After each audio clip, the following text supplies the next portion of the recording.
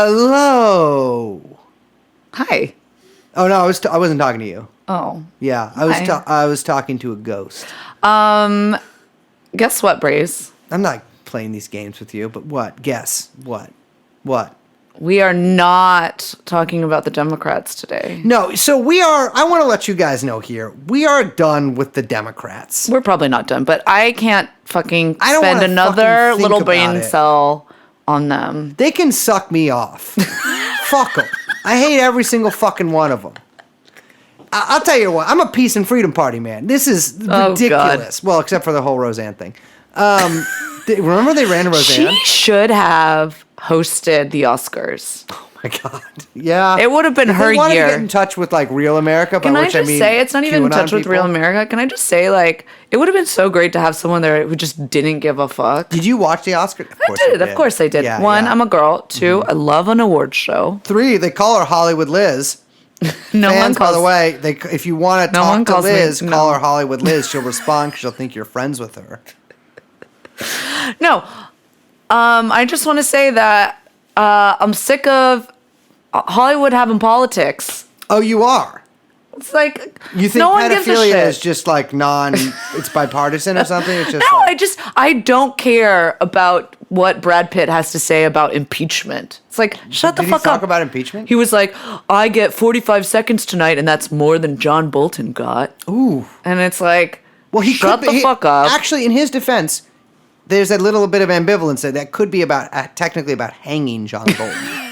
I just, Holly Weird, Yeah. get rid of all of them. Yeah, those are the I mean, Weinstein guys, right? look, you're rich, you're famous, you're gorgeous. Just do that. You don't Yeah. have to have an opinion. Guess what? I don't care. It's like, yeah, I know. Oh, I hate, because, it's for me, I can't watch stuff like the Oscars because I know. Because you want to.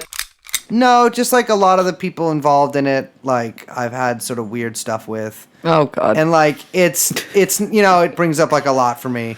But. Like Judy Dame? Who's Judy Dame? Why did I say that? Dame Judy Dench. I don't know who that is. Judy Dame. Who's What's a.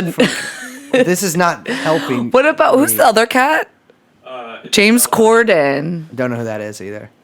I like him not up on stuff. I think it's fucked up that you don't remember your the long affair you had with James Corden. James Corden?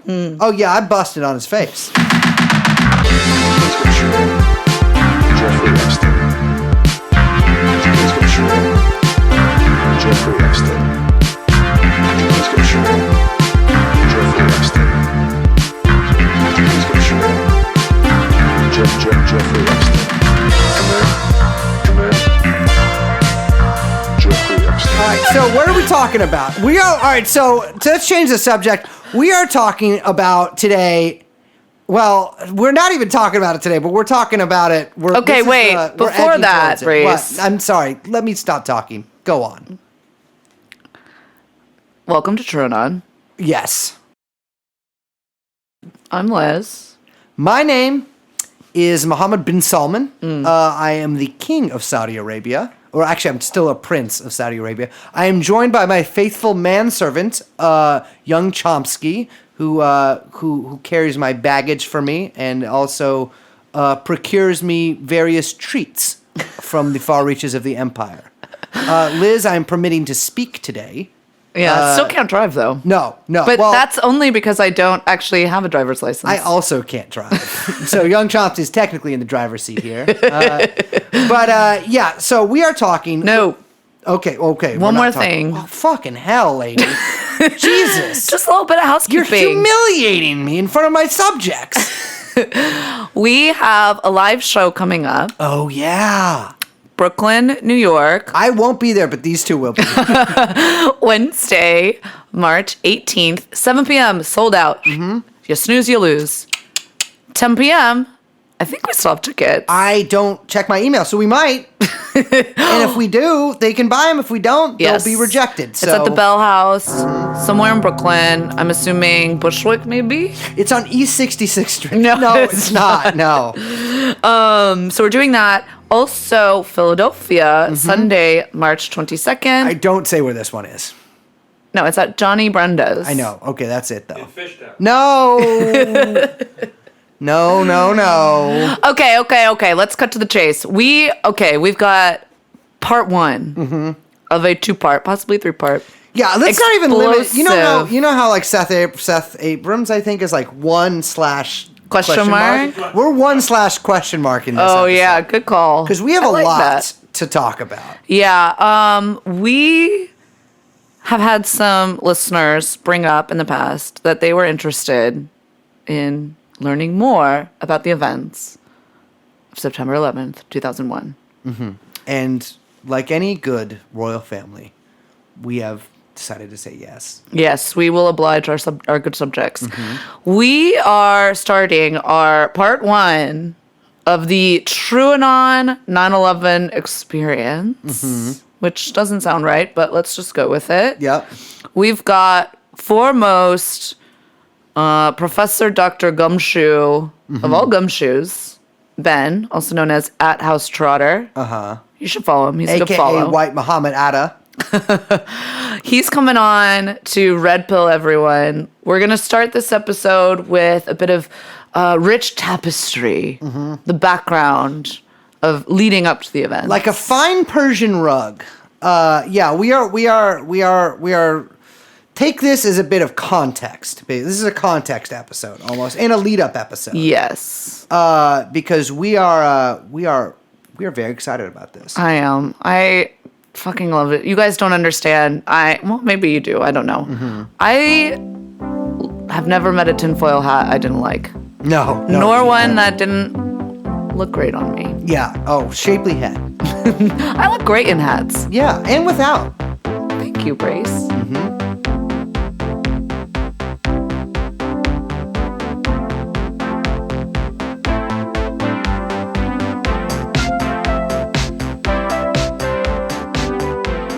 All right, welcome.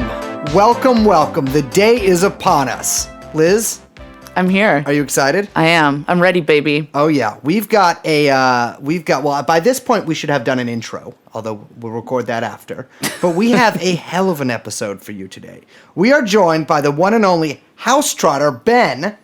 That is Ben at House Trotter on Twitter, to talk about everything from Afghanistan to anthrax to Mika Brzezinski. And everything in between. Everything in between. So, Ben, how you doing? I'm doing well. Thank you very much for having me. Absolutely. So, let's just dive right in. What we're talking about Afghanistan, but we're also talking about West Asia, Southwest Asia. Why? Yeah, well, if we want to start, the only history I know basically starts in 1945. So if we want to start there, the whole point of Southwest Asia, the whole point of America wanting to have control over Southwest Asia, goes back to the British wanting to have control over Southwest Asia for basically the same reasons. Oil, and the whole plan around sort of having this relationship with Saudi Arabia, which will play very heavily into the 9/11 story, really has its roots in that. And there was a security arrangement that Roosevelt set up with the Saudi royalty to sort of, basically in exchange for the United States guaranteeing protection for the royal family, not just Saudi Arabia in general, but the royal family very specifically, from threats both externally and internal. The idea was, in exchange for that, the United States was going to get oil and access to this oil. And our first Rockefeller connection was that they basically picked Saudi Arabia because a Rockefeller descended company had the rights to the oil in Saudi Arabia already. So it was very easy to sort of make that arrangement.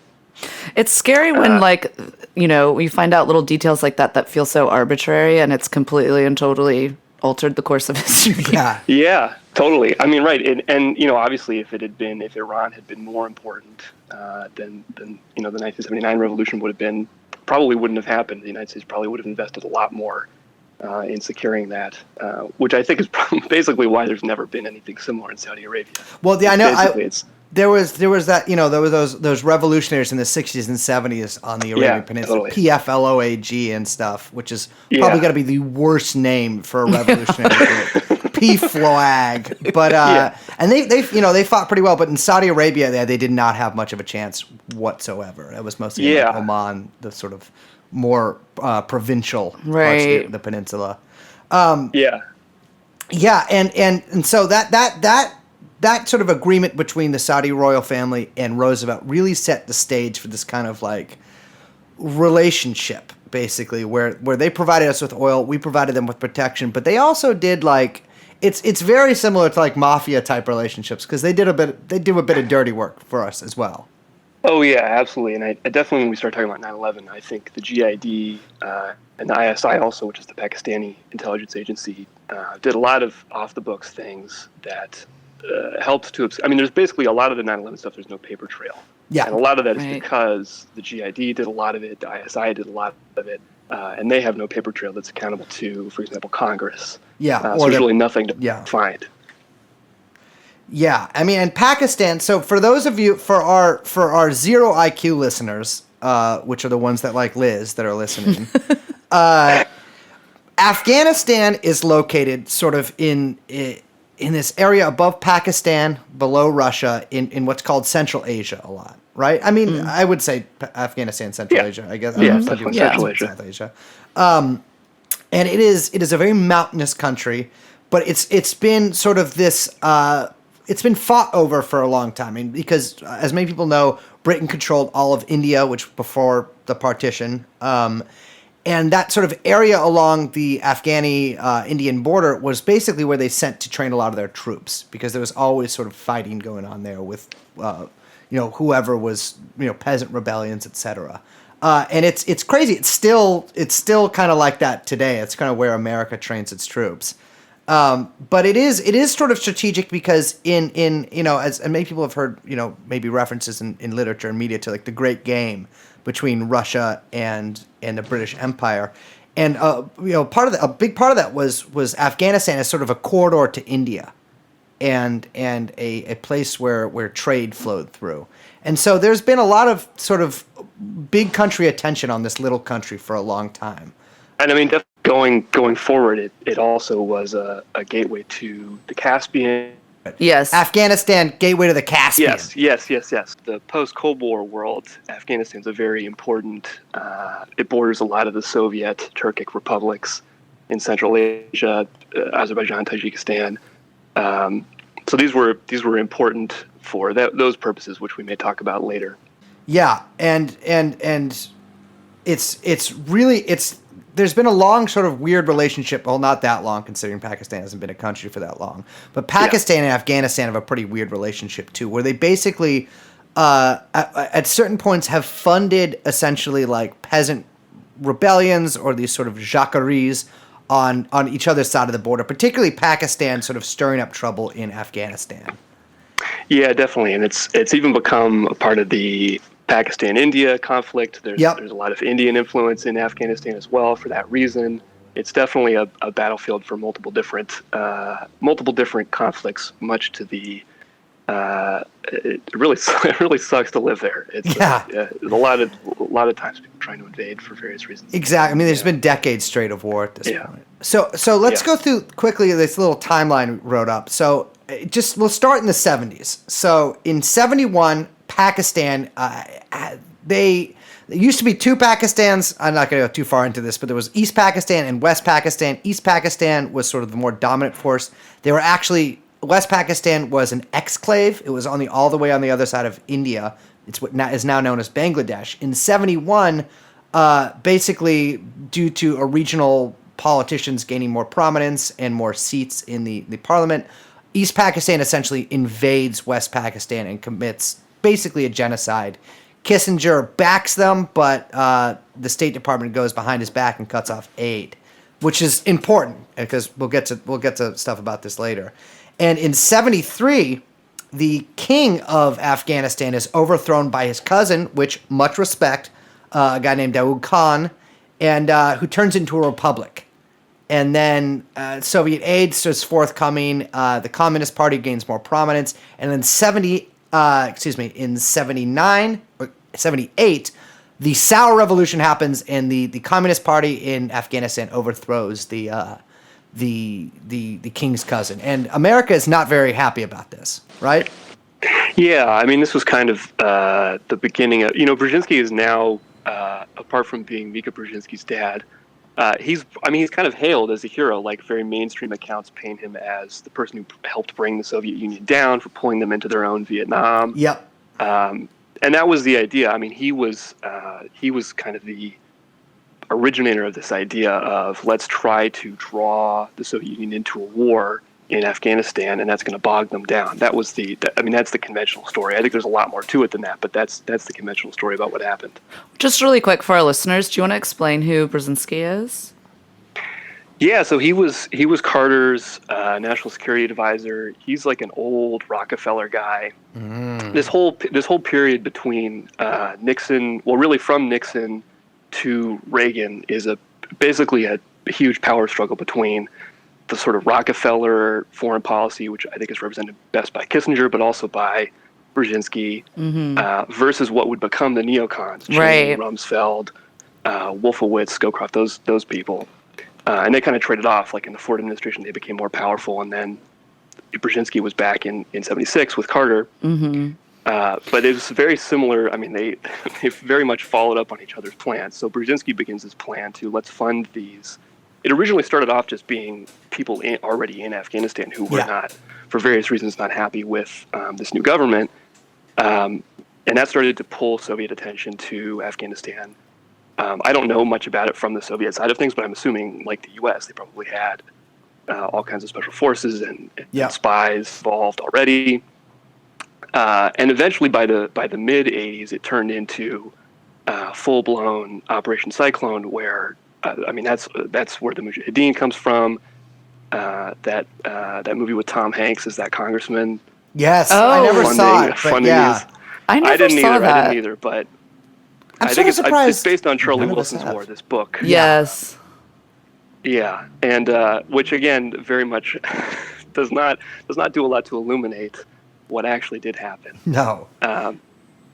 But yeah, the idea was by the mid '80s, under obviously Reagan became president through suspicious circumstances involving Iran. October surprise. The October surprise. And his campaign manager was William Casey. Sure.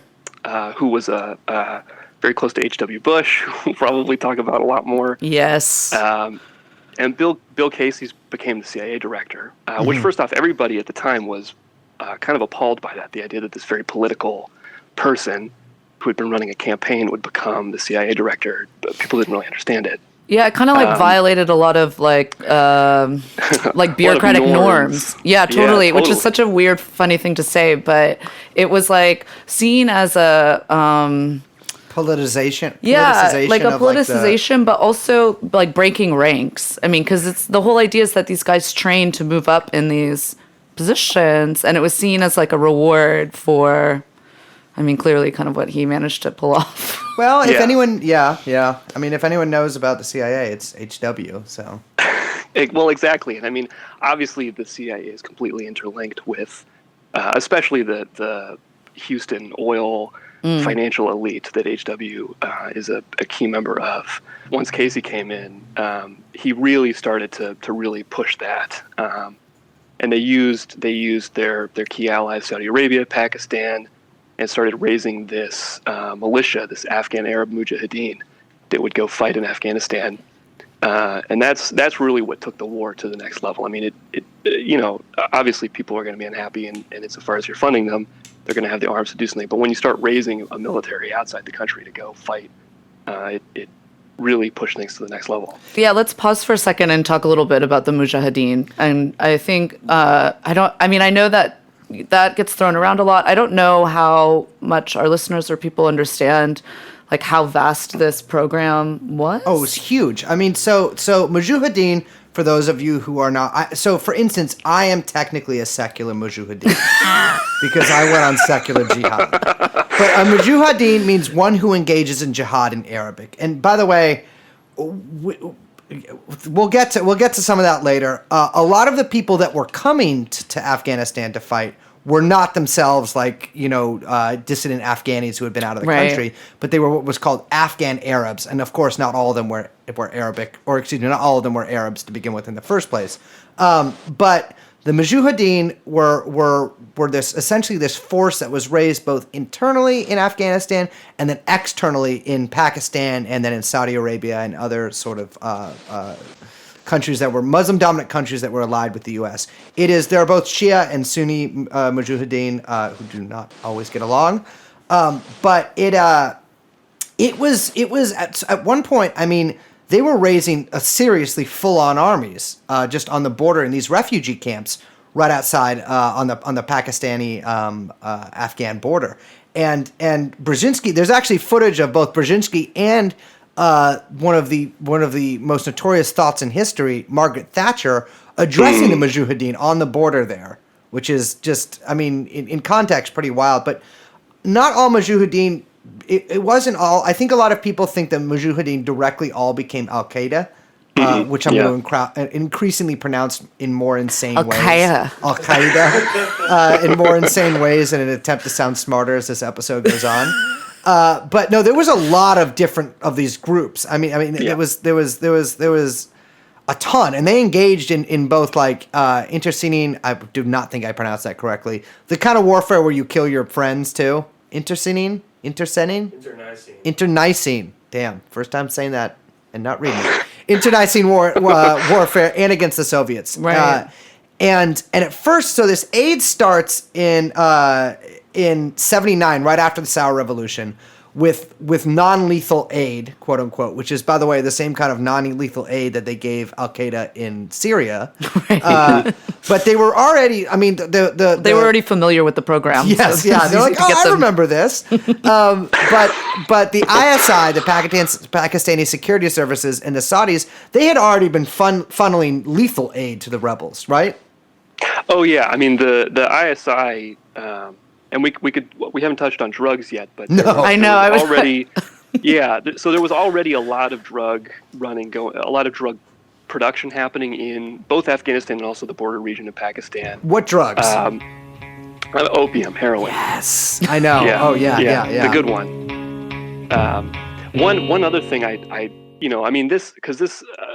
one of the parts of the popular history of this is that this was spurred by the Soviet Union invading Afghanistan. That's when it started. And that's not the case at all. No. Brzezinski said in an interview in '98 that the United States began funding groups in Afghanistan before the Soviet Union invaded with the belief that it would cause the Soviet Union to invade. I mean, that was the whole point of this program to begin with. It was a bait. Yeah. Oh, yeah. Absolutely. And they took the bait, and it worked by all indications. But the definitely Pakistan and definitely Saudi Arabia were already involved, so it was not a huge lift for the United States to start getting involved themselves, and they did all kinds of weird. I mean, selling them quite advanced Stinger anti-air missiles. Sending them anti-air guns, like pretty heavy weaponry. Even I think after the first, I don't remember when exactly it was, but they definitely sent captured Iraqi tanks to Afghanistan at one point. All kinds of stuff. I mean, they were dealing with pretty heavy equipment. I mean, maybe should we start talking about the drug? I was just going to say, like, maybe right now is a good point to mention before we kind of get into, more of the Soviet. Intervention. Maybe we should talk about the drug running. Let's talk about drugs, baby. All right, welcome to bluelight.com forum radio. That's a drug forum I used to. Is it? Yes, it is. It's still extant, I believe. Nice. So we have someone who isn't me here to talk. That's the slang they use on drug forums. They say someone who isn't me to refer to themselves. Anyways, my friend. Ben, lay on some opium to this jive turkey over here. Yeah, well, so I mean, this is a nice confluence of probably the two most important commodities to the economy, which is oil and drugs. Yep. And especially heroin, which is quite easy to grow, quite easy to produce, and very profitable. So I mean, like you get billionaires in any business or very rich, powerful people who can control the way that the government works in the drug industry, you get these people. Particularly in countries on the margins, countries like Pakistan, where Yeah, I mean, a lot of the people who were, for example, regional governors were straight up protecting drug traffickers, taking a cut of the drug trade.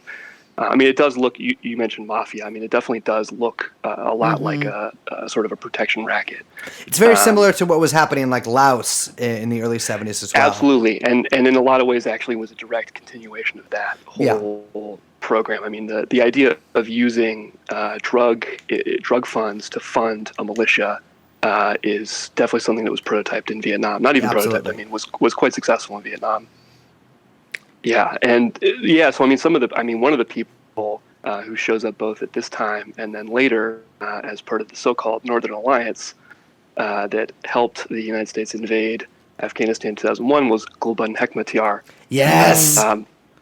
Yeah, he's definitely Pete Buttigieg worked for him. Oh, he was like, capacity. I mean, at one point I think he was just being openly and directly paid by ISI, but I read this Yeah. book by William Volman. Do you know who he is? No, I don't. Oh, he is like a very psychotic, like kind of outsider art. Not really, but he's like a real freak writer. One of my favorite writers. But in his youth, he traveled to Afghanistan to join the Mujahideen. He's from like Sacramento, and he's like a little skinny guy who like saw all these pictures of orphans and stuff, and was like, "I want to join them." And he wrote a book about getting diarrhea on in the Khyber Pass and never actually being. It's basically like a really self-effacing book. Like, I'm a fucking idiot. This is insane. But he talks about his run-ins with Gulbuddin's people, and it's very entertaining. But yeah, Gulbuddin was the warlord of warlords, pretty much, right? Oh yeah, he was definitely the top, and most of the people who were involved in the drug trade, Haqqani also got his start at that time. Of the Haqqani network. Yes, yeah, exactly. But most of the people who were doing that sort of thing were mostly trading sort of raw opium, and it was going elsewhere to be processed. But Hekmatyar actually had processing himself, and was able to take that much more money. He's scaling. He knew how to scale up. Oh yeah, he was a girl boss. McKinsey would be proud. Yeah. He might have gotten tips. Yeah, get some Harvard Business School people in there. And I mean this remains a super important. I mean, obviously Hekmatyar became very important to the 2001 invasion. So I definitely the drug networks are a huge part of this for sure. I mean, we should mention that too. Like, the opium production out of Afghanistan has not ceased. I mean, that is still very much. Ironically, it did at some points. Like, it did. Didn't the decline Taliban during kind of the shut Taliban, it? Yeah, but obviously not totally. I mean, Right. I think that's sort of been a little overblown about how much they like shut it down, because if Syria has taught us anything, is that if you aren't a hardcore Orthodox Wahhabist, you will still sell dope. But yeah, I mean, famously, there's pictures of U.S. troops walking around protecting opium fields and stuff like that. Yeah, and I mean obviously the DEA is corrupted in its own way, but there are definitely instances of DEA agents complaining about certain people being protected by the State Department or by other agencies. And it's we should say again, like, so the CIA or the U.S. government, but the CIA in particular, using drug profits that they take from sort of these regional warlords and refine. I mean, Gulbuddin could refine it there, but often refined in Europe, in France, a lot of the time, Marseille, and using the funds from that to purchase weapons for militias they equip, or to purchase explosives for terrorist groups in, for example, Italy. I mean, there is absolutely no reason to think that they've stopped this, and they've also moved into it's like cocaine, a big too. black market money laundering scheme, because it's like just basically controlling an entire black market to move drugs into weapons, to control like conflicts from all sides. Basically. and also just like it lets you fund off the books operations. If you have an unaccountable black market, source of funds, then nobody can FOIA it, or like no coked up senator can figure it out. But I mean, so they were actually getting some advanced weaponry too. I mean, some of the weapon systems that the Taliban received. I mean, you're talking about the tanks, but they famously received Stinger missiles. And I think the sort of prototype man pads. They got Stingers, and a lot of those found their way elsewhere and were used in other conflicts as well. Sure. I mean, a lot of this, like the ISI was the intermediary for a lot of the weaponry, and they just kept a lot of it for whatever they. I mean, wanted to wouldn't do. you? Yeah, Right, you gotta kill your prime minister at some point. I mean, you I'm not gotta have FBI eyes on that. everyone. You know what I Yeah. mean? Like, why would you just be like, sure, I'll just run these over to you without?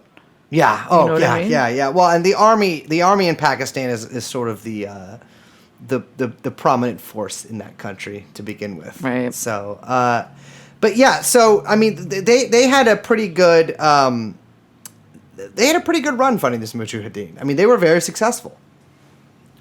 Yeah, and I mean, ultimately, they did what they wanted to do. I mean, they pulled the Soviet Union into a costly war for them.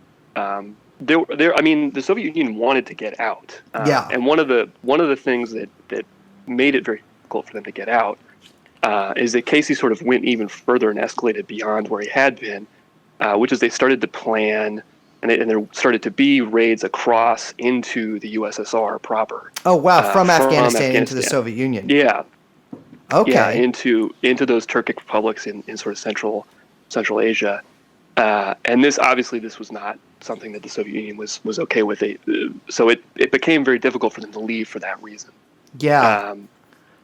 I mean, there's long been sort of. I mean, the West has long been fascinated with the peoples of Central Asia, but this is all like, I know that sort of stirring up trouble in those republics has been a plan from various different countries for a while to sort of neutralize and to get the USSR tangled up, sort of fighting its own people. Oh yeah, and literally, do not get me started about Turkey. We could go on about Turkey for the country Turkey. Yes, the country Turkey. You might be surprised to find that I am also not a fan myself. not the people, not the but the. Yeah, of course. Yeah. I mean, talk about deep states. Well, that's where the term comes from. Is the Sussarlik incident. Yeah. Yes. Yeah. And what was that? Was that the car crash? It was a car crash. Yes. One of the people was a regional police chief. Yes. One of the people was a member of, I don't remember if it was the Turkish parliament or a regional parliament, and then one of the people was a top heroin dealer. Yeah. And so they find these people in this car, like, what is going on? Why would these people be together? From that stems I mean, if you talk to a Turkish left winger, I mean, oh yeah, there are so many. I mean, that really put some weird stuff into that movement there. There's talk about one of the biggest terror groups there sort of being, not terror groups, like left-wing sort of communist militant group, DHKPC. A lot of people think that they are controlled entirely by MIT, the Turkish intelligence service. We'll have to do a whole episode about that because it is some crazy shit. I hang out with a lot of old Turkish, or a few old Turkish Stalinists who have very, very strong opinions about this kind of stuff. To get back on what we were saying about dark money and all it's not really even dark money, but all the off the books funding and markets that the CIA runs. They need banks, don't they? Yeah, let's talk BCCI, Ben. Oh boy, yeah, BCCI. Because this is another big force in the story that we're the painting, the tapestry that we're weaving as the background to, the events leading into 9/11, the invasion of Iraq and Afghanistan in 2001. So, okay.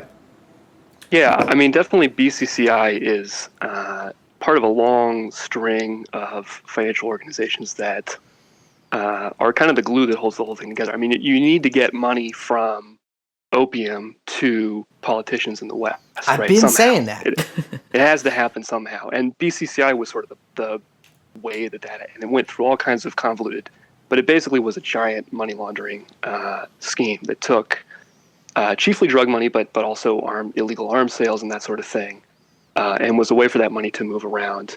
Like I said, including to a lot of politicians in the United States, a lot of politicians in the Gulf as well as in Pakistan, and it was kind of the key conduit. Yeah, just to be clear to our listeners who don't know what this is, so BCCI stands for Bank of Credit and Commerce International. It was literally a bank, it was a bank like any other bank. Yeah. I mean, it wasn't a bank like any other bank. I mean, it looked like a bank like any other bank. Right. But it was basically what you would call a CIA cutout.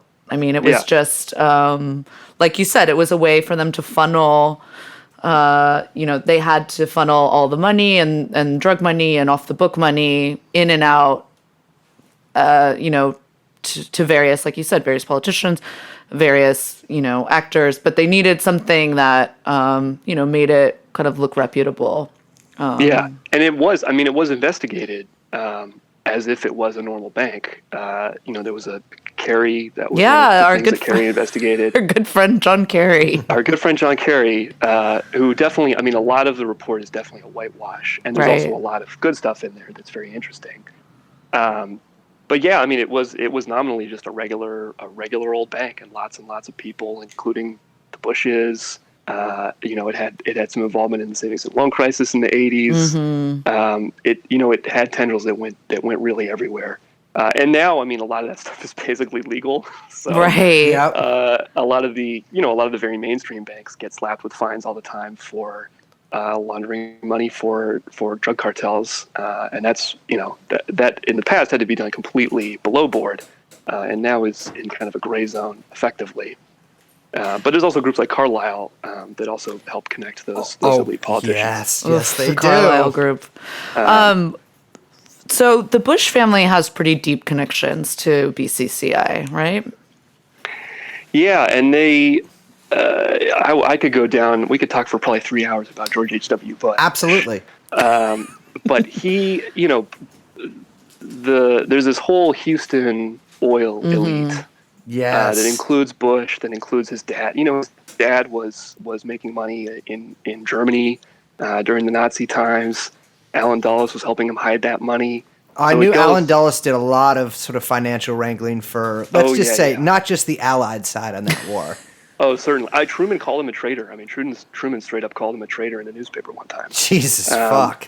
Yeah, wow. And Prescott Bush was a pretty senior person. This is H.W. Bush's father. Was a pretty senior person in Brown Brothers Harriman, which is a big early investment bank at this time. So this goes way back. This kind of involvement in this not even dark money, theoretically legal, but going all kinds of weird dark places. And Bush had some pretty direct connections to a lot of Gulf, in particular Saudi money, via this guy Jim Bath. No, we got some stuff on Bath, but let's talk about Bush's oil stuff real quick. Yeah, I think we need to give our listeners just maybe a short. You did a good job, but just like a short history of the Bush. Not if you can give a short history of the Bush family, you can't really, but just so people understand. Because I feel like, especially for people who are maybe younger or newly politicized or feeling newly politicized, the Bushes have kind of receded from public. Yeah, they're memes public now. profile. Yeah, they're memes, or it's not even just the goofy Ellen stuff with George W. Bush, but even the idea of the Bush dynasty is kind of been erased from public memory. Well, because there's still this sort of thing where Trump is this uniquely evil person. Where it's Trump is incredibly, he's a horrible person. He's evil, but this stuff is much more. I don't know. This stuff makes you go more insane. Trump charging Secret Service $650 a night for his hotel room. Obviously that's corrupt and bad. This stuff is that pales in comparison to anything that the Bush family has touched. Even you mentioned Prescott Bush, going back and back and back. This dynasty is I just feel like we don't even properly appreciate the Well, because when I was insanity young, of this when family. the Iraq War started, I was pretty young, but I remember very vividly at the time. I was 8. Just kidding. That's not true. I took Liz there on my knee as a baby. But at the protests and all these things, I remember very vividly a big thing running through it is that Bush has financial ties to what is going on. That Cheney is, of course. I found out. I was 12 and I was telling kids at school about Kellogg and shit. I was hey, check this out. And I think that sort of receded more, where it's become almost a meme. Oh yeah, no blood for oil. They're doing it for oil. No, they literally it was for oil for them. Yep. And for their friends as well. But give us a little history of the Bushes. Yeah, I mean, right. You mentioned 9/11. Like, I mean, H.W. Bush has some pretty close ties to the JFK assassination as well. Like, I Like, mean, maybe- this Speak is, on it, sis. Speak on yeah, it. Maybe he did yeah, it. totally, absolutely. I mean, there's a lot of I want to say first off, I have not written any books. All of this is just from books that I've read. But definitely a book about the Bushes that people should read is Russ Baker's Family of Secrets, which Yes. is Excellent. basically everything I'm about to say is just cribbed straight from that book. But so the Prescott Bush stuff going all the way back to the Nazis. But HW was part of that whole Yale thing. And the Skull and Bones, everybody has this idea of it's like the Illuminati. Yeah. But it's just a club of basically the sons of rich people who get together and That's network. all Yale. And that's what H.W. Bush was very, very good at doing.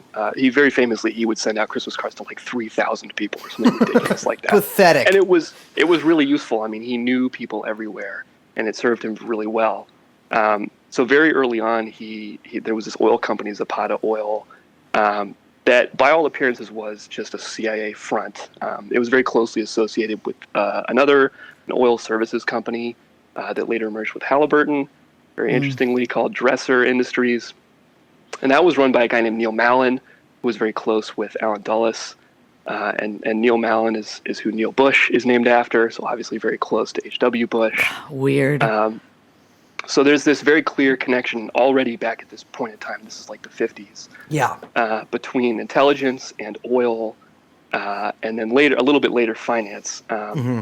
Well, that's But not the even later. intelligence I mean, guys. Prescott was definitely finance. I was about to say all the intelligence guys. I mean, the OSS was basically all Wall Yeah. Street lawyers. Mm-hmm. And Totally. then, of course, Allen Dulles was basically brought into the OSS to protect various people's, because people like Prescott had been investing in sometimes illegal and sometimes not necessarily illegal German industry, and they didn't really want people to know about this. So they placed certain people like Allen Dulles in positions in the OSS to kind of protect this money. And that obviously he knew a lot of very important people, which led to him becoming very powerful. But yeah, right. I mean, Allen Dulles was a lawyer for a lot of different finance firms, groups like the Anglo-Iranian Oil Company, which is obviously very important. Very important to what the CIA did in Iran. I mean, they basically overthrew Mossadegh. Yeah, for oil money, essentially. Yeah. I mean, just straight up for the oil rights. For other reasons as well, but that was a huge part of it. And yeah, H.W.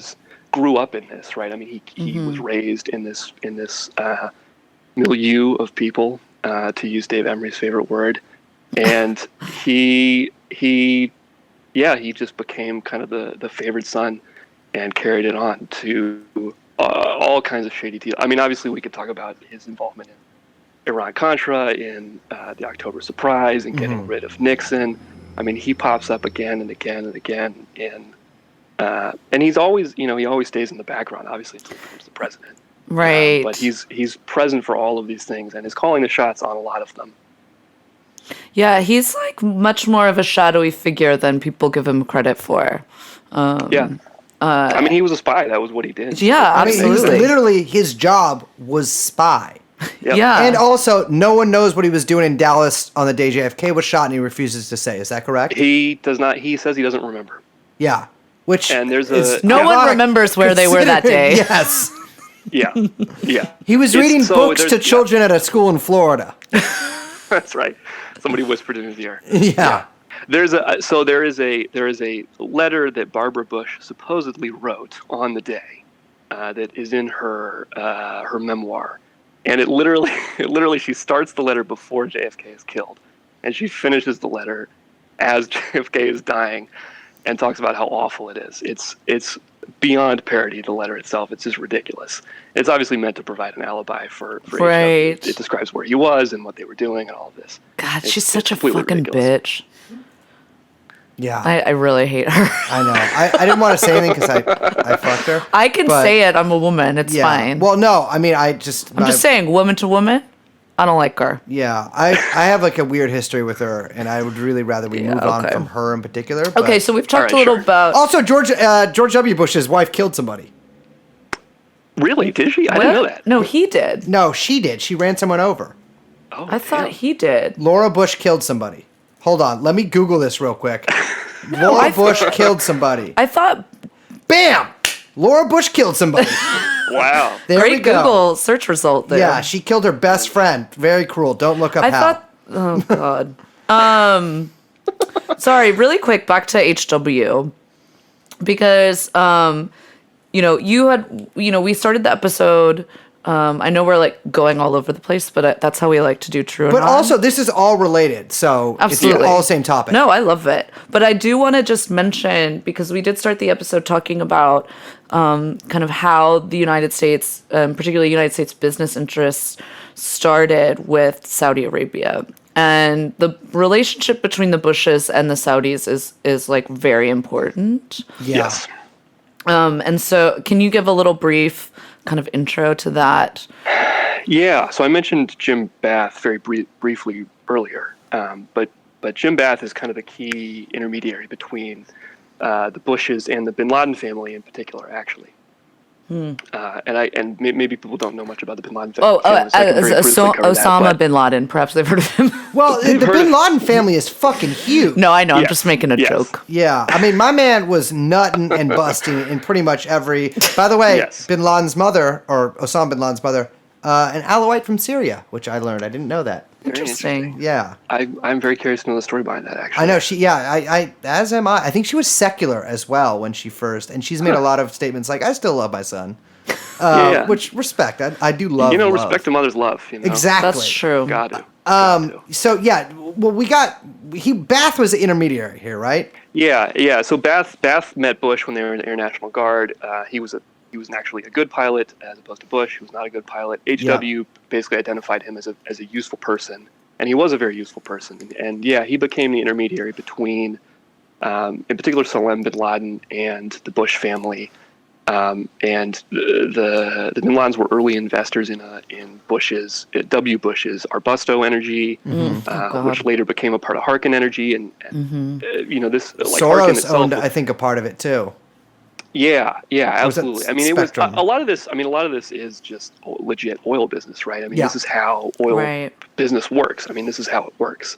So if you're going to invest in oil, you're going to get invested in some of these intelligence-associated companies. Not to say that Soros isn't intelligence connected. I'm sure he probably is.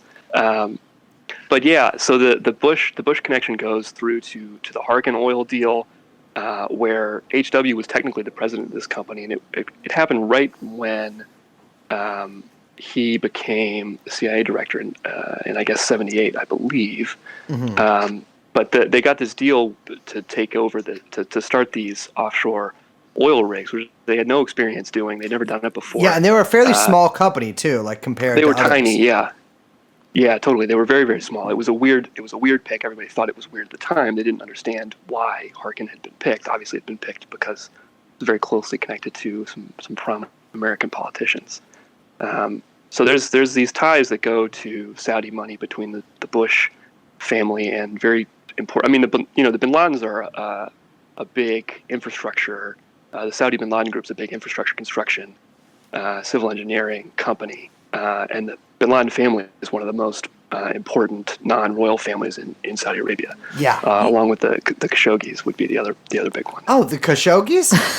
They have a little bit of a Mujahideen connection too, considering the They gun do. running, and they Yes. also have a They have an wonderful Robert Maxwell Epstein connection too, course, of and of course certainly a do. Queen connection with the song "Khashoggi's Boat" by Queen.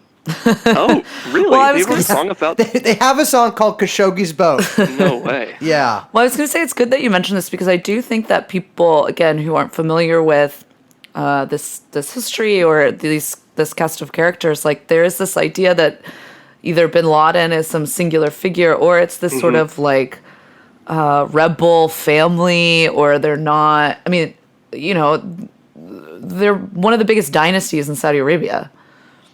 Yeah, absolutely. And even like the like New Yorker version of the mainstream story is that Osama bin Laden was like the black sheep of Right. Yeah, Not yeah. at all. His family disowned him in the right. 90s. which is not true. Maybe they officially disowned him or whatever, but it's everything that he was doing with the Mujahideen in Afghanistan was totally fine with them. I mean, he brought Saudi bin Laden Absolutely. Group construction equipment with him. He to used build. trucks. He used Yeah. branded trucks of his companies, and it's not like it was in Pakistan. Right. Yeah. And by the Yeah. way, the Bin Laden company also, I think, Osama blew up some barracks, right? Yeah, there was a barracks bombing. Yeah, I mean, Yeah. Well, yeah. check out who rebuilt the barracks. The Bin Laden construction Yeah. group. Yeah. Yeah, but the thing is that they also do totally legit stuff. Like Yeah, they're yeah. building the metro system in the UAE. You know, Yep. like Which must be they're also insane just to a be regular like construction. ride the subway to work in the UAE. And it's like Bin Laden Yeah. construction. No, but just like all the seats are just like Filipino slaves that you bring. I know it's fucked. I'm not even Yeah. making a joke about that. That shit pisses No, me it is- off. it is Yeah, so it's bad. really. Yeah. Yeah. yeah. But this is So the kind of yeah. yeah, the connections between the Bush family and then specifically the Bin Laden family are quite close as well. Not just like the Saudis in general. Yeah, definitely. Because I think it sounds, if you say like Bush did 9/11, it sounds kind of absurd. Like on the And face yet, of Because you're But like, then he's you- alive, dude. He like wasn't in the plane. it. Right. That's right. Exactly. And he's not a good. He stopped flying in the mid '70s. Exactly. He wasn't. Well, I mean, it did hit a building. That's Maybe it was all an That's accident. true. That's about par for the course. for him, But yeah, I guess. it's mocked. It's like saying well, yeah. I mean, Bush did 9/11, whatever. Right. You know, like you sound. They kind of treat you like you're a wingnut or something. But I mean, Right. there are Yeah. very real. There's not like most people have never met anyone in the Bin Laden family. Right? Yes. Like, Right. I don't think anyone listening to this has ever gone into business with a Bin Laden. By the way, Salem Bin Laden, which you mentioned earlier, he died in a plane crash in Texas, Yes. as did his And- father. Yes, and you know, he was a good pilot. The witnesses who were there were like, yeah, he just kind of crashed into the ground for some reason. Like, there's Yeah. no obvious reason why it happened. It was not a mechanical issue. I mean, you can go look up the NTSB report. It's just pilot error. Is what it says. I would like to mention a certain other famous person died in a plane crash, Lin Bao of China, and I think there's also some things that people should look into there. I've been reading a lot of his works and getting really San Francisco Red Guard, baby. Mm-hmm. Speaking of ISI, I think they're funded by the ISI, but so yeah, I mean they have a ton of connections, and a lot of them through the Carlyle Group too, right? Yeah, so the Carlyle Group is kind of semi-Twitter famous, I guess, for Yes. a weird reason. But the Carlyle Group is again, by all appearances, a legit financial services company. One of those ones that's not quite a hedge fund, not quite like wealth management. So not sure what exactly It's it just is. like a money company. yeah. It's just a money. It's just money incorporated. Everything gets lumped into just calling it private equity, and no one wants to even question like, what is that? So they just go, oh, it's private equity, and they move on with their day. Yeah, and that's what Carlyle is. Except that Carlyle has, for example, H.W. Bush was on the board, and lots of very senior Pentagon, intelligence connected people on the leadership. Oof, James Baker. Yeah, the Yeah. ex World Bank prez. Yeah, absolutely. Lots and lots of people like that, and members of the Bin Laden family were very senior, and had money invested through Carlyle. We love it. We And love it. actually, the morning of 9/11 was a meeting with Carlyle Group directors and some other senior people in Carlyle Group, and among those in attendance were members of the Bin Laden family and George H.W. Bush. We love it. We absolutely love it. It's they were actually about I think 3 weeks after 9/11 there was a news story that was like the Bin Laden family is withdrawing some funds from the Carlyle Group because the Carlyle Group, they are not just like a hub for just bloodthirsty freaks and pedophiles. They also own they own defense companies. They own famously Bofors, which makes Yes. the Bofors gun. I think they're Swedish, but they own United Defense, which makes the Bradley fighting vehicle.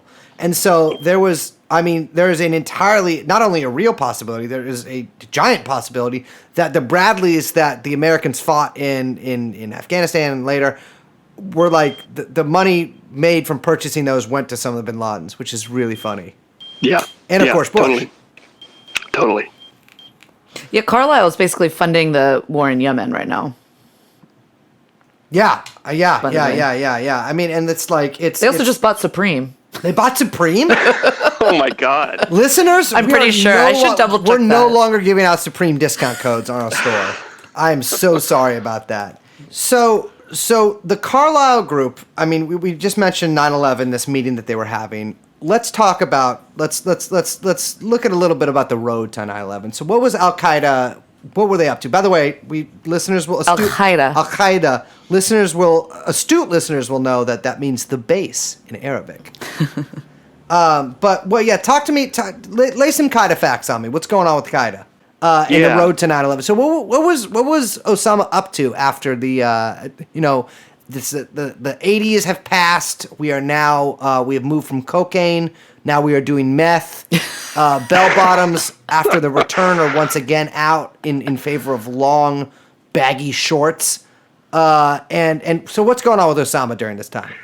Yeah, well, actually, Osama's very brief dip during that time period definitely mimics the transition from cocaine go-go 80s. Mm-hmm. You know, the money stopped flowing. Soviet Union was gone. Definitely, there was a ton of still involvement from the GID, the ISI, the CIA. It definitely was, but it was much less than it had been. He got kicked out of Saudi Arabia. He moved to Sudan briefly.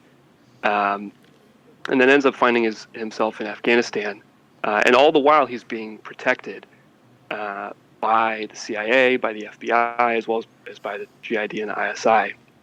And one of the people who, because there is it's very interesting the way that it gets branded, that because obviously Al-Qaeda is not the Mujahideen, they're not the same thing. Yeah, exactly. But it's definitely a continuation in a lot of respects. In particular, we just talked about Osama bin Laden was building infrastructure for the Mujahideen. Yeah, I mean, and that's, sorry if I can interrupt real quick. I mean, a lot of that sort of global jihadist infrastructure was built during the Afghan-Soviet War, financed by Saudi Arabia by the CIA via Saudi Arabia. And so, like, a lot of this infrastructure that came in later into play. I mean, the Yugoslav wars saw this infrastructure used. Like, I mean, this is when it became a thing, basically. Yeah. Totally, and Osama bin Laden was very, he was like in addition to doing infrastructure, he was also a bagman. He was sort of distributing money to people. Yep. And that sort of financial network became, Al-Qaeda means the base, and that's sort of what it was. It was like this financial, this whole set of financial networks. Some of them in the U.S. I mean, there was a whole cell operating in Brooklyn. One of the more important connections is this guy Ali Mohammed. And he had been, the documentation is pretty sketchy, but it seems like probably he started off as an Egyptian intelligence officer. He became a trainer of the trainers, so he would go to the U.S. Army's Special Warfare School in North Carolina. He would learn from SOCOM how to do guerrilla warfare, how to do that kind of thing. He would go back to Afghanistan, train people in Afghanistan, and then go back to the United States. And he did several of these trips. I've also made some of them, and it's a grueling trip, so I've done it myself. It's difficult. Yeah, that's a long flight from Charlotte to Kabul. Yeah. You're gonna want to have a drink on that one. And he was one of the people who trained. I mean, he trained the 11 hijackers how to hijack planes. So he got that information, at least some of it, from his time at SOCOM. During the 90s, there was this whole cell in Brooklyn that Ali Mohammed was an important part of. Omar Abdel Rahman, the so-called blind sheikh, was also an Egyptian, and he was an important part of this. They were involved in the 93 World Trade Center bombing, which one of the people who was blowing that building up, Ahmad Salem, was an FBI informant and was telling the FBI about this whole plan. That becomes a reoccurring theme, as we'll see when we move into stuff, is that the FBI, like the authorities, had lots of tips about what's going on. Yeah, and it's important. It's not just it's in some cases it's not clear why they didn't tell anybody, but in some cases it's very clear. It's obviously, when we talk about 9/11 specifically, there's obvious instances where it's very clearly an organized conspiracy of a fairly small number of people who are intentionally concealing information. It's not just incompetence. It's absolutely, they knew what was coming and they chose to protect certain people for whatever reason. And that, like you say, that's something that goes way back. The 98. Ali Mohammed was very important in the 98 embassy bombings. He was one of the people who was he was observing and collecting. He was basically casing the joint for these two embassies in Tanzania and Kenya. Yep. And the NSA knew that was going to happen. They had intercepts. They were bugging a phone in Yemen, which we might talk about later. But they were bugging this phone in this Al Qaeda operations center, and they I mean, we don't know for sure, but they must have heard these conversations between these people that we know took place. Yeah. And they didn't do anything. And a ton, I mean, those ones obviously get overshadowed by 9/11. It was right. 9/11 was much bigger, but those were at the time, those were very significant events. And the fact that, for example, the NSA knew about it and didn't take any steps. So again, like you say, the intelligence agencies knew about 9/11. They didn't do anything about it. Well, actually, this has happened a bunch of different times, and there's obvious evidence of it happening several different times. So it's not a one-off event for sure. And I think that we sort of see that happen with a lot of these sort of newer, lone gunmen, or sometimes in the case, I think the LA shooters, dual gunman attacks, is that I'm pretty sure, I mean, if we're just going from past evidence, and especially if we take a look at something like the Boston bombing, is that they do know this stuff is going to happen.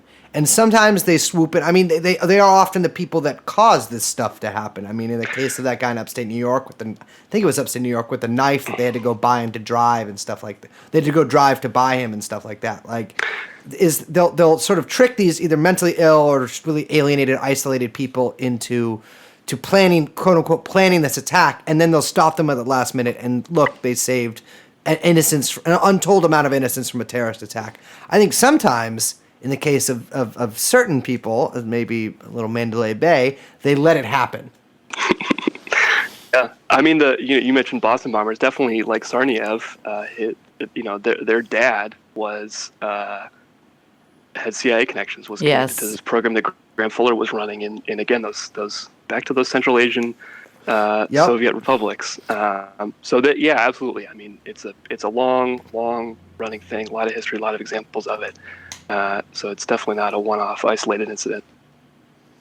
So just to quickly recap, because we do have to wrap up in a little bit before we, dive into the next part. But I kind of want to just give not a recap, but I just want to kind of explain why it was important to give this background before we got into whatever, kind of what everyone came to see, which is the actual 9/11 stuff. But I do think that it was really important for us to kind of go through all these different connections and histories, and we didn't even get into a lot, but just to kind of paint a picture for people, who the major players are in this region, why. I mean, we talked about it a little bit at the beginning of the episode, but why this region is so important. Not just to U.S. interests, but kind of throughout 20th century history. It's been, contentious with a lot of different state actors. Yeah. And just kind of so everyone can kind of see or kind of picture, you've got the Bin Ladens and the Bushes and the CIA and history and with the Soviets and Afghanistan. And I don't know, I think painting that picture is really important for people to understand what comes next. Yeah, I think it gets viewed at, obviously, it was a very significant thing that affected a lot of people, so right. it jumps to the top of people's psyches.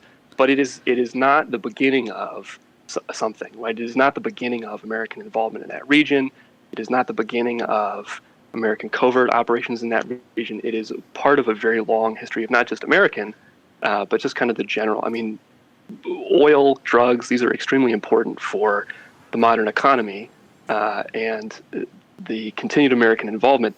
I mean, essentially 9/11 was effectively a media event, and we'll talk about anthrax probably later, I guess. But the whole point of it was to create this media event to allow the continuation of this ongoing American involvement in the region. And all these people like Hekmatyar and Bush, obviously, all these people show up both in this early period and then when 9/11 actually happens. They're the same people are involved in the whole thing. Yeah, we should also mention Cheney and Rumsfeld as well, because those are big guys that we're going to have to talk about. Yeah, absolutely. That we didn't even talk about them. Yeah, they're long. They also have long histories in U.S. government. Yes. And intelligence. And the Pentagon, obviously. Cool. This is a lot of this stuff is blowing my mind. I can't wait to get into the next part, which is when I put on my real full truther hat, which Brace hates when I put that on. I'm ready. I'm ready. Yeah. I'm so psyched. ready. Man, the masses are not ready for the pill that we are about to shove down their We throats. watched a lot of Jesse Ventura today. Nice. Nice. I really like him. He's I'm crazy. glad he sued the American Sniper's wife. Dude, I can't believe Wait, the what? American... Yeah, because Oh, American Sniper wrote in his book that he like his book was insane and had these really far out Yeah. claims. Yeah, we should However, maybe talk about him, I too. do He's want to crazy. say that I do believe that he shot people in New Orleans as Like a Katrina. sniper. Oh, I believe that. Absolutely. 100%, very easily believable. We got to do a Katrina episode he because said- I don't think yeah. people understand How that exactly was what fucking- was going on there as well. martial law, basically. Yeah. But no, he says in his book that he knocked out or he punched Jesse Ventura at a bar because Jesse Ventura, is this like Right. character. Jesse Ventura, of course, he was a SEAL in the Vietnam War, which he is later turned against. I like Jesse, but American Sniper made that up. Like it never that incident never occurred, and Jesse Ventura got all pissed and sued him and Wow. won because it never happened. However, by the time that he won the lawsuit, American Sniper had been killed by a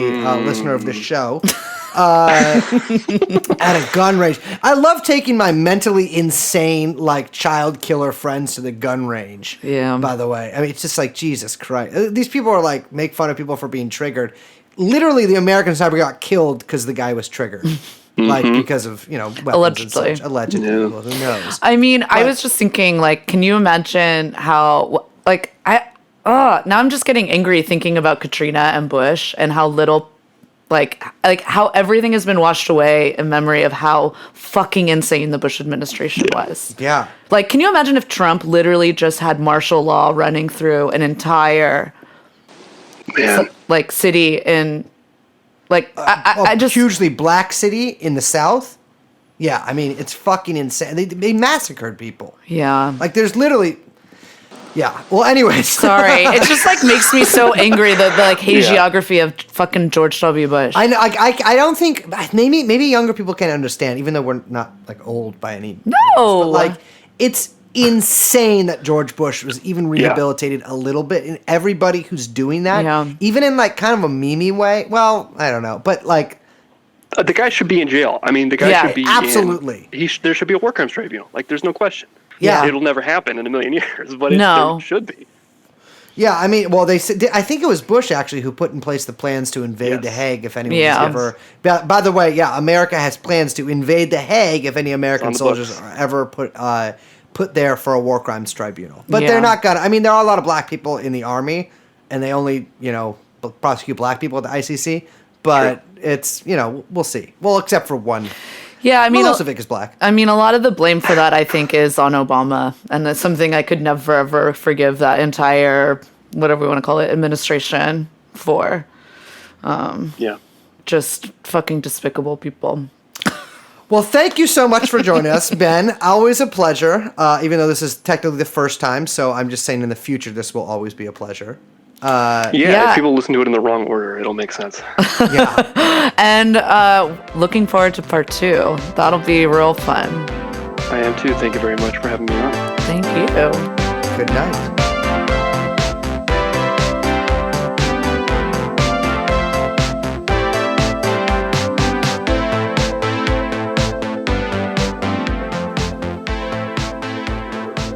Sorry, let me get off the phone real quick. Hey, no, I'll call you back. That was nobody. Who was it? That was the FBI. Yeah, because we had some technical difficulties while we were recording because you always got to have your Snowden brain on, and we didn't. We were talking about this stuff. Remember they turned off the lights when he was doing that interview? Yeah, and they okay, wait, you've seen the movie, right? I have not. You haven't seen Citizen 4? No. Oh, everyone? I've only seen Citizen 1 through 3. And Kane, the It's so prequel. funny. Young Chauncey's laughing. Yeah, well, okay. Now you're laughing too. At your dumb face. That's 2 out of 3. Okay, go on. So everyone at home and everyone sitting on this couch right here, Brace Belden, should watch Citizen 4, as it's, if you don't know about the tech overreach and surveillance capabilities, then you should probably find out. But when Greenwald is there, when Glenn Greenwald and Laura Poitras are there interviewing Snowden at this hotel in Hong Kong, he's like, hold on. And, they're interviewing him. He's under a blanket. Everyone's phone is in the mini fridge. Yeah. He's unplugged everything. Yeah. And it really impresses on you, oh shit, I don't know shit about OPSEC. Well, here's the thing. If you are, I know a lot of people use, Signal to talk to other people or something like that. If you're actually having a face-to-face meeting with another person, first of all, have it near no things that can transmit or be transmitted. And get yourself a Faraday case, which is a case that I have a bunch at home, and I have one with me right now. It blocks everything coming in and out of your phone. And put your phone in a Faraday case and put it in the other room. I think the fridge thing works too. I've had We people just do tried that with it me. the other day. Remember, you gave it to me and put my phone in, and then you called it, and it was about to so say, weird. Great magic trick to impress women too. You're check out this magical case I bought. It's like a purse. I found it a little impressive. There we go, baby. Okay. So we're coming back. We got more, like we said, we got a lot more to talk about with Ben. We That gotta was Desert Storm. And think of our next episode as the Iraq War. Yeah, Iraqi freedom. And then we'll have a surge. Yeah. Yeah, so there's so much more to get into. Like I said, I got a lot of tinfoil hats to put on. Yeah. I am really about to go off. I think this is the most reading I've done for an episode. Because I know all the Epstein stuff really well. So this is and I know this stuff too, but there's so much of it. There's the anthrax guy's letters and all that stuff. I know. I have to I start going down one thing, I have to get into everything. It's very, I'll tell you what, have not had a lot of social contact in the past week. This is why that rules, though. Yeah, I know. Keep me off the streets. How come they never call it a hot open? I don't know, actually. What is I don't know where that comes from. So a cold open comes from Dave Portnoy. I don't want to do it. It's Felix's territory now. I can't talk about Barstool Sports. Even though I listen to the sex podcast, they do. Why is everyone talking about Barstool Sports? Well, I've been talking, as you know, I have been talking about the Barstool Sports sex podcast for quite many months now. Yeah, you talk about that a lot. But Felix has certain mental illnesses that makes him repeat things over and over. And then people think what he say is funny, and they're like, I can be funny too. And then they say the same thing, but they're not funny. And so it sort of just becomes this Did something thing. happen with Barstool or what? Yeah, it came out that the owner of Barstool Sports had pretended to be Native American for a bunch of years.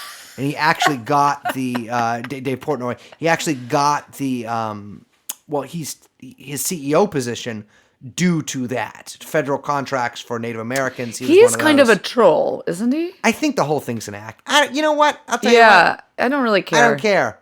I don't care. I don't know. I don't get it. I find all of it to be annoying. Here's people my who get thing. mad about him and people who don't get mad about him. Here's my thing. Who care? Well, actually, that's not your thing. It's my thing about them. Okay, yeah, okay. I was about to say that. No, respect, Big Dave. Our favorite Jewish listener, Big Dave. Yeah, no, respect. I know where. I don't respect him. Well, I know that that's his thing. Yeah. But what I mean is, who care about Barstool? Yeah, that's true. Well, just don't pay attention. You Guess know what? me, You I can just do. not pay attention. Well, that's actually extremely not true. Are you kidding me? You can not pay attention. If the people listening to this podcast could not pay attention, they would not I'm talking all about be on Barstool. SSRIs. Oh, yeah. Yeah, well, they don't like sports. I love sports, and guess what? I don't know shit about Barstool. Here's the thing. Liz watches sports. I fucking play sports. Me and Young Chomsky play High-A-Lie at the WYMCA every Sunday. We go in there. Big-ass white shorts. Big-ass white tee. Big-ass white hat. And we fucking flick those balls back and forth. I lost a finger doing it. I bled out for 2 days before I realized what was going on because I was so hyped from fucking beating all these motherfuckers out there. It's like, I'm not from the Dominican Republic. I can't play High-A-Lie. Fuck you. I'll beat you. Anyways, welcome to True Anon. Let's go shoot. Jeffrey Epstein. Let's go shoot. Jeffrey Epstein. Let's go shoot. Jeffrey Epstein. Let's go shoot.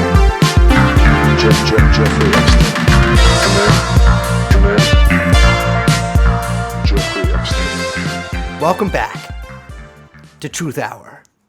Well, it's actually welcome back to True Anon for another hour.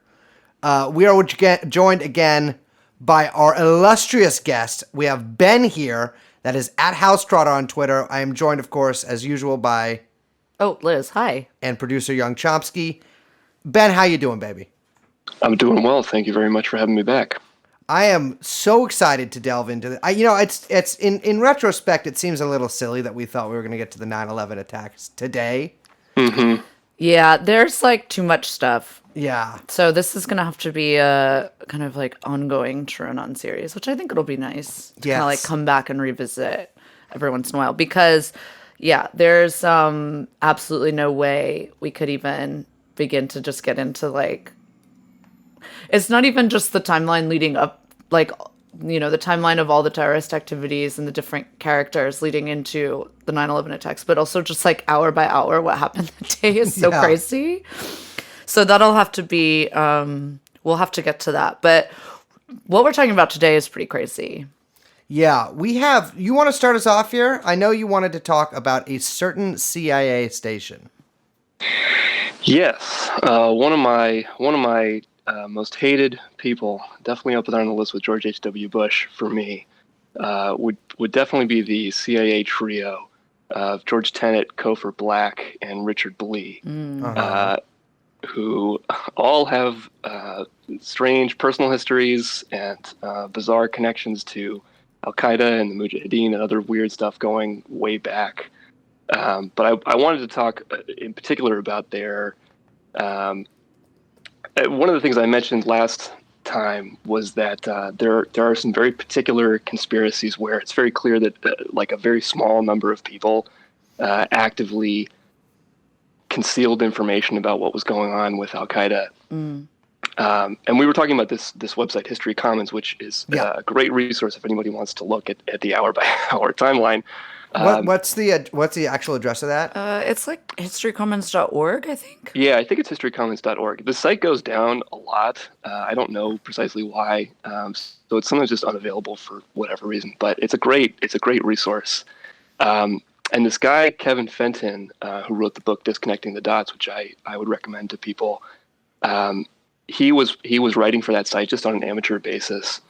And he was very curious about this narrative around this idea that it had been intelligence failures that had led to these attacks being allowed to happen. Because obviously there was all this stuff in the media about these memos, bin Laden determined to strike in the United States, all of that stuff. And in the much NSA later years, like not communicating with the CIA and all that stuff. That was a big impetus for the Patriot Act and Department of Homeland Security creation of that department was this coordination between intelligence agencies, because that was seen as basically the failure that led to the attacks.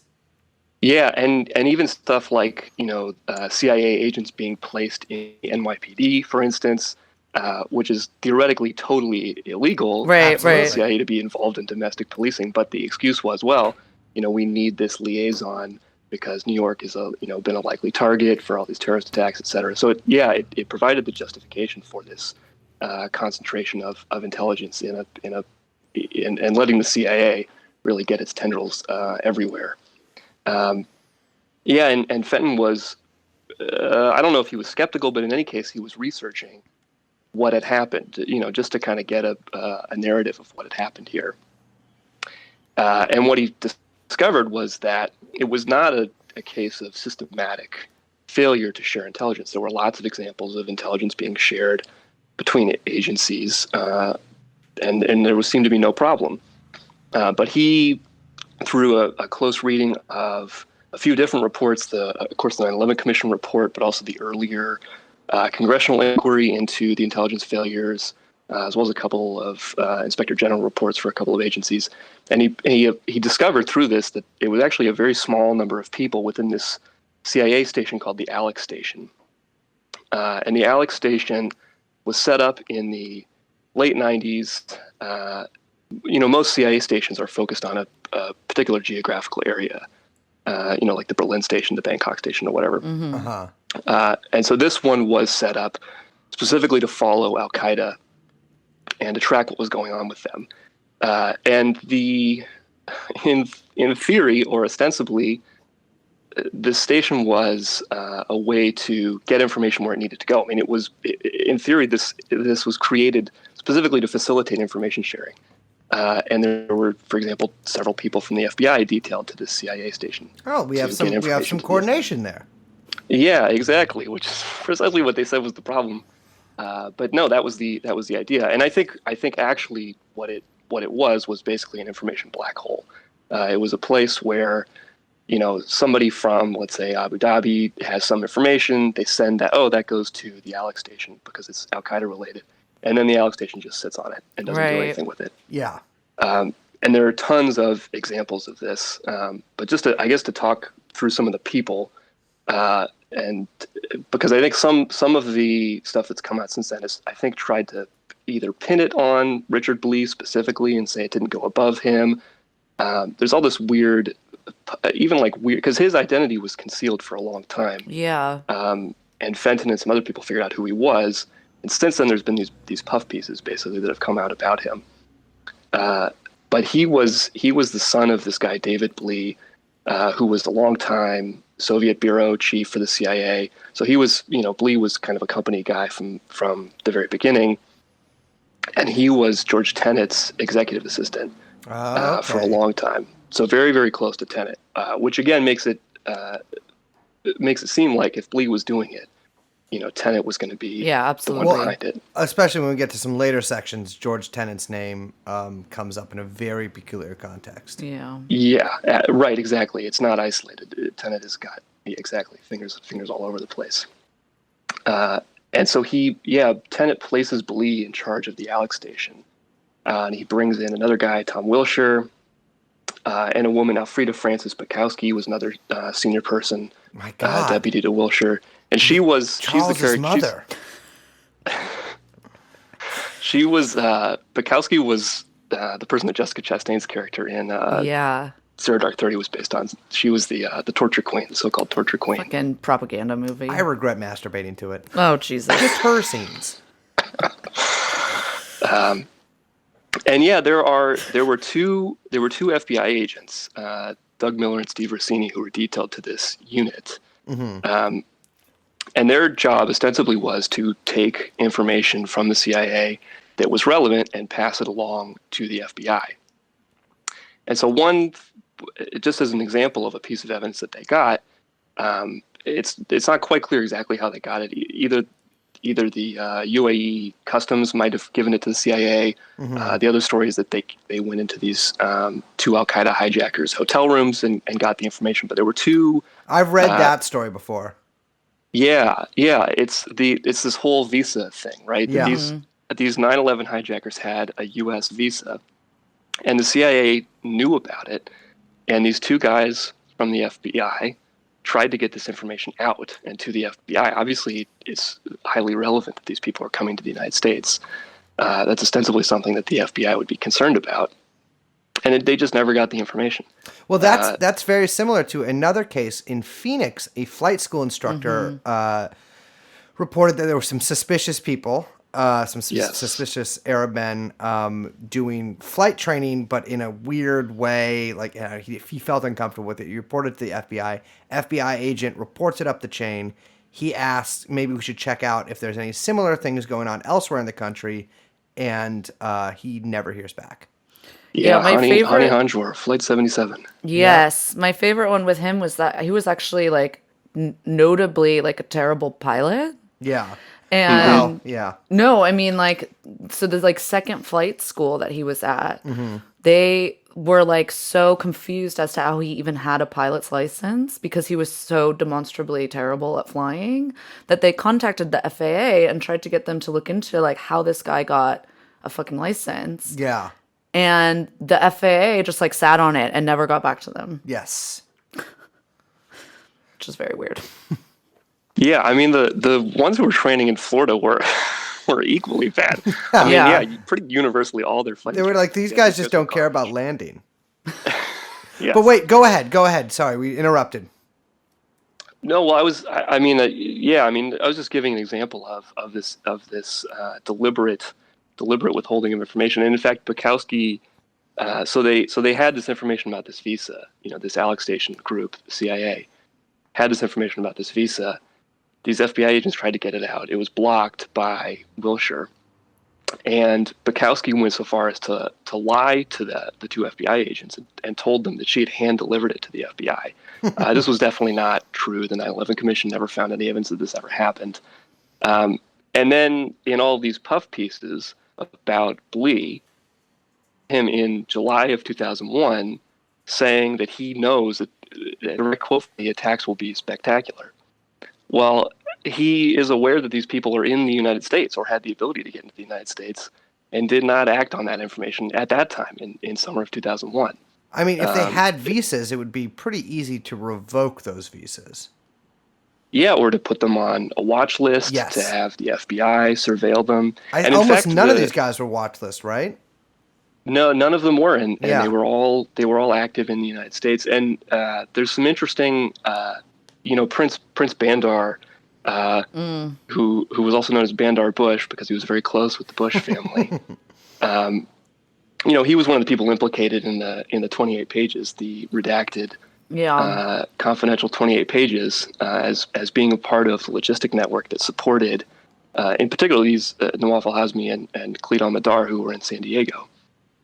And he said to a reporter that Saudi intelligence was watching these people inside the United States, and that if only the United States and Saudi Arabia had communicated better, they would have found out about it. I think it's pretty clear that at some level, certain people in the CIA definitely were aware, Right. Because there's almost a deliberate pattern of trying not to know, Yeah. and allowing these alternative intelligence sources, that is to say, foreign intelligence agencies that can't be subpoenaed, they don't have records, Right. they can be accountable to Congress, Yeah, have this- them do this. This came up last time. It's like, well, we can't look in the ISI archive. Like, we can't look in the Saudi intelligence service archive. Or the Mossad's, for that Germans. matter. Yeah, It's quite likely that they were watching at least some of the hijackers in Florida. Or maybe even on September 11th from even- across the river. Well, we'll get to that. But even, German intelligence they were basically, had infiltrated like a bunch of the cells in Germany where KSM was, I Yeah. believe. Well, I know that there was those 4 went to school in Munich, right? Yeah, and there was like the Al-Quds Mosque that they were all hanging out at, and German intelligence had all of that, and they said they were giving it to the Americans, but, I can't believe the Gellin organization failed like that. Yeah, and that there's a really interesting thing that Fenton brings up in his book around that, because the signs were getting extremely clear even to foreign intelligence agencies that, like, I think it's hard to know to what extent some of these foreign intelligence agencies were part of the plot. I mean, certainly Mossad Right. and the GID were, Yeah. but like were the Europeans, it's not clear. But definitely they, all kinds of different European intelligence agencies became aware that something was going to happen based on just the activities of these people. And at that point, Blee and Wilshire basically have to go into damage control mode because they've been sitting on all this information for so long. So they go through this whole process of, bringing the FBI on board, which is where Dina Corsi comes in. And Wilshire basically instructs this person at the FBI, Dina Corsi, to to stonewall as much as possible. And all these bureaucratic steps that she takes to delay the investigation. And actually, somebody in the FBI began to start looking up, because through another investigation, they started to get some of the names of the hijackers from the USS Cole bombing investigation. So the FBI had some of these names. And literally on the day of 9/11, basically Corsi found the most junior person that she possibly could, Yes. who had never done an investigation like this before, gave him these names, and literally on the day of 9/11, he was just starting to look these people up. Oh my God. Fantastic. And how did that investigation go? Yeah, well, I think he looked out his window and said, "Oh shit." Yes. He's like, I guess I've been reassigned.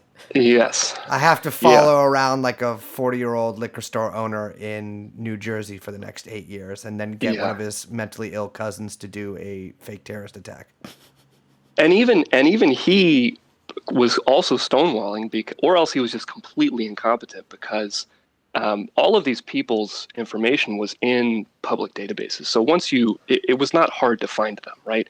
Once you have their names, you can put them into these commercial, like databases that companies might use to do background checks on people or credit checks or whatever. You can find those people extremely easily. Their apartments are listed under their given names. Like, it was not hard to find them, which is why they were mysteriously immediately identified as soon as the attacks happened. Yeah. But he did not. You could put him into the Promise software even. Yeah, exactly. And somehow they didn't come up.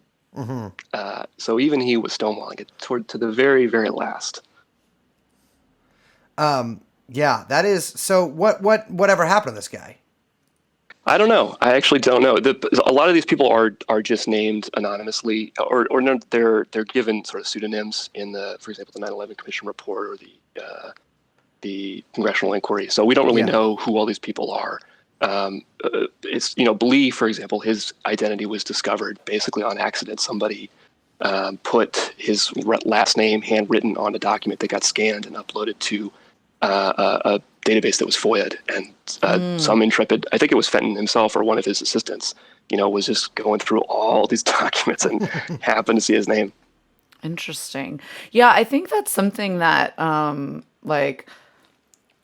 there's a lot of names that people know, but there's so many more names that no one has ever heard of. And this comes up a lot in, I think, when we're talking about just power more broadly, and when we talk about deep state actors, and particularly financial areas, the big names that we know are not even really the guys that are probably the ones handling a lot of this stuff. Do you know what I mean? Totally. Yeah, I mean, I think they often sort of serve maybe the big names might serve as the head of these networks or something. Exactly. But I always think about that when I think about Jamie Dimon.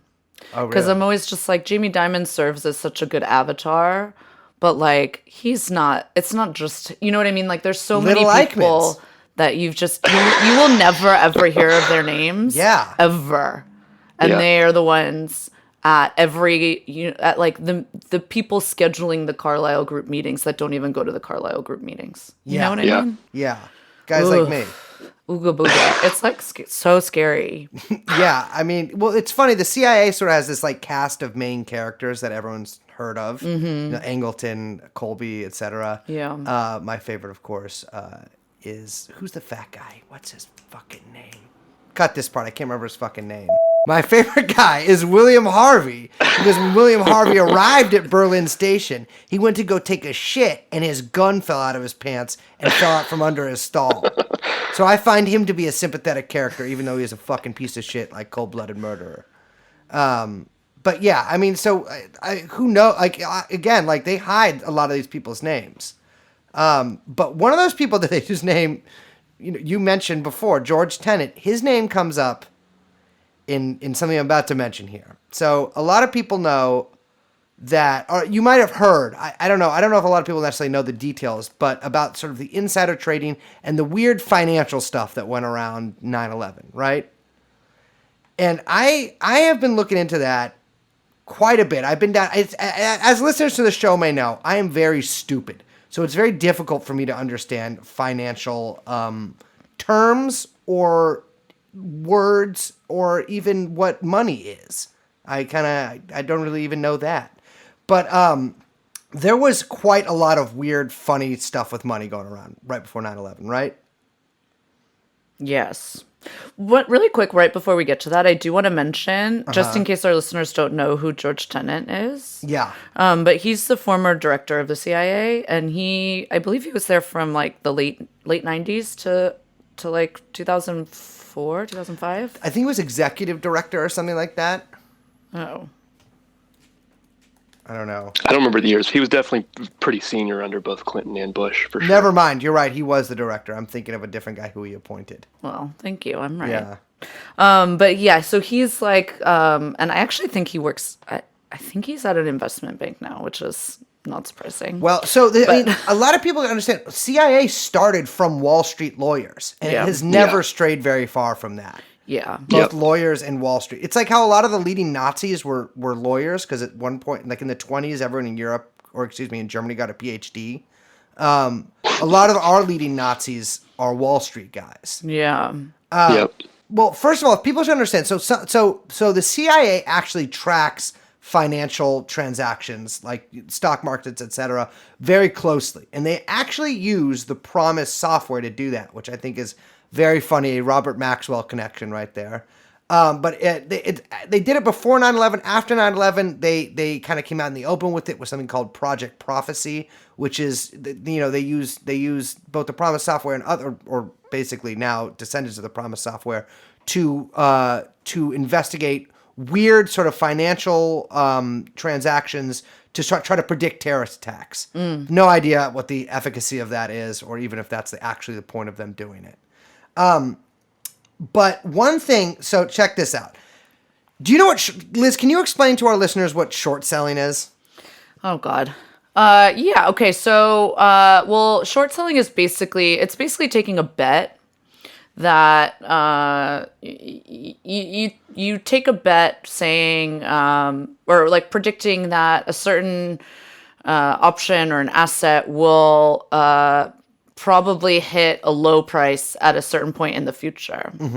And so you take out, you basically take out a contract that says that you are like, that you have the option to sell this asset at this price in the future, hoping that it goes down. So it's basically like betting against a stock, if that makes sense. Yeah. It's what you would call a bearish position as opposed to a bullish So when position. people talk about the stock market being like just betting, this is what they're talking about, kind of? Or is this the whole thing? I mean, I think this, the stock market really is just a betting market.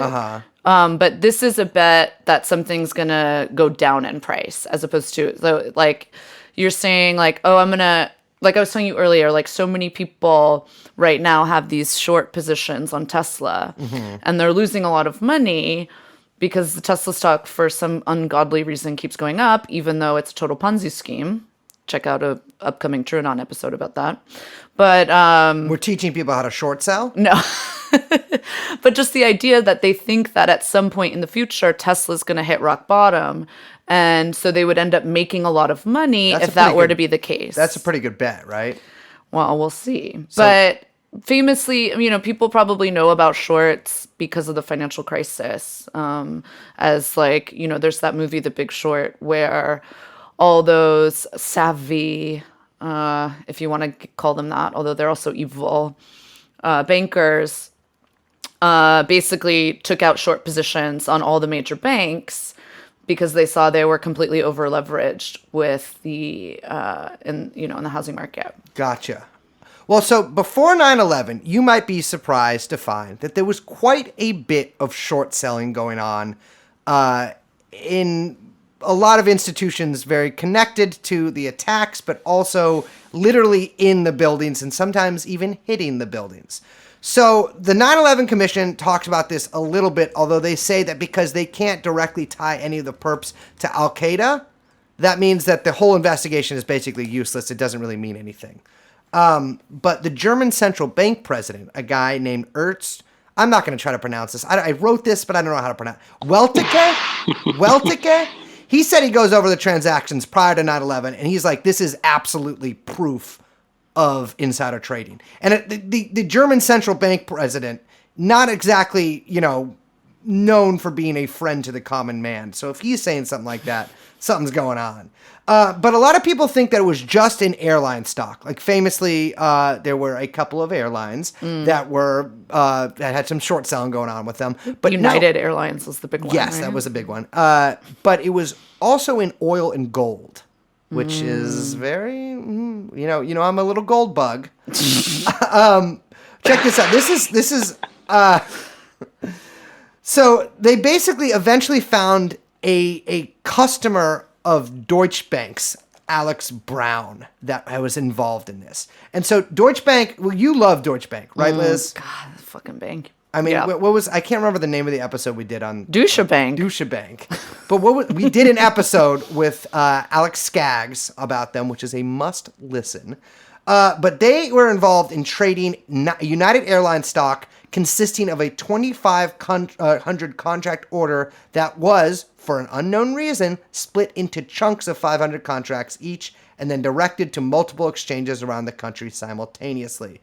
They basically said that the 9/11 Commission was basically like, well, we can't connect that to Al Qaeda, so there's no real reason to look into that. But Alex Brown, sorry, I didn't mean to interrupt you. You raised your finger, lay it on me. No, I was just going to say that is like an ongoing, like if you guys read the 9/11 Commission report, it's like an ongoing, it's like reads like a joke because they're basically like, well, actually this could have happened, but nothing to see, can't really prove it, even though everything is, I mean, the way they paper over everything and just kind of like throw up their hands is a joke. Well, the big problem with the 9/11 Commission report is that it basically starts from the premise that this was an Al Qaeda terror attack.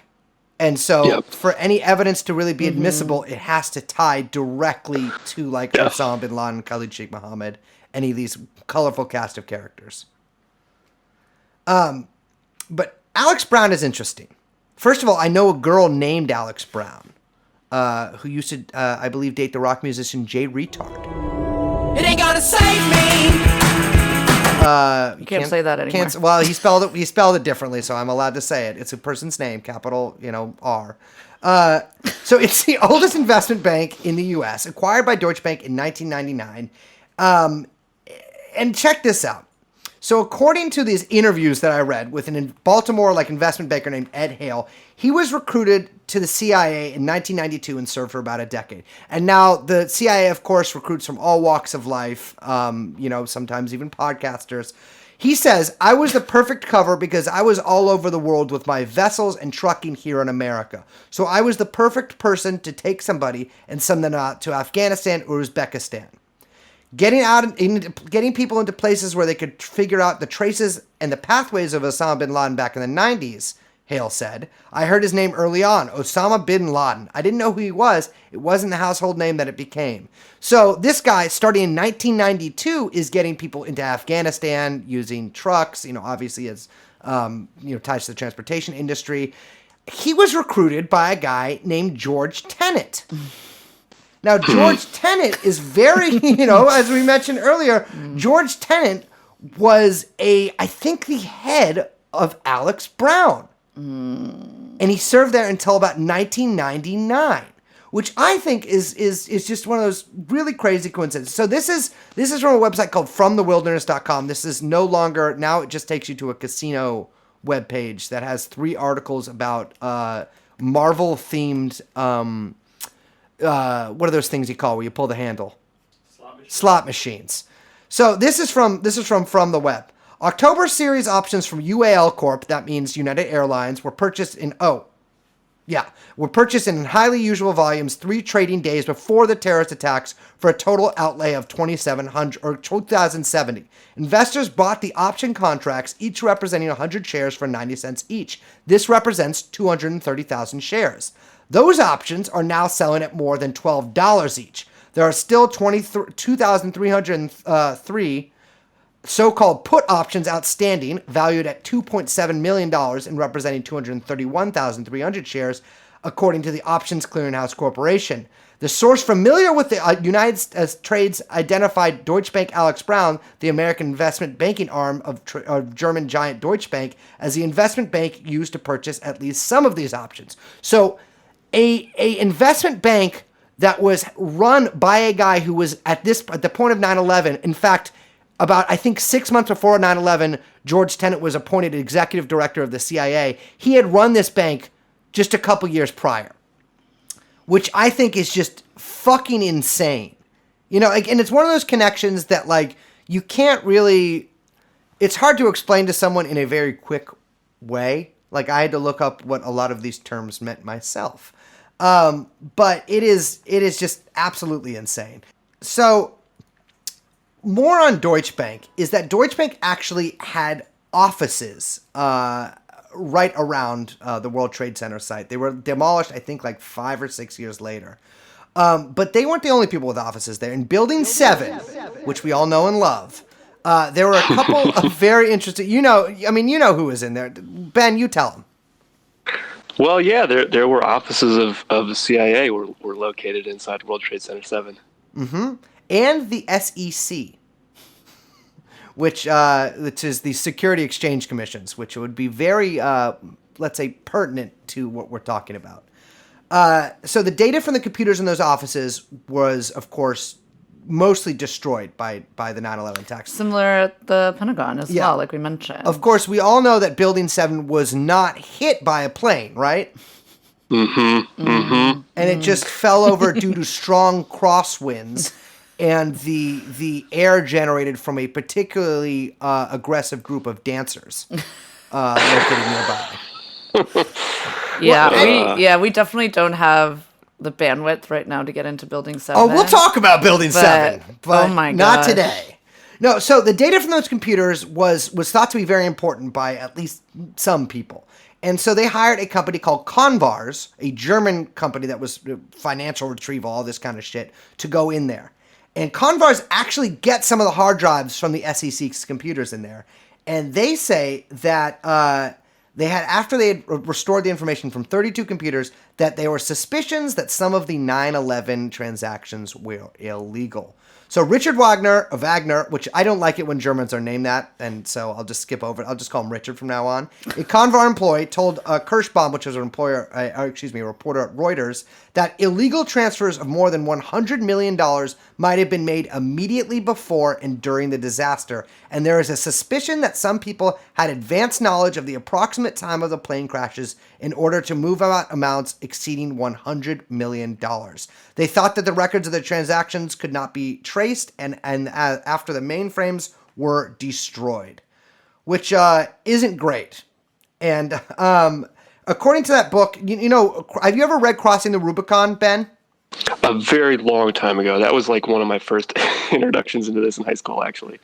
Well, according to that book, an unnamed Deutsche Bank employee says that about 5 minutes before the planes hit, their computers were taken over by an external system, and all of their files were downloaded in different places across the country. Of course, he evacuated that day, so didn't stick around to see exactly what happened next. But he also says that there was a lot of sort of traffic and a lot of communication between the Alex Brown offices in Baltimore, New York, and of course, Langley. So, yeah, little funny. The next day, September 12th, the chairman of the board of Deutsche Bank, Alex Brown, check out this guy's name, Mayo A. Shattuck III, he quits.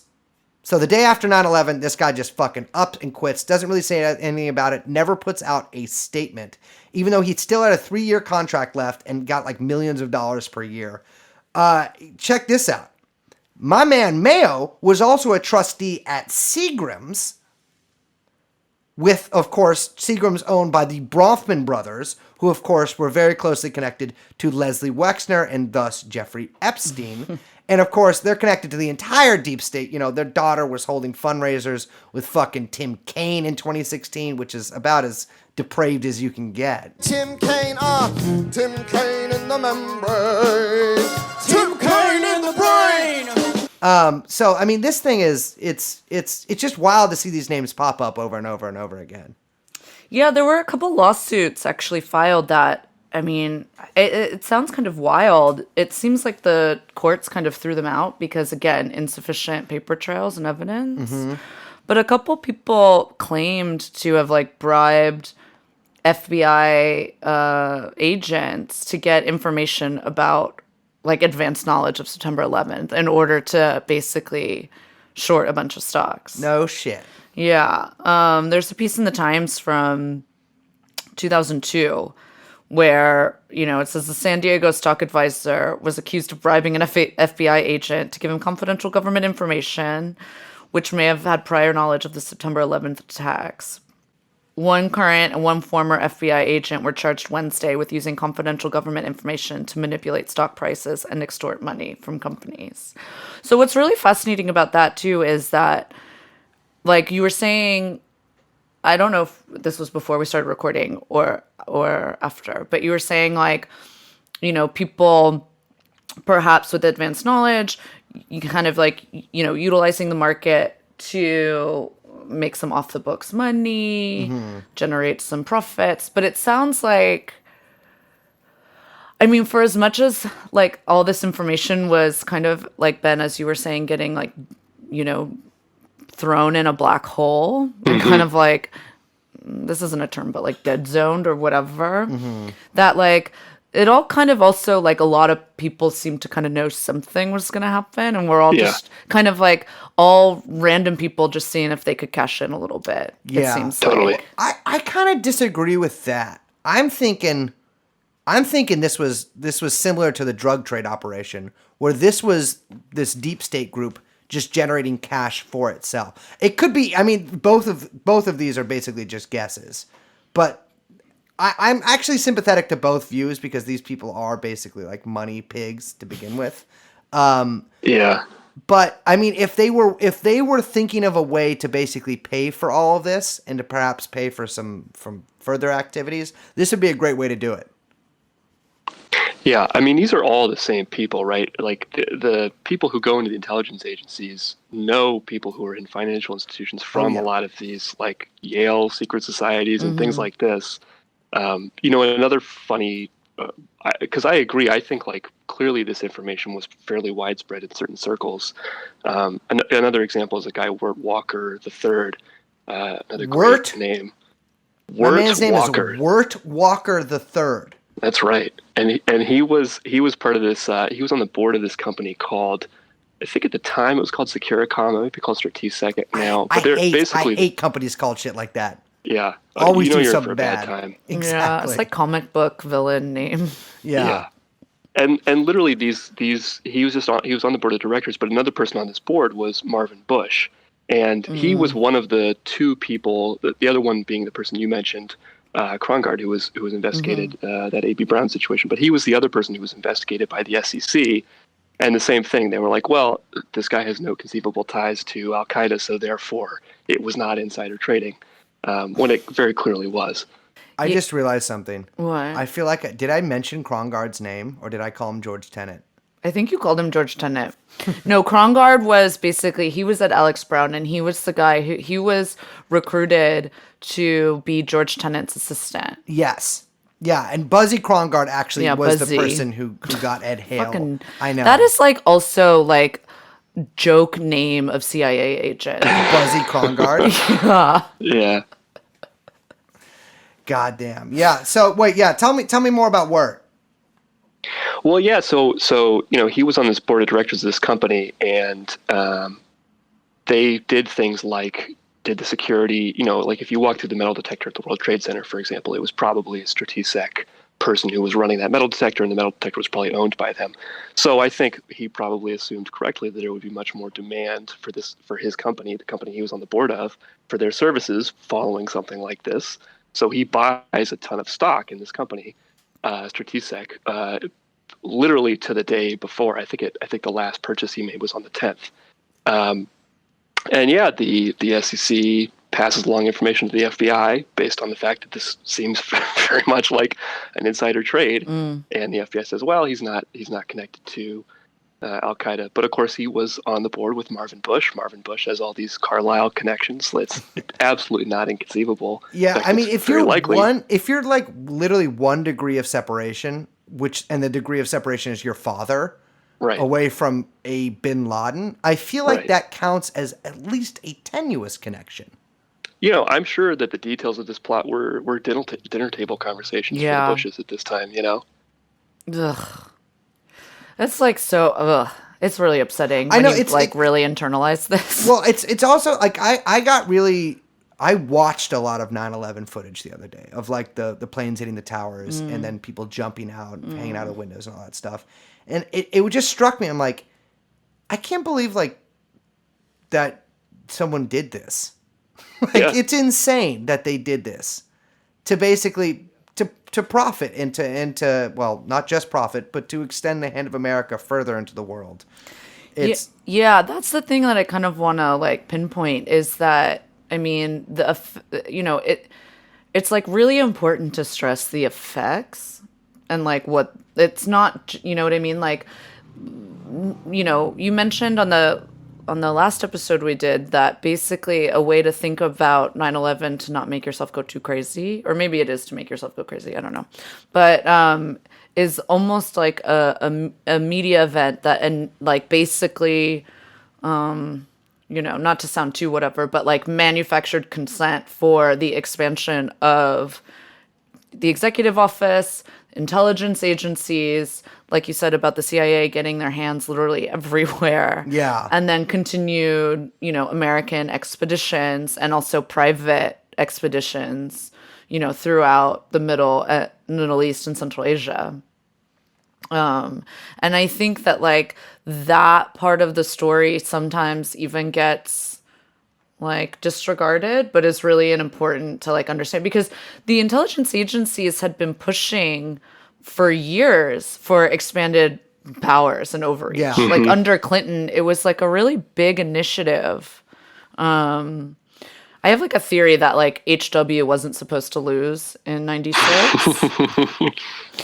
really Yeah, and that kind of like because like my whole theory about that, like pretty much the only way to explain a lot of American history is through infighting in the intelligence agencies. Yeah, this is Liz's big. This is her. Like Obama makes a unifying lot theory. of sense there. Hillary at State makes a lot of sense there when you start to understand like the different kind of visions and like who the kind of like avatars in like defense like intellectuals basically, that all those things or all those people really tell a better story of American history than like kind of the big names that get thrown around. But I do kind of have a weird feeling because basically under Clinton, like, the CIA, the NSA and the CIA were really pushing hard for like expanded, like basically overreach. And they didn't really get it from him, and they couldn't really get it from Congress. He's like, I can execute Ricky Ray myself. I don't need a fucking FBI agent to do it for me. No, but it's true. And like it didn't really pick up any steam. Yeah. From my understanding. Yeah. Another example of that, going back to Richard Lee, Cheney gave this speech when he was the CEO of Halliburton in, I think, 98, basically saying the Caspian is this super important place now for oil extraction. Lee becomes the head of trying to create this security relationship with Uzbekistan and goes there in 99. And he's trying to push for more American involvement in the region, more CIA special operations in the region. And basically doesn't get anywhere. And then he presides over the supposed intelligence failure.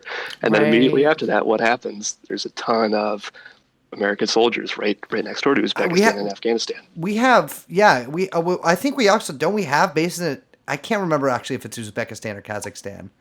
No, yeah, it was. Uzbekistan was definitely a base for special operations as the invasion was beginning. Yeah, and I know they have a lot of listening posts sort of things around there too for to spy on China. I don't know if I mentioned this last episode, but something I was really tickled to find out was that we actually had a listening post in Xinjiang during the Soviet-Afghan War.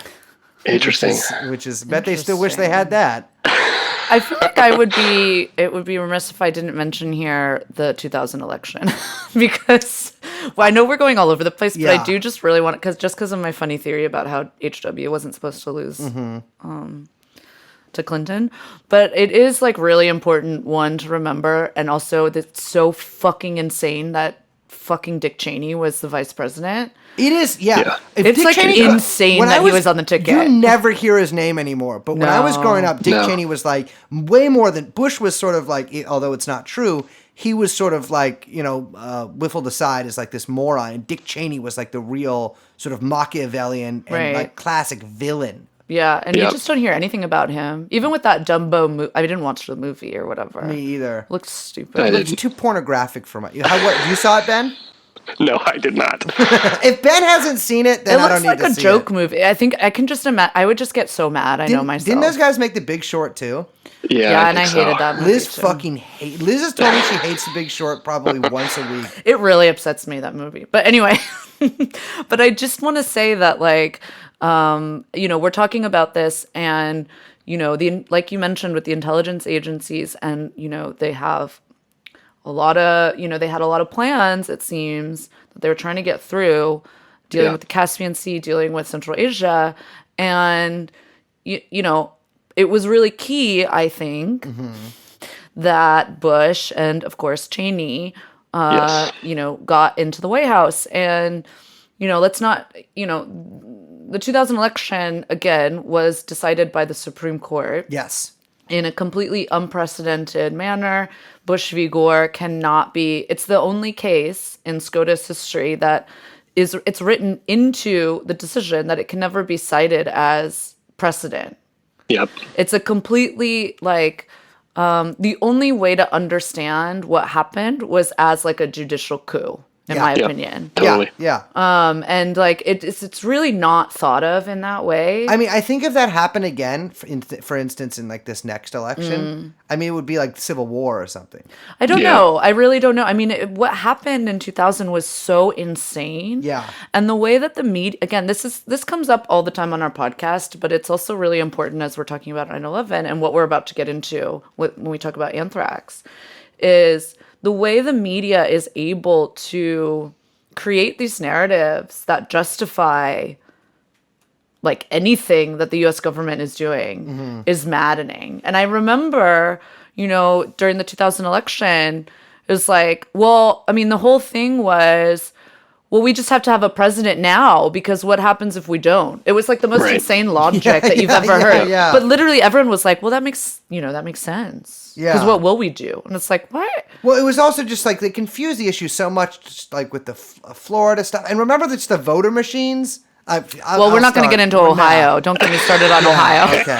Oh my God. If you talk about hanging chads, I don't know what I'm going to do. Yeah. And by the just- way, now check this out. I just thought of something. In 2000, they talked about hanging chads. In 2020, they're also talking about it, but now everyone's like the Joker in an incel, and they're talking about Yeah. hanging chads. Totally. It's, the more things change, the more things stay the same. Hanging virgin versus hanging chad. Exactly. No, but I just wanted to bring that up and mention that because I actually do really think it's important to understand that, like, okay, the United States. I mean, I know this, whatever, this is just me going off for a second, but I just want to say this. Like, I think people think of the United States as just a democracy, just a Western democracy, and they don't understand that, like, we live in the imperial core, that, like, we live in the center of it all. And in 2000, there was like a judicial coup to instate a president that then like led to an expanded security state, an expanded plunder, both private and for the US government in particular, for 25 years, Yeah. 20 Yeah. years. You know what I mean? So like, it's just really important to understand like that little part of the story because, we really haven't talked about Cheney. We haven't fucking talked about Rumsfeld. But, like, these guys are serious dudes. Yeah. Like, for as much shit as we talk about the, like, insane cast of, like, in a lot of ways, like, I was joking with a friend that, like, the Trump admin feels a lot like a weird, like...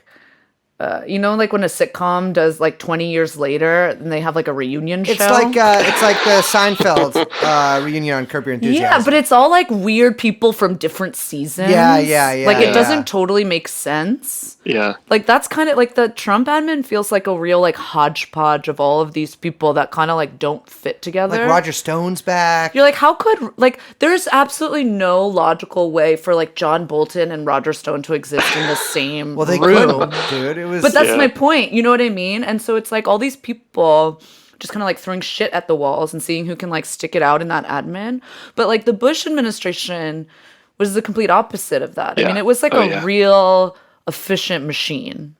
Yeah. The PNAC cabal, they definitely had a Yeah. plan going way back to the 70s. I mean, obviously, Rumsfeld Cheney were very senior in Ford's administration and also in Reagan's. I mean, they've been scheming for a very long time. Part of this kind of ties into the continuity of government thing, which every time I talk about it, I sound like a sovereign citizen. Honestly, fine. Like, if someone doesn't accept, like, sovereign citizens are A-okay with me. Yeah, they just want to make law real, Brace is coming out as a sovereign citizen and a gold bug. Yeah, why not? I love gold and I hate the government. I'm sorry, is this not cool now? You sound like Jehu. But Respect. Fuck. Oh yeah, I think he's. Sorry, this is kind of a tangent, but somebody was sending weird messages, cryptic messages to people on Twitter. Everybody who had ever mentioned Jehu on Twitter for like the past several years, saying that there's a podcast that he's doing that's coming. I'm kind of excited for it. Oh my God! I remember when he unfollowed me, and I got so sad. Dude, if that's finally the Red Kahina cast, oh shit, it's him versus fucking her versus fucking Jehu. Dude, we got to get Jehu on to the our pod. Listeners who don't know who Jehu is, look it up. Yeah, he's the lead singer of the band Drives Like Jehu. No. He's great. I actually, unironically, he's great. I love that block. Yeah, I stand. I fully totally, stand. Totally. But the continuity of government stuff, right? Like they, what that was ostensibly was like in the event of a nuclear attack, there needs to be some people in place who can administer whatever's left of the federal government. And who was part of these meetings during the Clinton administration but Rumsfeld and Cheney, right? They're making all these plans. And then when 9/11 happens, they activate this and literally sent a huge number of bureaucrats to basically a cave. I think it was in West Virginia.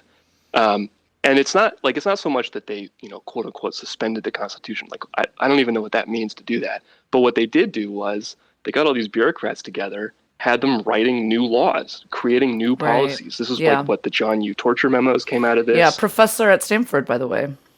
Yeah, very illustrious professor of war crimes. Yeah, he should be. Yeah, he needs to. Yeah. It was, but it was. It was the bureaucratic coup. Young Chomsky, hit me with the. Yeah, let's do a double. All right. Yeah, good. That guy is right in our backyard, and he needs a little taste of his own medicine. Parody. Yeah. Yeah. Ugh.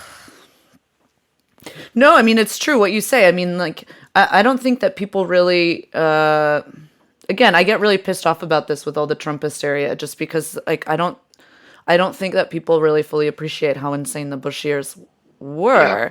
And also, like, that we're still living in the situation they created. Like, the expansion of the executive that happened under Bush, like you say, all the torture memos, basically literally just writing legal justifications for expanding their own power. Yep. And, they held up, right? There were very few, I mean, not even talking about, and we haven't even gotten into the Patriot Act or any of that stuff, but literally just the executive memos that they wrote. I mean, Obama utilized the same justifications, just as Trump is doing. Like, we are still living in effectively, like, what is I mean, this is Cheney's, it's the theory of the unitary executive, right? Yeah. And Congress, now I'm really going to go off, but it's like Congress is basically a functionary, right? Yeah. So you really only have two branches of government. You have the executive that determines everything, and then the judiciary that, look, I've got a lot of tinfoil stuff to say about the Supreme Court, but I mean, they basically, pick and choose based on what I think is, media stuff on what they're going to check and what they're not. Yep. So this idea that we have like three branches of government, I mean, it's all bullshit. Maybe I sound like a sovereign citizen now. I don't know, but like, it's really important. The part of the story that is so important to me is like understanding how, I mean, they just were able to push through the Patriot Act, through all of this shit, and all the intelligence agencies got what they had been demanding for like 15 years. Yep. And they sent bioweapons to a couple of members of Congress to do it. Yeah. Okay. Let's get into that. Hold on. I have to pee really bad. I'm so sorry. You guys keep talking to keep the energy up. Don't record it or anything unless you guys say something cool. Okay. But don't talk shit on me either. Dude, I actually really do have a theory about, because I mean, Big Law and all that stuff, where you talk about like Skull and Bones, Yale people. I mean, SCOTUS is like all that shit. Oh, yeah. Do you ever read about the alfalfa dinners? No, I don't. Oh my God. It's scary shit. Because that's like Carlisle group level, like, you know, Eyes Wide Shut meeting style stuff. I mean, it's not sex group, but like, you know, like deep state people. But it's been going back like forever, these like, you know, annual dinners. And like every time they like appoint a like leader of the dinner, then I think they do like a little bit of a roast. But it's like, you know, when you look back and see like who was appointed, it's like, oh, there's Bill Clinton. Oh, there's Obama. Oh, there's, yeah, it's like really freaky. They had like, I don't think Kavanaugh was there, but it was like some, you know what I mean? It's like that fucking club. Yeah. So Bezos hosted the dinner this year. Oh, Jesus. And they appointed Mitt Romney. Have you read the like theories about Romney? Because he's fucking crazy. Yeah. He's actually nuts. Yeah, he's actually nuts. He's also like totally an agent. But it's Bronze Age pervert has like some crazy theories about him, like wanting to like overtake the government and institute weird religious law. Isn't that what Bronze Age pervert wants? Yeah. No, I don't know. I don't know. I could get into it though, because the Mormon shit is weird. Yes, I know. They're definitely tied in with cartels. Yeah. Yeah. Oh, well, yeah. That actually came out in mainstream news, I think, last year. Really? There was like a Vice document. I mean, it's Vice, but there was a Vice documentary about it. Or maybe there was a Vice. No, there was a Vice documentary that positioned them as fighting the cartels. Oh. No, what I'm thinking of, it was when the Nexium member was killed. In Mexico. In Mexico, she was with a bunch of Mormons. Yes. And that was fucking weird. That was obviously a cartel murder. Yeah. Like, it was a cartel murder, but it was obviously like a turf war sort of thing. But there's like a bunch of CIA guys in like the Mormon church. Like it's very weird. No, they have a ton of guys in and Utah in general is very strange. Well, also, like, what's a great cover Absolutely. for going around is dressing like missionary shit. Yeah. Ugh. Well, anyway, wait, let's get into anthrax. let's get to anthrax. So, first of all, cool. They fucking rock. And I am so excited that we're finally doing kind of like a music sort of thing. Welcome to 9/11 by Noisy, the Vice music blog. We are talking metal. No, so we're talking Anthrax. Lay some powder on me, baby. Should I jump in? I'll do this. Yeah. Yeah. Oh, Cool. yeah. I was referring to the woman as baby. Oh, I'll be baby. No, but I like calling guys baby too. It makes me feel mature. We can both talk about it. I'm baby. Yeah. So I mean, well, I guess I could start. Yeah. The anthrax attacks have kind of gotten forgotten about. Because I think they basically didn't really work out the way that the people who were planning them intended to. Yes.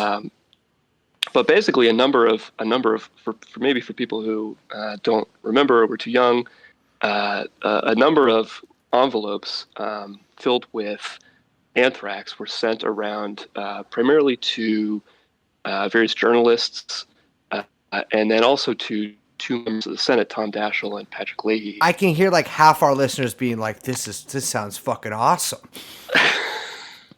I mean, it was pretty cool. Unfortunately, it was done by the CIA. Yes. Yes. It was, it's still, I mean, the official story is that they don't know who did it. And which is kind of insane to think about. I mean, it's the only bioweapons attack that's ever occurred on American soil that we know of. And it was a very special it was like a strain of anthrax that was developed by the U.S. military and only available at a handful of labs. And I think only one of them was civilian. Yeah, and Graham McQueen's book, The 2001 Anthrax Deception, is really great on this topic. And he runs through it. So there were two different, not strains, but two different types of anthrax that were sent out that were treated slightly differently in terms of the procedure that they were prepared with. But the Daschle one was milled, I think, which made it like easier to inhale. Yeah, but and particularly the second one that was sent to Leahy and Daschle among others was especially heavily concentrated. It was they have all these processes for making sure that it stays in the air, essentially suspended. So they do these things to get rid of its static charge. They make sure it doesn't clump together by coating it in things like silicone and things like this. And initially, the story was that that this was from Iraq, that this was Iraqi anthrax that had been sent to the United States by people in Al-Qaeda. And it very quickly became clear that the strain of anthrax was one that was chiefly American and used by American and Western labs. It was not something that was available to Iraq. And then the way that it was weaponized was not something that even Iraq could do. I mean, Iraq had some capacity to weaponize anthrax, but they probably didn't have a biological weapons program at this time. And two, what this anthrax was not something that that Iraq could produce. Yeah. And then they had this whole, I mean, you probably won't be surprised to hear that they first tried to blame a Muslim scientist working inside the U.S. bioweapons industry. They picked this second guy to be their target, and he actually successfully sued the FBI for leaking his name to the press. Got like millions of dollars, I think. Yes, and actually, it's very possible that he did actually have something to do with it. Really? He has a weird. Is this Steve Hatfield? I think is his name. He is barely a doctor. He started off as a lab tech, and then he decided he wanted to be a doctor, and he went to medical school in South Africa. Oof. And he was. I don't like that. Yeah. Which, like, South Africa has a weird history with biological weapons. Like, there were definitely South African government-affiliated paramilitaries spreading AIDS in Mozambique, like all kinds of weird stuff like that. Absolutely. But he was in Zimbabwe when the Rhodesian government, the white minority government, was using anthrax against the civilian population, majority black population of Zimbabwe.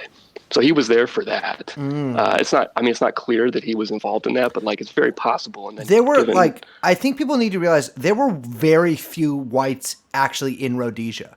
Like it was a not tiny number of people. Tiny number of people. So the idea that like somebody, especially with this sort of background, education, and connections. I mean, obviously, this is before his like ascent or whatever. It is, it's more likely than not that he might have been friends with somebody. Well, and then obviously he came to the United States and became an anthrax researcher. Exactly. I mean, that's what he did. So it's not like completely. But the third person that they picked was this guy David Ivins, or Ivins, I don't know how to pronounce his last name. Yeah. And he committed suicide. I think he OD'd on Tylenol. He OD'd on Tylenol, and I think codeine. So. Yeah.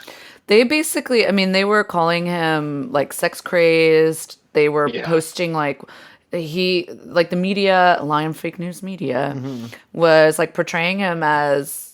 They found like weird message boards that he had commented on that were maybe like quasi, Well, here's the thing: is like with Ivins, it's if you look at like the stuff that came out about Ivins after he died, or even before he died, I think a lot of this stuff came out. It basically portrays somebody who has problems with addiction. He was an alcoholic. I think he was trying to get sober. Who, has snapped at a few people in the past, but like, didn't see, I mean, all of the stuff like where it really seemed like he was a psycho were basically all aspersions. None of it was like actual eyewitness accounts or anything. It was all people being like, well, I think he might have done this one weird thing to my house or something like that. And just like, he's into like kind of weird sex stuff. But like, if you described any of us this way, like if the FBI took a good look at anybody's life, unless you have lived the most boring, like not even though, even boring people do weird shit sometimes. Like all of us are insane. And if all this stuff is laid out, well, of course you can start being like, well, like for me instance, like Bull Brace, he was a drug addict for a while. That's a pretty easy, and like all that kind of stuff. It makes me really suspicious that all this stuff was just like blasted out. And if you Google this guy, that's mostly what you get. Yeah. And I mean, the fact of the matter was the NAS, National Academy of Sciences, did a study of what the FBI's investigation consisted of, and basically none of the evidence really holds up. It's not at all clear that it was Ivins, and also, this anthrax could not have been made in somebody's basement, right? Yes. No. It requires very complicated technical processes that required extremely skilled people, and it probably could not have been done by a single person. But also, it had been weaponized for air transfer, which like requires like crazy machines and Yes. like I think it's like electrostatic charges that have to be like the powder, like it has to be charged in order for it to be like diffused through the air. Like And it just yeah. could not. This is not like being cooked up in a basement. This is not Yeah. shake and bake for my little meth heads out there. No. This is not shake No. and bake anthrax. No, this is the good shit. And yeah, Francis Boyle, who is a Fish scale. he's the guy that wrote some of the biological weapons legislation and helped with the ban. He took he looked at the data about this and concluded that basically this was exactly the kind of state-sponsored, in particular CIA-sponsored bioweapon that his legislation was intended to stop. And all of Ivan's coworkers saw him every day. I mean, they all testified that there's no way he could have done this. He's like a health food, he's a health food guy. It's like he wore fucking bell bottoms for God, which I know people are gonna say Charles Manson did too, but I mean that was also the CIA. To be clear, I mean, this guy did work for the Defense Department. Yeah. And he probably did work on bioweapons. I mean, but it was literally anthrax. It is a weaponized form of anthrax he was working with, like for his job. Right. And obviously they can't talk because it's theoretically illegal. But he probably did. But it almost certainly was not him or not him alone. It's possible that these guys could have been involved at some point, and they were sort of made the scapegoat for all of it. But they definitely did not do it alone. And there's no way they could have done it without being noticed. Right. When you think about it, it's fucking scary that the CIA has a stockpile of weaponized anthrax that they are willing to use to achieve their political ends. Because obviously the end result of this was that Daschle and Leahy, who were in a position to potentially at least slow the passage of the Patriot Act or to give people in Congress, people in the media more time to read it, find out what was in it. And it, it passed extremely quickly. By their own admission, many people in Congress did not know what they were voting for. Yeah, just really quickly, I want to just to lay out the timeline here. So about a week after September 11th, on September 18th was the first anthrax mailer, if we can call it that, and that one went to journalists. Yeah, and I think it killed a what was that fucking? It's like a tabloid journalist. It was from the Sun, actually. A newspaper in Florida, a tabloid in Florida. It was like some very strange targets. It didn't really make any sense. I mean, they worked their way up to more high profile ones at like the major news networks and stuff. But the first one, I found it very odd that why would you send it to this guy? Well, I actually have an interesting theory about Stevens. So this guy's Robert Stevens. He worked for the Sun. The editor of the Sun was this guy whose last name was Irish. I don't remember his first name, but his wife, Gloria Irish, was a real estate agent in Florida, and she rented apartments to the 9/11 hijackers, including. Get the fuck out of here! No, this conversation is over. Yeah. So my God! Jesus fucking Christ! So I think that and maybe we could talk more about this in a little bit, but after you go through the timeline. But I think a big part of this was, they initially blamed these attacks on Al Qaeda and on Iraq. Right. Our favorite Judith Butler. Yeah, we gotta talk. Judith Miller. Judith Miller. I'm sorry. Well, we could talk about Judith Butler too. I hate her. No, I'm just kidding. We can't talk about Judith Butler. No, we do. We hate Judith Butler. Judith Butler today came out and was like, socialists are fucking sexist. Well, that's for a different podcast. Yeah. Ugh. And she's right. Yeah, don't get me started on Judith Butler. But yeah, Dame Judy Miller, she was she wrote a whole book that came out not long before she herself was hit with a hoax letter that didn't have anthrax, but was a hoax anthrax letter. Yes. She came up with this book about Iraq's anthrax program. And actually, I think the week before 9/11, she wrote this New York Times article about this Operation Bacchus that the CIA was doing. Or not the CIA, I think it was the Defense Threat Reduction Agency, which is theoretically the agency that's supposed to, quote unquote, protect America from bioweapons. In reality, they make bioweapons. But they had simulated, I'm making enormous air quotes, how somebody in a cave theoretically could make weaponized anthrax. And this story came out literally a week Yeah, to the day September before 4th, 9/11. 2001, cover of the New York Times. Yeah. And so I think very clearly they were trying to sow the seeds of this narrative that Al-Qaeda was responsible for these anthrax attacks. It's, there are other things that they didn't do that they also seem to have laid the groundwork for. There was all this talk in the media about crop dusters potentially being used for anthrax. Right, I remember that. And there was a story about this woman who worked at a Department of Agriculture loan office. Basically, if you're a farmer, you can't get a commercial loan. You go to this office and they'll give you a loan because America loves farmers. And apparently Muhammad Atta went there and asked her for a loan to buy a plane, which he said he was going to convert into a crop duster. Oh my God. And he then made these bizarre threats towards her. He asked for this aerial photo that she had behind her desk of Washington, D.C. He said he'd never seen as good a photo of Washington, D.C. from the air as that. I think that they were potentially going to do this, and they wanted to lay the groundwork for, here's this witness who saw this thing, had this interaction with Muhammad Atta, or potentially a double of him or whatever. And that would kind of help to build this narrative that Al-Qaeda in Iraq had attacked the United States with anthrax. Well, there was a huge freak out, like a public freak out over crop dusters. Yes. After this came out. And I remember at one point they were like, we got to ground all crop dusters. Yeah. They gave the FAA advisement, and they told people at like general aviation airports where these planes might be to be on the lookout for suspicious people. Like they really wanted to drive this narrative that crop dusters might be used to drop anthrax. And there was so many. You mentioned earlier that Judith Miller got a hoax letter, and I think that we should dwell on that for a second, because hoax letters, way more than actual, I mean, by a magnitude of like 1 million, went out all the time. There was something like 72 in one day in New York City. Yeah. Of not just hoax letters, but suspicious packages. I mean, it paralyzed the postal system. And it really did work to some degree of like freaking a lot of people out.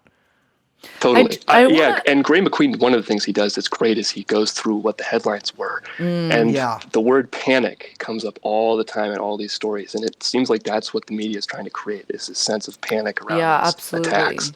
Yeah, I mean, that's one thing that's like, as you know, on this show, we are not fond of the Lion News media. Except if you listen to this show. You're cool. Some of you. But it's like, it can't be, like, the media writ large is evil. Writ small is also often evil. Because it's like, these are propaganda. I mean, whether they're doing it intentionally or unintentionally. Usually unintentionally. I think a lot of the time, yes. Although in the case of Judith Miller, I don't know. Oh, yeah. She's definitely a spook. Yeah, she's a spook. She's fully a spook. I want to be clear. I really regret my relationship with her. Oh, my God. We ended it 18 years ago. Well, 19 years ago. 18 years and a few months ago. Yeah. But yeah, it is. I mean, anthrax especially. I mean, if you might have thought, it seemed like it was going to come through every fucking mail slot in America. Yeah, at that point. Absolutely. I remember people literally talking about buying duct tape and getting plastic sheeting to put over their windows. I mean, people I knew literally were talking about doing that. Yeah, that was like a huge, remember the boxes that they were selling? Like all these cottage industries kind of like popped up where they were like, okay, here's the box with plastic sheeting and duct tape and all the things. And like, even I think that like Homeland Security was pushing this stuff as well. You were supposed to duct tape your windows. Remember all that? Yeah. Oh, I remember that vividly because a kid I went to school, his parents did it. Yeah. My friend Joey, I think it was Joey. His dad sold weed. He was kind of Jewish. His parents, I believe it was them, duct taped their windows. Or like they put it was like they duct taped I think it was plastic over their windows. Yeah, I mean, it was, panic is a good word because it was really an insane time. And that's why I have not a lot of patience for like the time that we're living in right now. Remember fucking dirty bombs? Yeah, all that stuff. I mean, it seemed there were so many stories and sort of explainers about dirty bombs and how it Yep. was so easy and how at any point, I mean, to this day, there's never been a dirty bomb attack, I think, anywhere in the world. Yeah. Like of any kind, like even like a little dirty bomb. But they still like, I mean, they have them in video games and stuff Yeah. still. It's like it is like, it's a meme, essentially, that was pushed for a reason. But yeah, really quickly, just to get back on that timeline, because I just want to stress this point, which is kind of what I was talking about earlier, that so you get the first mailing like a week after September 11th, September 18th.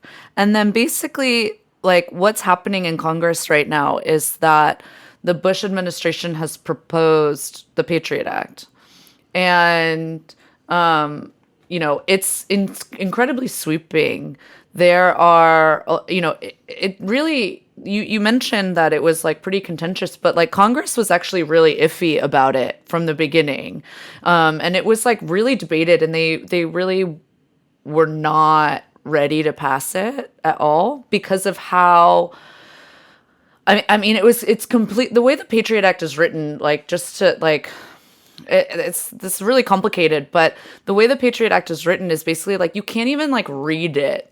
I know that sounds crazy, but it's like not just like a document you can read that lays out exactly what it's doing, but basically a series of like ongoing justifications for broader expansions of power that aren't really defined, if that makes sense. Yeah, I mean, it's the same way that COG was. Like, it's you say under these circumstances, the executive branch or whatever agency has these powers to do these things, and you just widen the definition of what that circumstance is to be wide enough to include basically anything, and then you have the legal justification. Because obviously, a lot of these people are just bureaucrats who are just doing their job. Doing what they're ordered to do by their boss, and they need some kind of bureaucratic legal justification to do this, which is why people were writing memos justifying torture, but lots of other things. I mean, just this kind of sweeping surveillance in general, and all the other things that the Patriot Act did. Yeah, I mean, it's sort of hard to define exactly like everything it did, but I just want to like impress on people that's like the Patriot Act is like hundreds and hundreds and hundreds of pages. Yeah. And it like They constantly wrote it really quickly. Yeah. Yes. It's like constantly referencing like previous law. Like there's no way to really understand like what it's doing. Like if you're in Congress or whatever and you're like, okay, I'm trying to figure this out. Yeah. Like Yep. it's going to take you a really fucking long time, and with the help of a lot of aides. I was about to say, what they usually do is they have aides sort of summarize these things for them, or like make, legislative aides. That's what they do. But there's like not really a way to do that without then being like, well, what are the FISA courts allowed to do? But no one can really tell. You know what I mean? Like it's so sweeping in its legal justifications for, like you said, expansion of surveillance, which had already been expanded in the 70s, but this was like much, much broader. Yeah, this legalized a lot of things. Yeah. Right. They didn't have to hide in the They were able to come out of the closet of torture. Yeah. So this was this was a big deal, and Congress was like not on board. No. Like not even the Republicans. No. So there was like a lot of dissent. And then on October 9th, so the first anthrax attack is September 18th. The second anthrax attack, which is the one that goes to Daschle and Leahy, is that's on October 9th. And that's the one that basically like cuts everything goes into hyperspeed. Like, oh no, now Congress is being attacked. This is real. It's Al-Qaeda. We gotta like pass. And like literally the Patriot Act is passed on October 25th. Did we mention the notes that accompanied these? No, I don't think we did. Well, to read one, it says, at the top it says 09-11-01. So it's like 9/11. This is next. Take penicillin. Penicillin's misspelled. Now. Death to America. Death to Israel. Allah is great. Yeah. In like child's language. It's like that guy standing with his flag over somebody's spray painted Black's Rule. Yeah, exactly. On his sidewalk. I mean, I literally such a don't know joke. if it's meant to look fake. Like that's how bad it looks. It's I really don't know. I encourage listeners of the show. I know you have trouble reading, I encourage you to Google an image of this, and you can just see how bad the handwriting. It's not serious. Yeah. And of course, the notes were photocopied, so there was no way to Yes. test for The evidence. original on is them. long gone. So the issue, the funny thing about the Israel sort of being mentioned in these letters is that there's that Bin Laden mentioned Israel as well as a big justification for 9/11, and I mean the 6-Day War and a lot of the sort of regional conflict with Israel and the loss of the Arab nationalist regimes, governments, did lead to the rise of organizations like Al Qaeda, but they don't care about Israel Palestine. ISIS doesn't attack Israel. Right. Al Qaeda doesn't set off bombs in Israel, and it just lays bare it has nothing to do with the Israeli-Palestinian conflict. Al Qaeda do not have real contacts with Hamas, and they did try to pin Al Qaeda and Hezbollah as being friends. In fact, in the 9/11 Commission report, in Iran, they're still trying to do that. Yeah. And in the 9/11 Commission report, they're like, well, it looks like Hezbollah actually trained some of the hijackers, which is exceedingly unlikely. Yeah, it's very dubious. Yeah. Very dubious. There's no way. Well, they're currently engaged in a decade-long war in Syria, Hezbollah and Al Qaeda. So I guess they had a falling out. I don't know. It seems like they had something so good going there. And of course, Hezbollah is always denied involvement. It doesn't seem. Yeah, it's obviously bullshit. Yeah. But with these anthrax letters, it's this is the barest of fig leaves. Yeah. Yeah, I just want to quote really quickly from new friend of the pod, Glenn Greenwald, which is, if you're listening, Glenn, hello. Big fans. But this is from a piece he wrote in Salon in 2008, and I think it's a great way to kind of sum up why the anthrax attacks are so important. But he writes, after 9/11 itself, the anthrax attacks were probably the most consequential event of the Bush presidency. One could make a persuasive case that they were actually more consequential, and I think you could make that case. The 9/11 attacks were obviously traumatic for the country, but in the absence of the anthrax attacks, 9/11 could easily have been perceived as a single, isolated event. It was really the anthrax letters, with the first one sent on September 18th, just 1 week after 9/11, that severely ratcheted up the fear levels and created the climate that would dominate in this country for the next several years after. I would argue for 20 years after. I mean, we're still Yeah. in it. But I think people need to understand that anthrax attacks and September 11th are the same story. Inseparable. Oh yeah, and they're the same. I think they're the same operation. I mean, Absolutely. Yeah, from that side of things, 100%. I mean, yeah. it was ready. I mean, I guess that guy had 8 days to. It's insane. Right, It's exactly. Yeah. if Bruce Ivins decided in the 8 days after 9/11, or less than that, I guess, considering mail times, 4 days after, 6 days after. To start this mass terror campaign. It's too bad that he killed himself before we could find all this out. I mean, it is crazy Yeah. making, but it is when you're thinking about it, you're okay, it makes sense. You're going to need something, you're going to need a second event in order to impress the urgency of the moment. Well, it's like when you're talking to a girl, you go up to her and you say something, but to really take it to the next level, you have to touch her shoulder. And then you kiss. And kissing was the Patriot Act. And the other thing too is that, I mean, there had been a bunch of Al-Qaeda in Iraq, they were trying to tie Al-Qaeda and Saddam Hussein together. What's his fucking name? The dead motherfucker, John McCain. Yeah, but they were trying to do that with just 9/11. Yep. And that was very confusing considering, they were all Saudi nationals. But the anthrax letters are when the media and government officials in the media really started ratcheting up the connection between Saddam and Al Qaeda. Yep. And that's when it started becoming clear that it would take 2 years, but that the invasion of Iraq was going to happen, and we were gonna Mr. Saddam, R.I.P. Yeah, well, no. I'm just saying. I mean, he was bad. He was. no, I'm not glad he's dead, but he was not a great guy. But yeah, they shouldn't have killed him.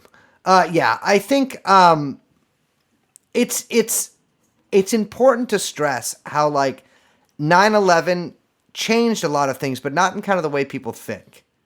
And It killed. This is the death of irony, right? Yeah. What are you talking about? It set off a chain reaction that led to the resurgence of irony. Now everything's ironic. Like Remember? not even like. But that was the thing. That was like. So, I feel like it was like. Was it like David Rudnick or some? Oh, dude, comedy was so fucking. Comedy still sucks. It was like in the New Yorker or Vanity Fair or something, and they were like 9/11. They're like, irony is now dead, Dude, or something. 9/11 American like culture was some of the most. Oh my God, who's the worst? I admire the Cultural Revolution in China for politicizing the populace in a way that had never been done before for such a noble Right. cause. But the only thing I can compare it, that's the only thing I can really compare post 9/11 America to, because Yes. everyone just went fucking insane. Don't forget, this is when DoD like made it mandatory that like the military be involved in every sports event. Yeah. Oh, yeah. Yeah. It just. I mean, became the total. I mean, I don't think America's. people really understand like what America became. It's just because it's just we're used to it now. Yeah. Like this is just like this is the new normal, Liz. A phrase that I mean, invented. it really does make MAGA stuff look like pale in comparison in my mind. Yeah. I mean, that's why like people say I like guess it's a descendant of 9/11. that's the culture, thing is but- like when I think a lot of people, maybe even younger people, are like kind of confused why like we get so mad when people cheer on George Bush now when liberals are like I despise like all liberals, but like sort of the rehabilitation of George Bush as this like the friendly guy. He's like our simple cousin who he's been on the farm for a while, Right. and aren't you glad now to he's visit a him? painter, isn't he so funny? Exactly. But it's like, dude, he did 9/11. Like, it's not a meme. It's not a joke. Like, these people did it. Yeah. And it really did. Rick Perlstein wrote an article right after 9/11 about the left, about the American left. And there's some funny people like Adolf Reed is cited in it, Doug Henwood. And even those people were caught up in this. Like it really affected everybody. I guess Ward Churchill was really the only person who Yeah. Yep, famous didn't and so. get. Well, we unfortunately got to wrap up. Okay. But We're gonna have to do this again sometime. yeah, I'm sorry. This is it's the thing is with 9/11 is once you start looking into it, Yeah. is my God, you could spend the rest of your life on this event. And it's interesting just how sort of in the mainstream media discredited 9/11 truthers Yeah. is. It's a joke. And I'll tell you what, it's funny They've for done me. a good job of doing that. Immediately after 9/11, I was like, this is bullshit. And Yeah. for many years afterwards, this is bullshit. And eventually I was just like, I don't fucking care. Like, it's annoying, blah, blah, blah. And then I like got back and I'm like, I hate these people. Like they did this. And it's like, I think a lot of people just write it off like, well, I know that there was something funny about 9/11, but every time I look at it, it's so complicated that like, I don't know how to explain that. And it's the classic thing that if you mention you're a wingnut, and like, it's fucking insane. I mean, it was the same. I'm a very amateur person at all this. I have a lot of respect for people like Fenton, for example, who literally make it their life to research this stuff. And this is a great example just of how these conspiracies are kept away from people. It is extremely confusing, and the press basically just lied about it and didn't cover any of the important things that they needed to. And eventually people it happened in the past. The things that the people who did it needed to make happen, such as invading Iraq, passing all this legislation, changing the way the American government worked, they got that stuff done. And so it doesn't really matter at this point. Those people are mostly retired. And the very few people who still give a shit are mostly reviled and insulted. Yeah. And it's, I mean, the whole concept basically of like calling things conspiracy theories is itself like a psyop, Right. to discredit things. But like it really is. Yeah. And yeah, I don't know. It's just to listeners out there, you are not insane for thinking this. No, stuff. you've got friends with us here at True Anon. Like Ben's normal. Yeah, listen to him. Listen to how normal he sounds. I'm just a regular guy. Exactly. And like you regular guys just listening to this, and regular gals and everybody else, you can believe this. Like, it's not weird to believe this stuff. And actually, if you come across to your friends as like a normal person and you talk about this stuff, they will think it's normal. Like, that's been my experience talking about stuff like this, especially since the Epstein stuff has come out. I think people are willing to engage with this a little bit more. And I do think it's important. I mean, I think like the two sides of understanding how this whole imperial system works, right? Like understanding the political theory side of it, the immortal science of Marxism-Leninism. And then the other side is like, how do these conspiracies, how do these ruling elites actually carry out this policy? How do they actuate this stuff to make this money flow around the way that it needs to, so that enough people make the profits they need to? Absolutely. Well put. Well, Ben, I'll let you go back to your normal, beautiful life while I scurry off to my gutter that I live in, and Liz goes. I don't know where she goes after these things. She doesn't seem to have a home. She wanders the streets in a long black veil and a tinfoil hat. But thank you so much for joining us. We will have, dear listeners, a part. It's going to take us longer to prepare for, but we are going to have a part 3 of. This is Seth Abramson style threading. We don't know when it's going to end. We have no idea. There's too much to cover. There's way too much to Sorry, cover. you didn't want us to do this. Shouldn't have done 9/11. That's right. This all could have been avoided. All right, thank you, and good night. Thank you.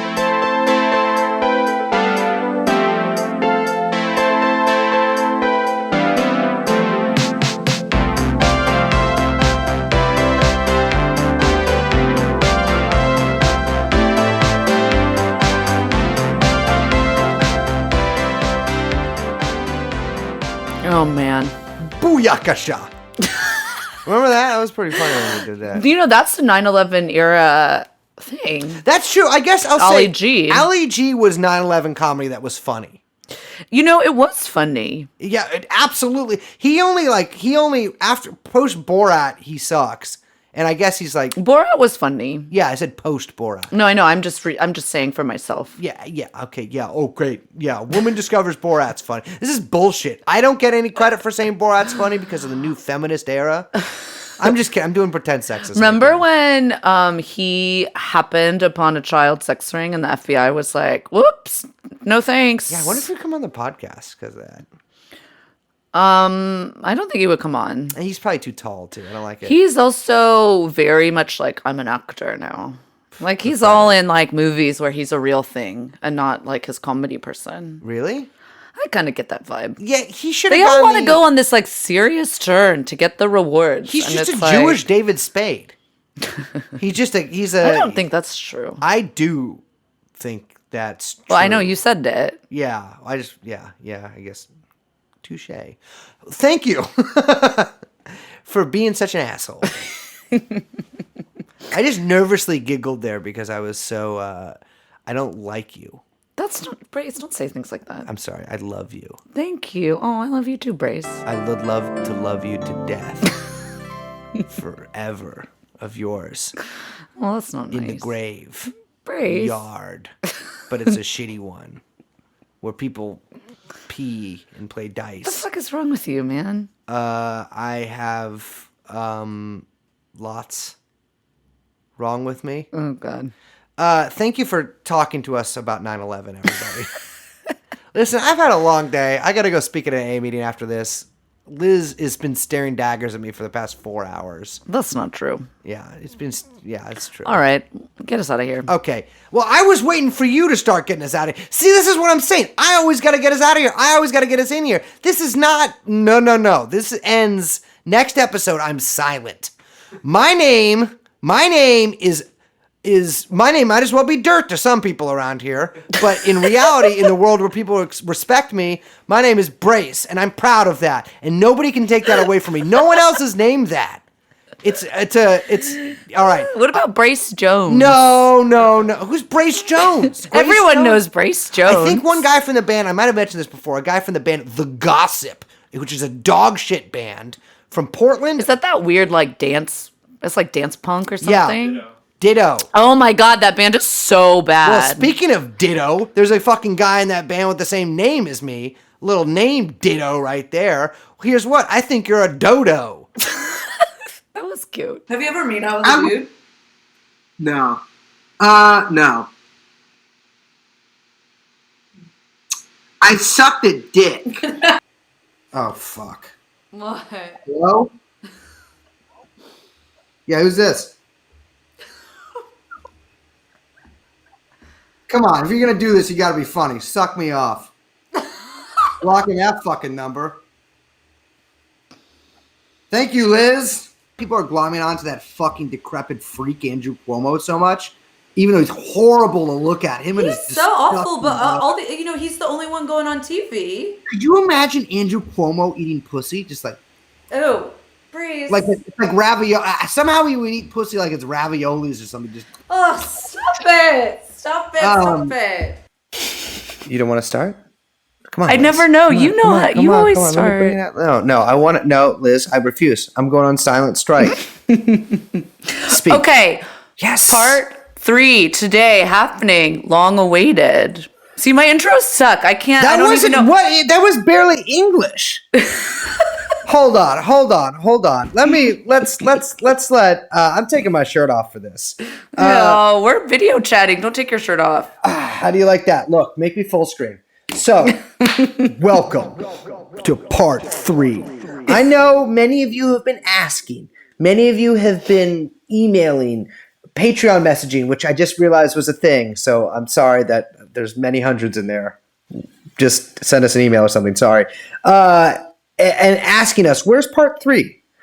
Well, we have it. In fact, we have it right now. That was good. That was so much better. Okay, so I was waiting for you to jump in. I'm looking at your face, and I can see that I was you're not taking a doing it. screenshot of you rubbing Oh, my yourself. no, dude, I'm rubbing the ingrown hair because it itches, dude. I'm not. These aren't my nipples are right here. Here, you can see them. I'll put it as close to the camera No, as I'm possible. fine. I don't need to see those. Oh, you're fine now that you saw them. Let's go shoot Jeffrey Epstein. Let's go shoot Jeffrey Epstein. Let's go shoot Jeffrey Epstein. Let's go shoot Jeffrey Epstein. Come in. Jeffrey Epstein. Yeah, I got a hairy chest. I want to say that. And Liz is captivated by it right now. I'm so excited. This is I'm gonna so be, excited. We got a long one. I mean, this is my shit. Mm-hmm. This is my tin. This is where I shine from all the tinfoil that I am wearing on my head. So I want to be clear that 9/11 was an occult blood ritual done by various demons and goblins, which I mean in a normal way, in order to summon the ultimate power, which was the ability to invade Iraq.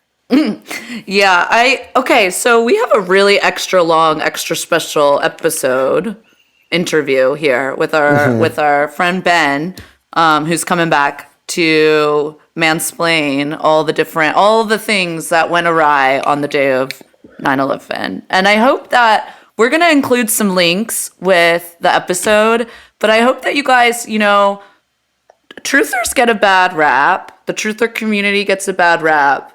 And if you have never perhaps entertained some of these ideas, open your third eye, keep your mind open, because I don't think we're talking quackery. This is all very reasonable, understandable stuff. I just want to say, think of who is telling you to think of, people who question the official 9/11 story as wackos. And then also think, if you're listening to this podcast, then you've pretty much already accepted that there was a giant pedophile ring being run by, some of the most famous and powerful people in the world. I think you should maybe be I think these people are also capable of flying some planes into some buildings so that they could get everything they ever wanted. And had been planning since the 80s. Exactly. So I just want to say, as you guys know, that I'm the most dogmatic man in history, but I'm saying here, keep an open mind. Yeah. So also, you got plenty of time on your hands now with quarantine, and it sounds to me like it's the perfect time to get into If there was ever trutherism. if there was ever a time to watch a 4.5-hour documentary about how 9/11 was an inside job, that time is now. So without further ado, let's I was get the about show to on say the that. road. Really? All right. Well, let's Liz. Oh, I'm We have just to so introduce excited. ourselves. We have to introduce ourselves. My name is Paul Wolfowitz. No relation. No, my name is Brace Belden. I'm joined here by Liz, that's me. And of course, we are produced by Young Chomsky. And this is True Anon, and this is Bush did 9/11 Part 3.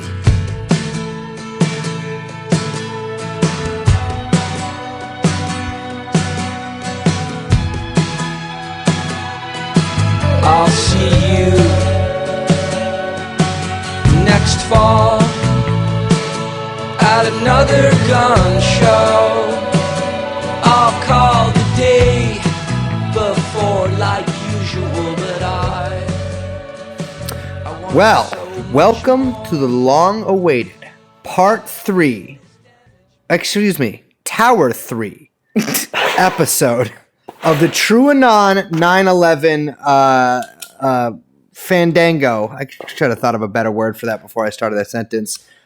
With our guest, Mr. Ben. Ben, how are you doing? I'm doing all right. How are you guys? I'm good. How's quarantine? Quarantine's going all right. You know, the days are blending together, but it's all right. You know. I've been enjoying your nature videos. There's a great path behind. There's lots of turkeys and deer around. It's great. I saw the I'm deer. enjoying The it. deer you posted they're looking very handsome. Oh yeah, they're doing great. Very fast turkey as well. That video was astounding. Have you gone full prepper? Oh, our whole house is every possible space is full of canned beans and paper products. Yeah, we're fully prepped. Love it. Awesome. I would expect nothing less. So, I think you know why we called you here today, Ben. Yes. We need to talk about some of your friends. Well, we're not friends. We're colleagues. colleagues, excuse me. Co-workers. Yeah, we get on Zoom calls together once in a while. Yeah. Beyond that, there's no drinks or anything. Do you think, actually, side note, do you think they're doing Zoom calls? Do you think they're in quarantine? I think they're FaceTiming. I think they got that end-to-end encryption, you know? Yeah, that's absolutely. true. I actually we talked about this on our last episode, but I have wondered how, Kissinger, because he's so old, I wonder what his sort of, quarantine routine is. Yeah, I'm sure he's got a bunch of manservants in there lifting him up and moving him around. Half of the people that we're about to talk about in this episode will be buried with their slaves and servants who will serve them in the afterlife. Yeah. So it's. Wait, so where we left off in our series, it was a little while ago. So we had kind of talked about the prelude to 9/11 being about 40 years of U.S. foreign policy. To kind of position the actual events of 9/11. I think you put it this way when it was such a great way to think of it, as a continuation rather than interruption. Right. But we never, and then we kind of went into the anthrax attacks because that's a really important story for people to understand that kind of doesn't get told enough in this as we kind of get into the story. But today we're talking about the main event, which is the actual, the show that everyone kind of came to see, I guess. The actual events of September 11th, 2001, in case you forgot, but you didn't. And that's the rule. And much like the stage plays of yore, I think we should go down a little cast of characters first, at least on a certain level, to see kind of where everybody was that day, right? Because I think many people remember George Bush famously was reading a book to some school children when one of his humble aides whispered in his ear and alerted him that the plan was working. Yes, what was the book called? I forgot. It was isn't it something about a goat? Oh yeah, a goat or a pig or animal related. I can't remember. It was to a lovely bunch of school children in Sarasota, Florida. But surprisingly few people were in the White House that day, right? I mean, it seems like basically no one. It's funny, actually. Neil Bush, George Bush's brother, and his father were both staying in the White House, but very few other people were. I think, except for supposedly Cheney and Condoleezza Rice. But basically, everyone else was gone. Colin Powell was down in Lima, Peru. Ashcroft was on his way to Milwaukee. The chairman of the Joint Chiefs of Staff, this guy Henry Shelton, was on his way to Hungary for I think it was a NATO meeting, but his trip was actually supposed to culminate in him being knighted by the Queen of England, which is, love it. FEMA director Joe Albo is in Montana. Rumsfeld, of course, we'll get to Rumsfeld, but supposedly ensconced in the bosom of the Pentagon. Robert Mueller was preparing his case against Donald Trump in the FBI head. He is in the FBI offices. Yeah, TBT, just in case our listeners forget, Robert Mueller, famed resistant alpha male, man of your dreams, was actually FBI director for the Bush admin. And sweet little Norman Mineta, Secretary of Transportation, was in his office with Richard Clark also in his. And that's where we start, right? Cheney had quite a day, guys. Yeah, it's a little confusing what day he had, actually, which I think we should get into. So, Yeah. basically, one of the things to understand about, or as we try to kind of piece together an accurate timeline of what happened, which is actually surprisingly complicated, it's important for us to kind of track where these people were and what they were doing. And kind of like we mentioned, it's really hard to get a read on particularly two people, Dick Cheney and Donald Rumsfeld. Obviously the most trustworthy guys in the admin. Mm-hmm. And if you had listened to, our previous episodes about 9/11, you will remember these guys because they are big figures in also Daddy Bush's admin and have been key power players in Middle East foreign policy for, 35, 40 years at this point. Yeah, definitely. I'm going back to Ford. Yeah. So one of the big things is that there's a couple discrepancies about where exactly Cheney was and how he came to learn about the 9/11 attacks. There's an account that was settled by the commission report. Then there's other versions that his secretaries say.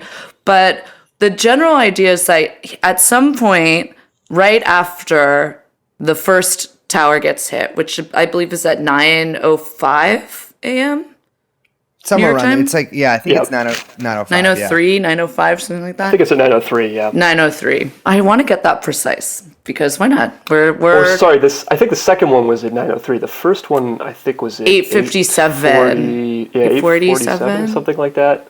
Yeah, that sounds right. My bad. So right after the second plane that hits, he allegedly gets transported out of the White House where he is and to a bunker. Do you want to go into kind of the different, there's a couple different stories that emerge here and also a little confusing bits about what exactly this bunker is. Yeah. So the bunker is the PEOC. It's I think it's the Presidential Executive Operations Center, something like that. But there are two different accounts, and the one that the commission went with is that basically after the second plane hit at about 9:03, Cheney is just sort of hanging out in his office, watching, according to him, watching TV. He said he was getting organized to figure out what to do, and he only got evacuated about half an hour after, at about 9:36. And in the commission report story, that was connected with them being concerned that Flight 93, the one that crashed in Pennsylvania, was headed towards D.C. Mm-hmm. That is the story that the commission went with. And then at some point, he's in the tunnel. He takes a call with the president at some point, probably around 9:45, according to the commission story. And then he gets into the bunker at about 10 in the morning. The problem is that there are a bunch of witnesses who say that that's not what happened. You have Richard Clark, who was the counterterror czar, was with Cheney at around the time that the second tower was hit, and says that basically immediately when that happened, the Secret Service grabbed him and brought him down to the bunker. Bush's secretary also says that she saw Cheney being brought by Secret Service to the bunker at around that time. Somebody else, I can't remember, there was some other witness as well. I feel like she said that he was like physically picked up and carried. Yeah. So it was like something you Yes. would remember seeing. Totally. That literally, and then Cheney said that as well. I mean, he's waffled on the story as well. But both of his accounts include him being lifted up and basically being dragged there. And that's what Richard Clark says he saw as well. And then our man inside, Norman Mineta, says that Cheney got into the bunker when Norman Mineta got into the bunker at 9:20 in the morning. Cheney was already there. And Norman Mineta is stuck by that story too. Yeah, absolutely, and that's the testimony he gave to the commission. He was under oath. I mean, that's a wide 40 minutes is a very wide time frame to be off, Yes. and certainly, obviously, you would remember the vice president being there, particularly given there were multiple orders, including Mineta gave the order for all the planes to be downed. That Cheney gave his assent to that order. And that was before 10 in the morning. So, the idea that Mineta would have misremembered that, it just doesn't make any sense. It's absurd. Yeah, especially because that order was relayed to other people as well. Right, exactly. So where did the commission get this story? Cheney changed it, and basically, I believe it was in a Newsweek. So he gave the initial story he gave to Tim Russert, like not long after the attack, and the second story he gave to Newsweek, and it's also what he told the commission, that it was much later, that it was closer to this 9:35-ish time frame, and it seems like he basically just decided to change his story completely. I have my own theories as to why they went with this story, but What's your theory? What happened. Well, there's this whole sequence of events where Cheney makes multiple calls in the tunnel. David Ray Griffin and Peter Dale Scott and others think that these were calls that they didn't want other people, because there's very extensive notes taken about everything, right? Every call that's made, every conversation that happens, there are people who are recording this information, taking notes, writing things down, and there's information, there's conversations that these people, for a variety of reasons, did not, I think, want other people to hear. So I think that the confusion comes from Cheney went, or not even the confusion, the intentional misrepresentation of what happened comes from Cheney went into the tunnel to have these multiple conversations and then came from the tunnel back into the PEOC.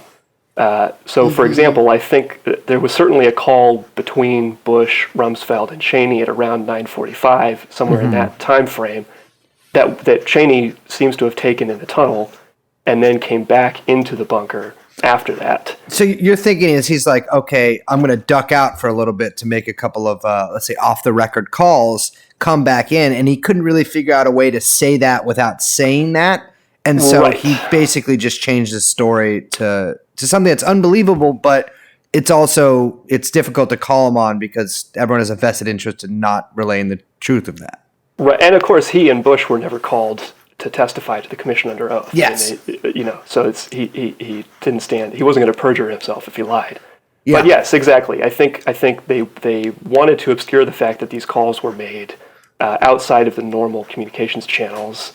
For example, there was a big ongoing National Military Coordinating Center, conference call that was going on, where the Secretary of Defense and Cheney and all these other people were coordinating the air defense response and all the other things that were happening.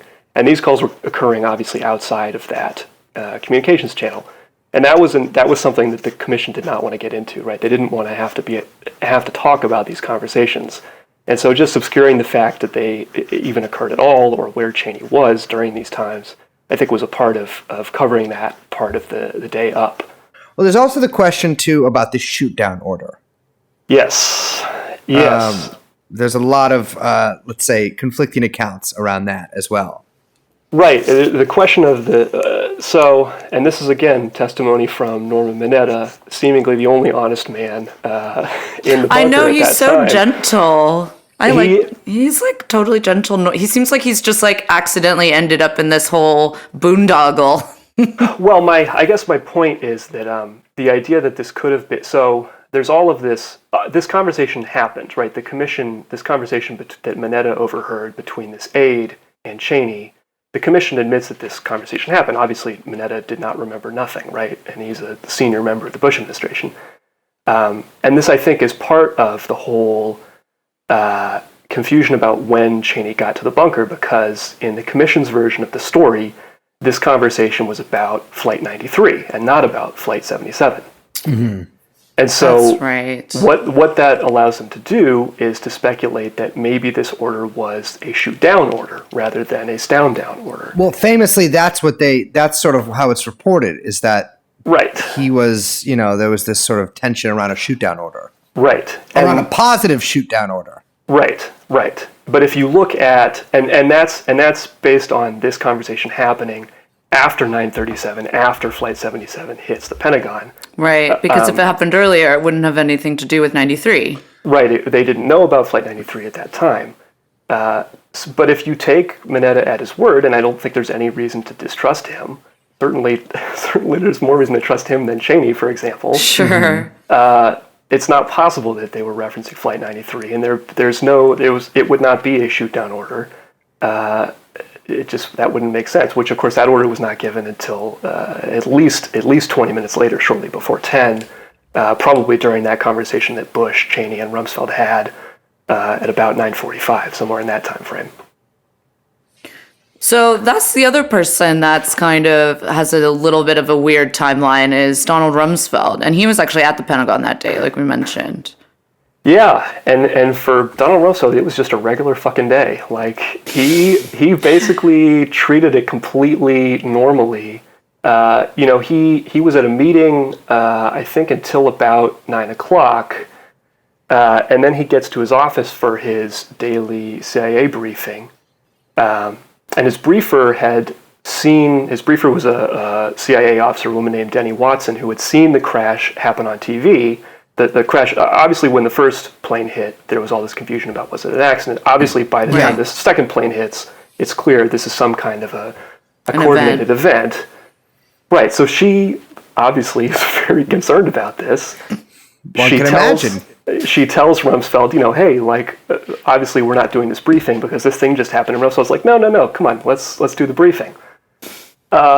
She's like on the phone with CIA Operations Center, and they're talking about there's 50 planes unaccounted for. She's talking to Rumsfeld about this, and Rumsfeld is just like, no, let's go through the briefing, and they do. Cool as a cucumber, that one. Just unshakable. Completely unflappable, and it's almost like he had some kind of idea about what was going to happen. Well, it's really funny if you see the video clips of him, there's video of him, surveying the Pentagon crash, and he's just, walking around like regular Joe, just, totally normal, just whoa, look at this, not even, in shock, it's really off-putting, even just, visually. To be It's clear, bizarre. he was in the Pentagon, just so our listeners understand, he was in the Pentagon when it got hit. Yep. And, still was totally fine. Yep. It wasn't unflappable. The man's unflappable. Yep. He's sitting there. This CIA person trying to convince him that they need to end this briefing. His senior military advisor comes in and says, "Hey, what the fuck?"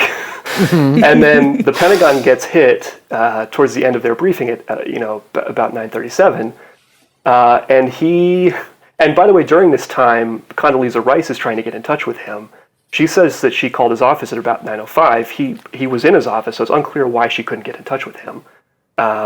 And maybe he just had it on vibrate. Yeah, he just had his phone on He silent. left her on red. Yeah. and then right, the Pentagon gets hit. Rumsfeld leaves his office and immediately books it against the advice of his bodyguard to the mall. There's nothing on the Pentagon Mall, so they go towards the because it's near this there's this whole parking complex, which is where the plane hit. And so they go over there, and there's footage of him, picking up stretchers. It's incredible. It's bizarre. it's like this totally this bizarre. horrible old like hobgoblin, just like running people's Oh, no. Did I lose bodies. you? I don't know where, probably to some kind of collection center. But yeah, it's crazy because to me, so obviously, no. I'm not an employee of the U.S. government, and I haven't worked in the Pentagon. But you would think that a man in his position would want to be sort of making some calls there, right? Like you wouldn't just be like, all right, I'm going to go pick up. There's other people for those tasks, right? But he stayed out there for a while. I mean, there's like a good 30 or 40 minutes when he's just out in front of the Pentagon picking up bodies and not where you'd think he would be, which would try to be sort of in the nerve center. He doesn't seem to be in touch with anybody else. He's just sort of MIA out in front. Yeah. He's completely missing. So he's outside of the Pentagon between when the plane hits, like 9:37, till about 10 o'clock. So about 20 minutes, and then even after he comes into the Pentagon. Which supposedly happened at about 10 o'clock, he doesn't hop on this conference call, this NMCC conference call, until 10:30. There's another 30-minute period where he's just completely unaccounted for, basically AWOL. Mm-hmm. And yeah, it's a little suspicious. I mean, I gotta say, it's you'd think that's the thing about 9/11 is that there's so few like minutes to really account for that it's very strange when someone can't account for like such a large chunk of time. Yes, Yeah. some known unknowns. Isn't that what he would say? Or unknown knowns. Whatever. Make my stupid Rumsfeld joke. So, another person that has like a little bit of a funny story here. You mentioned her, Rice's ex-girlfriend, Condoleezza Rice. Listen, no, it was just like a weekend fling. It was a lost weekend sort of thing. So Condi, it's funny. I was reading about this. Condoleezza Rice says that, of course, the U.S. had no foreknowledge. I think this was in her testimony that she swore that they had no foreknowledge of any kind of attack. That there was no this was totally unforeseen. But she herself had been warned about a plane attack by jihadists or whoever. Oh no, it was specifically by jihadists on the G8 conference that earlier in that year in July. And in fact, in Genoa, they stationed anti-aircraft guns around where the conference was supposed to be because they took this threat so seriously. It's also really funny that there is. This has really not a lot to do with what we're talking about, but the Italian deputy prime minister, when talking about it, says many people were ironic about the Italian secret services and made fun of them, but it turns out they were right. But it does not seem like she was really on the inside of this, at least as not as much as other people, because she does sort of seem to be like the odd man out in some of these. Or am I misreading that? No, I think that's true. I mean, I think definitely the two key players were definitely Cheney and Rumsfeld, and it definitely is unclear. Again, she's trying to, one of the big, as I mentioned, there were these sort of parallel phone calls that were happening, and as an example, like Cheney was sort of not paying attention to this NMCC conference call, which was supposedly the whole coordinating conference call to coordinate the response, and he's not really paying it much attention. And Rice is a huge part of that. So there's like the official response, which is Rice and Richard Clarke and other people like that, and who knows whether they were playing these unwitting parts in this whole thing, or whether they knew about it and they were just sort of play acting that they had no clue what was going on. And then yes, there's the other side of it, which is these parallel calls that were happening on these alternative communications networks. And it seems like Rice was not a part of those parallel calls. She was sort of on the official response. And again, like I mentioned, she tries to get a hold of Rumsfeld. She tries to get a hold of a whole lot of people. And as you mentioned earlier, a lot of people were just out of the country, not available for a variety of reasons. And so she doesn't have a whole lot of luck. Well, speaking of people who are out of Washington, let's get to everybody's favorite bumbling idiot who's too stupid to have ever planned anything, and it's just a Texas good old boy who just didn't see it coming. George Bush. George Bush, famously not in town that day. He was in Florida. Yeah, he was in Florida making sure that our children is learning. And Yes, yeah. And other Bushisms. And yeah, he, there's again, it's like, why is there so much inconsistency? There are multiple different accounts about who told him when the first plane hit, what he thought about that, what his response was. But yeah, he was in Sarasota, Florida. He was touring a school. I think his motorcade pulled up at around 8:45. And there are multiple different accounts. Again, like, did his chief of staff tell him about the first plane hitting? Did he get a call from Condoleezza Rice? Like, it's unclear who told him. And then, right, he's sitting in the classroom reading a book about goats or something or other when his chief of staff comes up and tells him about the second plane hitting, which is supposedly when he became aware that it was much more than just an accident, which is what everybody had been thinking up until that point. Do you really think they thought it was an accident? Okay, like, planner, people planning stuff aside, or perhaps having, foreknowledge or whatever. I don't know. The idea that a commercial plane would just accidentally... I can understand a civilian thinking that. I have a hard time the president of the United States being like, oops. There was there have been examples of pretty big planes hitting pretty big buildings. I mean, I can't remember when precisely it was, but there was an example of I think it was a B-25 hit the Empire State Building. Yes.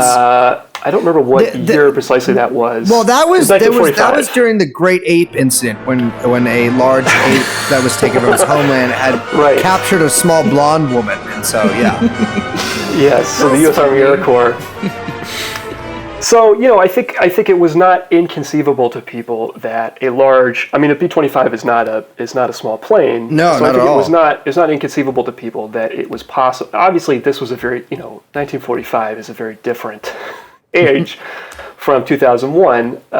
So it's very different circumstances. But I think at first glance, to many people who were not in the know, I think it's reasonable that it might have appeared to be some kind of bizarre accident. I think it's plausible that people actually did think that.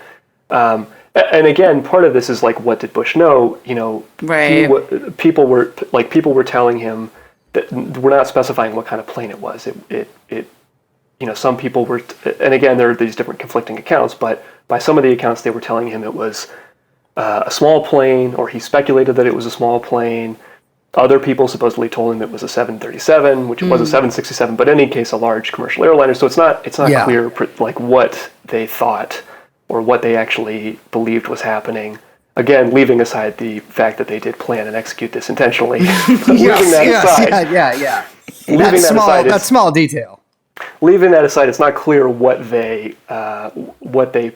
plausibly could have believed about what was happening. But yeah, I don't think it's inconceivable that at least a lot of people actually did think it was an accident. Obviously, by 9:03, it becomes clear that it's not an accident. But what did he do with the rest of his day? Well, and again, there's a lot of conflicting reports. Which is why I ask. So he's obviously when the second plane hits and he gets told.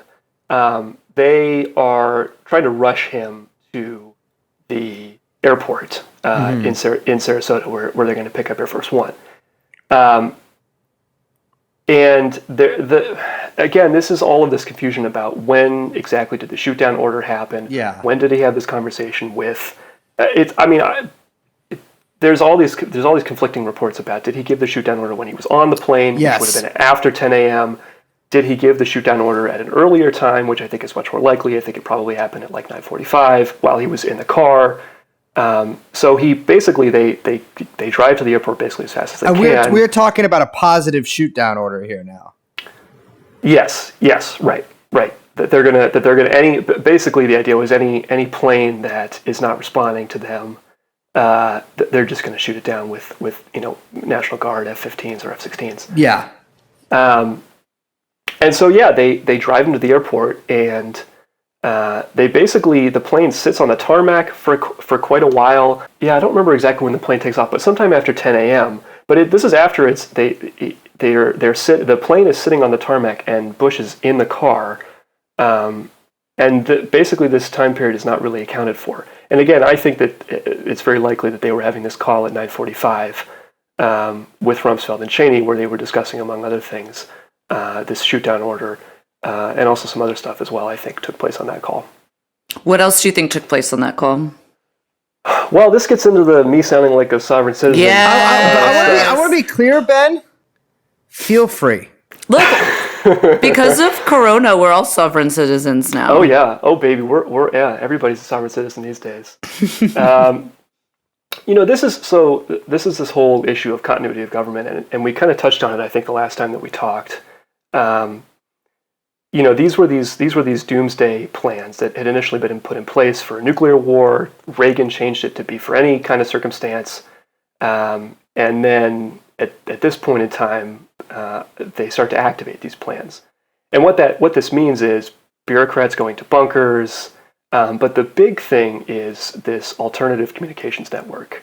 One of the people that was involved in continuity of government planning in the 80s was Oliver North. And pretty famously during Iran-Contra, he used this because when you're planning a conspiracy that's illegal, some of the people, like for example, like Iran-Contra, some of the people in the government know about it, some people don't. And so if you're communicating over official channels, those things are ostensibly, they don't always, but they're ostensibly supposed to go to the archives. Obviously, lots of people can become aware of this information. Some little whistleblower could give it to Adam Schiff. Oh, that's right. They can put together a dossier. Exactly. And so North very famously used this COG, this continuity of government communications network called Flashpoint, to communicate with other conspirators in a way that would not be part of the typical channels. And I think that was a big part of this. So, for example, this call I keep referencing between Bush, Rumsfeld, and Cheney at 9:45 was likely over one of these alternative communications network. There's an agency called the WHCA, the White House Communications Agency, which is technically part of the military, but it's basically answerable to the White House. And it's a way that the president can communicate directly with people. It's mostly run by the Secret Service. Yeah, I was about to say that's surprise. Yeah, right. And it's not a part. We all over that. This communications network was probably used during the JFK assassination by certain people as well. But again, it's a part of having these parallel structures so that certain people in the government can be aware of certain things, and you can also have your conspirators who are sharing this information more directly. So this is what anarchists mean by dual power. I get it. Yeah, you just set up a little. This is cabal. the government's mutual aid program. Yeah, and I think that's a big part of this is that they were putting into place these plans so that they could have this basically an alternative bureaucracy. Like we mentioned, John Yoo, for example, doing the torture memos being part of that. And so that was, I think, part of what they discussed, that they were going to activate this plan that they had. I mean, so Cheney and Rumsfeld had been working on this stuff all through the 80s and 90s. They had sat on these planning meetings for this COG stuff. So they were very intimately involved in it. And when they had the chance to activate it, they jumped at it. Yeah, this is something I just want to pause on because we mentioned this, I think, maybe it was the first or the second episode. I think it was I don't know which one it was.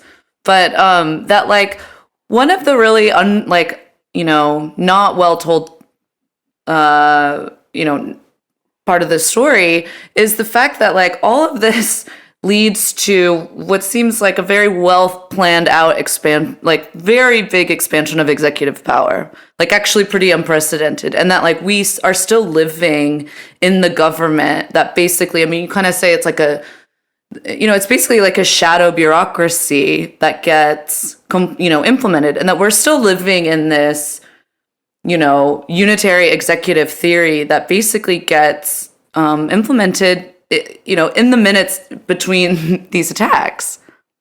Yeah, and it was clearly based on stuff that they had been planning for, like I mentioned, Cheney and Rumsfeld had been planning this COG stuff for a long time. Obviously, the Patriot Act was extremely long, and yet there it was. It was ready to go. It was so long that literally, like, barely anyone's read it. Yeah, the people in Congress couldn't read it before they voted on it. They said as much. Yes, I think it's quite clear that they had this stuff ready to go, and then they very, very rapidly put it all into place. People who are not directly a part of it, because obviously you can't run a huge bureaucracy by conspiracy. You can't do that. You need memos. You need public. It is Right. It's in theory a public state, and you do need to have public memos, public laws that administer this stuff. So you need to provide some kind of legal justification for why you're doing what you're doing, so that these functionaries will go and do it, even if they're not a part of whatever your ulterior motives are.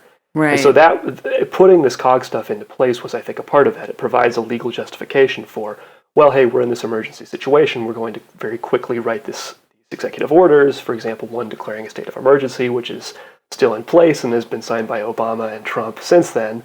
Yes. It provides a Wait, legal can you explain that really quick? Because I don't know if people know that. Yeah, so on September 14th, Bush signed an executive order that placed the United States in a state of emergency as regards, Islamic terrorism. And that executive order is you need legal justification for these things so that these functionaries will feel comfortable doing it, right?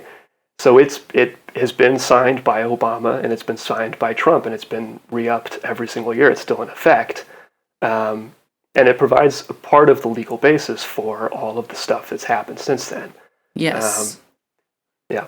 Yeah, there's no way. I just I don't know. I've said this before, but I just want to really impress it on people. There is absolutely no way to understand what Trump has done through his administration without understanding what Obama also put into place during his administration. But really crucially, what Bush, Cheney, and Rumsfeld did in these months after and in between September 11th. It's really, this is Trump is really a continuation rather than, there's nothing abrupt about this man's election and the way that he's governing. This is a direct line straight from what we're talking about right now.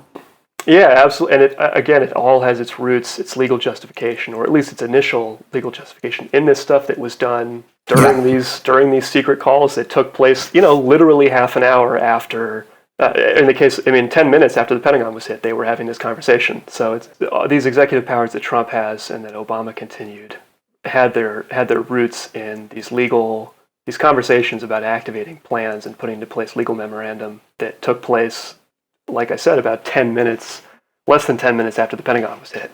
Yeah. It really has its roots immediately after these attacks happened.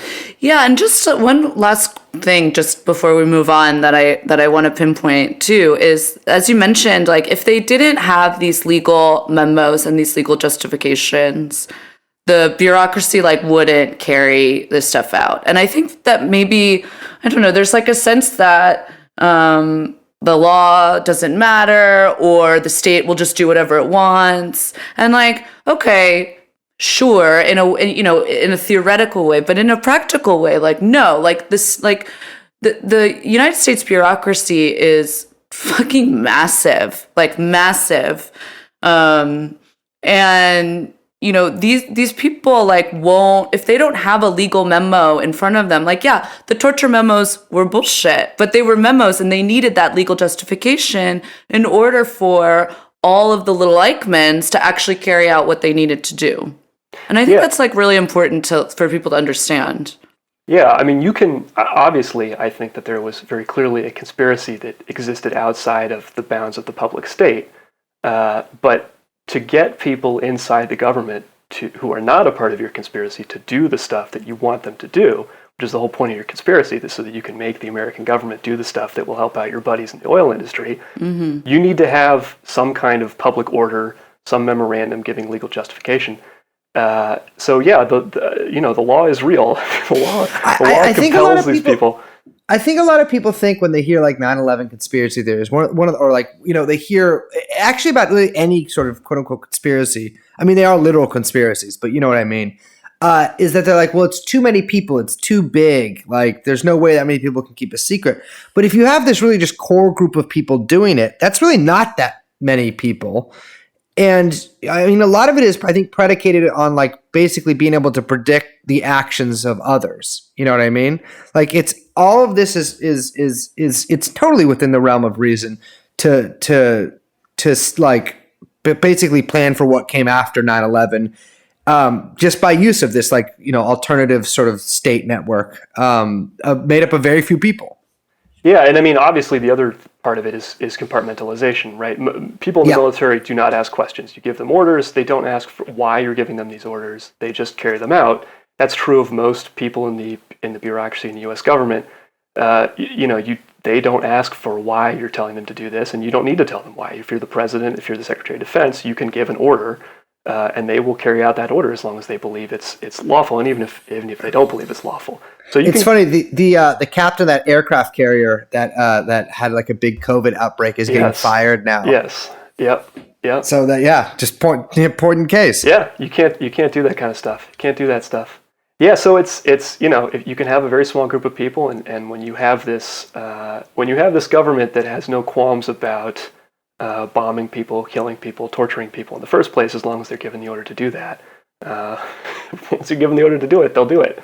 Mm-hmm. So speaking of the military, I do want to mention really quick before we get into the actual buildings that there were some odd, we had mentioned before with whether, shoot down, if there was these orders being given and when, that there was a hard time even finding jets to scramble, basically.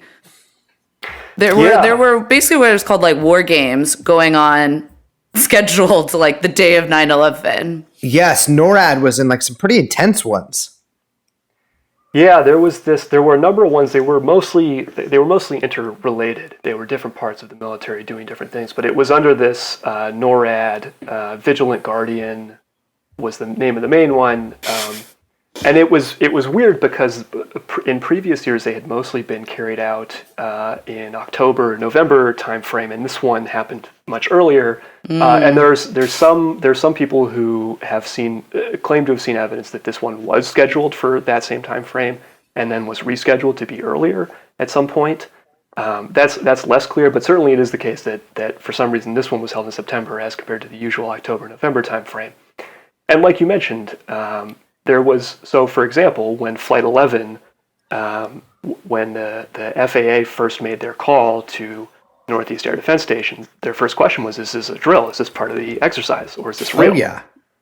And that happens throughout. There's if you listen to the FAA recordings and their conversations between the FAA controllers and the military, there are all of these people who are confused about is what's happening part of the exercise or is it actually real? It's actually, if you do listen to it, and I encourage our listeners to, like, it is mind-blowing, like, how much confusion there was and like, bad communication. Like, no one, I mean, I guess it's, I don't mean in a sense where it's like, okay, this insane attack just happened. Of course, there's bad communication, but it's like, it's almost like a joke. Like it sounds like a kind of like a improv game or something. Yeah. I mean,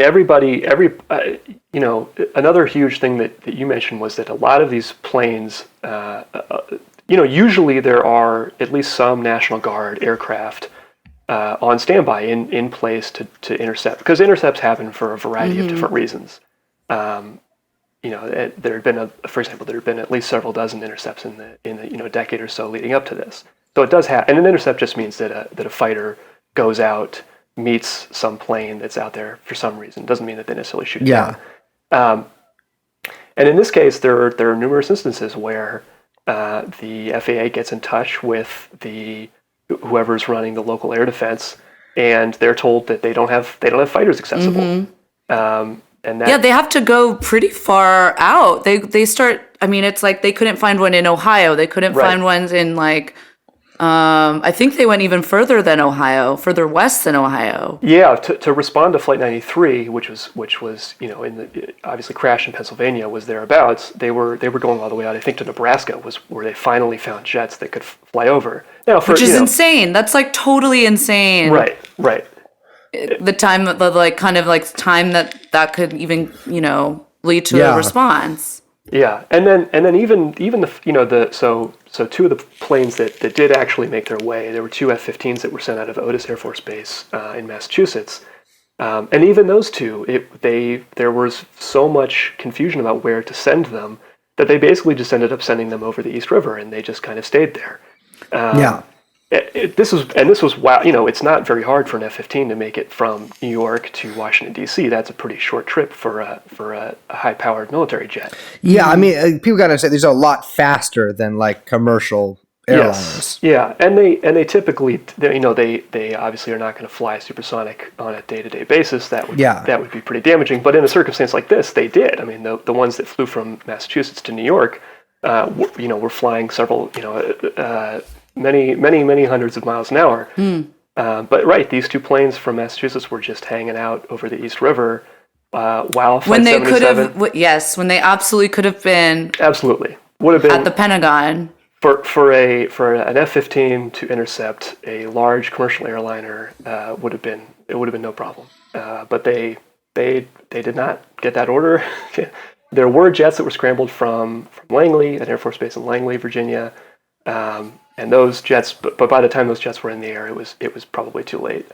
Yeah, everyone should like look at and listen to these tapes. I mean, it really is like Keystone government, Keystone cops. It's like, amazing. It's so weird hearing these calls, and it's funny too because, I mean, there was like some weird. You mentioned like there's weird communication too where, like he's basically like the guy. Trying to get these planes is basically told by multiple different people, not just, oh, we don't have them, but like, no, I can't give you any. Right. Which is very weird. Yeah, and that kind of so the idea is that you're supposed to go up the chain. So the planes that were scrambled from Otis, there was a direct conversation between the person who was running Boston Control for the FAA and the person in charge of Northeast Air Defense, or at least one of their subordinates. So a regional air defense group and a regional FAA.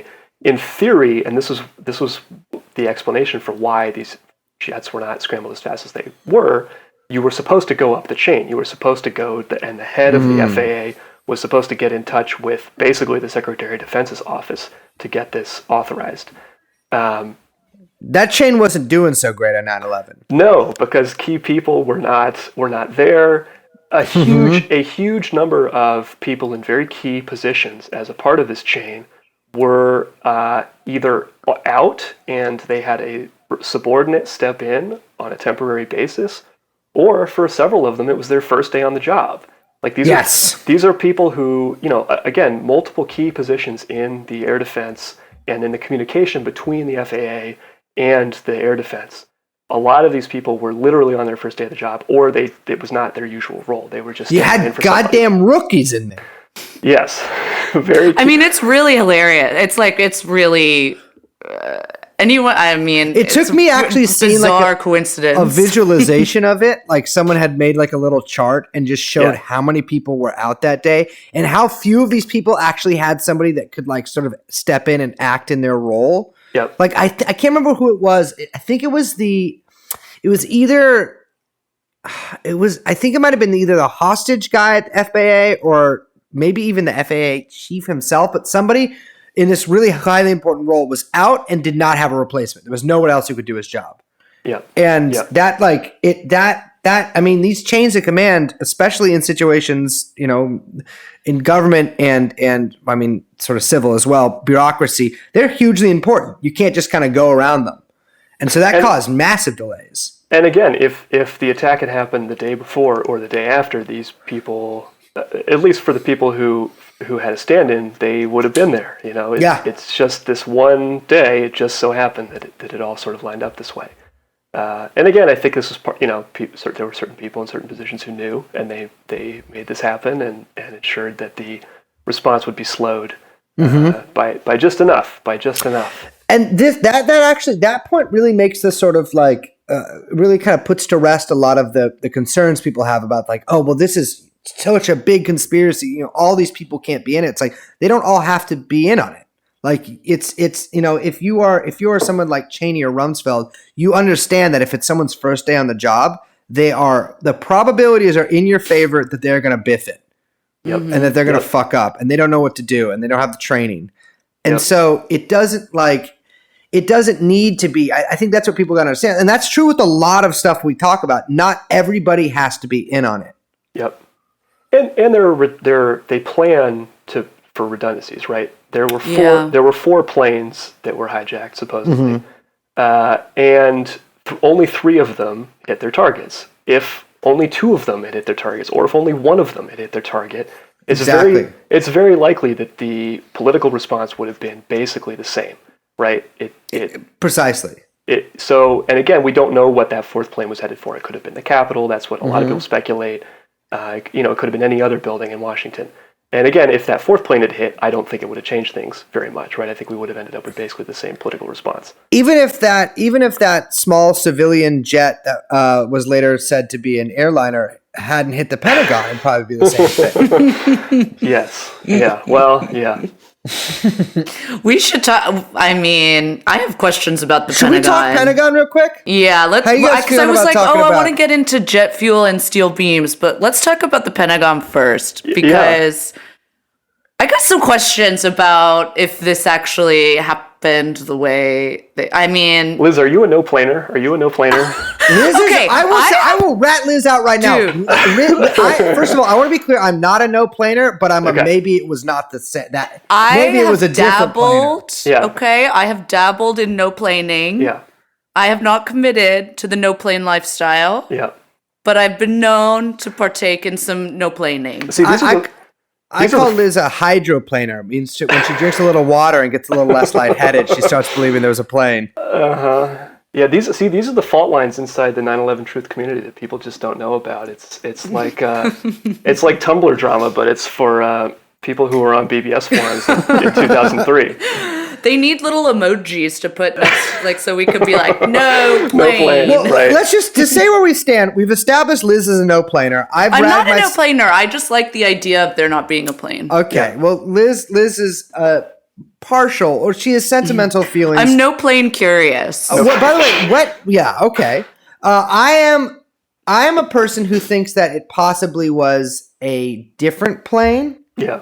That's I'm not casting that I out like of the realm that of theory possibility. too. Ben, where are you standing on the plane issue?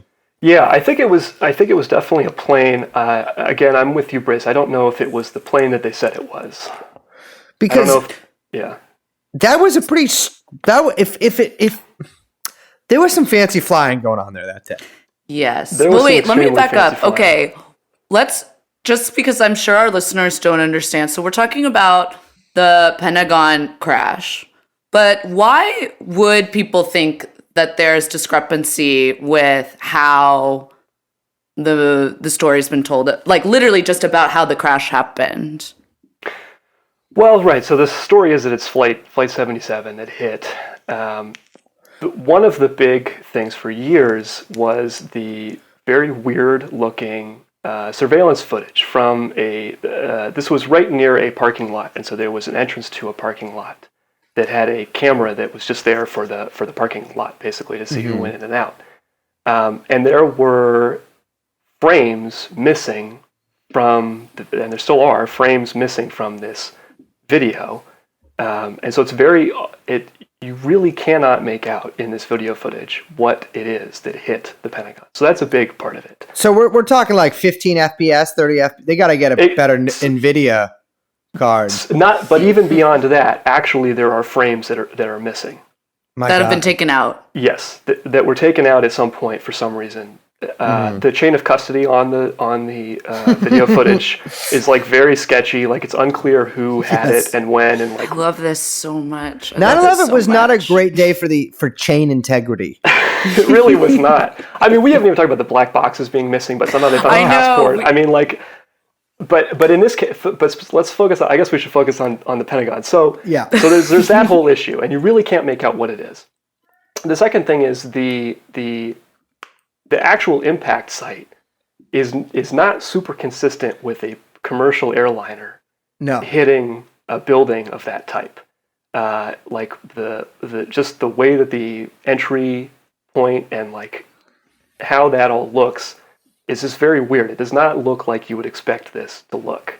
I mean, it's like I understand why there are no planers. I totally get it. Yeah, absolutely. Well, also, we should talk about where in the Pentagon it's hit. Because it's an area that was also recently retrofitted Yes, it was an area that was recently basically reinforced to survive not plane crashes specifically, but like bombs and things like that. And most of the rest of the Pentagon did not have this retrofitting. It was like literally basically this section. This section also had like the budget offices. Yes. Yeah, it had like a bunch of computer servers, didn't it? Isn't it funny? Yes. And accounting. A lot of accountants were there. I mean, a lot of people that died were DoD accountants. It's also weird that they actually don't have the exact number, I believe, of people who died too. That I believe goes up and down a little bit. Yeah, well, it goes up and down. I actually, yeah, no, it is. I was looking at this morning. Fuck that. Yeah, I will say that there are discrepancies in the reports of the amount of casualties. Yeah.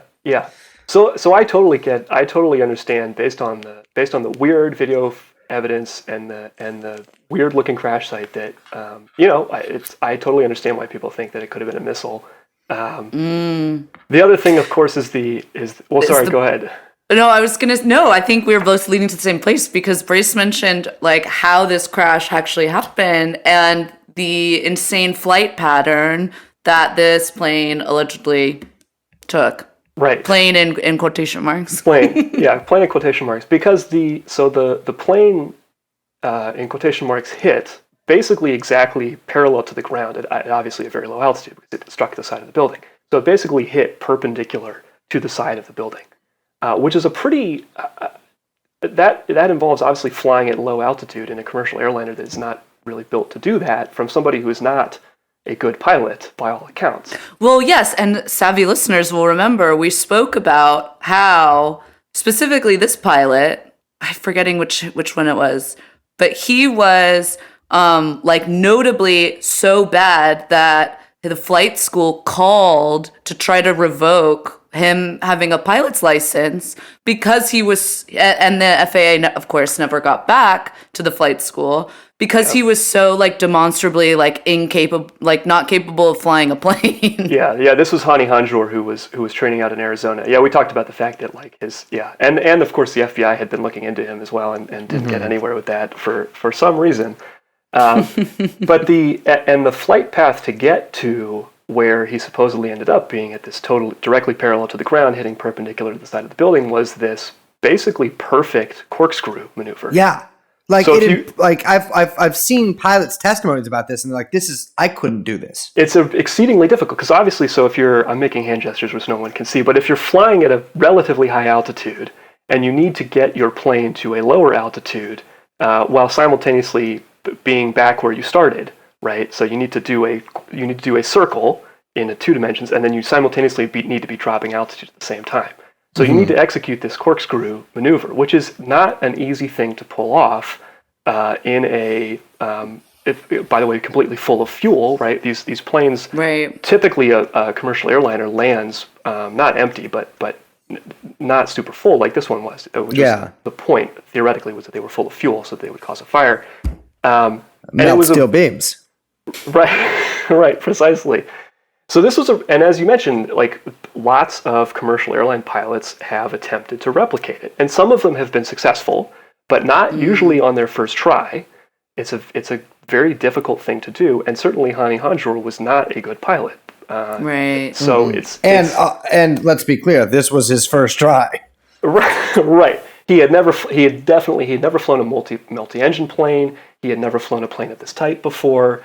This was his first time flying. I mean, yeah, and if any of these guys even flew these planes, which is something we can maybe get into. Absolutely. To be clear, this plane came in at such, you really, I encourage people listening to look up a visualization of this, because it's so insane. It's astounding. The plane comes in basically upside down almost, and it's flying so close to the ground.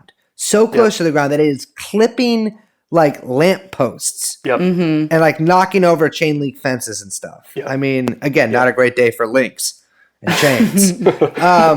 But it is something that it is a hot shot Luke Skywalker move, not the move of a guy who could barely fly a fucking Cessna.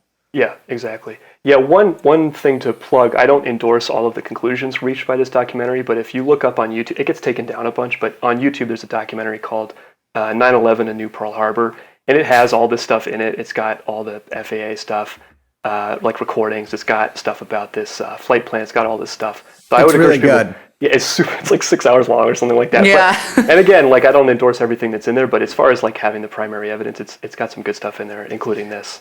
Yeah, especially for visualization stuff. It's Yeah. that like Yeah, I that. think that the visualization really helps because it's when you see it laid out, it's completely like nonsensical. Yeah. It doesn't make any sense. Yeah. But I will say the one reason I'm like, I don't know about the missile thing. I feel like there would have been too many witnesses for it to be a missile. And it would have Absolutely. come from somewhere. Yeah, and it flew right over the highway, right there. Yeah. So there were a lot of people, and that's why I'm not a no planer. Like people would have. There were a lot of witnesses who saw a plane of some kind. Again, was it the commercial airliner that they said it was? Right, Was it a different right. plane? Like that, I think is still uncertain, but it definitely seems like a plane of some kind. Well, it's also just like it's clear that the people who did this attack, by which I mean the government officials we mentioned earlier, that they have no like compunctions about hijacking a plane and crashing it into a building. No. So I'm not sure why they would pick a missile for this one. Right. Yeah. Ready for the end.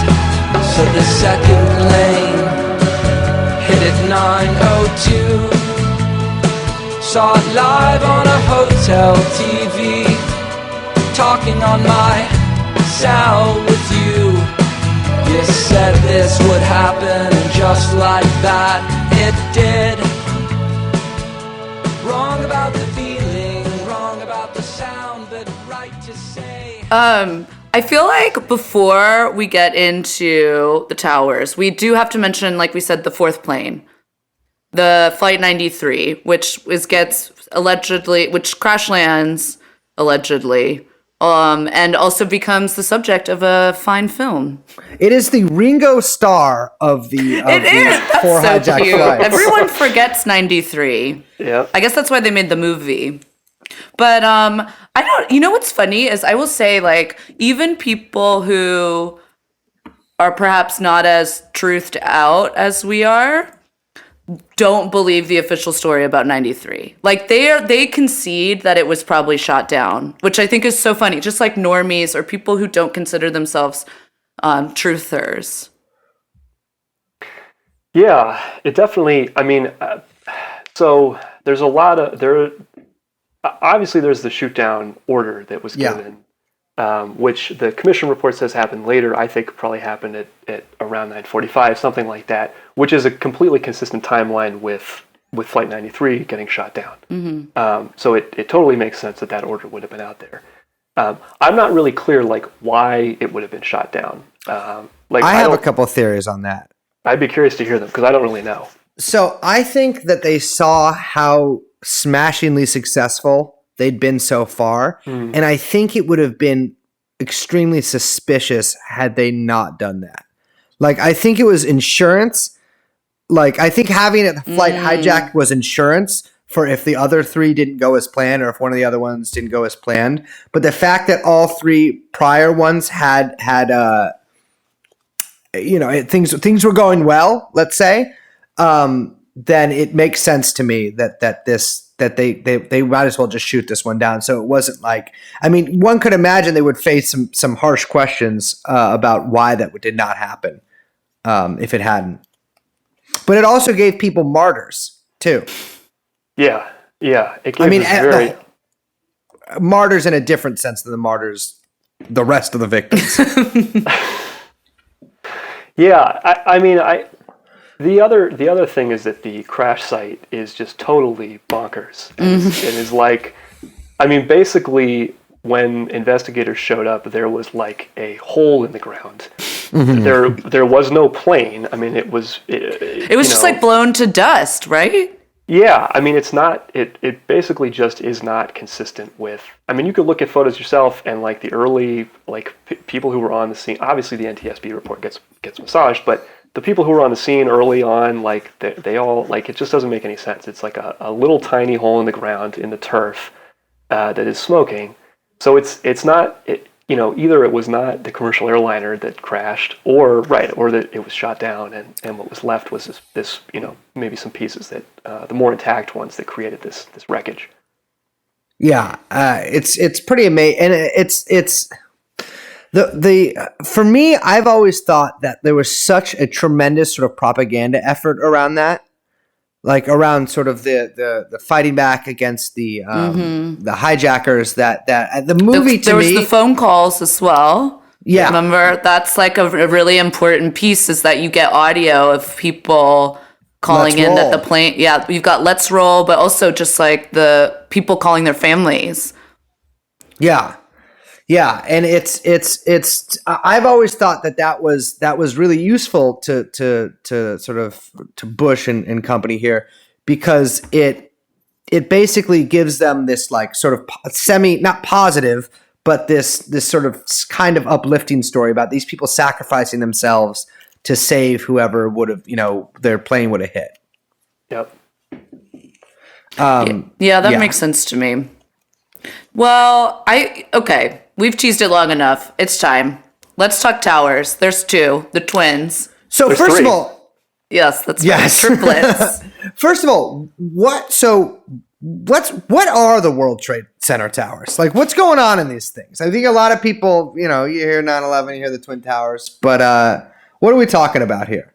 I mean, a lot of we talked about like there's this show's favorite Deutsche Bank had a lot of offices. It was a lot of finance. Ward Churchill, little Eichmann's inside that building, inside both of those buildings, and it was owned by these buildings this whole complex was owned by the Port Authority of New York and New Jersey, and it was basically rented out as office space. I mean, a whole number of downtown finance companies had offices in these towers. Deutsche Bank, we just mentioned, Lehman Brothers, a lot of them. And then World Trade Center 7, I think we mentioned earlier, but the CIA had some offices there. It was Salomon Brothers had a major office in World Trade Center 7, and that was also one of New York City's emergency operations centers was also in World Trade Center 7. So there's a lot going on in these three buildings. And they were owned, or at least the offices were leased out, I guess, by a guy named Larry Silverstein. Yes, he had just. 2 months before. I don't know like precisely the ownership structure, like how exactly it works, but basically he purchased the buildings in essence. And 2 months before it happened, Larry Silverstein bought these things, and he took out insurance policies on both buildings as well. So I think the total price for World Trade Center 1 and 2 that he paid was $3 billion. And he ended up getting paid. He tried to claim $6 billion on the insurance policy. I think it was actually 7. Yeah, some crazy number because it was 2 attacks. So he said, "Well, I get double the payout." Classic. The court, there was a settlement, and I think he ended up getting something like $4.5 billion. So again, the planes struck. I can't remember which building his office was in, but obviously they struck it around the time that most people would be showing up. So like 8:30, 8:45, 9 o'clock, that time frame. He took a meeting in his office every single morning. But not that morning. But not that morning, because his wife had scheduled a doctor's appointment for him that he forgot about. And so he was like stuck, I think, in Midtown traffic at the time. Yeah, he was going to his Amazing. dermatologist. Always use the wife. That's key. Yeah. This show has in the past staked out a fairly comprehensive pro-nagging position vis-a-vis wives, etc. Sure. I gotta say, nagging saves the day again. Yep. No, I think he was actually supposed to be either in the meeting or he also had a breakfast date that he skipped out on. And I mean, he said himself, every single day he was in his office at that time, except for this one day. Yeah. For some bizarre reason, he was not there. Amazing. So, let's talk about. I don't even know where we should begin on this. Well, I mean, do you think jet fuel can melt steel beams?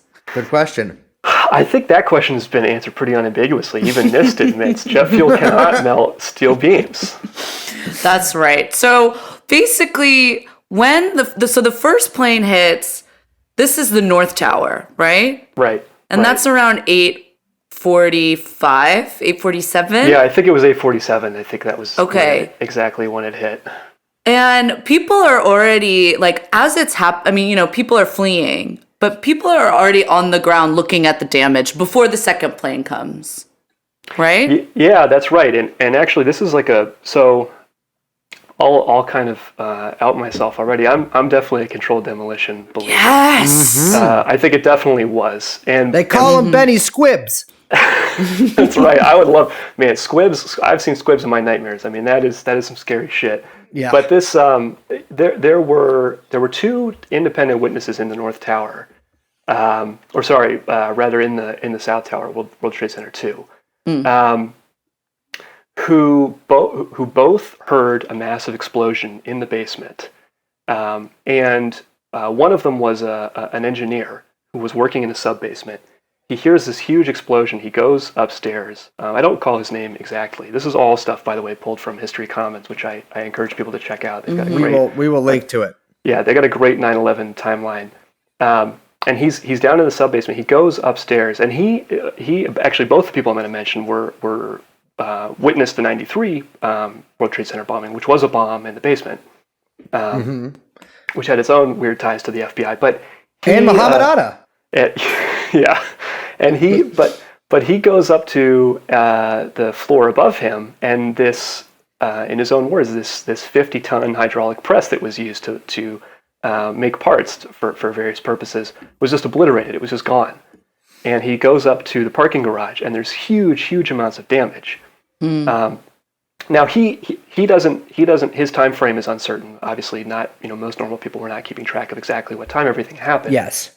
But this kind of damage is not consistent with a plane hitting between the 93rd and the 99th floors of the building. It just isn't possible to destroy a 50-ton solid metal, piece of equipment and to cause huge damage.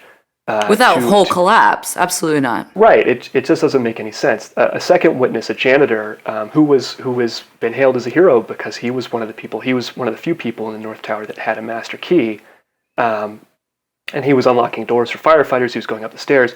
He also heard this explosion. He heard this explosion happen, and then he did hear the second explosion. Him and his boss heard the second explosion, which was the plane hitting. And the damage, and he also has witnessed a coworker of his came into the office that he was in one of the sub-basement floors, and this person was burned quite severely. And again, this was burned. Yes, burned very severely. The explanation that NIST gave for this was that jet fuel had traveled down the elevator shaft, and it was on fire. When that happens. And it caused this. This damage. That's insane. It doesn't make any sense. The volume of fuel that's carried on a commercial airliner versus the volume of 90 plus stories of elevator shaft. This is. It just is. This is the dumbest motherfucking thing I've ever heard in my life. They're telling me that jet fuel, flaming jet fuel, traveled 90 fucking stories down an elevator shaft and then came out of the elevator shaft like the fucking Shining blood and burned this dude. What? That's the dumb. What? It just doesn't make. It doesn't the make magic any sense. fuels theory. Also, shouldn't it have melted through all the steel beams? Right, exactly. It's like the double fuel hypothesis, right? That the fuel simultaneously all went down the elevator shaft to cause this damage in the basement, but also was creating enough heat that it was causing the trusses to sag, on those 90 some floors. Yes. It just doesn't make any sense. It's not. I mean, it's just ludicrous. And again, I think this is like a part of the evidence for the idea that there were explosives that were somehow planted in this building at some point. Well, other people start seeing explosions later on, right? Yeah, there are tons of. I mean, first off, and you can look at video footage. There's tons of explosive damage in the lobbies of these buildings. And again, the NIST theory is that this jet fuel traveled down the elevator shafts and caused this damage, but it just isn't consistent with that. It's not fire damage. It's windows blown out. Multiple firefighters, police officers, people who would know said it looked like a bomb had gone off. Yeah.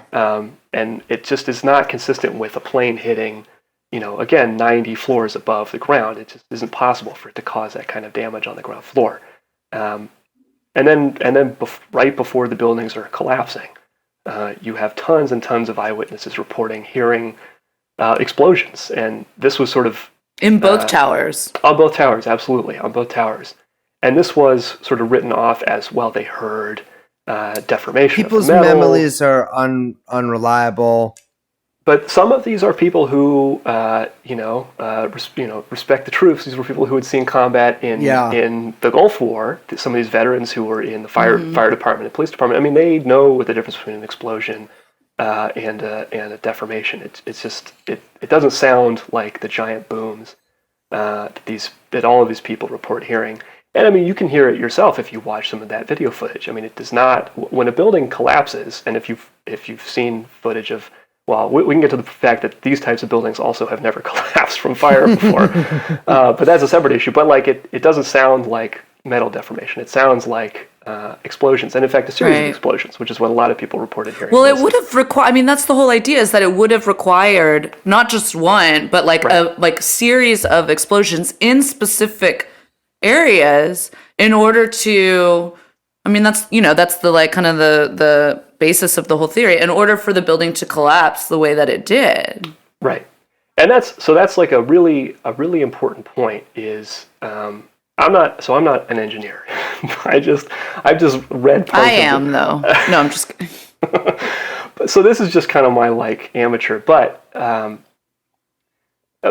these buildings collapsed, at least for part of their collapse, at free fall speeds. Mm-hmm. Yes. And this was something that was not in the NIST reports initially. And actually, I think it was like a high school science teacher did some frame-by-frame analysis of the videos and showed that there was a time, at least some time, when these buildings were collapsing at free fall speed. And NIST was forced to update their report, and they did. And now in the report it says they did collapse at free fall. The issue is, not to get into like a high school physics lesson, but if the buildings are collapsing under the force of gravity alone, right, which is the theory that NIST gives you, that energy has to go. If the buildings are collapsing in free fall, that means all of the energy from gravity is causing these buildings to collapse at free fall. But the problem with that is that the buildings are pulverized when they get to the bottom. Right. Yep. You need energy to cause the pulverization to happen. You need energy to cause the deformation of the metal to actually result in the damage that you see.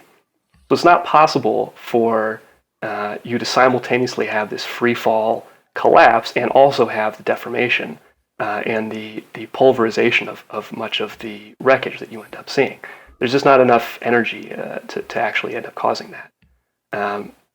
The second part of it is I mentioned earlier, the squibs. Yeah. So just to really quickly explain what those are, I think a lot of people have seen, I mean, at least in my mind, when I was looking at all this stuff, it made total sense because you can, in your memory, when you think of like, I think it's like World Trade Center 1, you see these like kind of like clouds of dust ejecting out of the sides of the building. I mean, it's like kind of ingrained in the photo of the towers almost, right? And those are what you call squibs, right? Yeah, those are squibs, and squibs are, if you watch footage of a controlled demolition, they're always present. And what it is when you want to collapse a building, you go to where the structural parts of the building are, the different girders and things that are actually holding the thing up, and you need to destroy those, right? So the way that you do that is you place explosives on them, and in the parts of the structure that are in close contact to the most energetic phase of the explosion, that is to say, like the parts that are touching the explosive, basically, those parts become pulverized and they get sent out in this cloud of dust. It's sent out at very, very high speed. Yeah. And in the case of these collapses, if you do like a slow-mo video footage, you can see it's at least 100 miles an hour that these clouds are ejected, probably faster than that. And it's a pretty telltale sign. And if you look at footage, you can see these little puffs of smoke emerging in advance of the sort of advancing supposed pancake collapse of the building. Wait, can you go over the pancake? Because that's the official. Yeah. Cook me up a flapjack. I mean, just like really, really briefly, like the NIST account of what happened, right? Because I think it is important to know So the first thing is that prior to this and since this, these are steel frame skyscrapers, right? These are very common buildings. And part of the reason that the NIST report happened in the first place was engineers were like, what the fuck? Is this actually possible that all of these steel skyscrapers that we've been building are this vulnerable to fire? Like that they can just like a large fire will literally demolish giant skyscrapers. Because like pulverize it. Right, because that's the NIST theory is that it wasn't just the jet fuel, it was things in the office, right? Papers, cushions, carpeting, just normal stuff that you would have in any office building in this country. So very understandably, engineers were very concerned. Like, is this something that we haven't been accounting for? So the NIST story for World Trade Center 1 and 2 is that the planes hit. When they hit, they shear off some of the fireproofing from these girders. And then obviously the explosion, the jet fuel, all of the stuff in the office causes this big fire. That fire causes enough heat that these girders that are joining the outside wall and the center column melt. They start to sag, and as they sag, they pull the outside wall into the middle. And that triggers this pancake collapse, whereby the top floor falls into the second floor, and that's enough force to cause the second floor to fall into the third floor, or the reverse, the 100 whatever floor, fall on the 99th floor, etc. That is the theory of how the buildings collapsed. Problem is, it doesn't make any fucking sense at all. Yeah. Yes. That's the thing with all this is like it's so much of it when you like, okay, but you realize, look on the surface, you don't really understand these concepts. But like once it's laid out, it makes no fucking sense. And it's astounding. Architects and engineers for 9/11 Truth are this group that was founded in 2006. These are people who have put their professional credibility on the line. I mean, they are regarded as wackos by a lot of people. But in their professional judgment, and there have been a lot of technical papers that have come out. There was a recent one about World Trade Center 7, which is even weirder than World Trade Center 1 and 2. They've explained, like, the NIST explanation does not make any sense. And again, I'm not an engineer, so my explanation is not the best. But the idea that, when you have a floor crashing into the next floor below it, it doesn't just cause everything to give way. There's a ton of, at the very top of a building, obviously the 99th floor, the stuff that's holding up the 99th floor is also strong enough to hold up every single floor below. I know, it doesn't even make sense just thinking through it, like as a, like as a non-engineer, or a non-architect. Absolutely. As a layperson, it doesn't, we've been like fed all this bullshit by all these groups to make us not trust just very basic, but the idea that one floor falling 10 feet would be enough force to cause the entire structure below it to just give way, it doesn't make any sense. And in my opinion, it's clearly not what actually happened. Well, you mentioned the redheaded stepchild, which is Building 7. Yeah, and Building 7 is really what caused a lot of people. So, the first thing to know about all of these different reports that happened, like World Trade Center 7 does not get mentioned in the 9/11 Commission report. Yes. Basically at all. Not even in popular imagination. No, totally. Right, 2 planes brought down 3 towers. How's that possible, right? World Trade Center, WT7 was not a little teeny building right next to it either. No, huge, 70 plus. I think it was 78 floors, something like that. Yep. I was just watching this Daniel Ganser. He's a Swiss historian, and he was saying if that building had been in Switzerland, it would have been the tallest building in Switzerland, right? It's a very, very big, very huge skyscraper. Yeah, people think it's like some random parking structure because there were the other parking structures that got affected, but it was not, like you said, 2 planes brought down 3 buildings. What happened? Right. And so it's kind of funny because initially World Trade Center 7 was not included in the initial NIST report that covered World Trade Center 1 and 2, which is very peculiar. As you mentioned, it's not just sort of an ancillary structure. It's a 70-plus story. In most, in a lot of cities in this country, it would be by far the tallest building, right? Yes. It's a very, very big building. And the thing about it is that, and this is actually if you go and watch the videos of them reading out the initial NIST report, they talk about how the fact that the planes hitting World Trade Center 1 and 2 and shearing off the fireproofing was a necessary element for those buildings coming down. In the absence of the plane impact, those buildings don't come down. I mean, that's the conclusion in this report. Well, no plane hit World Trade Center 7.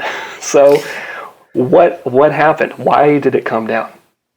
The fireproofing fell off. That is basically their explanation, is that it was inadequate fireproofing. And actually, since then they have upped the standards, but I think that that's very clearly bullshit. It doesn't make any sense. For a long time they tried to claim that some of the debris that came off of the first two collapses. Yeah, that was that it was it started a fire and then it brought down the building. What? And again, there was no jet fuel in that building. All that there was typical office stuff: carpets, cushions on desk chairs, papers, that kind of stuff. There was no jet fuel. There was nothing else that would have caused a major fire. And again, what that means is if World Trade Center 7 is vulnerable to that kind of thing, why don't we see? Because you have huge high-rise fires quite frequently. There have been a number since 9/11. There were a number. I remember. Hell, Grenfell didn't fall down. Right, precisely. And in Philadelphia, there was that tower in Rotterdam Square that was on fire for an extremely long time. Same stuff, same office stuff. Was never at any risk. And that's part of. The reason the firefighters were so fine with just going in is they had no expectation that any of these buildings were going to collapse. Yeah. Because it doesn't happen typically. So again, if the explanation for the first two towers falling is that the fireproofing was sheared off, what is the explanation for World Trade Center 7? And the answer is there is none. And there's actually witnesses that talk about perhaps hearing calls for controlled demolition, correct? There were, and again, it's hard because, two buildings had just come down at this point, right? Right. So World Trade Center 1 and 2 had collapsed. So again, everybody's freaked out. All the firefighters, police officers are all freaked out. They certainly were saying that the building was going to come down. Now, who did they hear that from? Why did they think that? It's not clear. I think it's plausible that they two huge skyscrapers that just collapsed. Anything is possible at this point. Historical materialism. Right. The engine of history. Yeah. But certainly yes, there were people seemed to know beforehand, including firefighters, police officers, that the building was going to collapse. Recently, the University of Alaska Fairbanks came up with this technical report, basically disproving the NIST explanation for how this came down, which I encourage people to check out. If you just Google Alaska Fairbanks World Trade Center 7, you'll find it. And again, I'm not an engineer, but this building also collapsed, at least for part of its collapse, at free fall speed. And you can watch the video footage yourself. The penthouse, there's a penthouse on the very top. I'm making hand gestures. I don't know why I'm doing that, but there's a penthouse at the top of the building. I think people can visualize what top of the building means.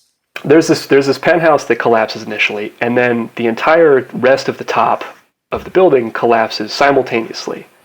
It all collapses at the exact same time. And you can look at this footage with your own eyes. NIST's explanation is that a single column, I think it was column 79, failed. And that precipitated this chain of failures. That's not consistent with what you see, right? Then you would expect to see a progressive collapse. Part of the building collapses initially. Yes. Right. But again, it's like seamless. It just straight down. It just goes straight down. And it literally looks like an actual controlled demolition. Yeah, it does. Somewhere. And for a free fall to happen, there has to be no resistance. At least in some, all of the angles, at least part of the building is obscured, so you can't tell what's happening in the entire building at the same time. But if any part of the building is collapsing at free fall speed, which it certainly is, the NIST report says that means there has to be no resistance. At least some time. If what we're talking about, I think everyone, even, like I said, the 93 stuff, and even, normal lay people that are not involved in truther stuff, agree that, when you bring up Tower 7, they go, yeah, that was kind of weird, know? But the real question, then, is why did that why would that building need to be demolished? Yeah, so there's a lot... So I mentioned earlier that there was this emergency operations center was one of the things that was in this tower. And I think if you wanted to really hamper the investigation, if you wanted to hamper the coordination, basically confuse the situation, that's where one of the things that you would hit, right? You would want to hit this emergency operations center. There's also a CIA office Yes. in this building. Which was actually, it's funny because the CIA office, it was not advertised, I suppose, to the public as a CIA office. No. They were pretending to be another federal agency. Yes. But it also was like, it was supposedly like the largest and like a really important CIA station. Well, it's where they basically conducted, so they say, operations to like recruit basically foreign diplomats who were there for the UN. Right. So, Fidel Castro's, secretary or something. They try to offer him $500,000. the like 85th time they try to kill him by seducing the secretary. Yeah, they're like, I don't know, man, just give him HPV or something. It's, death by 1,000 cuts. yes. So that's I feel like that's a pretty notable thing, right? I mean, Absolutely. And we talked I think last time about some of the financial weirdness that was also happening. Yeah, we had Solomon Brothers in there too. Right, there was a Solomon Brothers, and a lot of their servers and things were located in that building. I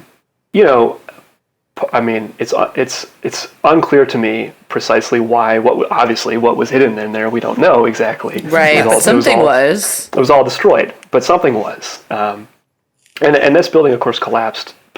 Pretty long after. It was at least half an hour after the second tower collapsed. So it happened quite a bit after. Mm-hmm. But yeah, it's not clear to me why this happened. But they're definitely they were trying to conceal something, because I don't think, obviously, most people don't even remember that this building collapsed. Right. I don't think it was for the PR purposes that the rest of the operation was, essentially. No, and it's funny. I wonder if it was not even related. Like, it was just a kind of like, well, we're already down there, might as well just this out while we can. Yeah, like I say, anytime you look at this stuff, there's a ton of compartmentalization, and I'm sure somebody got a hint from somebody something was going to go down, and they said, hey, why don't we clean up a little bit of our dirt? They paid a couple guys to come in. Yeah. I mean, this gets into like, how do they do this? Which is like, right. How would they have rigged these buildings to blow? I don't know.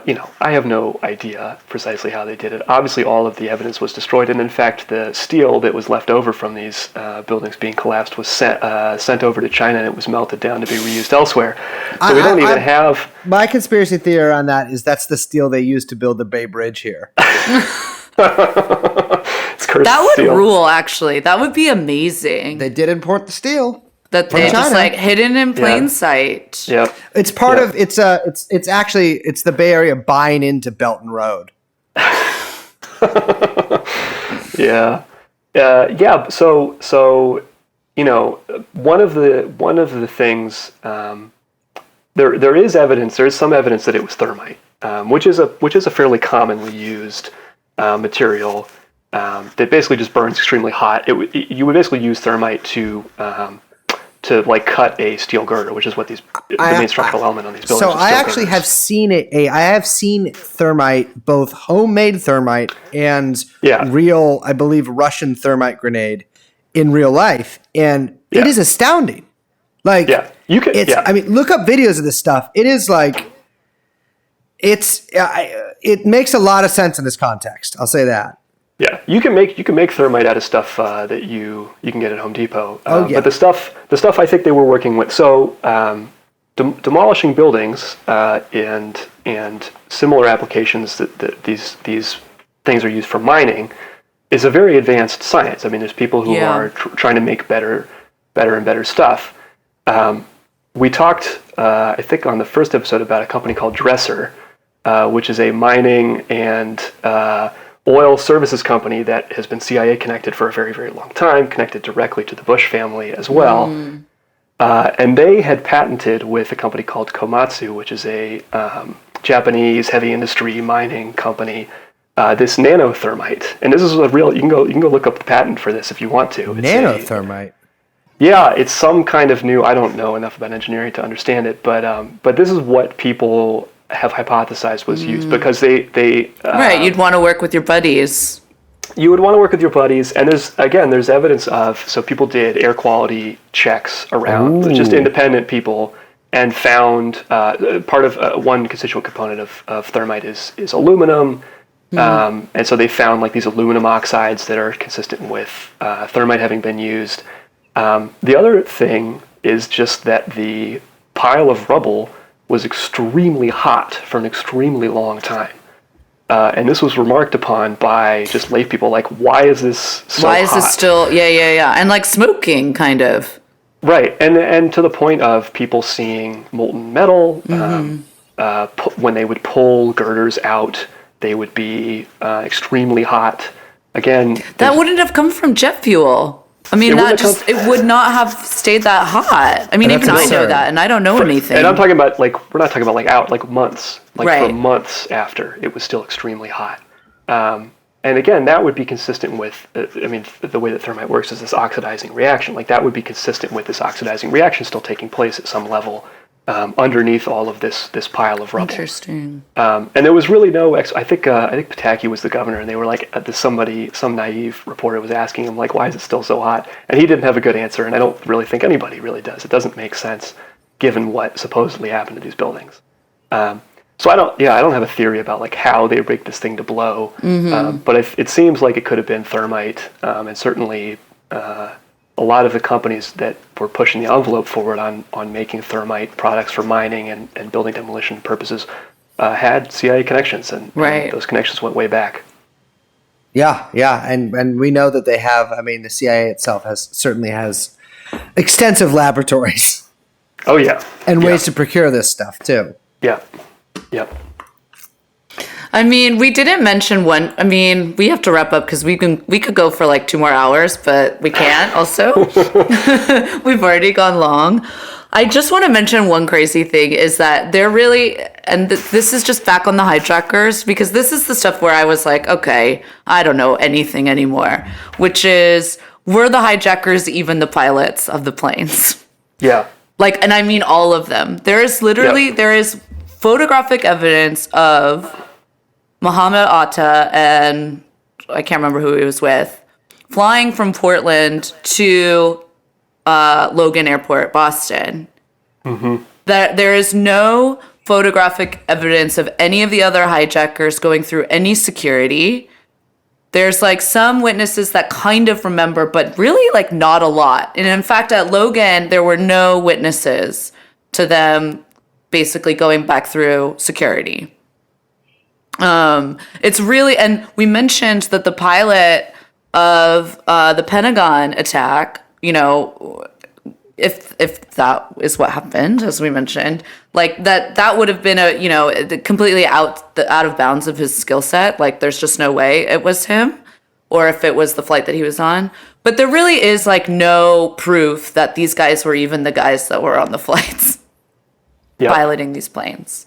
And there's not a ton of evidence that it was Flight 11 and Flight 175 that actually hit the two towers. I mean, very famously, somehow the black boxes were destroyed and not recoverable, but they found these passports that somehow made it to the ground and were recovered, so that these hijackers jet fuel didn't catch those on fire. Yeah, I know we've talked about this before. I think we probably mentioned this a few times. It's such an astounding detail. They found the fucking passports of these guys. Yep. I mean, jet fuel was melting guys 90 stories down. Excuse me. Yeah. Jet fuel was burning people 90 stories down, but somehow their passports fluttered out of the planes, out of their pockets? Well, again, it doesn't make any sense. It's so stupid. Presumably they had their passports on them, or at least they were in their luggage. But let's say they're in the cockpit with their passport on them. The cockpit voice recorder is also in the cockpit, right, or right near the cockpit. But that was destroyed completely, and somehow these paper documents survived. It does not make any sense. It's so absurd. Surely we should be able to find. I mean, we should clearly have these black boxes, right? It's extraordinarily rare, the crash where these things don't survive. I mean, famously, myself and many of my colleagues have asked, why don't they make the whole plane out of the black box? But it appears that if that was the case, then they would just lose it. Yeah, I mean, again, I am curious in the idea that it was not these planes at all. That hit just these piqued my buildings. interest. Do you think that it was like different flights? I mean, at very least, some of the planes had their transponders turned off. At which point, it's quite easy to pull a switcheroo. I mean, you just have to. Why fly would them. their transponders have been turned off? Well, it doesn't make a lot of sense. I don't. For one thing, I mean, these guys did not have how they even. Leaving aside like how they even flew these planes, like how did they know how to turn the transponders off in the first place? Like it's not clear how they would have learned how to do that, how they would have gotten that knowledge. They have box cutters, so it's fine. Yeah, they somehow overpowered a ex-Marine pilot, even though the guy was like 5. The hijacker was like 5, the muscle hijacker, so-called. And they killed one of my colleagues of Israeli Special Forces too on Flight 11. Yeah, yes. So the idea, again, we really don't have a whole lot of evidence. I mean, the lack of evidence is kind of surprising. You would think that there would be more solid evidence that these people did actually hijack these planes, and that the planes that impacted the buildings actually were the planes that were supposedly hijacked. And there just is not a ton. I mean, there is not a ton. And particularly the black boxes being missing and the passports somehow not being missing is very, very strange. I don't buy it. I don't buy one word. Yeah, I'm convinced. Well, anything else we should mention here? I mean, there's a lot else that we could mention. I mean, could go on forever, but no, I think that does it for me at least. Well, thank you very much. If you are listening to this podcast and you are still thinking that same old bullshit that you thought about 9/11 before, then I invite you to please listen to all 3 episodes again. Yeah, over and over definitely. until you agree with us. But no, we'll give you the links to the stuff we talked about. That History Commons site in particular, I mean, it is extensive. Yeah. And I invite everybody to do your own research on this. Totally. And to actually do it, to go in. To You try got to a be lot as of time neutral as right now. possible. Yeah, exactly. You should try to solve 9/11. Well, here's the thing. I do want to say, like, I really love having you on, Ben, to talk about this stuff because, and we heard this from some of our listeners too, is that like everyone thinks that 9/11 truthers are like cranks. Mm-hmm. It's like you're a very well-spoken, intelligent person. You're not a crank, if I may say so myself. But like, I mean, I don't know. I probably am. But like, this stuff is, this isn't just crazy people. Like this, there's so much here that does not add up in any way. Yeah. Absolutely. And we are definitely made to feel like crazy people for questioning the official story. Yeah. And obviously throughout history, the official story has turned out to be bullshit time and time and time again with actual investigation. And there's a ton of stuff there's a ton of evidence we do not have. And what would be terrific would be an actual real investigation. Put some of these people like Cheney and Bush on the stand under oath, ask them pointed questions about where were you at this time, what were you doing at this time. That would be great. And I'm not necessarily saying throw these people in jail immediately, at least give them like some kind of tribunal, Exactly. and figure out like what really did happen. There are so many parts and pieces of this that we don't understand. And I don't think we will ever. I mean, I don't think it's ever going to happen. No, it's like JFK, Yeah, absolutely. I mean, Like, I think too, it's like, as we kind of have been trying to lay out with this series, like this event catalyzes or crystallizes so many important, like new developments within the state. Like it really is just a key moment in, in the last 30 years that we can't understand American policy without understanding it. And that just furthers you thinking, well, there had to be some reason for all this stuff. You know what I'm saying? Absolutely. I mean, what I've always thought is 9/11. I mean, if they didn't plan 9/11, then these guys are fucking idiots because 9/11 gave them every single thing they could have possibly wanted. 9/11 was 100% the best thing to ever happen in George W. Bush's life. It's true. And Giuliani's. Absolutely. Oh, yeah. Yeah. He's still traded on that thing. If 9/11 hadn't happened, Giuliani would be in a rest home somewhere. But he gets to skate by. You know, PNAC, before the PNAC cabal came into power in the 2000 election, they were talking about the stuff that they wanted. This new American century needed a new Pearl Harbor. That was the language they said that we needed a new Pearl Harbor for these things to happen.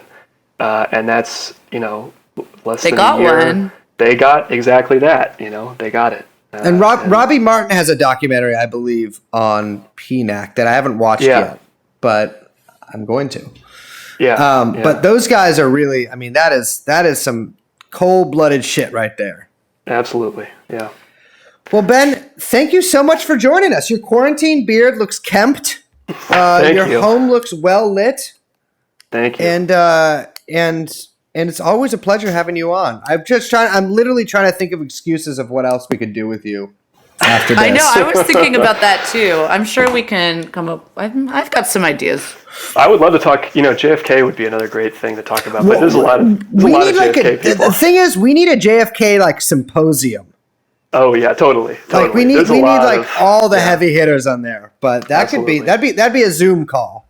Yeah.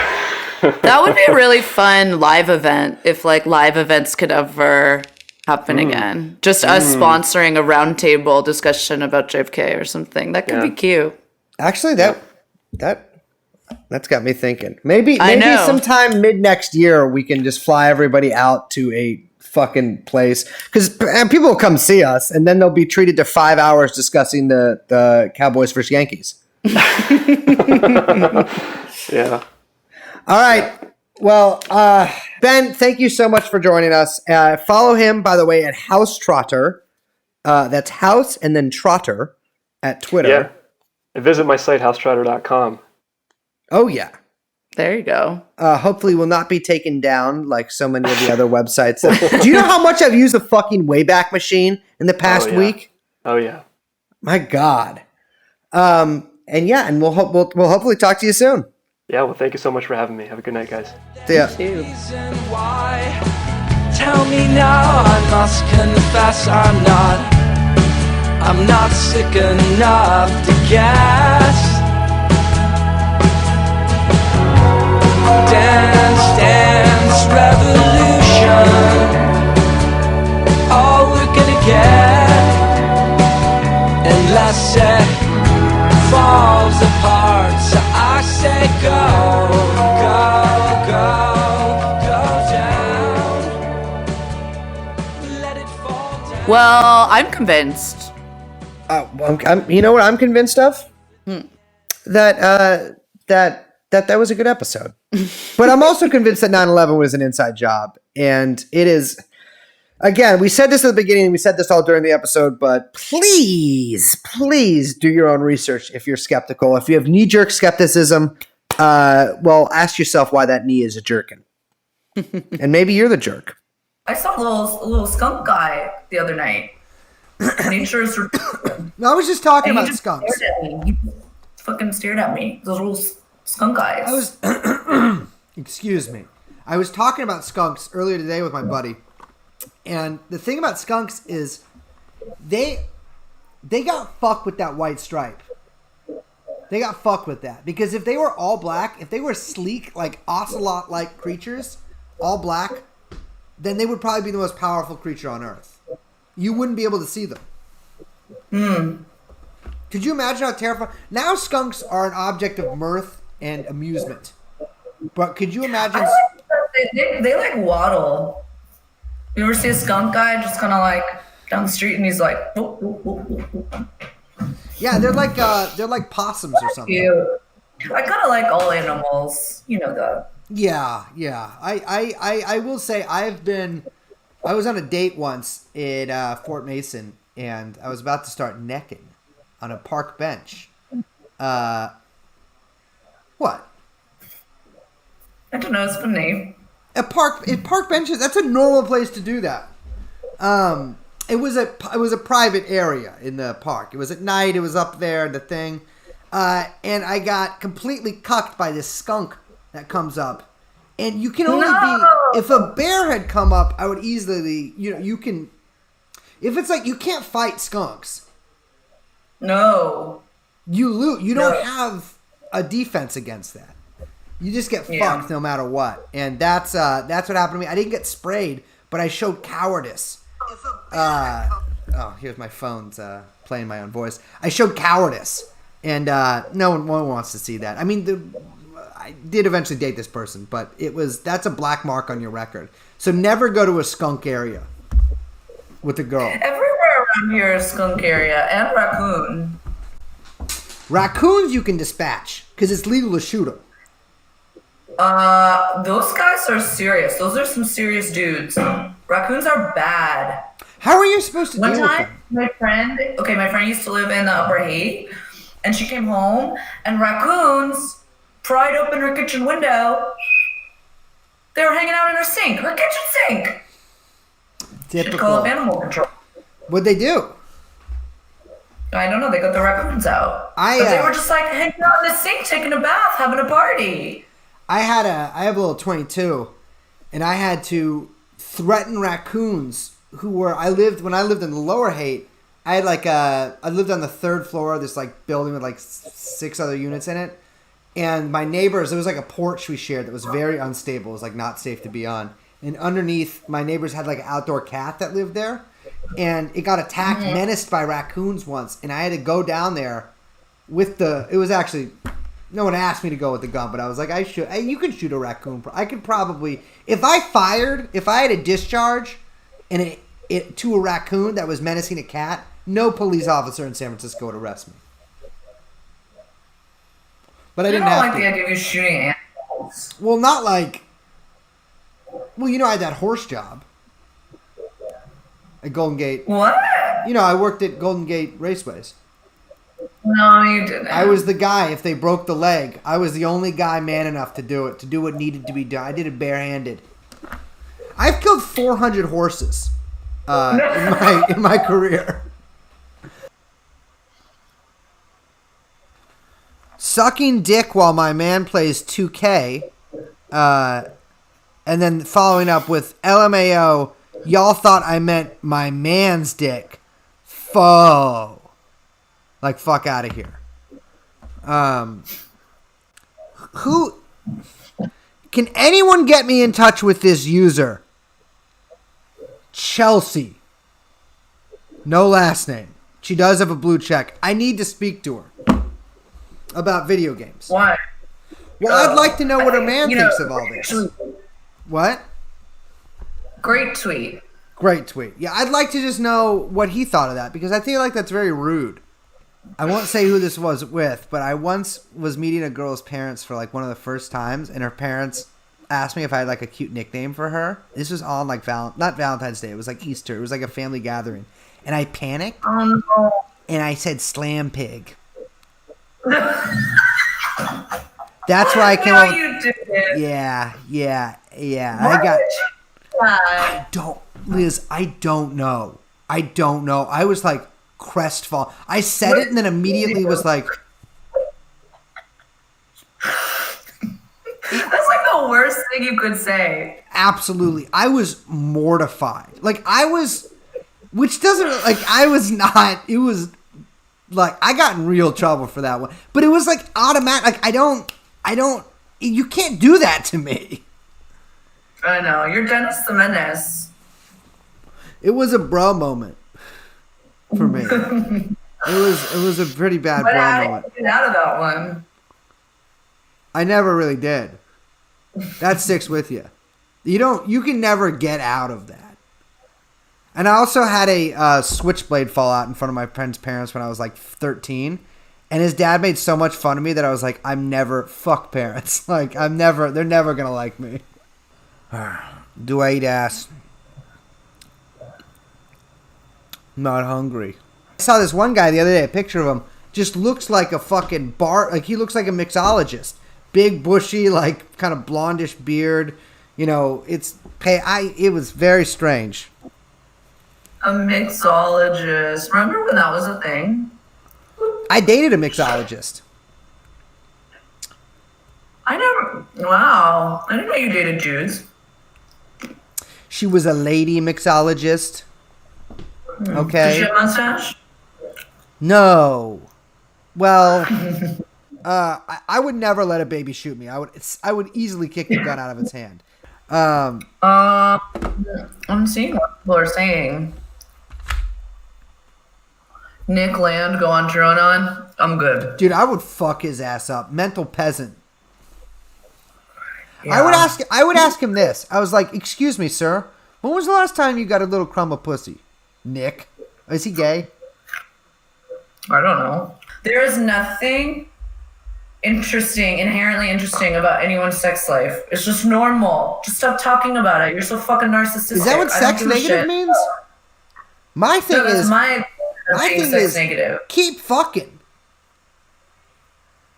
Sex is great. I'm not talking about that. Most of my enemies. No one likes sex more than I like sex. That's not I true. should probably. Wow, clipping that. Let me ask you this, Liz. Don't listen for a second. What's up with cream pies? Why is that? How is that such a big fetish? That is my nightmare. I mean, you like doing it, but like, it's also something very scary. Why is that such a big fetish? What's the fetish there? Okay, we can talk about clowns again. I've been thinking about that.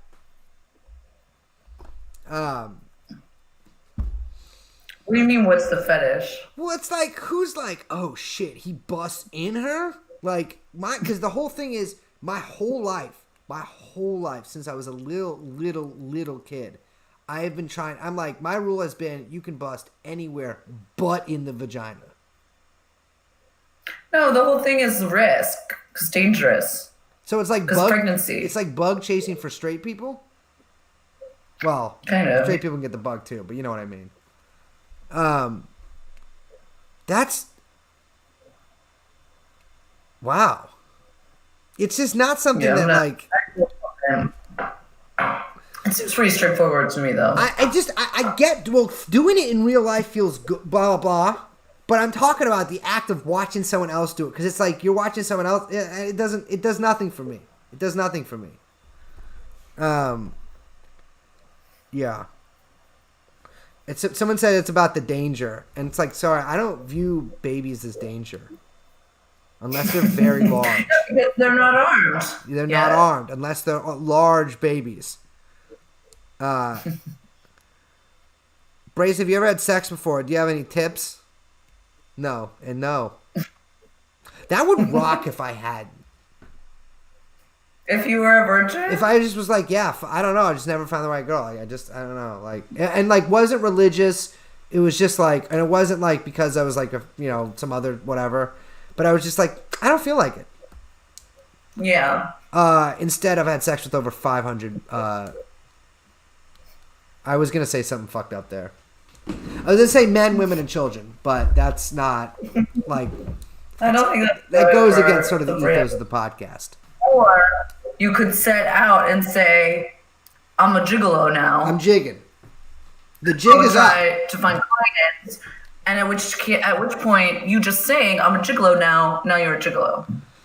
Something also just occurred to me is they should have called Deuce Bigelow Male Gigolo 2. They should have called it Deuce Bigelow Male Gigolo 2, The Jig is Up. They should have named the movie that. I think I could do if the podcast shit doesn't work out. I think I could do it. I think I have enough like I don't think street so. cred to do it. I have to say that is one of my favorite rhetorical tricks when people are like, and therefore this may happen. Then you're like, yeah, so that means it may not happen. Yeah, Fucking exactly. dummy. Or people are like, I think you're stupid, but then it's like, flip that around. You also think I'm smart. You know? I don't know if that's okay. Sure. If you leave any wiggle room, I'll wiggle right in there. I'll worm around in you. Oh, I don't think that's the right way to put that. I'll take a mud bath in your mind. The State Department lied, saying that Maduro was responsible when there is video evidence and eyewitness evidence that it was actually the opposition who burned the aid trucks that were sent as sort of like basically hostage negotiation for opening the Venezuelan border. Is that correct? Well, in response to that, I would like to quote John Bolton, who himself is quoting Malcolm X, when he says, "By any means necessary." Okay.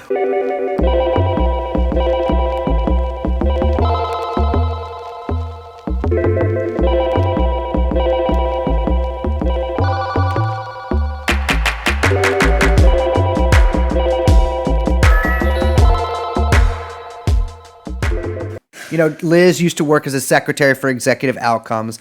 I, of course, have done a lot of what they call wet work in Yemen. I can't believe you made me a secretary in the joke. What? What do you? What? What do you? Oh, I'm sorry. No, Liz was in a death squad in Angola. You like that one better? Yeah, that's better. Oh, fucking hell! I do not understand women.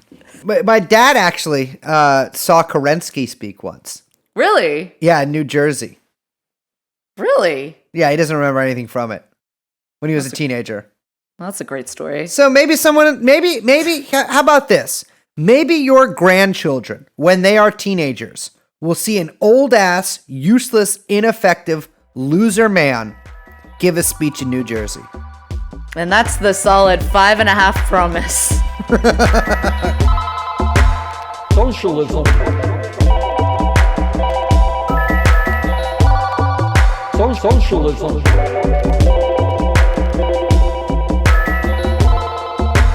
Socialism. So Liz, I've been telling you, I think we could get knighted by Maduro. I think. Oh yeah, this is your new scheme. Tell me about this again. I heard my friend Jembo told me about a guy she knows who got knighted by Nicolas Maduro. And I can't stop fucking thinking about it. Okay, is this a real person or is this just a thing that she... No, this is a real dude. She talked to on the internet. No, this is a real dude she knows that's real. Okay. He's like some DSA guy. Went down there on an official trip, which is a little, I'm not sure why certain other people weren't sent, but, much respect. And he got fucking knighthood from Nicolas Maduro. So here's my problem now. What? I question Maduro's leadership if he's knighting DSA members. All right. But,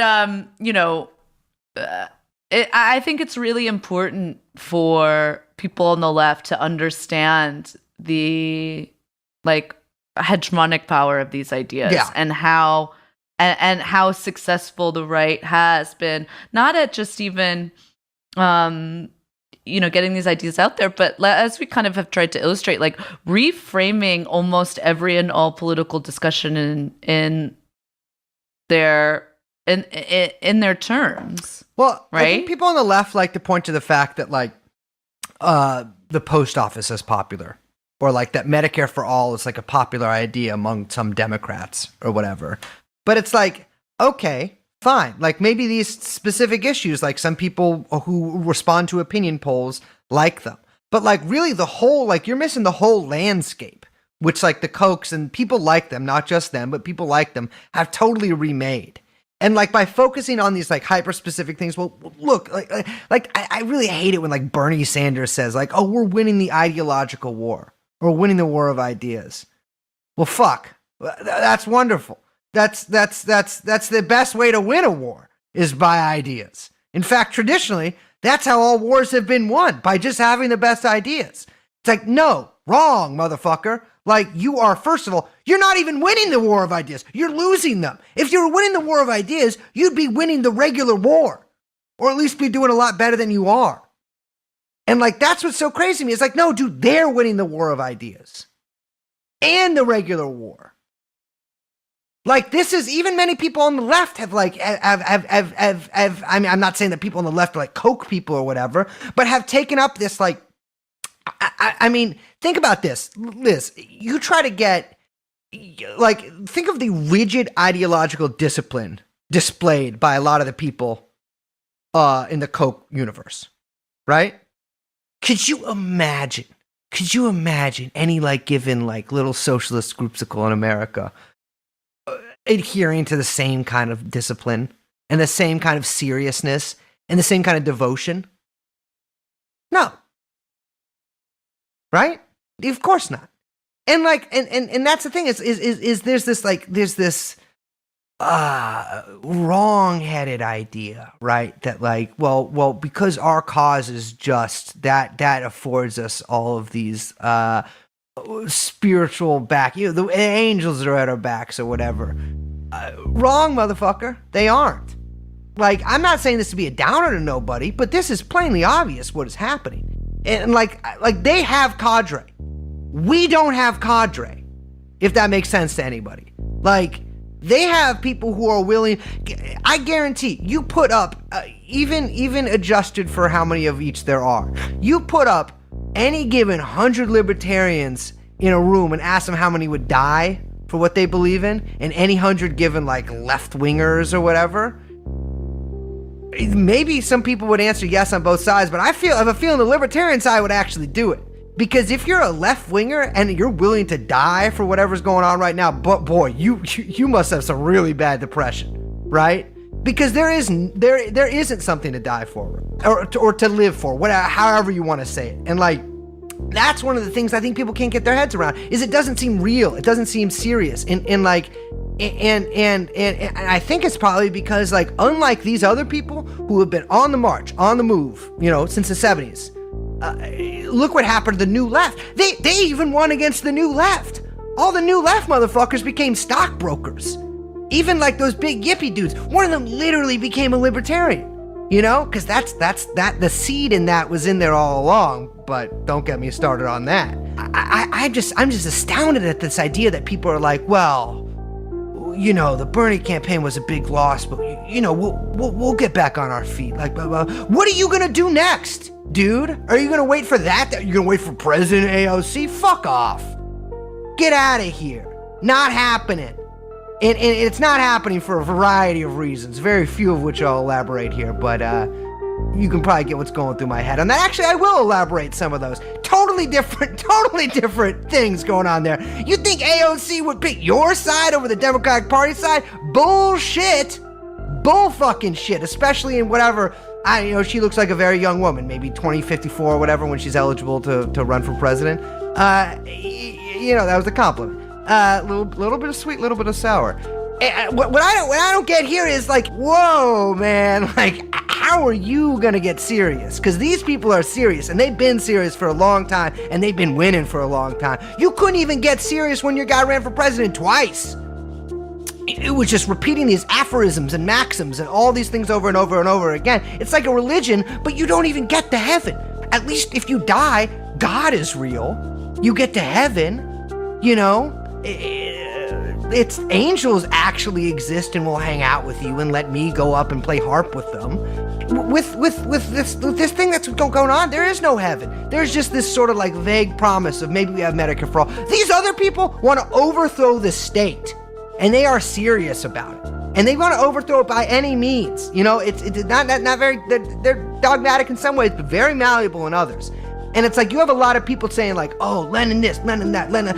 You have no idea. You are nowhere close to what he's talking about. And that is really what I'm saying here, is that like this should mark a turning point right now of like people on the left being like, oh wow, we really, we did something that really did not work. We should probably recalibrate. But guess what? Here's the problems with that. There is no vehicle for that. There is no like left-wing heritage foundation. I'm not talking about like a left-wing fucking think tank. I'm talking about like an actual ideological center. There isn't one. There isn't even any sort of apparatus to make any of the decisions that I'm talking about that would need to be made. Because you know why? Because our so-called socialist, quote, in parentheses there, neo-libertarians that you fucking see at all these little meetings here. Actually, you know what? Like, socialism is what I get, what I want, blah, blah, blah. And like, I'm this and I'm that. No, fuck off. Like, this is, everybody thinks for some reason that they're the star of socialism. Anyways, I'm getting off track there. There is no apparatus, there is no party, there is no organization. And unless like you think for some reason America is so unique that is the only country that you could overthrow the government without any sort of organization, which by the way, a lot of you fucking do, even if you won't admit that. Unless you think America is so special and so unique and so blah blah blah that can happen, well, if you believe that, brother, then I got nothing to say to you. But if you don't believe that, if you think that maybe things aren't working, maybe it's time to try something new, well, buddy, where do you see the Belden program?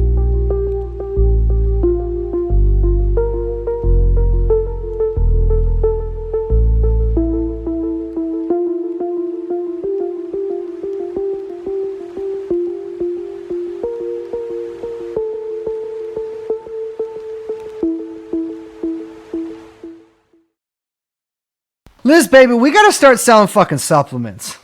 That's the Belden program. The Belden program, well, Belden program's financed solely by supplement sales. But yeah, we gotta, you heard of this shit, ginkgo biloba? What? You heard of Ginkgo this shit? biloba. Biloba? Well, I guess Yeah. it's not working then. It's a natural nootropic, apparently. A what? Nootropic. I'm sorry. Nootropics. Like nootropic. I'm not doing a bit here. If I'm mispronouncing any of these things, it was not on purpose. Really didn't look like that's what you were trying to say. Nootropic. Well, it's just like a nootropic, like it's like a guy like Isn't it nude with a lot of pain. tropics? Nootropics. Yeah. It's like a brain pill. Like if you take it, you're smarter. But it You doesn't. know, the kind that cows take? No. Moo tropics. Let's go shoot Jeffrey Epstein. Let's go shoot Jeffrey Epstein. Let's go shoot Jeffrey Epstein. Let's go shoot Jeffrey Epstein. Come in. Jeffrey Epstein. Oh man, I've been looking forward to this for so long. Me too. I mean, for Christ's sake, I've been looking forward to. I can't remember when we did the last episodes, but I don't think it was on 9/11. Was it? Did we do those last September? No, Okay, I have no. I can't believe it's September right now. I have no idea. I know, it's so what really weird. is going on with time. Before we get into it, hello, I'm Liz. I refuse to introduce myself. Okay, well, that's Brace. We are also, of course, joined by Young Chomsky, and this is 9/11 week on TrueAnon. Hello. Hello. So actually, I do want to say, I want to preface this with, if you have not listened to all of the other 9/11 episodes we've done, do Turn not this off. listen to this one. Turn this Yeah, off. turn this off. It's not gonna useless make any to you. sense. I understand. You might have even listened to those a while ago. Maybe give them another listen. Because this is really the fourth installment, meaning you should have listened to the other three installments. Yeah, actually, So- you know how people do that joke? Like, if I haven't seen the third one, do I need to see, you know what I mean? Or if I haven't seen the first one, can I see the third, and they make a little joke about it or This whatever. chick sounds hot. Whatever. All I'm saying is, actually, You this didn't- isn't a joke. And no, if you haven't listened to the other ones, you got to do it before you listen to this because it's not going to make any sense. Yeah, can you do that girl's voice again? No. Okay. Yeah, it's not going to make a lot of sense to you. And sometimes even my co-host might be mean to you if you do something. Yeah, this is TrueAnon, where we tell you to turn off our podcast. All right, without further ado, we are joined by the one and only TrueAnon 9/11 consultant. Ooh, consultant. That's a very 9/11 word. Yeah. Ben, aka House Trotter. Let's roll the tape, sweetheart. Let's go.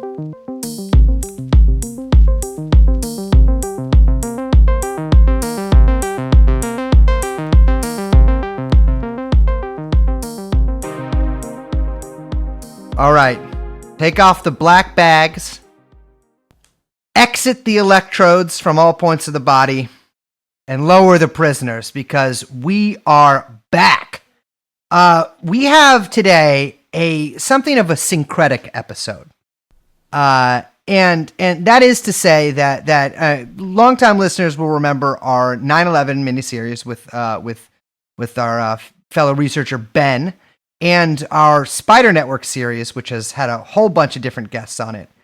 But many people haven't yet put together the fact that these are actually the same series. And so today, for the week of 9/11, 9/11 week we're calling it, we have returning with us Ben, an independent researcher that's at House Trotter on Twitter, here to talk about the swamp that birthed 9/11 and the swamp creatures that did it. Ben, how you doing? I'm doing pretty good. How are you guys? Good. We're so happy to have you back. Oh, Yeah, I'm glad to be here. I am thrumming, Ben. I am electric because we are combining many things which I greatly enjoy talking about. Yeah, I'm doing the many points of light, George H.W. Bush. It's all Exactly. just intersecting. It's everything. It's coming together. You know, people. I will say, like, reading this kind of stuff, people don't give the far right credit enough just for how intersectional it is. Absolutely. I mean, you've got all kinds of different Europeans. It's a real melting pot. I mean, where else could you get Catholics and Al Qaeda and my people? I mean, we're all there, baby. It's really the first movement. It's the first thing that really brought everyone in the world together to do 9/11. So start us off here, baby. What are we working with? Well, I think one of the, I hate ascribing 9/11 to like one particular group, but I think if we could like slice off one little piece of the power network that this is, would be Le Cirque, or I just call it the Circle because I'm an American. But this group is a very interesting one. It's a whole lot of different right-wing politicians with connections to this Nazi spider network. It's a lot of people in finance in the United States. It's a very interesting network of people that definitely was at least one of the groups that did 9/11. Yeah, so this is a group that, we've teased on the show before, or we've referenced them in various episodes over the past year, but we've actually never done a like proper deep dive into who exactly they are. And I mean, kind of like how we were talking about in the Spider Network series, is they're pretty much one of the major kind of post-war private global intelligence elite organizations that have shaped the post-war world, the second half of the 20th century. Yeah, I think to me, like the really interesting thing about the Circle is there's a wonderful book by David Teacher called Rogue Agents, which took him a long time to get published, and once you read it, you can kind of see why. That does a pretty good job of kind of laying down the background of Le Cirque, and that's a lot to get into today. But it's interesting to note that it came out of the Pan-European movement, which was at the beginning of the 20th century a relatively fresh movement. A guy named Richard Nicholas Agiro wrote the Pan-Europa Manifesto, and this guy himself is a really interesting character. He is a half Japanese, half Austrian count. And this really took off among certain parts of the nobility. This idea of a pan-European super state. And at first, like this was like pretty much big among the nobility. But as you can see, like after World War II, obviously, people still are very much into this idea. But that sort of milieu, and there was a lot of these such groups, like various like pan-European groups, kind of floating around Europe in the pre-war era. And then, World War I happened, World War II happened, and things started to change a little bit. Yeah, I think like particularly you mentioned like the Catholic part, like there's a lot of different ideologies that play into this. Like one of them is sort of the Catholic nobility wanting to reunite Europe and the old Austro-Hungarian Empire and, sort of make this Catholic European super state. On the other hand, there's also like ex-Nazis and sort of fascist collaborators within the various governments who were basically tolerated and sometimes, were quite powerful, who wanted to continue this project on. And it kind of reminds me of people like Paul Schaefer are like kind of the lower end of this scale. But these are people like, one of the Le Cirque founders was Antoine Pinay, who had been a collaborationist in the Vichy government in France. People like this who, at a very elite level, were part of the, not necessarily Nazis, but very much willing to collaborate with fascists if it advanced their career. And that's kind of what they continued to do after the war. Yeah, with Pinay in particular, I think this is Pinay who I'm talking about. If not, it might be his right-hand man. Jean Violet, but I believe one of them was part of a group called La Cagoule, which was, I mean, like we've talked about in the Spider Network series, the 30s, the 20s and 30s, and sort of got supplanted by World War II, but the 20s and 30s especially, Europe was rife with these, and America for that matter too, was rife with these sort of mystic nationalist fascist organizations. And La Cagoule in particular, it means the cowl. I know I'm not pronouncing it correctly, but hey, fucking sue me.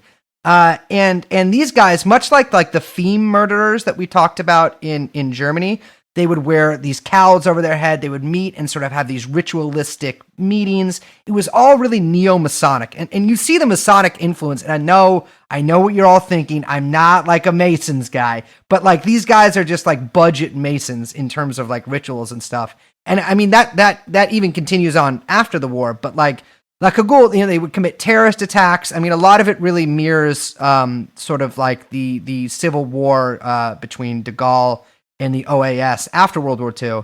But yeah, they would commit terrorist attacks, and then a lot of them, some of them were very fiercely anti-German, and then a lot of them also ended up collaborating.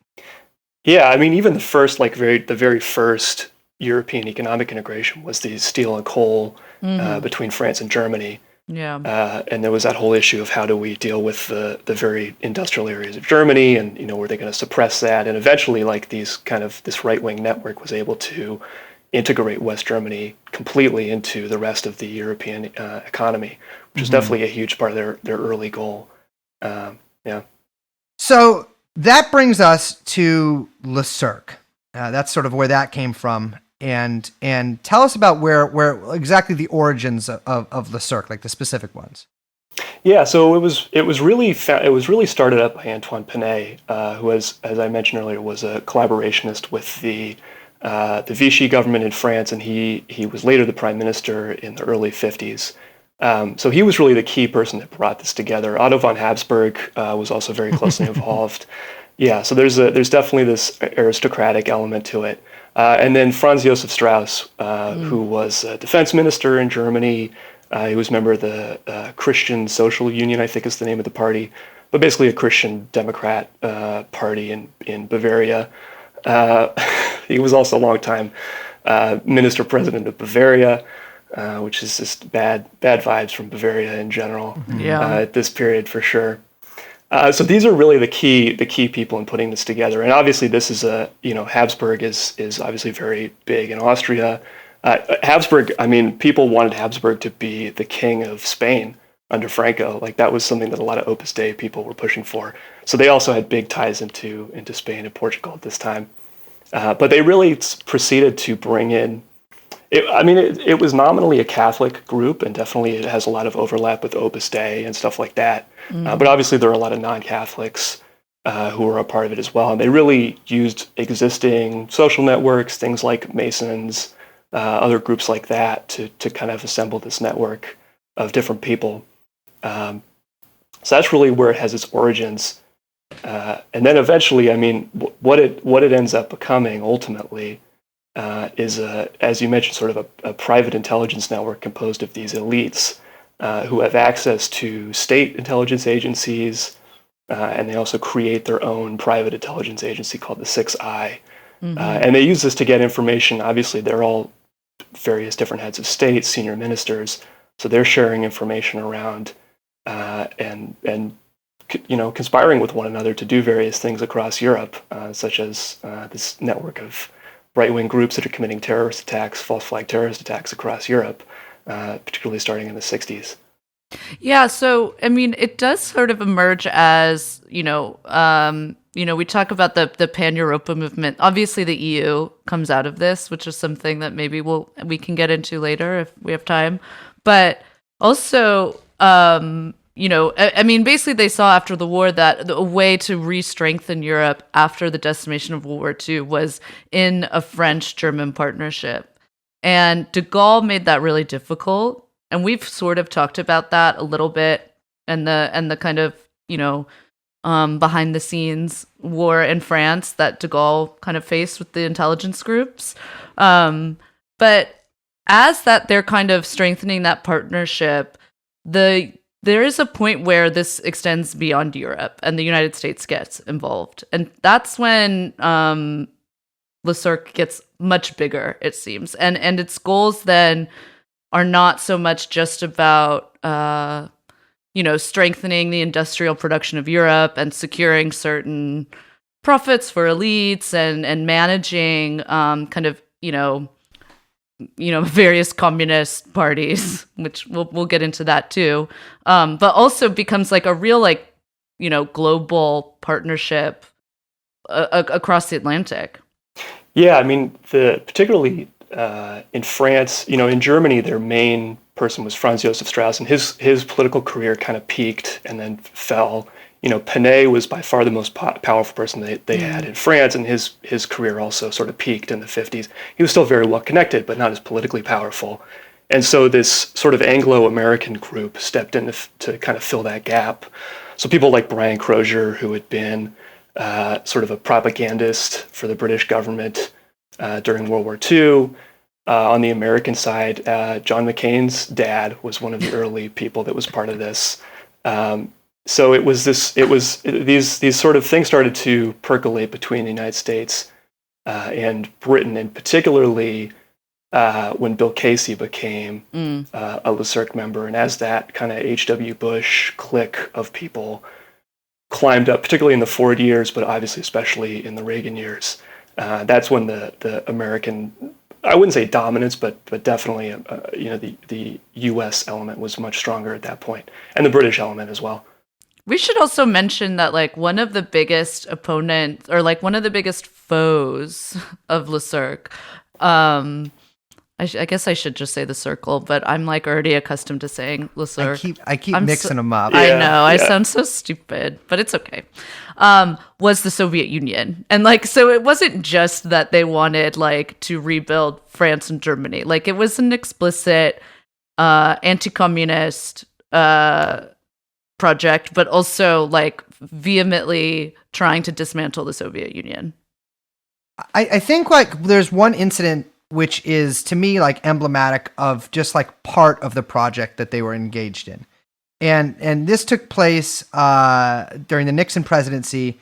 And so Kissinger, friend of the pod, Henry Kissinger, and his good chum David Rockefeller had been going to Le Cirque meetings. The first Le Cirque meeting actually in America was at the Rockefeller Center, which is insanely funny. I assume it took place in some kind of boardroom and probably not the main stage or anything like that.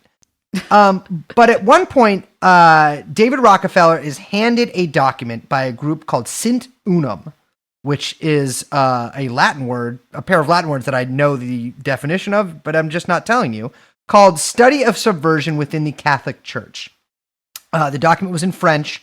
Rockefeller gives it to Kissinger. Kissinger has it translated by CIA translators, and then he hands it directly to Richard Nixon. And so at this time, there was I'm no expert on American relations with the Holy See, but at this time there was some controversy over whether there should be an American representative in the Vatican. There hadn't been one, I think, since the 50s. And this group was sort of trying to use that because there was a lot of pressure to put one back there, and there's also a lot of pressure to not put a representative there. And so this group Sint Unum looked like they were trying to sort of play on that. They were claiming that there were two big nexuses of basically subversion within the Catholic Church. One came from the left, which they implied was financed by the Polish and Soviet governments. And then one came in the form of modernism.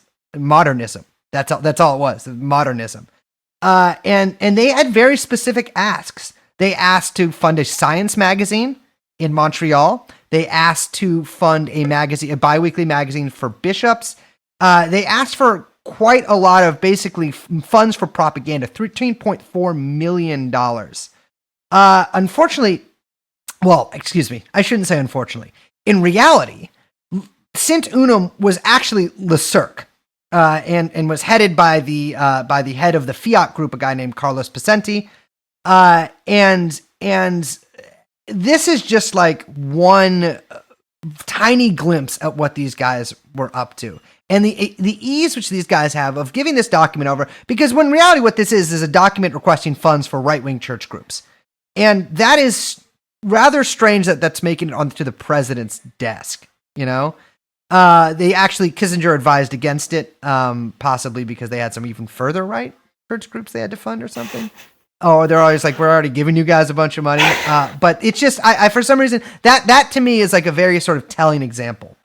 Yeah, I mean, that was a huge part of what they did was just anti-communist propaganda basically everywhere across Europe and the United States. I mean, they were very close with the Heritage Foundation in the United States. Both of the founders were LeCirc members.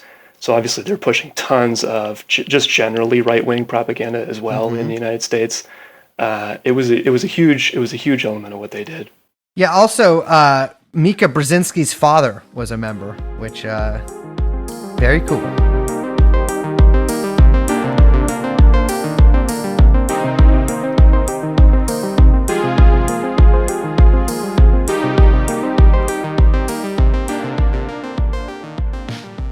So, you can't really mention secret organizations in Europe without mentioning the most secret and the most organized of these organizations, which would be, well, Gladio wasn't an organization, it was a project, but which would be, to term it in modern language, the Gladio movement.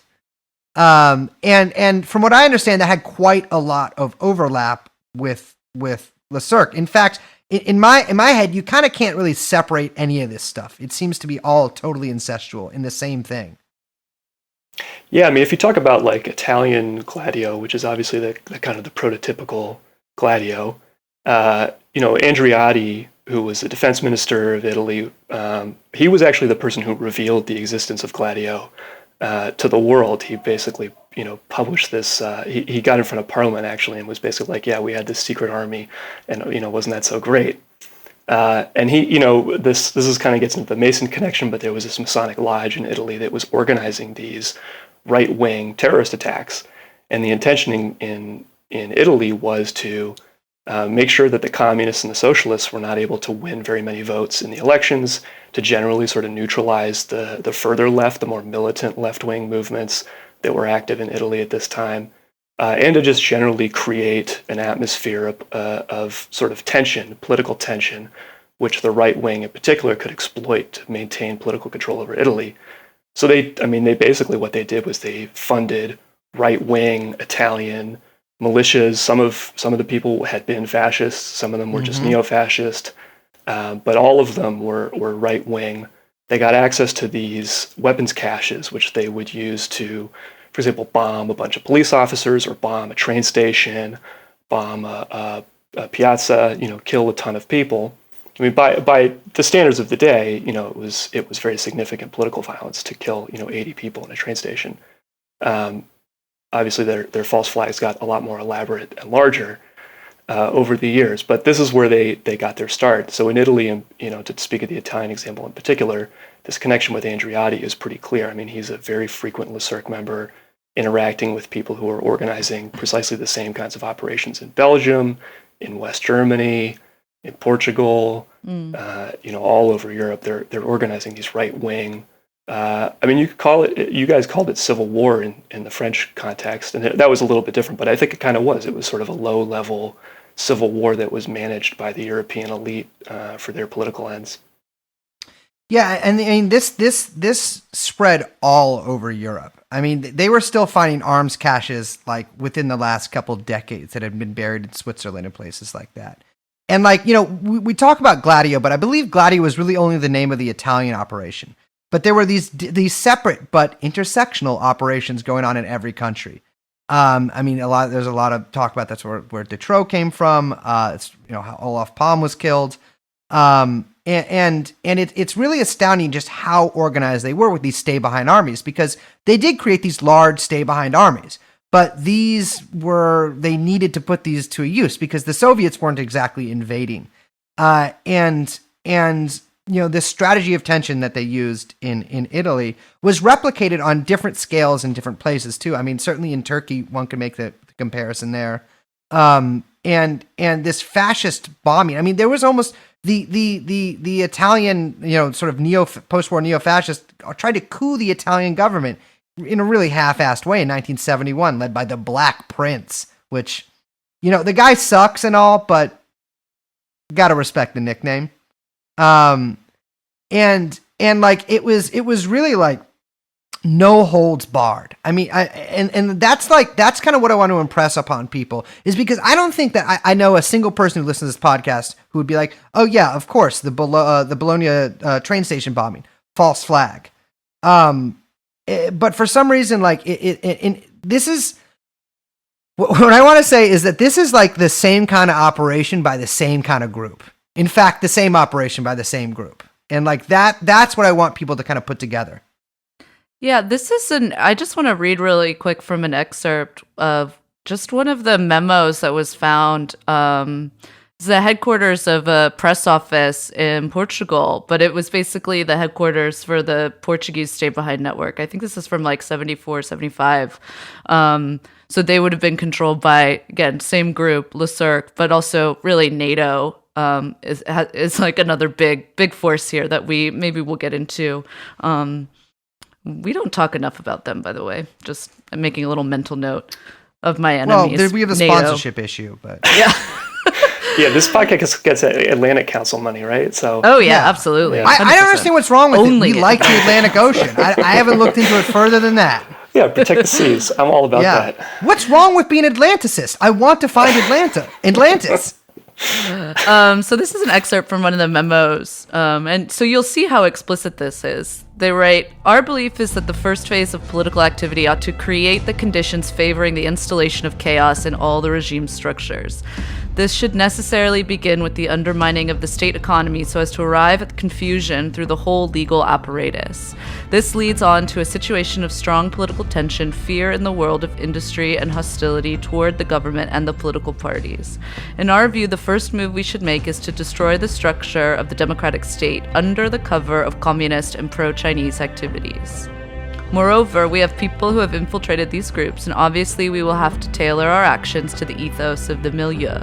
Propaganda and action of a sort which will seem to have emanated from our communist adversaries, and pressure brought to bear on people in whom power is invested at every level. That will create a feeling of hostility toward those who threaten the people of each and every nation, and at the same time, we must raise up a defender of the citizenry against the disintegration brought about by terrorism and subversion."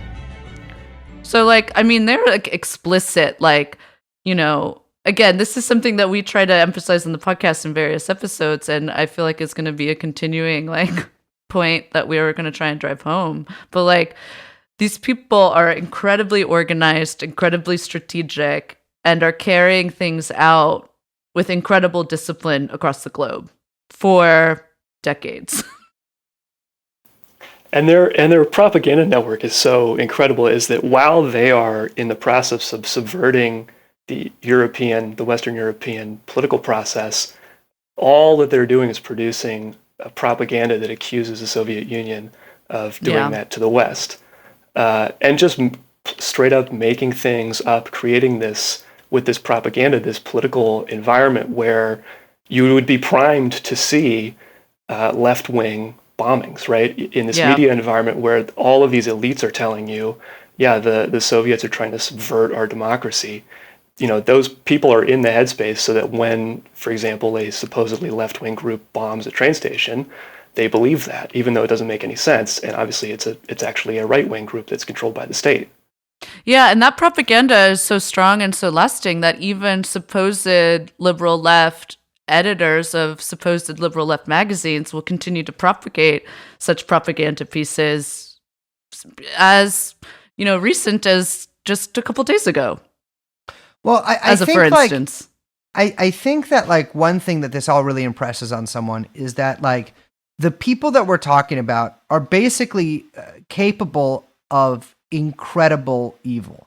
I doubt many listeners of this show would bomb a train station full of innocent people. I doubt most people in the world would. And the fact that there is absolutely no qualm about doing any of this kind of stuff, but in fact, this is a chosen tactic. I mean, there's the Brabant massacres in Belgium. There's Marc Dutroux. There's all of the violence that took place because of course the South American network is also intersected with this. I mean, what this amounted was in some parts of the world, like a small scale or sometimes large scale genocide. And in other parts of the world where they couldn't get away with stuff like that, like in Italy, it's targeted assassinations and just the total smearing of the left. And you know what? It worked. That's the thing I think a lot of people understand. It's like, this wasn't just like a conflict that was frozen in time, or like people think of this as like one front in the Cold War, but like this was a victorious battle in the Cold War. And they haven't finished fighting it because they're not actually fighting an enemy here. They're fighting basically like the ideas of land, bread, freedom, whatever. That's like that is what they're fighting. And so there's no end to it ever. Well, one person we just briefly mentioned, but I think we need to spend some time on is Rockefeller, because he's like a really big figure in, the U.S., basically the U.S. partnership with this group, Le Cirque, and, various kind of iterations that it grows into. I like paused for a second when you said that the first meeting was at Rockefeller Center, because all I could think of was like fucking Alec Baldwin, like 30 Rock, but it being like one of the most sinister, most important like meetings in American history on this fucking like sitcom backdrop is just like kind of making me feel a little sick and dizzy.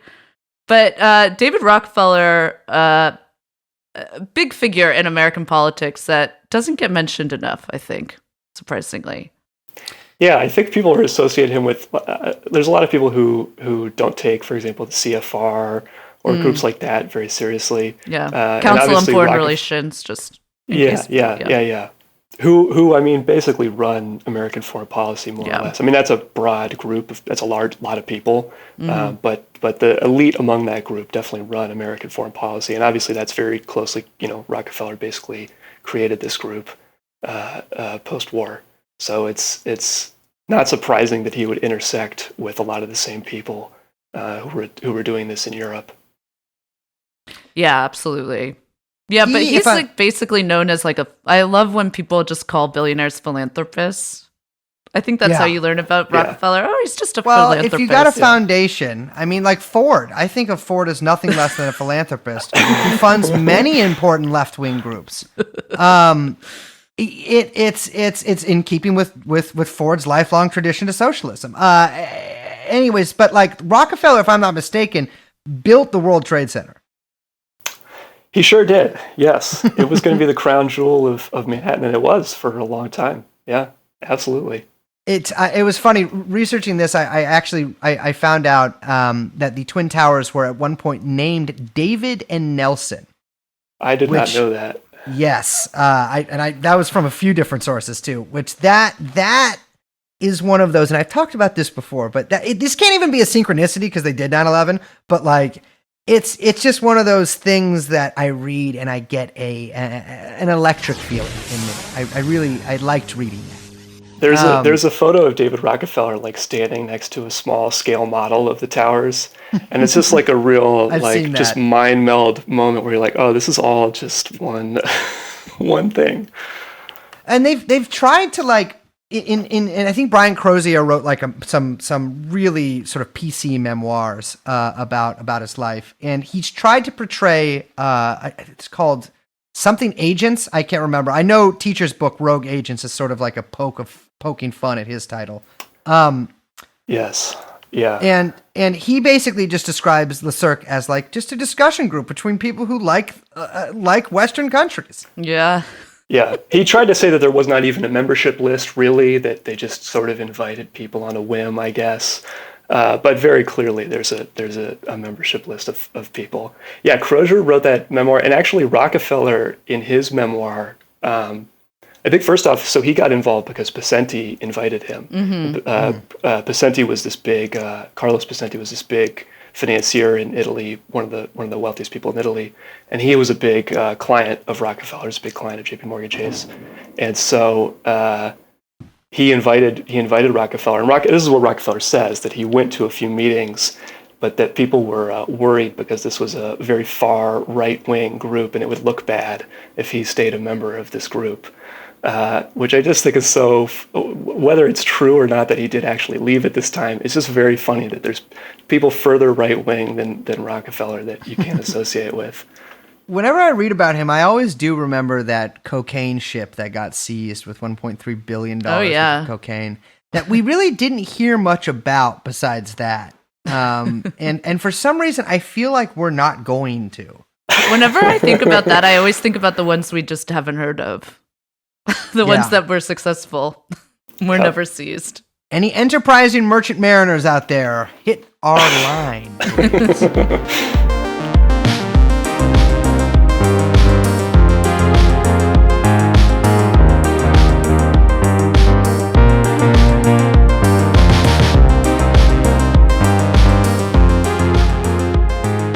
So Rockefeller is actually the one who brings Nixon into the fold, right?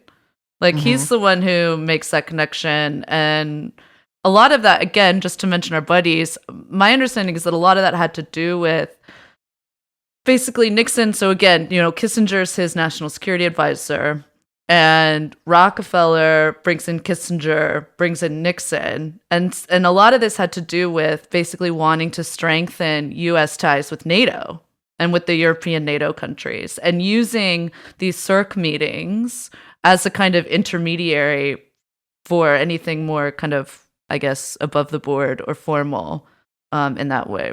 So it was kind of like he was like kind of a weird like conduit between the CERC and the Nixon administration.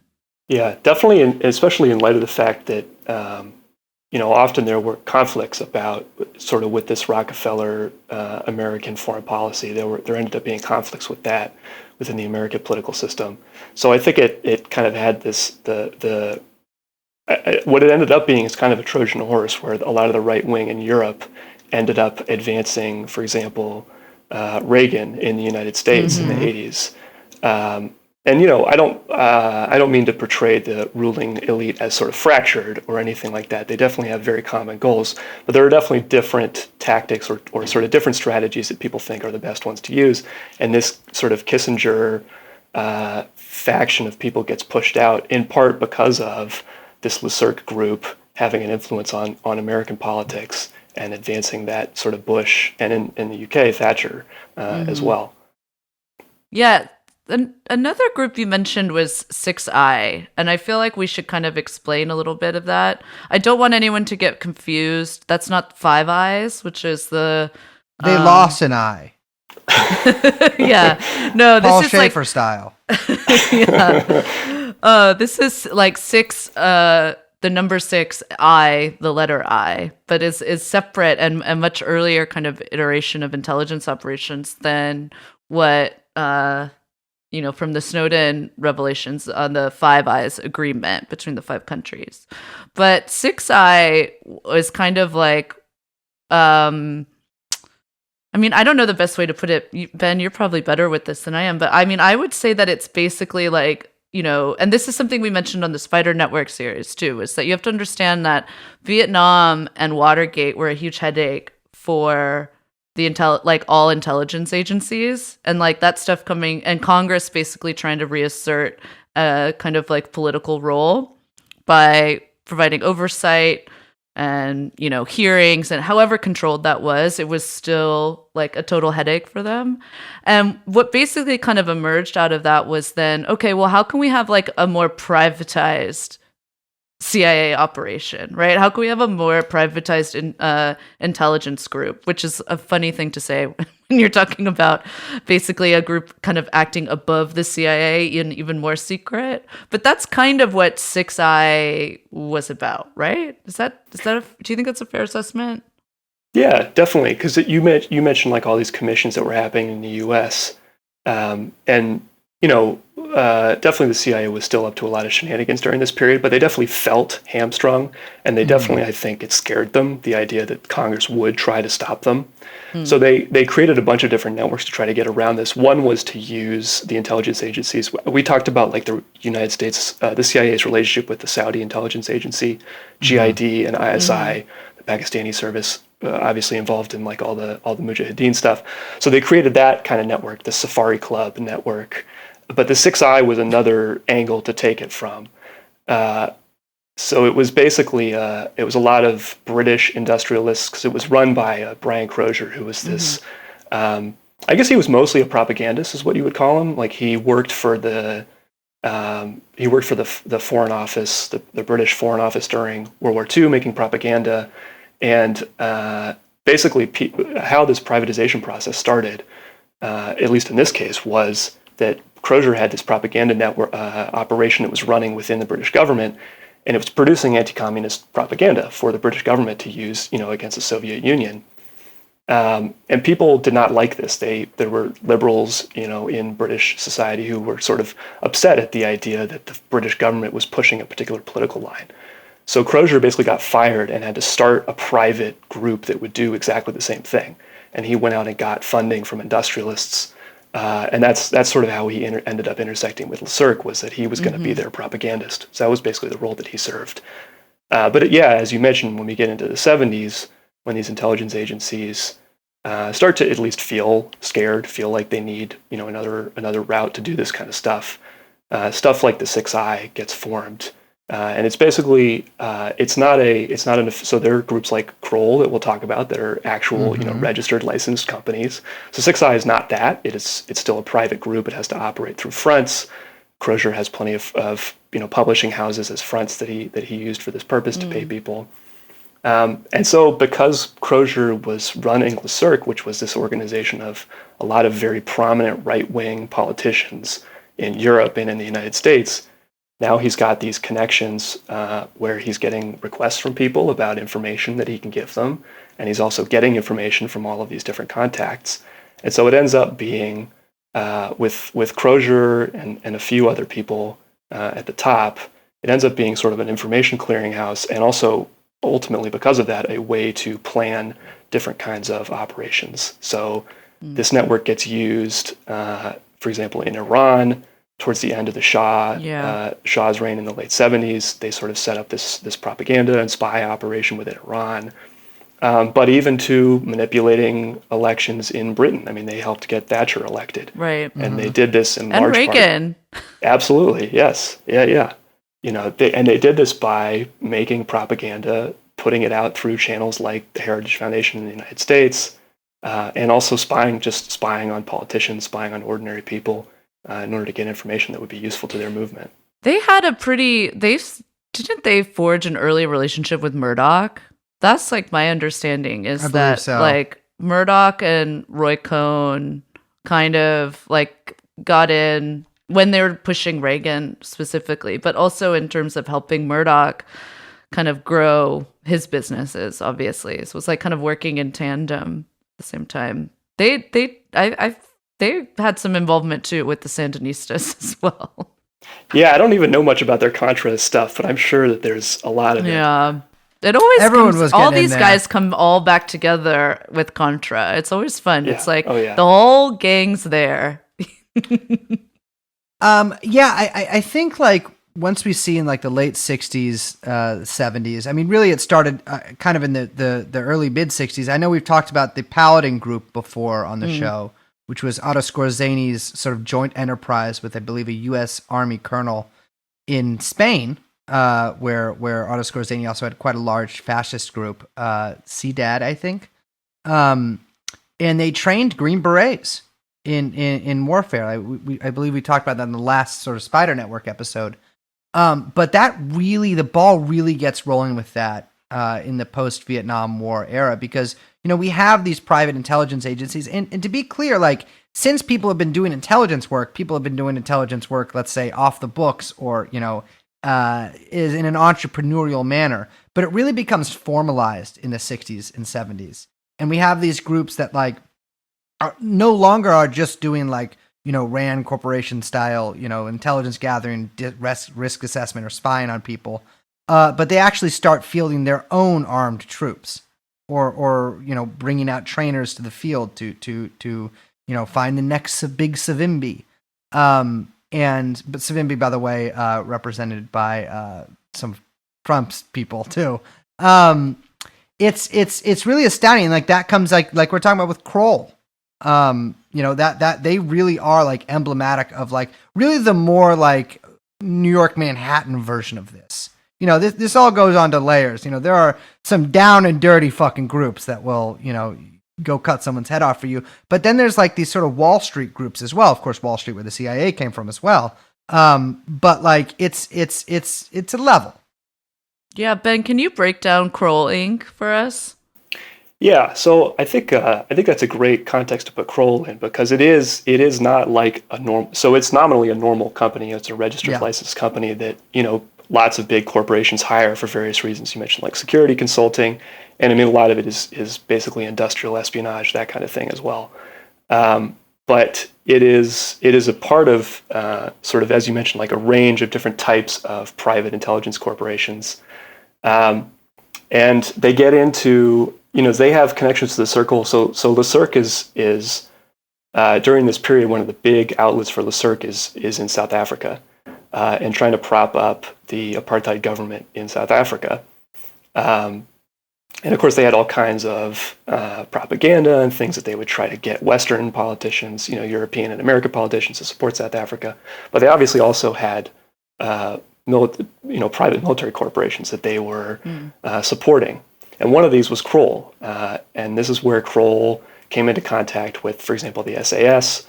A lot of former SAS people ended up forming these kinds of private military corporations. And these are the same kinds of people who go into Kroll. So, like Kroll's CEO on 9/11 was an SAS vet. Their deputy CEO, who I think became their Iraq guy after the invasion, he was also SAS. So it's basically a nice cushy retirement for these operators, these people who are working for the government, and it basically gives elites access to the same caliber thing that states have access to, but without some of the pesky oversight.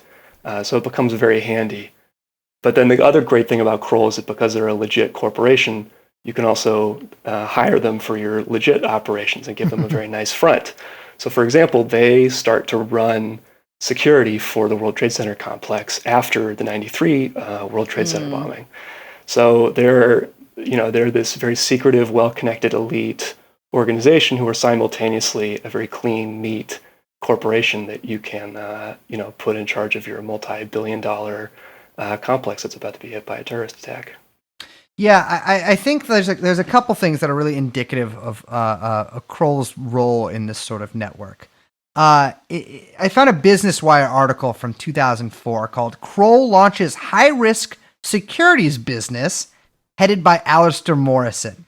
Now, high-risk securities business is like, oh, they're trading in stocks or something. Not quite. Morrison was a high-ranking SAS man, famous for storming a hijacked plane in, I think, Mogadishu in the 70s, killing a bunch of hijackers. He also started something called Defense Systems Limited. And now listeners of this show should by now be able to pick up the kind of name that is synonymous with private military contracting. Defense Systems Limited, here's a little indicative case for them. They had an outpost in Colombia, supposedly protecting the offices and, I believe, rigs of British Petroleum. What they were actually doing was collecting intelligence on people who didn't like the oil rigs and people who didn't like the government, and handing them over to paramilitary death squads who would take these people out in the middle of the nights and shoot them. This is from the article. The intense hostility that corporations and government agencies face in diverse world regions, I love the way these guys talk, has created an unprecedented demand. This is in 2004, remind you, has created an unprecedented demand for services to ensure the security of people, property, and operations, said Michael Cherkasky, Kroll President and Chief Executive Officer. Kroll's global infrastructure, reputation, security, and success on Iraqi assignments position us to play a key role in this vital area. With Alistair Morrison leading the charge, we are confident that we will provide special value to clients and serious competition to the niche players in high-risk security. Niche players. Another thing that Kroll got involved with was the murder of Roberto Calvi. Roberto Calvi was a member of that famous Masonic lodge, P2. And he was also what is known as God's banker. He was headed up the Banco Ambrosiano. I was just waiting for you to say that. I love it. I have like 8 books on Calvi. Big Calvi guy here. Big Calvi guy. Anyways, he was found hanging from Blackfriars Bridge. That's really difficult to like you don't have a lisp there. Blackfriars Bridge in London in 1982. This is important because as a member of Licio Gelli's P2 Lodge, he was what was known as a fraternary, or a black friar. Anyways, Kroll said there was some foul play involved. Never caught the killers. Yeah, and then Calvi too. I mean, like to tie it back to Pacenti, who was the leader of Le Cirque, or definitely the Italian Le Cirque representative for a long time. Pacenti and Calvi were in a long financial battle that took place just before the collapse of Banco Ambrosiano. So, even within these groups, there's still lots of infighting and conflict between them, even while they have the same goals and kind of work together from time to time. Sometimes you just got to hang one of your boys from a bridge. You know? It happens. It happens. That's the terrain. I love my guys, but money's money. That's what happens when dudes don't rock. Yeah, well, that's what happens when you put swag over class, Liz. That's why you never fuck that up.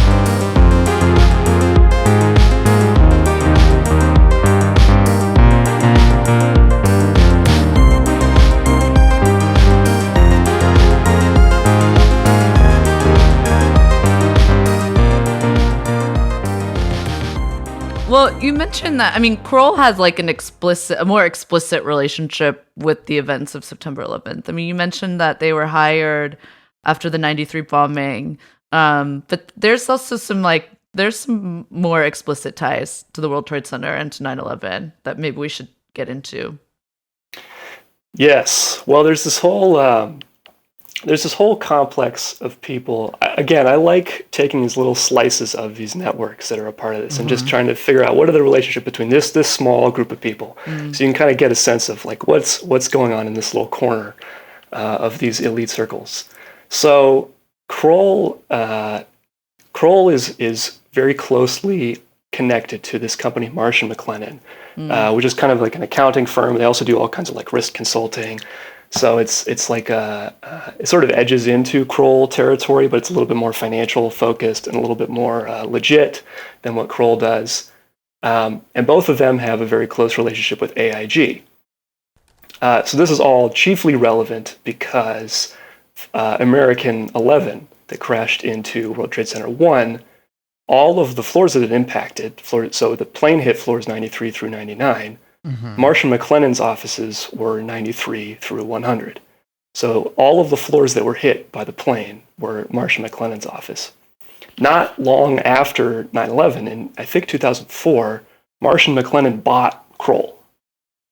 And on 9/11, Marsh & McLennan's CEO is Jeffrey Greenberg, whose father is this guy Maurice Greenberg, who, if you know anything about AIG, that name will ring a bell. He was long time chairman of AIG. And he was also very good friends with Bill Casey, who obviously was Reagan's campaign manager, and he was head of the CIA for a long time. And actually, Casey, there's like a memo on the CIA website of Casey recommending somebody's resume for Greenberg to hire at AIG. So they were quite close friends. So when you have this Le Cirque connected private intelligence group that is closely financially connected to the company that owned all of the floors in the North Tower that were hit, which is very closely financially connected to a key CIA asset in the financial world, Maurice Greenberg. It's just an interesting, it's an interesting picture to paint. Yeah. I mean, there's a lot of coincidences here, but that's the thing. They're just coincidences. We should probably get into a little bit about AIG. I'm sure some people know that name. Maybe from their cursory, maybe you remember from the financial crisis. They were a pretty big pretty big player in the financial crisis. They were pretty big back then. Yeah. Yes. It stands for American International Group, and it's basically a kind of, AIG is like a multinational, I think it's like one of the largest multinational finance and insurance companies in the world. I think they have It's like 80. And it's like every country. They're literally in every country. I mean, it's a massive, massive global country or company. Well, or country that controls and moves around massive, massive amounts of money and has for decades. But they're like a really big power player in the finance and insurance industry. And they have a lot of, as you might imagine, they have a lot of elite connections, right? Kissinger, who we've mentioned a couple times before, he's on the board of AIG for a long, long time. Basically ran AIG with Maurice Greenberg. Hank Greenberg is probably also what people know him as. Yeah. So they basically ran AIG together. And it was also, some of the, for example, like David Cohen, who was the deputy director of ops for the CIA, got hired like less than a year before 9/11 to be AIG's kind of security consultant, some kind of risk management job, but it basically came down to like knowing about international affairs through his networks. So again, it's like a major insurance company that has a big stake in a major piece of property in downtown Manhattan. They get hints that something is coming, so they start to hire somebody who's got connections, right? Like David Cohen's deputy director of ops for the CIA. He can get them not necessarily all of the information that they need, but can get them some of the information that they would need to sort of know what's coming up. This is all speculation, but if you think about how these corporations work and how these elite power networks work, I think the idea that this company that's at the very, very top, connected to a lot of the foreign policy elite via Kissinger, to a lot of the intelligence elite via Hank Greenberg, the idea that they would have an inkling that something's coming and they start hire up some CIA talent who have connections to figure out what that might be. I think that's what you start to see here. Because another person that gets hired by Marshall McLennan is Paul Bremer, who was like a top neocon. God. Yeah. So like it's not a unique thing. They're hiring these people up. Well, there's another guy that is actually running World Trade Center security, I believe, on 9/11. Actually, I know on 9/11, John O'Neill, who was a FBI man who was basically in charge of their Bin Laden case. He is hired on August 23rd of 2001, and he dies in the attack. I believe he actually was let go from the FBI after he had a briefcase full of like super secret intelligence papers. He just like left it on the subway and someone took it. I mean, who knows what's up with that, baby? But like, he was like their guy for Bin Laden, and went to Pakistan, all this stuff, and just coincidentally, month before it happens, gets hired. Yeah, I'm not going to cry over the death of a G-man necessarily, but on the other hand, I don't think it's a coincidence that he did not have enough foreknowledge to not be in the building, because there were a lot of people who were not in either of the buildings. Yeah, that knew not to go. Some people who actually went there every single day just decided to take the day off. Yeah, absolutely. Why not? Yeah. Again, though, like it's a coincidence thing. That's the thing that like 9/11 is really known for. Just a bunch of things that don't connect to each other that all happened for no reason.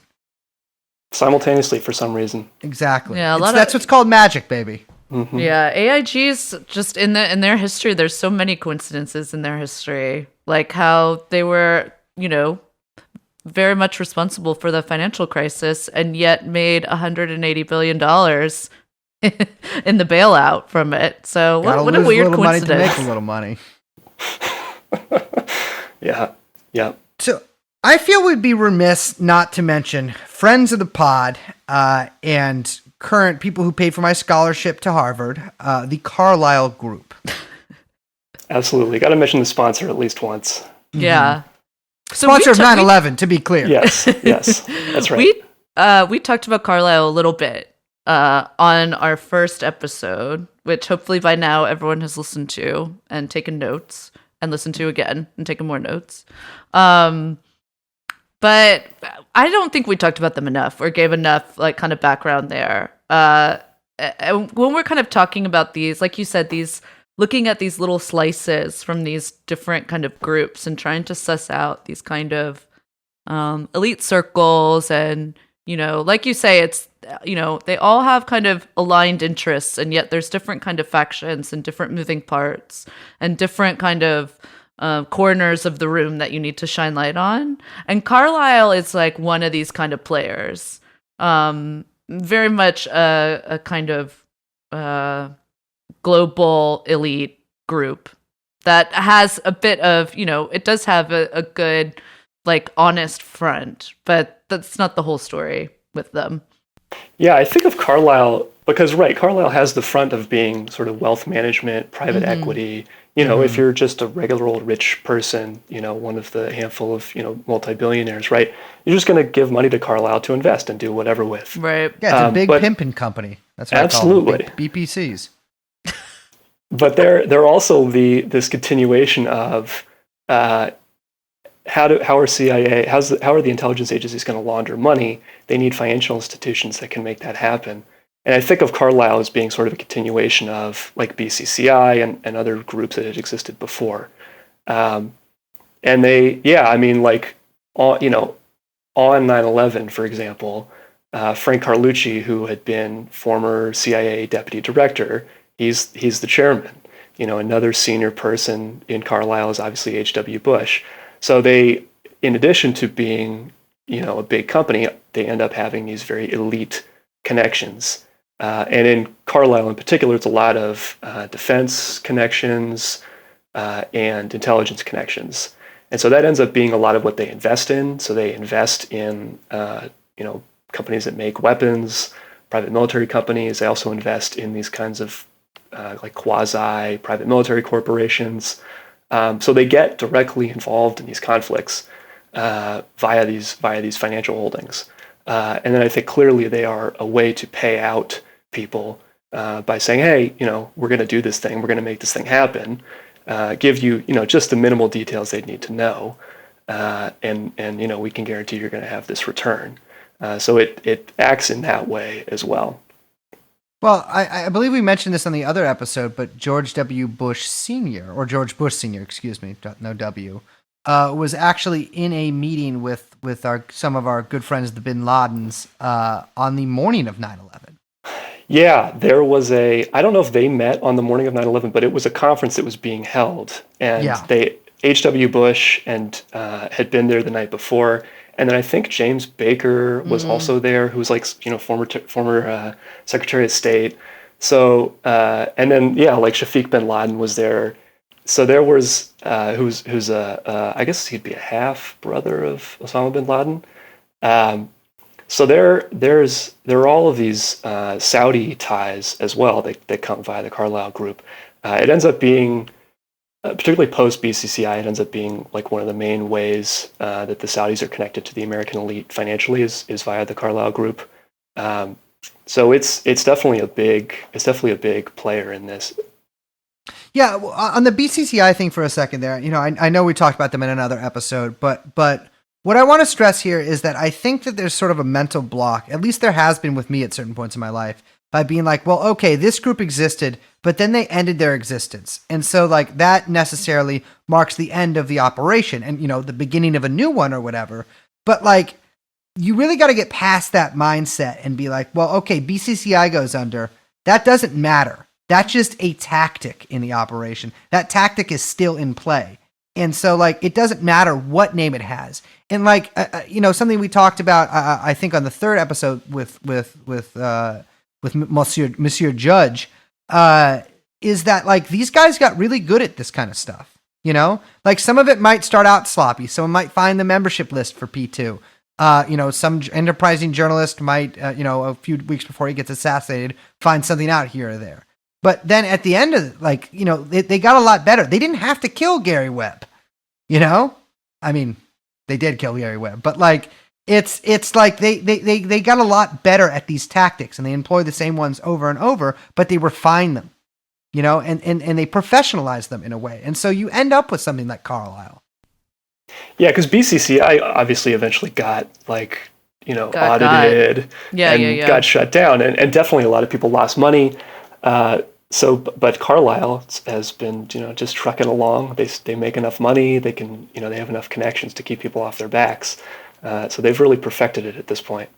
Well, you mentioned that Carlisle was kind of the go-between, or at least historically, not so much anymore, obviously, but was kind of like the go-between between the U.S. and the Saudis and helping kind of really establish that relationship. Obviously, with the Bush oil money and the oil dynasty, that's like a big, player in here. And we got into some of that stuff in the first episode in this series, but there's a lot more to talk about with the Saudis because, there's just always so much to talk about with the Saudis. But we didn't really, we barely even scratched the surface with like all of the kind of, when we say the Saudis, who we mean, and the different kind of players there. Yeah, I think one of the key ones is obviously the intelligence service of any country is definitely really important. And because of the relationship that, H.W. Bush had a very close relationship with Kamal Adams, who was the head of the GID, I guess before 1979. So even back in those days when Bush was not technically a spy, he already had a close relationship because of his oil ties. And so that Bush connection is made very, very early on. And it remains really close. That was like in the 50s into the 60s. And that remains really close for a long time. And the Carlisle ends up becoming in the latter days, becomes one of the ways that Bush is able to get these people money and that they're able to get him money is that they have this relationship via Carlisle. One of the key people in that relationship is Prince Turki Al Faisal, who was he was the head of the GID for a long time. He was later, I think, the ambassador to the UK and the US. And he quit like just before 9/11. I think it was like literally 2 weeks before 9/11. And we talked about the role that the Saudi intelligence likely had, and obviously, the patsies were the 19 hijackers who were very closely controlled by the GID and other Gulf state intelligence agencies. So, Prince Turki's financial relationship with the Bushes is, I don't think, coincidental to that. They're closely aligned, strategically in terms of, the U.S. and Saudis having this relationship with respect to the oil supply. They're also directly making money for one another. And then they have these security considerations where, after 9/11, they can create this security arrangement that protects Saudi Arabia and makes the Saudi elite a lot stronger. So this Carlisle becomes like one of the ways, one of the avenues that they have this contact and this connection with each other. And that kind of, that still exists today, even with the Bushes sort of out of the. It is kind of funny. I was thinking about them earlier because actually, okay, this is embarrassing, but I'll admit it. I was watching the Today Show. And the fucking one of the Bush daughters is like I almost just called her a hostess. Is like a host on the Today Show, which is so fucking weird. Is it possible to be a right-wing politician from the early 2000s daughter and not have a TV fucking show? That's like the only thing they can do. Christ, dude. They did 9/11. Yeah. They're doing daytime TV. Yeah, man. She's at 30 Rock, back where it all started. But I was watching it and I was just like, man, the Bush family, where are they now? Like, this is not the dynasty it once was. I don't know if it's because none of them had sons, not to get all gendered or whatever, but like, it got a bunch of failed daughters. This is not, running Carlisle and running guns and running drugs and running oil all over the world. You know what I mean? Well, there's still a Melvin Bush, right? Like the other Bush brother. Also, like, I shouldn't discount Jeb. George W. Bush's wife killed a person when she was like 16 years old. Yeah. Something I always like to mention. I get it. You're a kid. You're drunk. You're driving. Still fucking killed somebody. I kind of don't get it, to be honest. I'm not. Yeah. Well, I've been loaded before. I don't know how to drive, so I don't fully get it. Yeah, that's the lesson. Never learn how to drive. Protect yourself. And speaking just particularly about Prince Turki, at one point in 2002, I believe, a high-ranking member of Al Qaeda, I believe a Saudi citizen named Abu Zubayah, Zubaydah, excuse me, was captured in Pakistan. He is, classic black bag,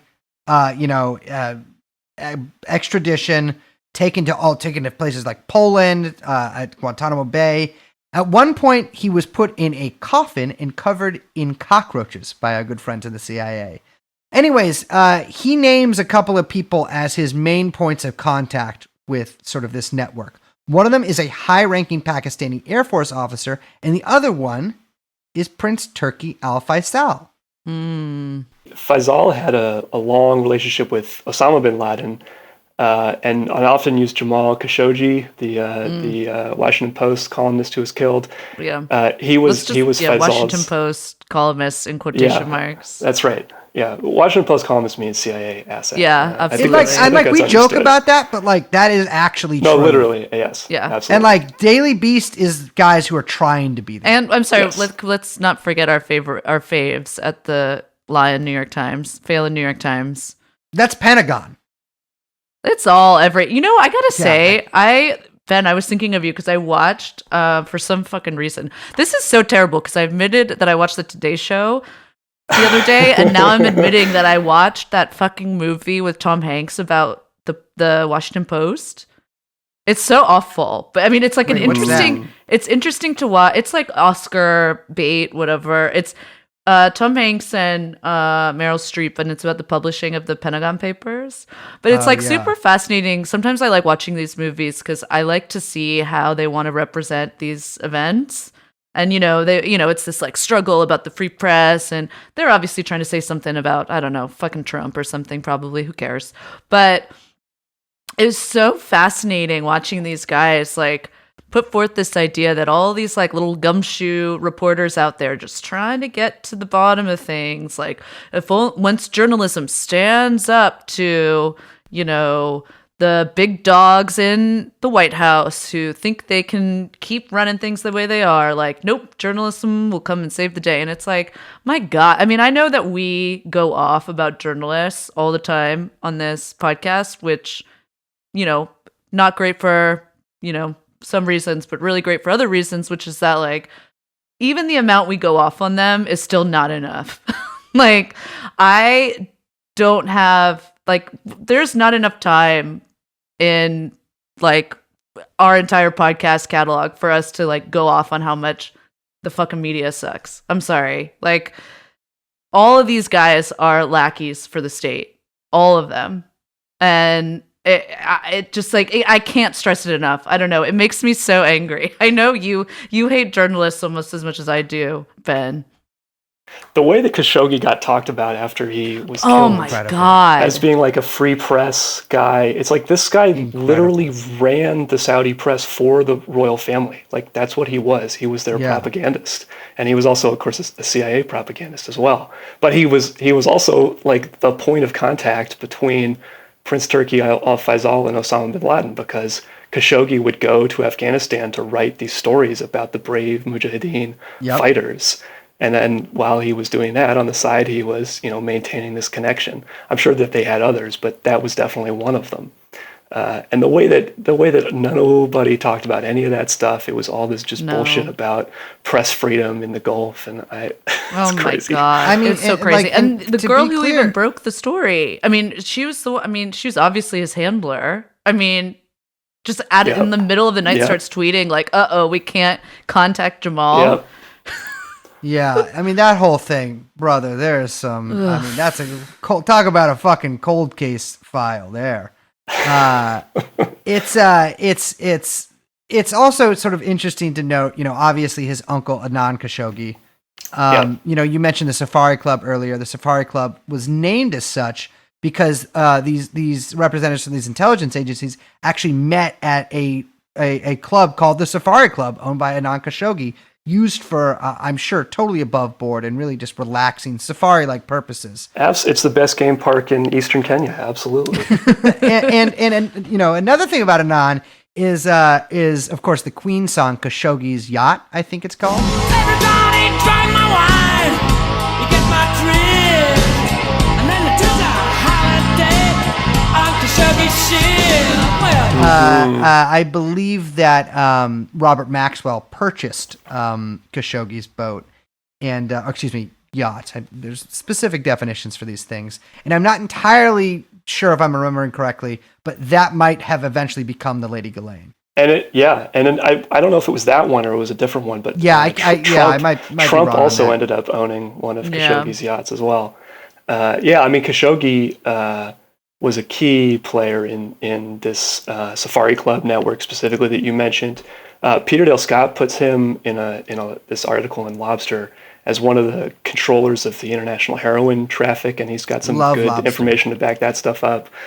So he's like a big and very important cutout between the American elite and the Saudi elite for sure. And I think the fact that he's, obviously very close with the Bushes and Turkey Faisal, that's not a coincidence. And he was also, I haven't seen any follow-up on this, but supposedly Epstein worked for Adnan Khashoggi. Yeah, I've seen that too. I have not. I just saw that reported in a one-off thing, and I have not seen anybody look at when exactly it was or what he supposedly did. I mean, they mentioned something about he's trying to find money for Khashoggi. Yeah, well, he's a financial bounty hunter. Yeah, he was bragging that he was taking, going and picking up money from warlords in Africa. It's I mean, obviously he was some kind of bag man. Before he sort of found his niche there. But that one I always pause on, and then the Ghislaine shooting, Colombian, or was it Colombian? No, it was Colombian. She would claim at dinner parties to have ridden very specifically in a Black Hawk helicopter and shot rockets at a Marxist. I mean, there's a couple Marxist guerrilla groups in Colombia. Sure. But she says she shot it at one of their tanks, which no, they don't have a tank. So she probably shot it at a car full of peasant farmers or something. Yeah. That is but that's not generally, wild. There's a lot of rich people in this world. I'm thinking specifically of Dan Bilzerian. Actually, Dan Bilzerian would probably try to do this, but even they're not letting him shoot a fucking rocket in a Black Hawk helicopter. I mean, that lady, Ghislaine Maxwell, full of shit, but that's a very specific lie if she told one.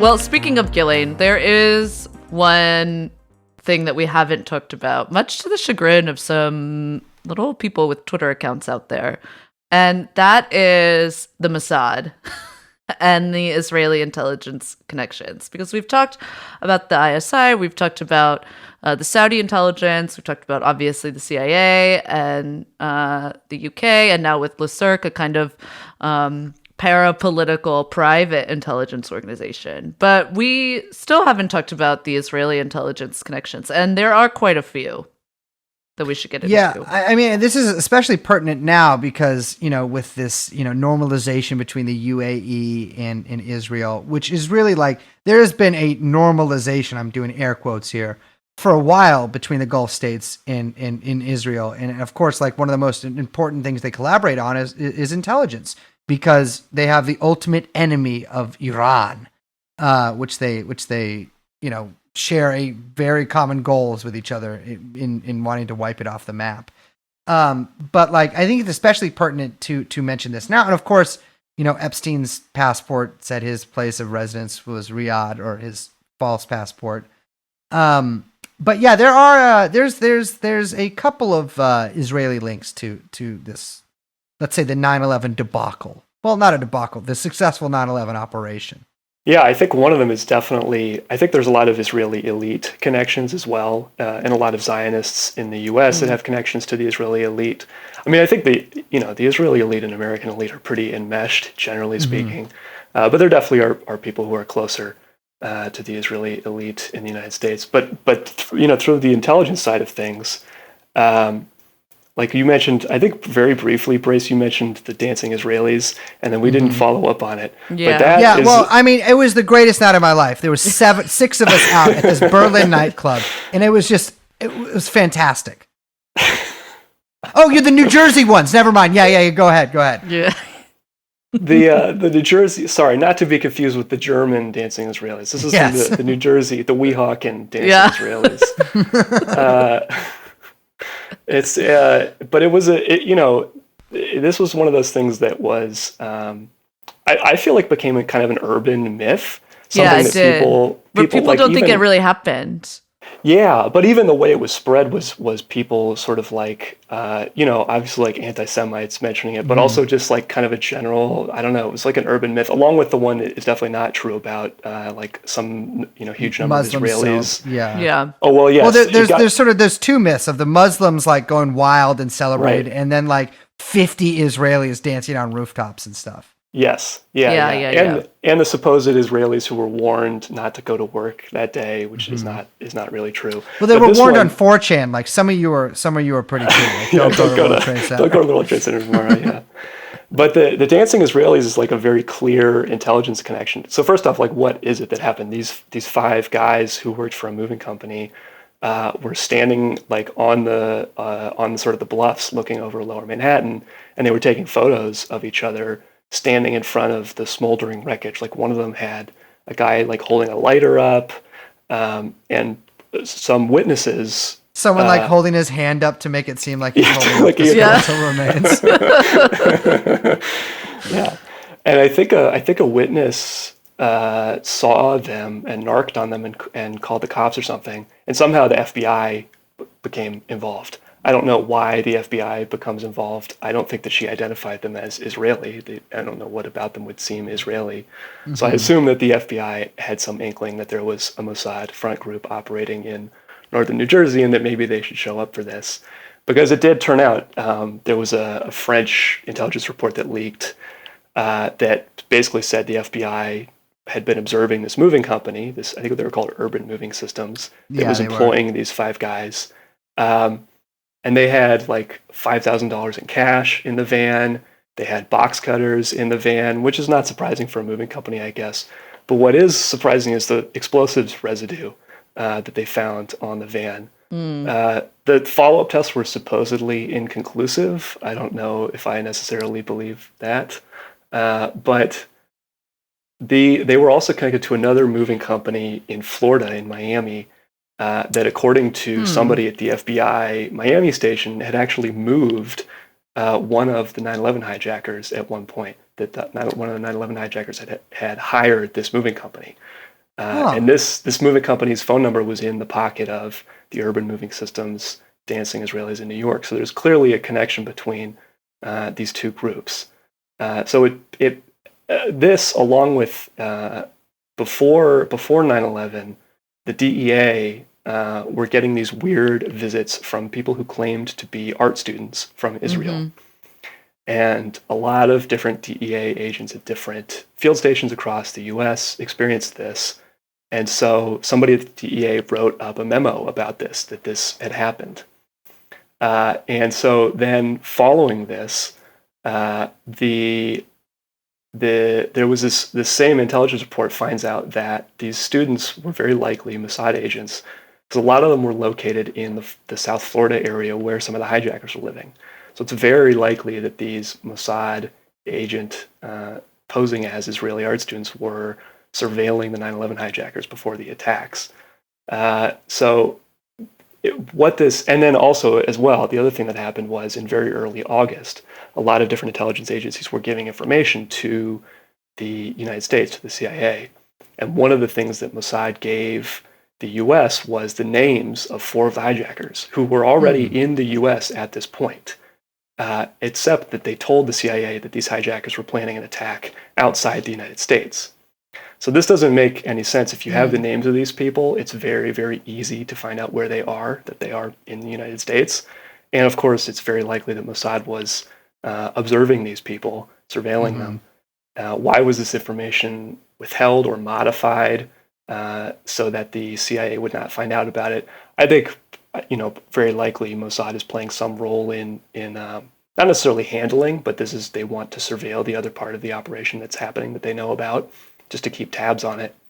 And so that's the little piece of it that we get is this weird story about these 5 Israelis dancing in front of the wreckage, and these art students who are surveilling the hijackers. Yeah, like I want to be clear on this. Like Ben was saying earlier, like there is, sort of this idea that mentioning the dancing Israelis is like an anti-Semitic sort of dog whistle, and like indeed for some people it is. Like who basically expand all of this and ignore many of the Anglos that that were involved in this as well.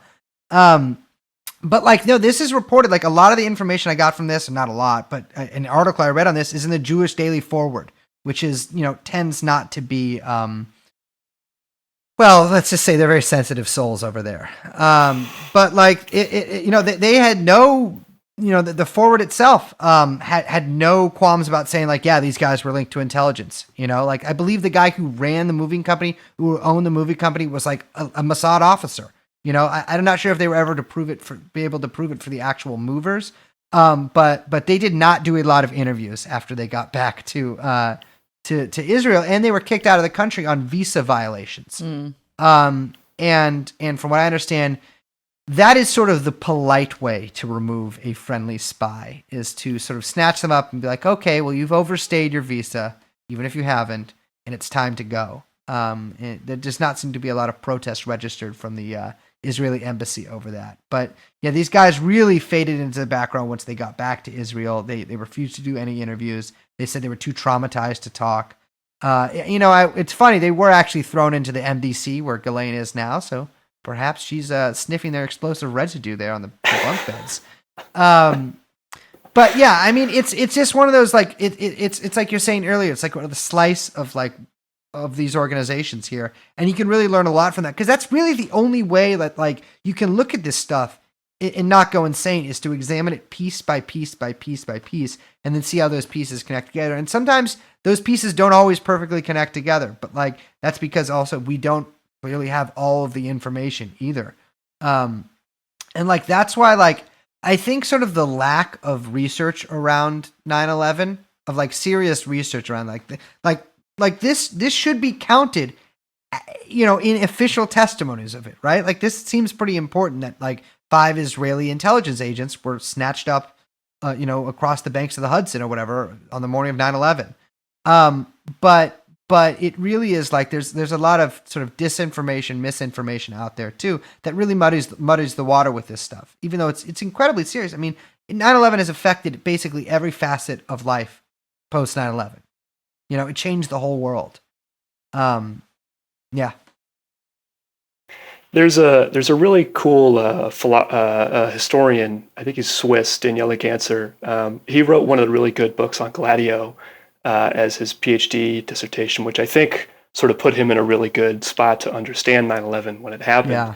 And since then, fortunately he speaks English, but in the sort of German language media in Switzerland and Germany, he's one of the people that's sort of advancing alternative theories to the mainstream theory about 9/11. And it is I think his approach to it is a very scholarly, academic, historian's approach. I don't think it's surprising that people in history, in international relations in particular, there's either direct pressure from your employers. Obviously, a lot of departments in academia are connected to intelligence, but also just generally, if you're a historian, to ask some of these questions means you're not going to get your papers published. It means people are not going to take you seriously. So there's very, very few people who are actually doing real academic level.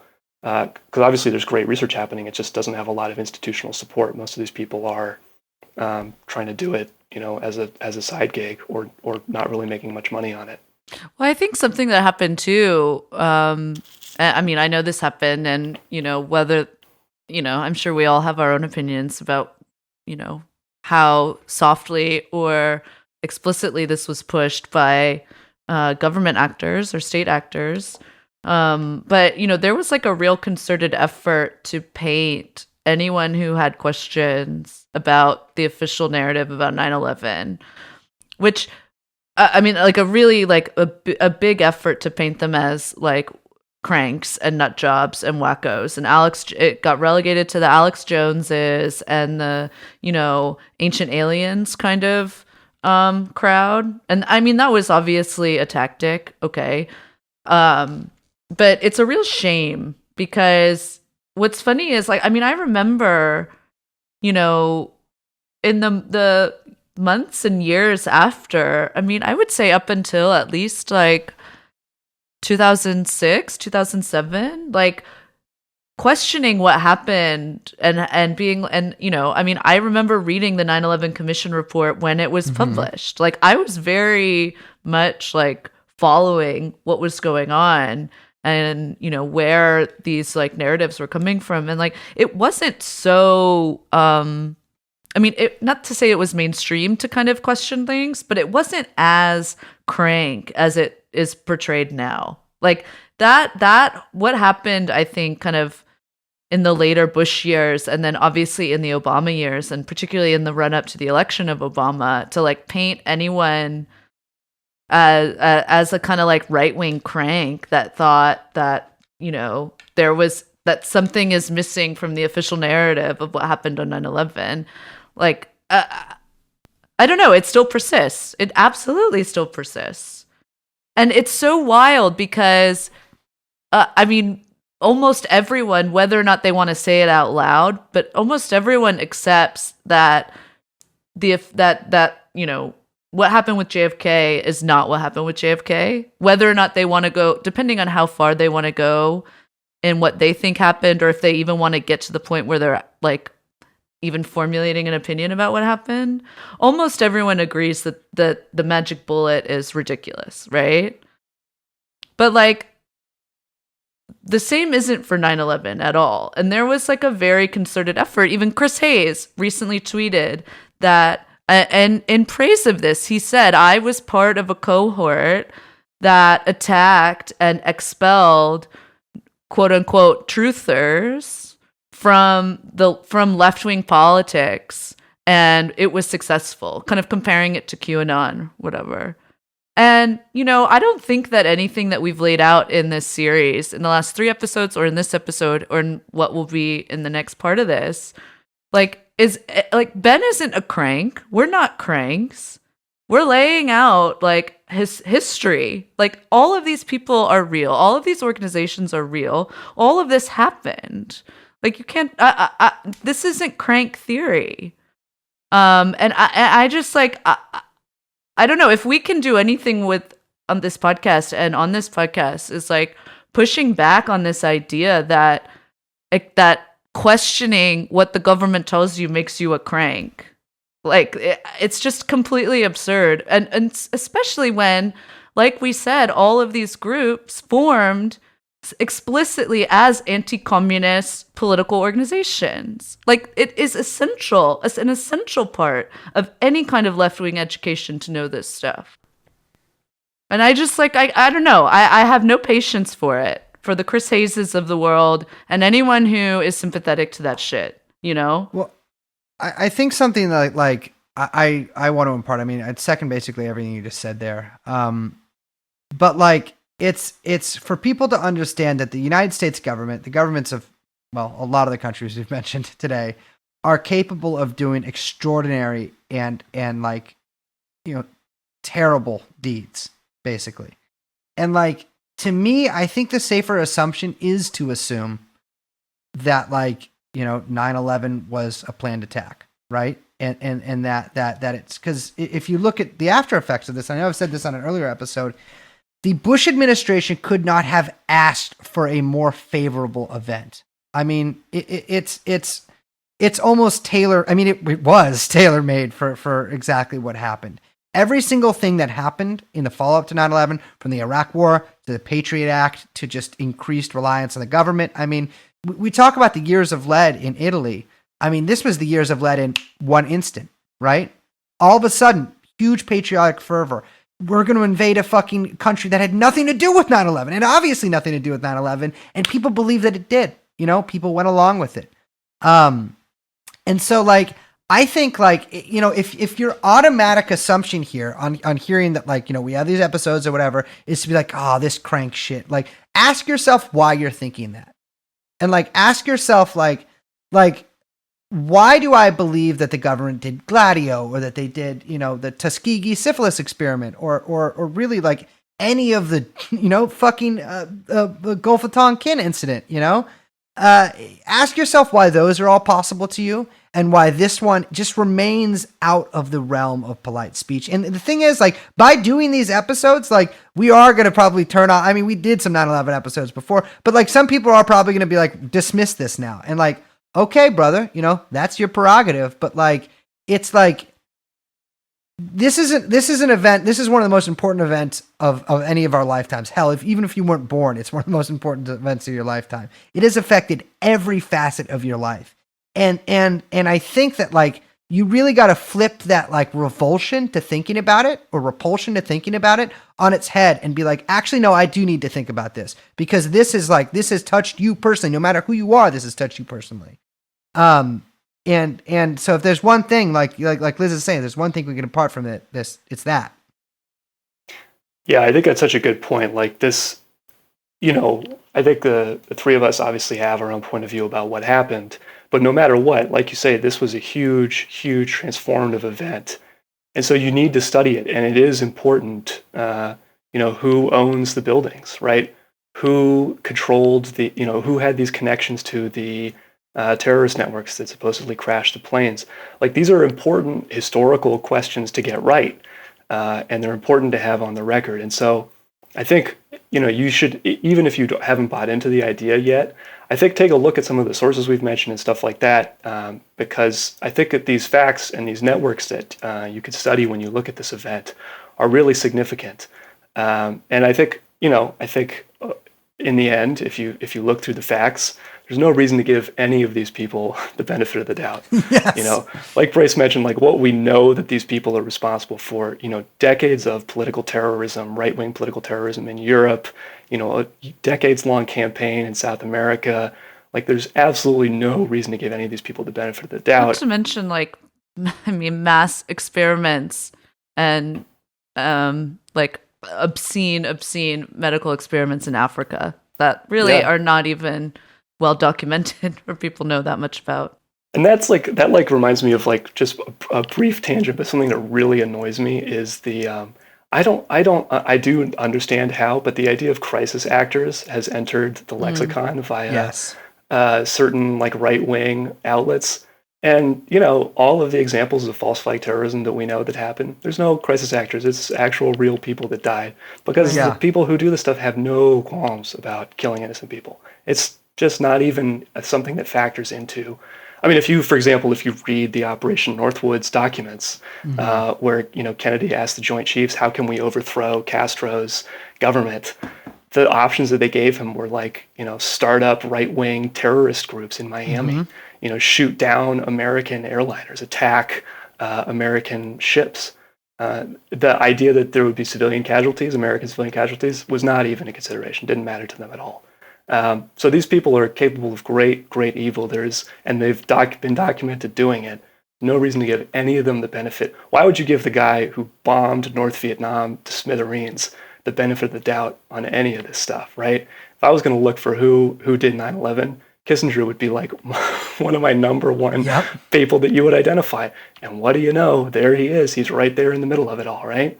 So I think looking at these networks and looking at what these people have done, it really impresses upon you like how vast this network is that coordinated this, and the fact that they got basically exactly what they wanted is a very sobering fact. Well, Ben, we're stoked. We love having you on, and we're excited because we're gonna actually round out this series with part 5 in a little bit. So that's coming up, and stay tuned for that. But I think this has been, hopefully, a lot of people have learned some things. I think my assumption is that a lot of people maybe haven't listened to the 9/11 series yet, or started it from the beginning. And I implore you, if you haven't, open up that third eye, listen to those 3 episodes, and come back and we'll have another one for you pretty soon. Well, Ben, always a fucking pleasure, Playboy. Thank you so much for having me. This is always a blast. I appreciate it. We'll see you at the airport. Meet you there.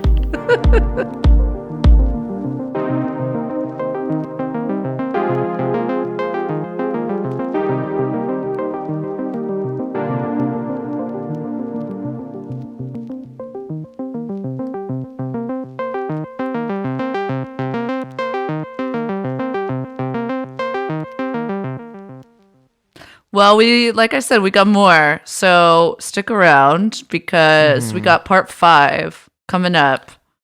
Wait, hold on. Are we gonna have to do like 10 next year? We'll I figure don't it out. know. We'll see. We'll figure it out. Yeah, we can do that. I don't know. Maybe we can. Well, here's the thing. There's another 9/11, Benghazi. Can you imagine if we did like a 5-part series on Benghazi? I actually I was about to suggest that to you after we stopped the interview. We really should, because I don't think a lot of people really understand what was going on. I don't think that people right? know about Benghazi, and we could talk about were Benghazi, running but I don't want to guns. do 5 episodes on it. Well, then me and my friend, who does happen to be the son of Gaddafi, maybe we can do our own spin-off podcast. Okay. Gaddafi Pod. All right, That's let's a terrible wrap her name. up. Well, hey, he came up with it. It He's the should money be man. Gaddafi. John. I'm trying to make John Podesta and Gaddafi go together, No, but just that seems wrong to me. Gaddafi. Gaddafi? Get it? I don't get it. I don't get it. All right. Dude, I literally don't understand. Well, explain it to me after we finish. Or you can explain it to me now, but I feel like that's rude to make you do that. It's funny they don't have a pod save Libya. Well, I mean, They don't really care, do they? they did it. Oh, Those yeah. guys worked for them. Pod didn't save Libya. No, Pod destroyed Libya very badly. All right, That's a little let's, preview to our Benghazi series. I'm hungry. I got meatballs in the other room that I gotta eat. Ooh, that sounds nice. Well, baby, it's Friday. It's finally here. It's not my birthday. When's don't tell me, don't say when your birthday is on the podcast, but text me when your birthday is. Is it today? No, it's not my birthday. That's what I just said. It's not my birthday. Well, women often do this false flag thing where they're like, they like will never tell you their birthday, and then like 2 years into dating them, you're like, when's your birthday? And they're like, you don't know when my birthday is. I'm like, yeah, I don't know when your birthday is. Like, no. Oh my god, we always then- tell you when our birthday is. You're just not listening. The thing is, they expect you to remember 5 numbers said one time for the rest of your life. And every time you ask them to repeat those 5 numbers, for some reason, you're the bad guy. Well, mine's only 4 numbers. What does that mean? What do you mean? It's only 4 numbers. How is it only 4 numbers? It's 6. Wait, what do you mean? Without the year? There's a year. Yeah, but Wait, you how just many numbers are abbreviate in that to the birthdays? last 2.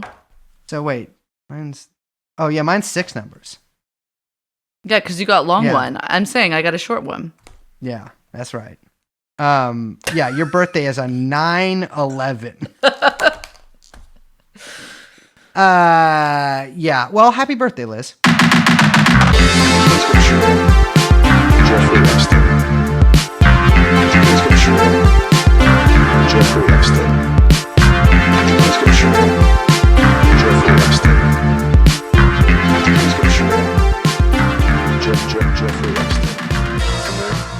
Come here. Man, this has been a week here This at has True been- Anon. This is Yes.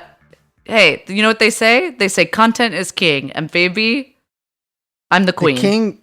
Wait, hold on. You're married? Okay, all right. Well, I'm gonna have to change some future scripts I had written for sure. I'm just kidding. We don't have scripts here at True Anon. And speaking of, this is True Anon. Motherfucker. I embrace. Stupid. I'm Liz. So stupid. And we are joined by my husband, Young Chomsky, who's producing the episode. I am very excited. I shouldn't have saying motherfucker like that. It's like such a You're fucking corny so thing to do. corny, man. That was bad. That was maybe the corniest thing I've ever seen you do. Yeah. Well, I was gonna say You bitch. were taking your shirt off as you said it too. It's really hot. I was gonna say bitch, but then I'm like, I still can't tell if I'm allowed to say that as much as I do, or pussy. But I feel like the thing is, the people who get mad at you for that thing are those things, and so like it's difficult. So I opted for the corny shit because I'm mentally ill, but like I couldn't think of another word to say. Well, the reason I said content is king is because, baby, this has been a week of us putting out episodes. Yes, yeah. And so, all right, well, yeah, that's true. I hope mean, people are not overloaded or overdosing on True Anon and are still into this because We've got more to go. Yeah, we have a doozy of as Liz calls them. I call them episodes, but Liz calls them sods with a little apostrophe in front of the S. Do that. Yeah, so so Liz works her day That job at this sounds place like a called, like Nickelodeon cartoon character who's like a pizza delivery guy. Yeah. Well, Like I mean, Zodes. so the last time I visited you at work, which is Empire Records, you were standing there in giant like Oshkosh bagosh overalls and a backwards hat, and you kept asking me when the new sods were coming out. That didn't happen. And she was skating. Liz skates. I'm actually not bad at skating. Is that fucking true? Yeah. Dude, that really fucking pisses me off.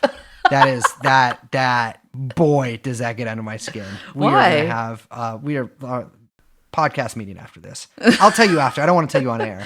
So this is the 5th episode in our highly acclaimed, don't look for a citation there, 9/11 series. We of course have our buddy Ben at House Trotter back. One of the things we're talking about today is there's been kind of a memification of the word gladio recently, and we kind of wanted to break down what that was, kind of put it in its proper history, and maybe draw some draw your attention to maybe some relationship there potentially with the events of September 11th. Well, honey, let's put on the black masks, enter the white car, and exit to the supermarket. Start the episode.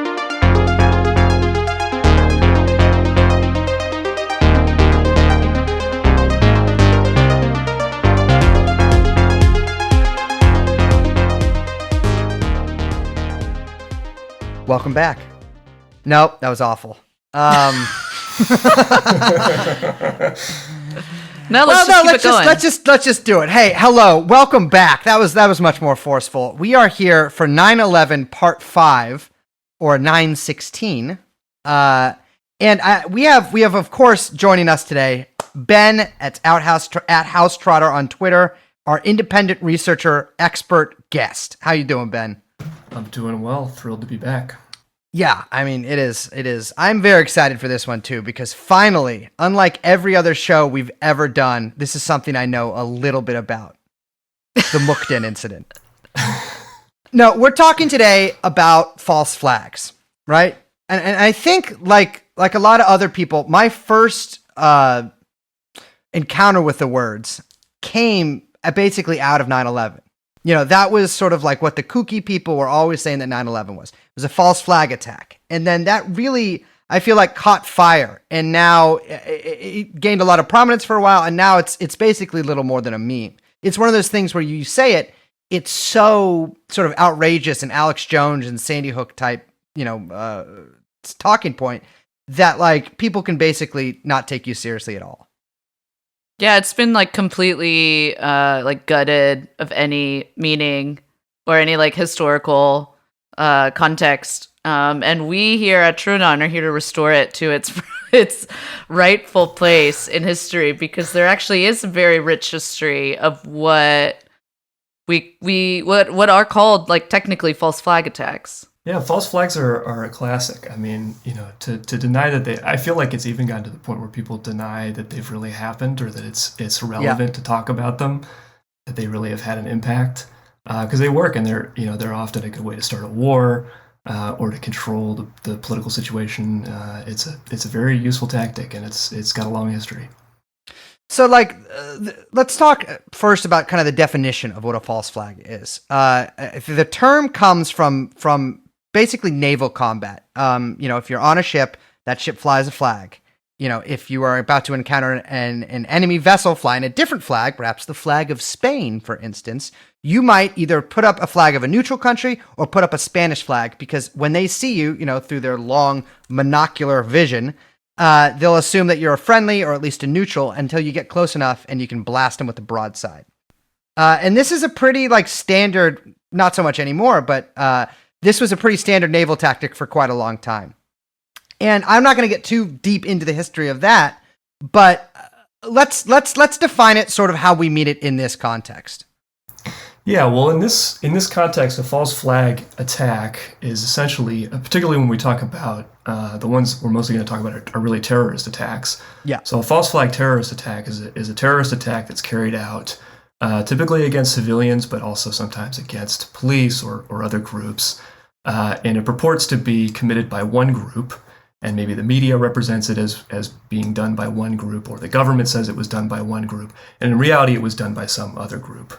And a pretty common one that's used is that state security agencies will masquerade as some other group or control some other group via intermediaries and get them to carry out some kind of terrorist attack. And it's done for all kinds of reasons to historically to try to start a war or to give yourself a political cover to basically do whatever it is that you want. Yeah, I think what you said there about starting a war is pretty germane because, again, like people sort of brush off the fact that false flag attacks have happened or that they'd even be a useful tactic. But we've seen multiple times within the 20th century alone, false flag attacks that have had really major consequences. One such one was the Mukden incident, which was, I believe, in 1931. It happened in areas of what would now be called China, but back then was not much of a country at all. It was sort of controlled by various competing warlords. There was a lot of Japanese troops there in what they called, I think, railway zones. And Japan wanted sort of a firmer grasp on Chinese territory back then. The Republic of China was gaining a lot of steam. There was fighting between the KMT and the warlords, and it looked like it would become a centralized, actual modern state at some point. So what the Japanese did is they got this lieutenant to plant some bombs next to a railway. The bombs go off. They barely damage the tracks. In fact, trains are running over it like 10 minutes later. But the Japanese used this incident as pretext to invade, and that actually started the Chinese-Japanese War as we know it, which left, I think, almost 22 million people dead. Another sort of famous incident is the Gleiwitz incident, which is, again, I'm not gonna listen. If I pronounce that wrong, I'm sorry, sue me. But that happened in 1939. The Germans and the Poles had tensions were high there. Germans had massed a lot of troops on the border, and just like they had done with Czechoslovakia, there were constant newspaper headlines about these travesties committed against the Germans living in Poland by the Poles. Farms burned down, women raped. Basically everything you think of. They use the same playbook with Czechoslovakia. And in fact, the night before Germany invaded, they staged 3 incidents along the border. The most famous of which was at a radio station. The radio tower is actually still there at Gleiwitz. A guy named Alfred Naujoks, who's sort of like a German special forces guy, like a proto-Skorzeny, with several other SS men, bust into this radio station, take over the transmitter, announce that they're like Polish army, soldiers, and they're taking it over for Poland. And they leave the body of a 42-year-old man, unmarried German farmer named Francik, and dressed in a Polish uniform right outside the door. I know, I had to mention that for you, Liz. I don't believe there's any relation. I haven't found any in my research. Well, the it's BBC, first name, yeah. But yeah, this caught on. I mean, first names become last names. Okay, let's not get into name talk again. But the BBC, for instance, reported that there were attacks at radio stations, not just in one place, but all over the border that night. And so the Germans were granted a sort of veneer of respectability for the apocalyptic reign of terror that they rained down on the Poles for the next many years. Another one is Pearl Harbor, which doesn't really count as a false flag attack, but I mean, famously, a lot of information was known about the Japanese attack fleet that was sailing there. It turns out the White House probably withheld some of that information, although they did send the American aircraft carriers out because they wanted that attack to happen. And that's not a classic false flag, but that is, I think, germane and within the realm of what we're talking about. I mean, that's how we've, even as we, I think in like a third episode where we were kind of talking through scenarios of what we mean when we say Bush did 9/11, in that kind of gradation that we talked about, one very possible scenario is a lot of people knew and withheld information and let something happen, right? Mm-hmm. And that's the same kind of way you can think about with Pearl Harbor. That they're very aware that something was about to happen and understood possible political ramifications and how it could be used to their benefit. Yeah, in the 9/11 context, right? That's like one of the big theories, like you say, like the let it happen on purpose versus made it happen on purpose, and a lot of times the consequence of that is basically the same thing. You don't have to engineer it yourself. You know it's coming, and so you can just not take certain steps, and you get the same effect. Yeah, that's I think really illustrative of like one major theme here, which is that like people need to get it through their heads that the sort of powers that be are not afraid to let like citizens of their own nation or allied nations die. In fact, they will incite that violence, or they'll do that violence themselves a lot of times if it achieves a concrete political aim, or if it opens up possibilities for the future that are positive ones to them. We also have, of course, the Gulf of Tonkin incident, which was basically a whole bunch of fucking baloney involving Jim Morrison's father. And essentially phantom boat attacks on a pair of American vessels, basically off the coast of North Vietnam, who had been, in fact, supplying southern Vietnam like commandos and American guerrillas along the coast there. Those attacks, of course, never happened, and that was used and really rammed through Congress, basically, as a way to get that war started. I mean, that one was so egregious that they basically let people. Like they let kids be taught that it was a false flag in high schools. That's how egregious the Gulf of Tonkin was. It's like they don't even pretend anymore that there was any kind of, any shades to that at all. And the first time I heard about that one was from McNamara in that Errol Morris documentary. He basically admits it. Yeah. It never happened, Yeah. And this is defense secretary, at the time. I actually started watching that the other night, but fell asleep. Not because of the quality of the movie, but because it was very late at night. I mean, all Errol Morris movies are kind of also directed to be fallen asleep to. Yeah, the Phil Glass, music. Yeah. It's very soothing. Yeah, definitely. I also would be remiss not to mention the Lavon affair, which is, I think, pretty illustrative of how a lot of these plans can work. 1954. Nasser has taken power in Egypt. He's got a popular sort of broad-based socialist movement behind him. And at this point, the U.S. hadn't totally committed. I mean, they had in a lot of cases, but not fully gone full throttle on overthrowing anybody with the hint of socialism about them yet. They were actually trying to woo Nasser for a little bit. And Nasser was very popular. The king that he replaced was not very popular. And so what Israel did, because they did not want a strong Egyptian state next door to them. In fact, they wanted the British troops that were in the Canal Zone to stay there. They recruited a gang of Egyptian Jews, brought them to Israel. In fact, I believe that the agent who did that posed as British intelligence, which, who knows, maybe he was. Trained them in explosives, in covert operations, in how to organize underground organizations. Sent them back to Egypt, where their plan was to bomb American-owned movie theaters, hotels, shops, anything that was American or British owned.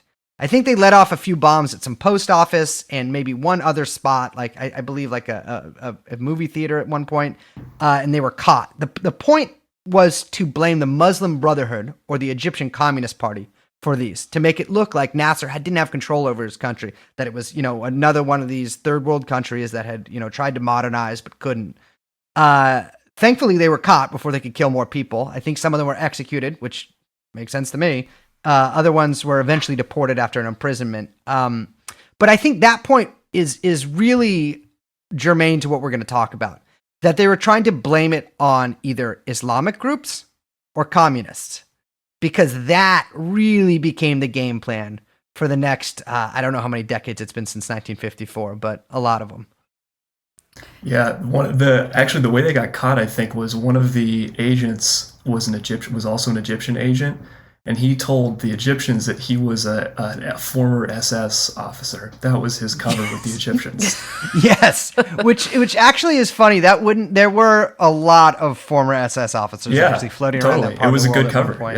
Yeah. I mean, parts of the Egyptian security service, also parts of the Israeli security service. I mean, these guys, as a guy who's part of a diaspora, I'm like, they've got a hell of a diaspora going on. Yeah, I mean, I think too, I think we should bring back just from our first episode. I mean, we mentioned like how key the anthrax attacks were in the lead up to the invasion of Iraq, right? And there's still, like, as we kind of detailed, a lot of questions surrounding, what transpired and exactly how those non-attacks happened. But there were,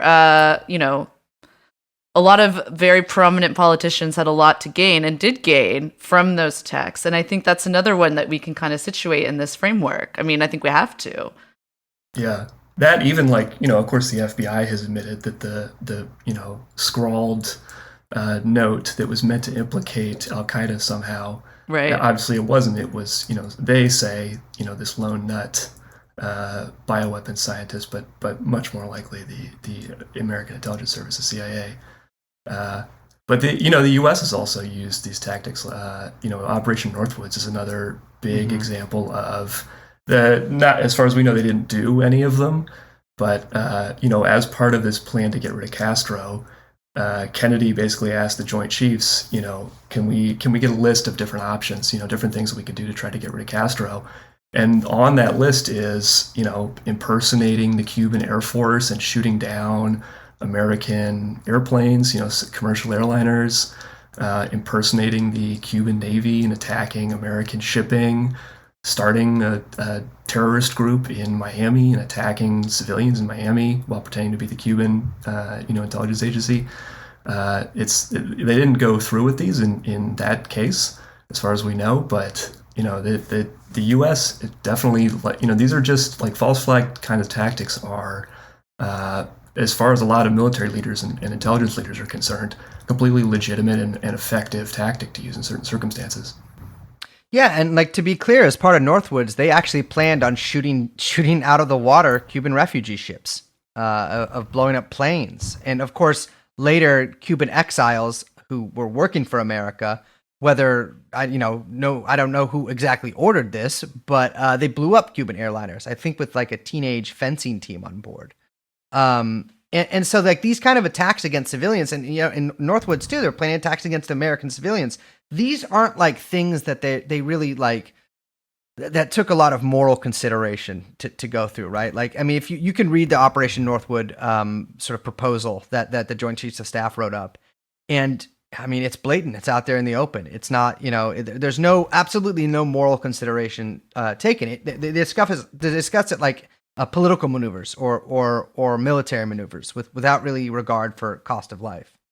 Yeah, it's completely strategic. I think that's the key point is that they view these as pure points of strategy, just like any other kind of military or political strategy, right? And so the only way to think of them aren't as like you said, the moral considerations or whatever. They aren't even thought of as, at least from the perspective of Joint Chiefs or different generals masterminding these things.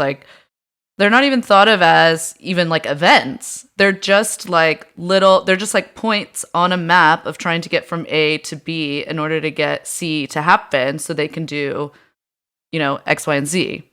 Well, I guess one thing about this is back in the 70s, there was a document similar to Northwoods that was supposedly a sort of an annex of some Army field manual that described very similar tactics to Northwoods. Yeah, I don't remember what it was called off the top of my head, but and it was basically the same kind of thing. Under certain circumstances, you can pretend to be a left-wing group and bomb something, etc. And at the time, people said that was a KGB forgery, that they made that up to make the Americans look bad. And first off, there are people who, Ray Klein, deputy director of the CIA, said that the document didn't look out of the ordinary to him. He said he hadn't seen that one in particular, but that based on what he knew of the kinds of tactics that they would use, it didn't look out of the ordinary to him. And then Licio Gelli, who was part of this Italian Gladio, said that the CIA had given him the document himself. So it clearly was something that they were working on, all the way back in the 50s and 60s. It's a very accepted military tactic. Yeah, the fact that the KGB would have to to forge that seems sort of absurd to me, because that is basically the game plan and one of the major tactics that they used for the next many decades, not just in Europe, not just in South America, but everywhere around the globe. Well, the favorite tactic of the U.S. is to just anything embarrassing about the U.S. politically or in the government, they would just blame on the Soviets. Yeah. That was the playbook.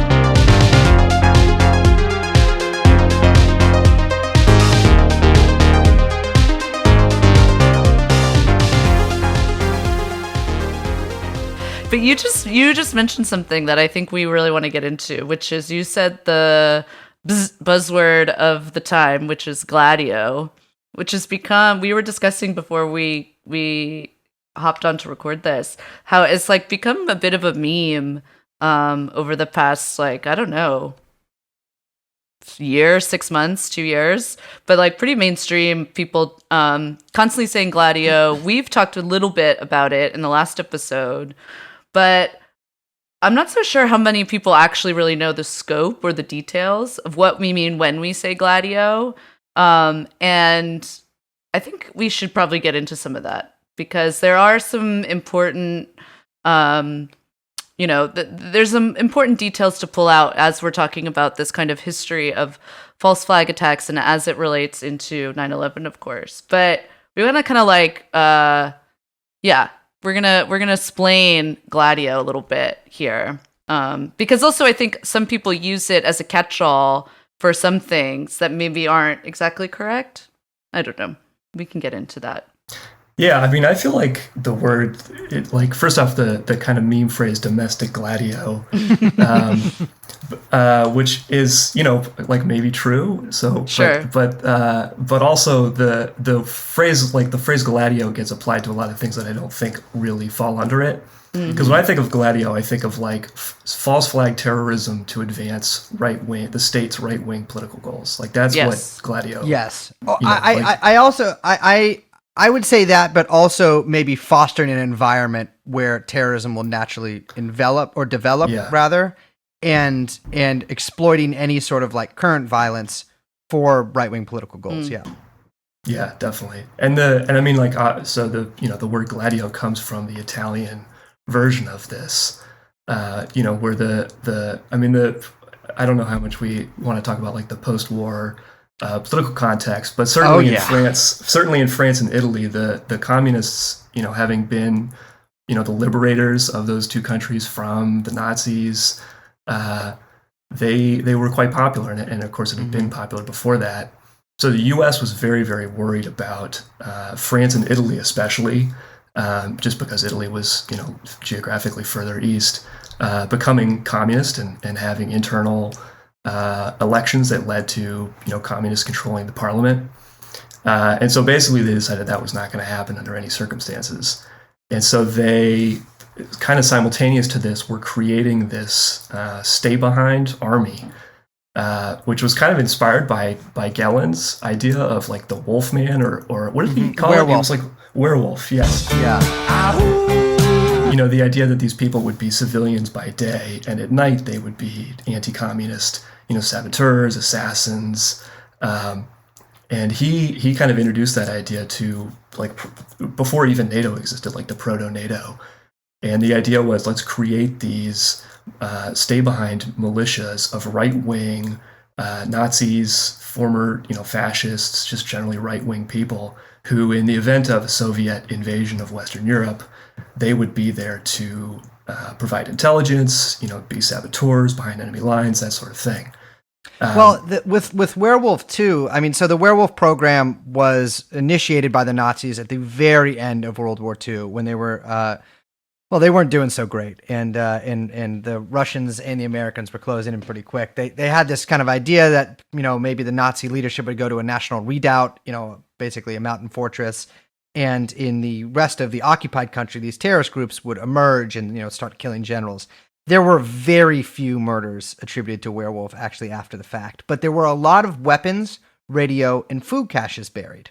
And we see that, I mean, Christ, I don't know, dotting fucking Europe, there must be thousands of caches of like, MP44s or whatever, MP40s out there.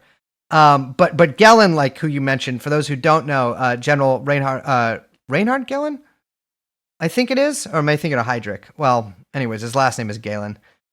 He was sort of a Nazi spy chief towards the end of the war, and then immediately after the war, created the Gehlen organization, which became West German's intelligence, but also a lot more than that. And it was staffed almost exclusively with not just like Wehrmacht men, but SS men. Yeah, and that, I mean, you talk about these weapons caches that the Nazis had all over Germany, and like the NATO basically absorbed like that physical infrastructure and used that as their weapons caches for these stay behind armies, secret armies. And in Italy it was called Operation Gladio. In Belgium it was SDRA 8. They had all kinds of different code names in the different countries, but Gladio became the first one that people knew about because Andreotti, who was the prime minister of Italy in 1990, admitted it. He was forced to admit it because there was an ongoing criminal investigation of some of these bombings that had been done in Italy by right-wing terrorists, and they were discovering that these bombings that had been blamed on the left or on anarchists, or it wasn't known who did them, they were committed by right-wing paramilitaries that were supported by the Italian intelligence service, by the Italian political elite and military. Don't forget industrialists. And of course, the industrialists. I mean, we love our industrialists. Yeah, we should definitely talk about P2. But Andreotti was basically forced to admit that this existed, and he gave a very limited admission. That it was just intended to be this stay behind, but it was very quickly discovered that it was actually used by this Italian elite, often at the direction of the CIA. For very specific political purposes, basically to control Italy's political system and ensure that the left wing would never have power within the Italian government. Yeah, and to be clear, when we say, just for people who aren't aware of this history, I mean, when we say bombings and terrorist attacks, what we're talking about are like, like massive bombings where hundreds of people were killed, thousands injured. And this was going on for, 30 years? Yeah, I think something like that. Yeah, I mean, really, they say the core of Gladio is like 1969 to 1987. Right. And during that period, like almost 500 people died, which, in the context of like 9/11 or other terrorist attacks like that, it seems small. But at the time, it was considered by the population to be essentially a low-level civil war. Right. There was also terrorist attacks that didn't kill anybody either. Bombings of political party offices. Mm-hmm. Well, that's mostly what it was. Bombing of police stations and stuff. Fascists were apparently, I read this statistic somewhere, responsible for about 68% of these. So the left was engaging in violence. Like, to be clear, the Italian left actually had some, pretty heroic struggles during that time, as did their counterparts in Greece, in France, in Germany, and not so successfully in America or Britain, but it was 68 and afterwards. And so there was street violence, there was sort of terror violence, but in Italy, the right became basically ascendant during all of this. I mean, they were really able to kind of capture this extremely well. Yeah, and I think that's a really good point you bring up about the left-wing political violence. And when the Piazza Fontana bombing happened, the suspicion immediately fell to the right wing, and part of this was because I don't know why he said this, but the very right wing interior minister at the time, Francesco Cossiga, said, the left attacks people it sees as representatives of the elite, bankers, prominent politicians, things like that, whereas the right wing, attacks civilians to try to create this, as you say, this kind of situation of unrest that the state can then take advantage of. Yeah, this is also where I was hoping you could explicate for our listeners where this term strategy of tension comes from, because it comes straight from this, from Gladio, but this is another thing that people have been kind of recently throwing around. But it is like an explicit strategy for kind of stage managing different political forces, right? It's kind of like I think stage managing is the perfect way to put it. It's almost like puppeteering a constant kind of state of unrest, suspicion, anxiety, and polarization. Yeah, when you put it in context, there's a lot of logic to it. If you look at 1948, This was like one of Allen Dulles' first big operations. Before he was running the CIA, he essentially manipulated the 1948 Italian election to make sure that the DCI, the Italian Christian Democratic Party, which was this basically the furthest right party that was acceptable to the, you couldn't have an out and out, right wing or fascist party in Italy anymore because people weren't going to, accept that. But it was a moderate party that really acted as Italy's right wing. And so the CIA, the Office of Policy Coordination, directly supported the right wing in that election. And part of what they did was they would just smear the communists as being terrorists, and they would, just make stuff up. It didn't have any basis in fact. So it makes sense that not long after that, they say, okay, well, if we can accuse them of being terrorists, why not actually make them look like terrorists? Yep. Let's blow things up, let's kill people, and let's say it was them. And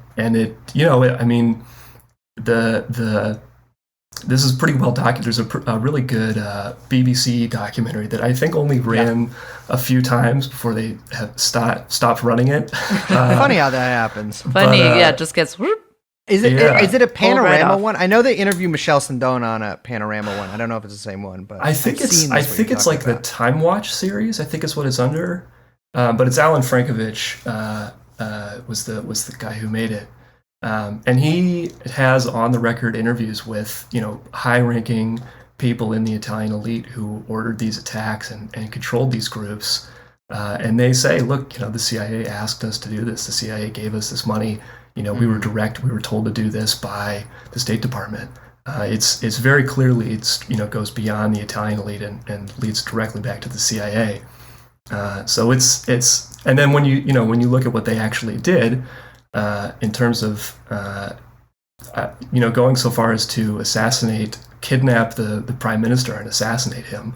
That's a very, very serious invasion of the Italian political process by these American interlocutors. Yeah, I think with the case of Italy, it's really like you can see sort of the extremes that America went through, but you can also see this play out all over the globe. In past episodes, we talked to Vince Bevins about Indonesia, and you can see the support that the right was given there, but also the tactics employed by the right, where they would blame the left for all these, sometimes really just bizarre, literally magical atrocities. And then we see that same thing applied in Chile, which is, I think, a much more analogous situation, where the American government supported the Christian Democratic Party there with a lot of money, basically kept them afloat. The Communist Party, or rather the Socialists behind Allende, were very popular, and they went to really great lengths to get him out of there. And we can see with the Pinochet coup and with the murder of Allende, what would have happened in Italy and a lot of other countries, sort of if things had gone further, right? Like Chile is basically Italy if the left had won an election. Yeah, definitely. And in Italy, they still assassinated a prime minister. True. Yeah, even just a thought. But he wasn't a left-wing prime minister. Right. No, exactly. Just the fact that he was, this was to explain what we're talking about. Aldo Moro, the DCI had this right wing, Andreotti, who we've mentioned, but they also had this guy Aldo Moro, who was much more in the middle. And he was sort of, because he was not, Andreotti was part of this P2 Masonic Lodge group, which was this elite, basically all of the elites across Italian society, military, intelligence, political, business, were all part of this group, and they frequently would get together and kind of discuss what should happen in Italy now. And Moro was not really a part of this clique of people.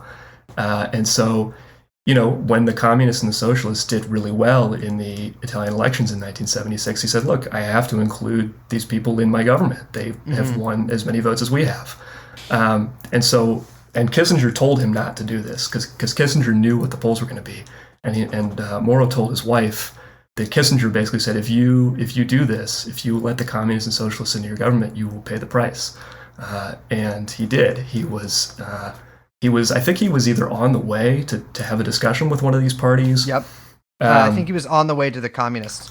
Yeah, to discuss, when you form a government with these parties, you basically say, Yeah. okay, Moro is going to be the prime minister, but they'll maybe be a communist, minister of, Health minister, defense, or whatever, yeah. exactly right. They Frequently wouldn't the be communists. defense. They wouldn't. Yeah, And yeah. the PC, yeah. by the way, Exactly. to a little background on this, the PCI, the Communist Party of Italy, was a neutralist, which is about as good as you could be as a communist, mainstream communist party in the West, meaning Italy would withdraw from NATO.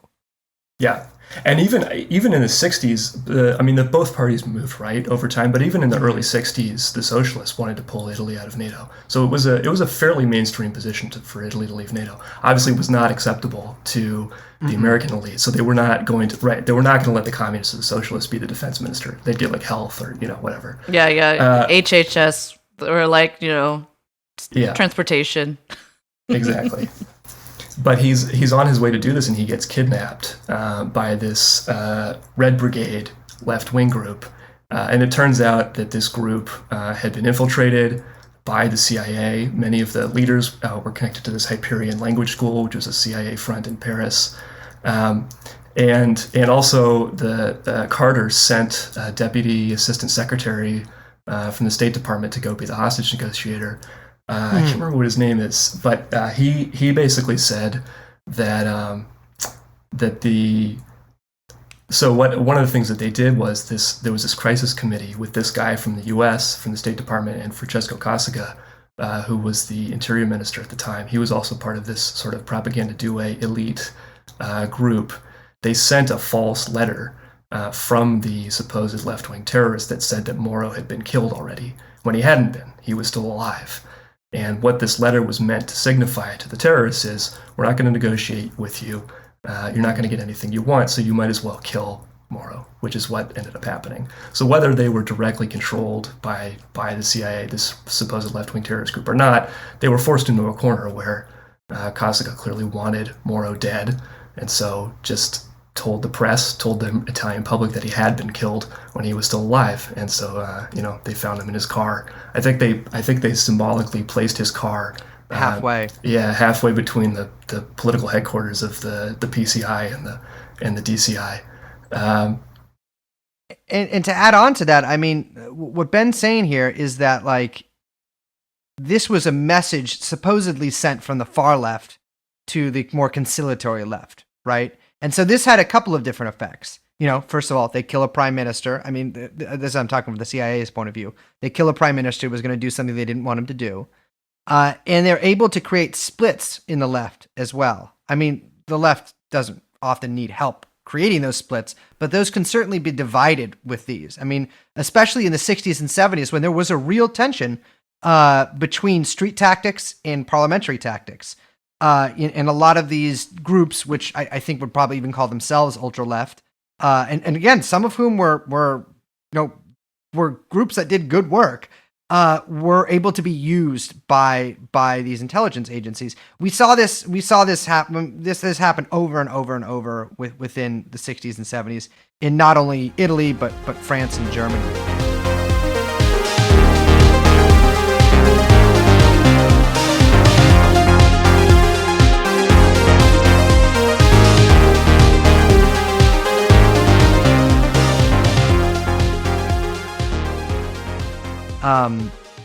I think we should get into a couple of these bombings maybe to really explain how these worked. You mentioned earlier the Piazza Fontana bombing. Did you like that accent there? A little slight one. That was nice, Chris. That was good. And I think this was at this point one of the larger terrorist attacks, not the largest. That was to come later in Italian history. I mean, to be clear, Italian history doesn't stretch back very far. They've been a country for 50 years at this point. But longer than that. But these were pretty professional operations.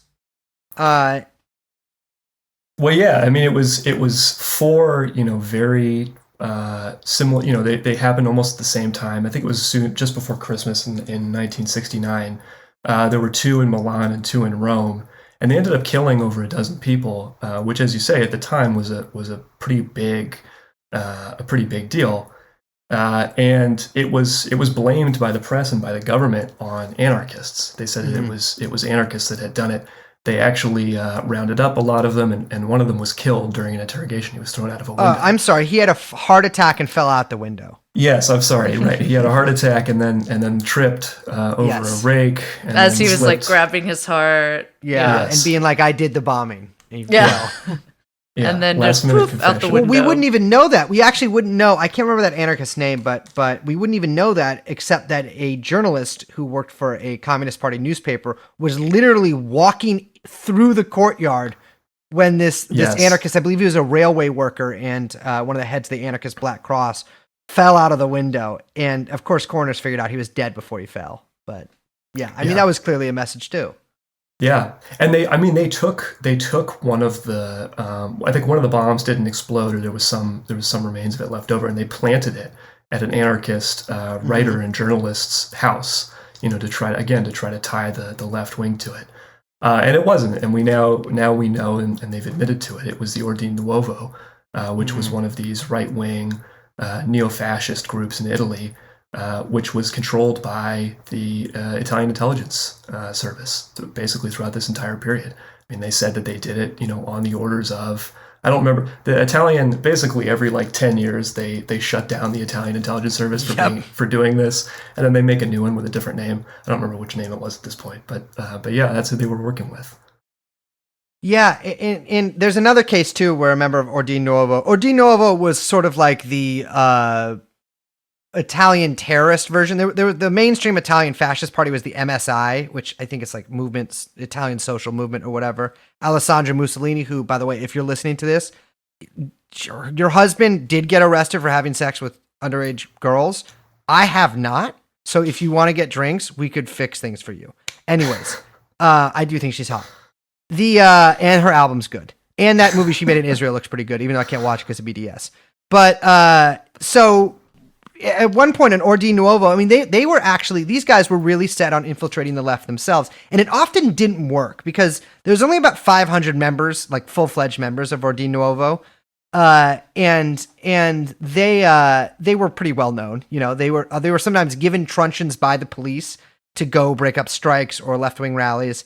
And at one point, there was one of their members had bomb-making materials. He had actually just set off a bomb somewhere, and he was posing as a left-winger, and he would just go around to different Maoist groups in, I think, Rome, and be like, "Hey, comrades, like, could you hold on to these materials for me? Like, I'm wanted by the police." And everyone's like, "What? No, like, absolutely not." He found one guy, which, I'm sure everyone can think of the one person that they know that might do this, who was like, "Oh, yeah, comrade, absolutely." Like, it was literally the third Maoist group they tried. He took the bombs, and then the guy immediately called the cops and was like, "This guy has bombs." But the Maoist, which is classic Mao Zedong thought right here, had actually thrown the bomb-making material away. He didn't keep it in his house for the guy. And so it came up empty. But we see there's actual legit infiltration that they're trying to do here. I mean, and not just from, full-fledged office, uniform members of the intelligence service, but from these sort of rank and file guys right here. And I think Ordine Nuovo is worth mentioning too, because they were started by a guy whose name I'm going to mispronounce, although we've had guests pronounce it before. So let's see how Ben does it today. Named Stefano Delacciai. Who is, I think, one of the biggest bastards of the 20th century, which he's a lot of company in. Yeah, I think you were talking about that Stuart Christie book about him. I think Portrait of a Black Terrorist or something like that. Yeah, very cool title, by the way. Yes. The book looks great. Yes. Oh, yeah, it's got his face on the cover. Yeah. It's like a fantastic looking thing, yeah. Yeah. And he, I think he came up, I think either Recluse or maybe Michael or both may have mentioned him in the context of Operation Condor in South America, where he was working with these right-wing death squads over there. But he got his start in Italy, running this Ordine Nuovo group. He was also in contact with some of these Le Cirque groups that we talked about on the previous episode. He was often a point of contact, along with, and I'll mispronounce this guy's name, but Yves-Guérin Serac. That's so much better than I literally was standing in my living room trying to say it earlier several times. I was like, Ben's gonna think it's so dumb. But he was. I'll probably say it differently the next time. Now that I've done it well the first time. But he was another of these people who, Yves-Guérin Serac was also involved as a liaison between the intelligence service and these terrorist groups like Ordine Nuovo, and he also had contacts to, for example, Andreotti and people in this Propaganda Due lodge, as well as in Le Cirque. So those two guys in particular were kind of this nexus point between all these different. They were a cutout essentially between those kind of circles. Yeah, Sirach has a quote. So Sirach had been in the OAS, which we talked about with Michael, the that French Civil War that happened over Algeria basically. And after the defeat of them in Algeria, after the putsch failed, he moved to Portugal, which is, by the way, if you are a fascist whose putsch fails in Western Europe, you're buying the first fucking plane ticket to Portugal. I don't know why, but they're always buying plane tickets to Portugal. The Spanish fascists were actually supposed to be led by this guy, General Sanjuro, in like this 36. And he was like in Portugal. It wasn't supposed to be Franco. This guy tries to take off, but he insisted on putting so many fucking uniforms in the plane that the plane was overloaded with this guy's clothes, and it fucking crashes, and he dies, and Franco gets to be in charge, and Franco, who's a good strategist, wins the fucking war. So, what I'm saying here is streetwear guys, really you gotta watch out if you're gonna do a push, because these planes, I know they can hold more now, but not always. That's an incredible detail of history. It's one of my favorite ones. That's amazing. I first read There's that as so a much teenager. to think of that could go. I mean, if that, it's. And this is like Spanish generals' uniform, so we're talking plumes, we're talking sashes. But just the idea that it wasn't supposed to be Franco and just like by like a total, just some guys, Johns. changed the course of history. For all you neats out there, Franco was a loser too, man. He was bald, he looked like shit, had no friends, lived on a fucking island, but not even a cool one. And just through an accident of history, he somehow became the leader of he didn't even care about fascism or anything. He was just like, I'm just going to be in charge. And then kept everyone fighting each other until for some reason the Carlists became like Maoists in the 60s, which I really still do not understand. If you know why the Carlist movement in Spain started getting, not Maoists, they started getting really into Yugoslavia in the 60s, please let me know, because I am baffled by that. Anyway, so Sirach has, like I was saying originally, Sirach has a quote which I think is really illustrative of what we're talking about here. This was in the Paris match in 1974, and I got this from Christie's book. He says, "The others have laid down their arms, but not I. After the OAS, I fled to Portugal to carry on the fight and expand it to its proper dimension, which is to say, a planetary dimension." We got to mention here one of you has to take over. I can't do this. One of you has to take over. I'll do it. I could do it. Do it. So I guess the next, probably the one that is most well known is the Bologna massacre, and that's because it killed the most people. And again, on the scale of what we would think of today as being a major terrorist attack post 9/11, it doesn't really rate. But 85 people were killed when a bomb was planted inside the train station of Bologna, and I think something like 200 people were wounded. And this because this part of Italy had historically been also where the PCI was very strong. The left wing in general was very strong in this region. So at first I don't know why, but at first they said it was an accident that's, a steam engine. I guess they were still using steam trains in Italy at this time, but that something like a steam engine had blown up or something. Yeah. Yeah. And then if you look at pictures of the aftermath, I mean, it is apocalyptic. Yeah. The whole train station is completely blown apart. Yeah. And I mean, the way that they blamed it on the communists is that they had a supposed explosives expert who was actually a member of one of these far right wing paramilitary groups testify that the explosives that were used were similar to ones that were used by the left. That was how they were convinced of it. Eventually it became very clear that it was a right wing group. And there's a lot of controversy over which one it is. Some people say it was this Terza Opposizione group, the NAR. I'm not even going to try, but the nucleus of armed revolution was this other far right wing group in Italy that was also blamed for this. I think they were the ones who were sort of officially convicted of having done it. But there's people. Yeah, who I dispute think that it was- there's like a bunch of civil cases brought by the victims' families, and I think it's also interesting that like the word nuclei is used in a lot of these sort of terrorist cells on both the left and right in Italy and in Greece, which I don't know, it's very strange to me. It's cool. It is. There is kind of like there's this fascist belief, kind of like in propaganda of the deed, like we'll blow this thing up and I don't know, through some mystical power. Absolutely. But the left also has like Foucault theory that that we'll do this kind of start this armed revolution with, I don't know, somehow. But definitely this was not something that the left would not be interested in, just massacring a bunch of civilians at a train station. I mean, that's not something that they actually would have been interested in doing.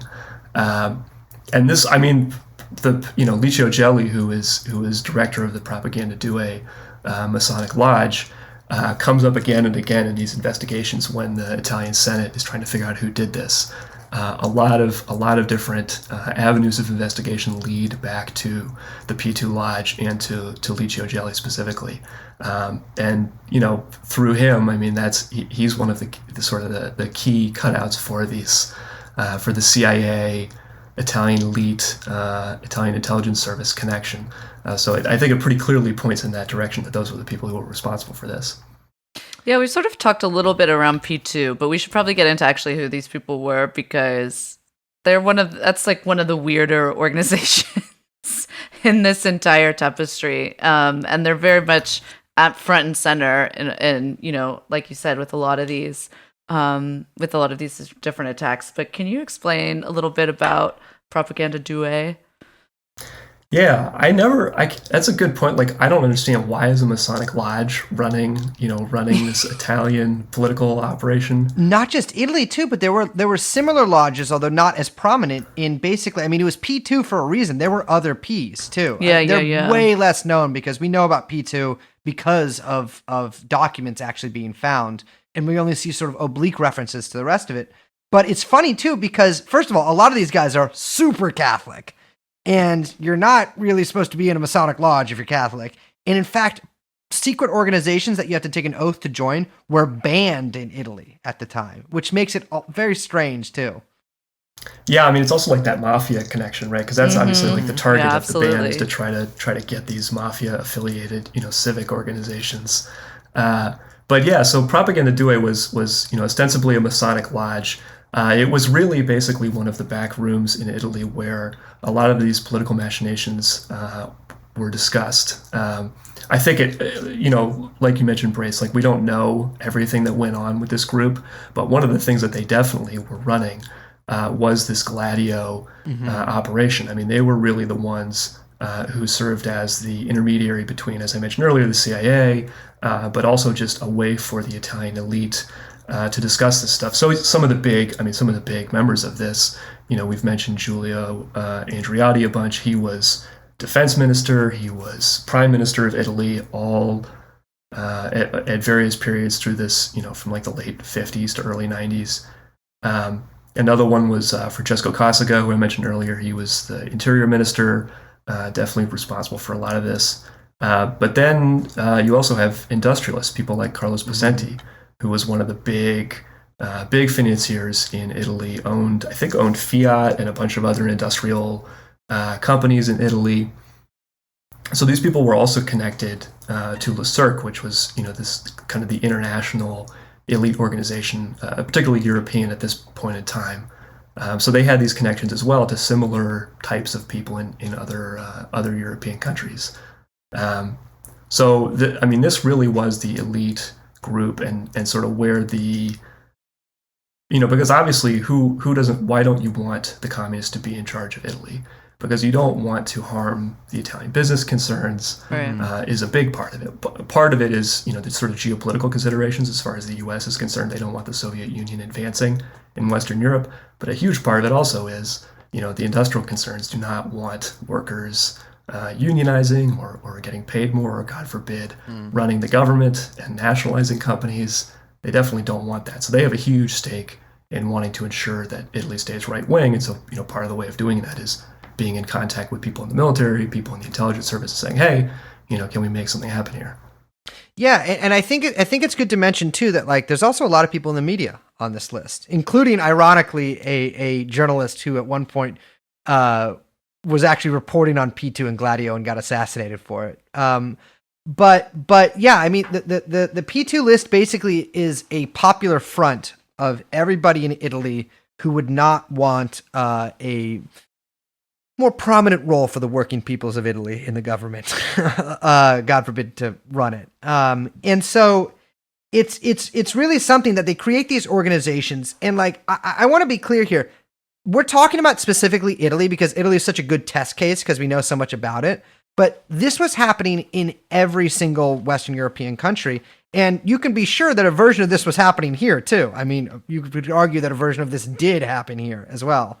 Not with a communist gain power, but it's really astounding. Like, these guys put a lot of energy, sunk a lot of money, and like really behind the scenes guided Italy. And behind these guys was the hand of the Americans. None of this stuff was happening without American, at the very least, acquiescence and really, realistically, either control or companionship. Yeah, I think just bringing in the NATO issue just briefly. The NATO really began with this Gladio operation.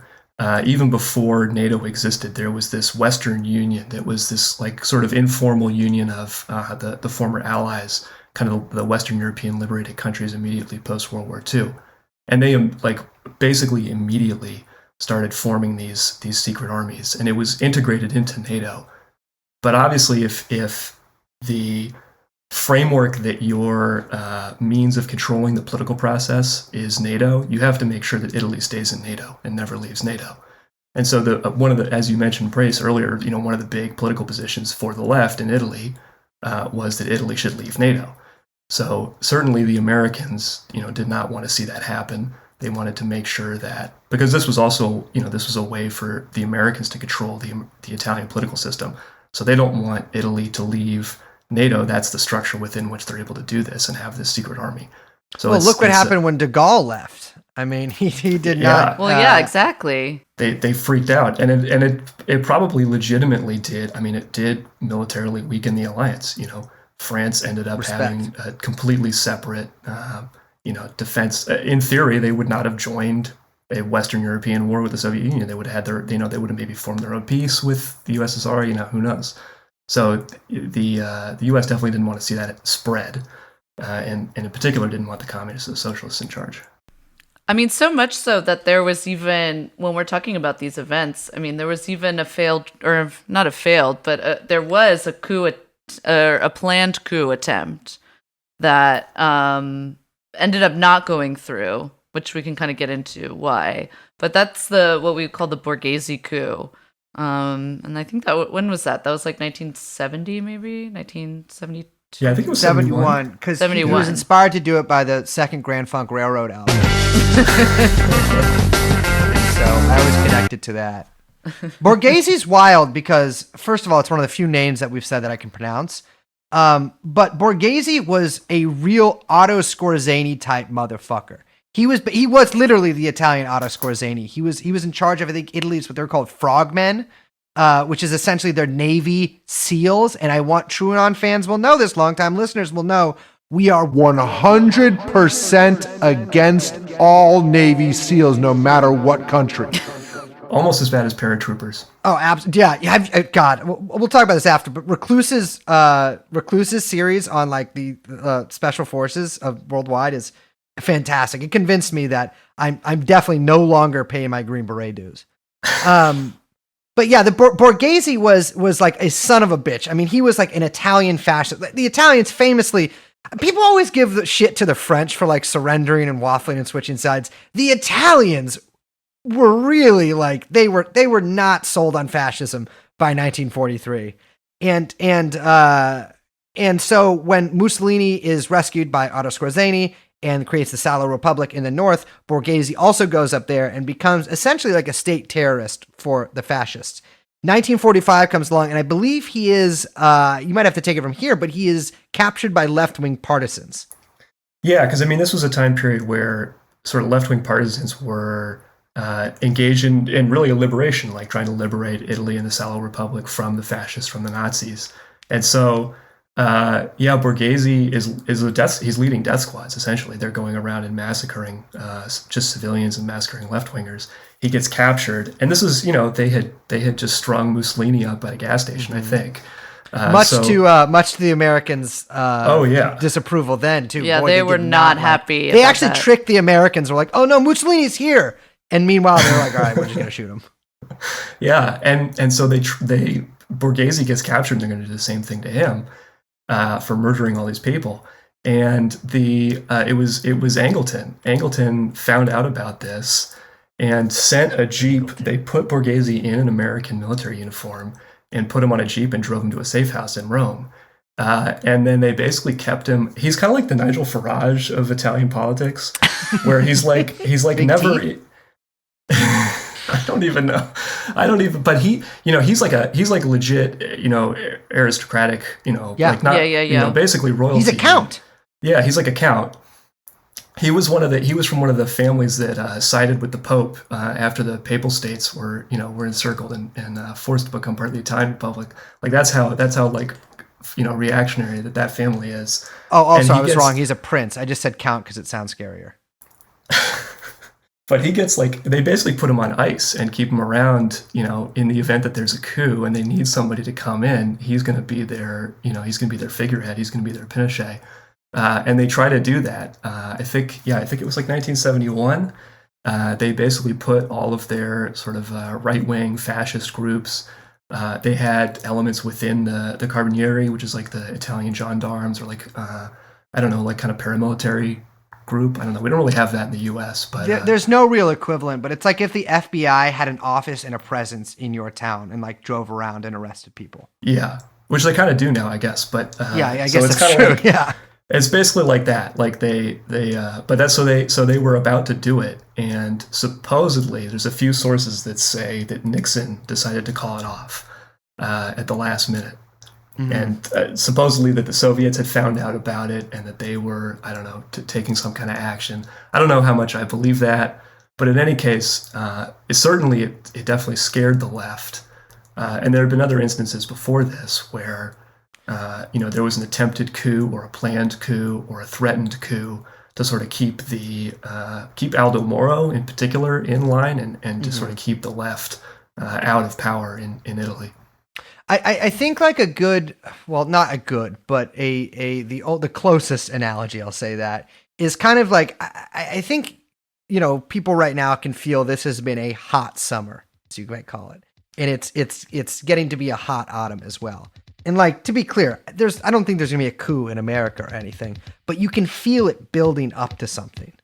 And I think back then, I mean, these instances of terror attacks and these far right provocateurs, this was happening with such regularity that it was almost like a drumbeat that was growing faster and faster and faster. And so people smelled a coup, we know about this now, but people could just sense it back then. I think a really funny little detail here is a bit of a Nixon connection too, because this coup was basically financed by a bunch of industrialists.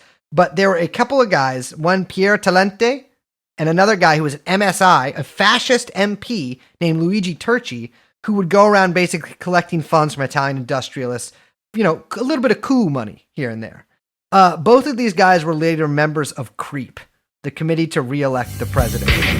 But I'm a creep. Which is that, when I read that, I got a little shiver of delight. I mean, I think Luigi Turchi was actually part of the Nixon campaign to appeal to Italian Americans. So Nixon had a actual fascist politician elected into office in Italy going around America for him, being like, "You Vincenzo, send $5 to the Nixon HQ." I mean, he was really going around to Italian businessmen. But it's just incredible. Yeah, I guess that's that concept of a drumbeat, or that people could feel it. It's one thing to see it written down on paper, but at the time, it was obviously a really good, useful psychological warfare tactic, that you would create this atmosphere of tension where people were sort of anticipating that something was going to happen. And even though, people had different opinions about, was it the left doing this, was it the right doing this, and whatever was actually the truth, in the moment, it created this sort of uneasy, uncertain political environment where the state could for example, mobilize soldiers in the street and people wouldn't question it. It would be sort of, okay, well, that's because we're in this situation where there's terrorism and we need these, police on the street to protect us. So it provides this excuse or cover for why the state is becoming more omnipresent in the street. Why do they need to take these sort of preemptive measures that are really anti-democratic? And that's obviously something that happens in the United States post 9/11 as well. Yeah, I mean, I think it's not even just like where people it's not so much, or not simply just that people see kind of an increase in state presence or what have you as being necessary, as it also creates, like, I mean, when you say it's powerful, like, psychologically, I think that's really the key, because it also creates a real desire for the state to come in. And you start seeing, from both liberals and conservatives, or right-wingers in the case of Europe. I mean, it's more complicated in the United States how we talk about the kind of they're all spectrum. Liberals, yeah. But, like, you start seeing, like, more and more calls for respectable state intervention, or, military intervention, or, for example, right now, intelligence intervention, which has been a really interesting development over the past, like, 5 years of, liberals going insane over Trump, and a concerning one as well. But it really is a kind of, I like the way that, Brace, when you linked earlier, we were talking, when you linked this to how, when we were, our previous episode with Vince Fevins on, the tactics deployed in Indonesia, the psychological element, I think, is really key, and people miss that. It's not just planting bombs and creating chaos. It's like instilling fear and anxiety that manufactures consent for state overreach. Well, I think you can recall those Antifa Facebook posts, right? Where basically every small town in America at around the same time started spreading these Facebook posts around, whatever their, Clackamas, boat trading or whatever. Like local Facebook groups where just normal people are, creating this hysteria that Antifa was taking buses and coming to town. And we saw that in the case of, I think, one town in Idaho, where basically the whole town came out armed to the teeth and ended up, I think, hassling like a family of black people who were going camping. And of course, no Antifa was there, but we saw this everywhere. I mean, it was really like a hysteria. And you see versions of this both on the sort of the Democrats and the Republicans. For the Democrats, you have this that famous poll that came out not long ago where Democrats were really like they trusted most. I think it was Google, Amazon, and the FBI, right? And so horrifying. It just incredible. And then you have conservatives who, well, we can talk about the QAnon thing, which is literally people calling for a military coup and mass arrests of people and executions. And then you also just have regular people who are like, pretty freaked out by the riots and stuff, and are like, well, we need law and order. And so you have this like funny cleavage where both of these sides are really sort of like holding the flag or the state tightly, but they're different parts of it. There's a lot of people in this country right now who are like, Biden needs to get in so things can go back to normal, who are much more like, a lot of the actions of the past 4 years have far from like discrediting the state in a lot of people's minds, have actually strengthened it in a lot of people's minds and in their adherence to it. And so like, it's not, of course, the same thing as Italy in the 60s and 70s, but there is, clearly a historical parallel that you can draw there.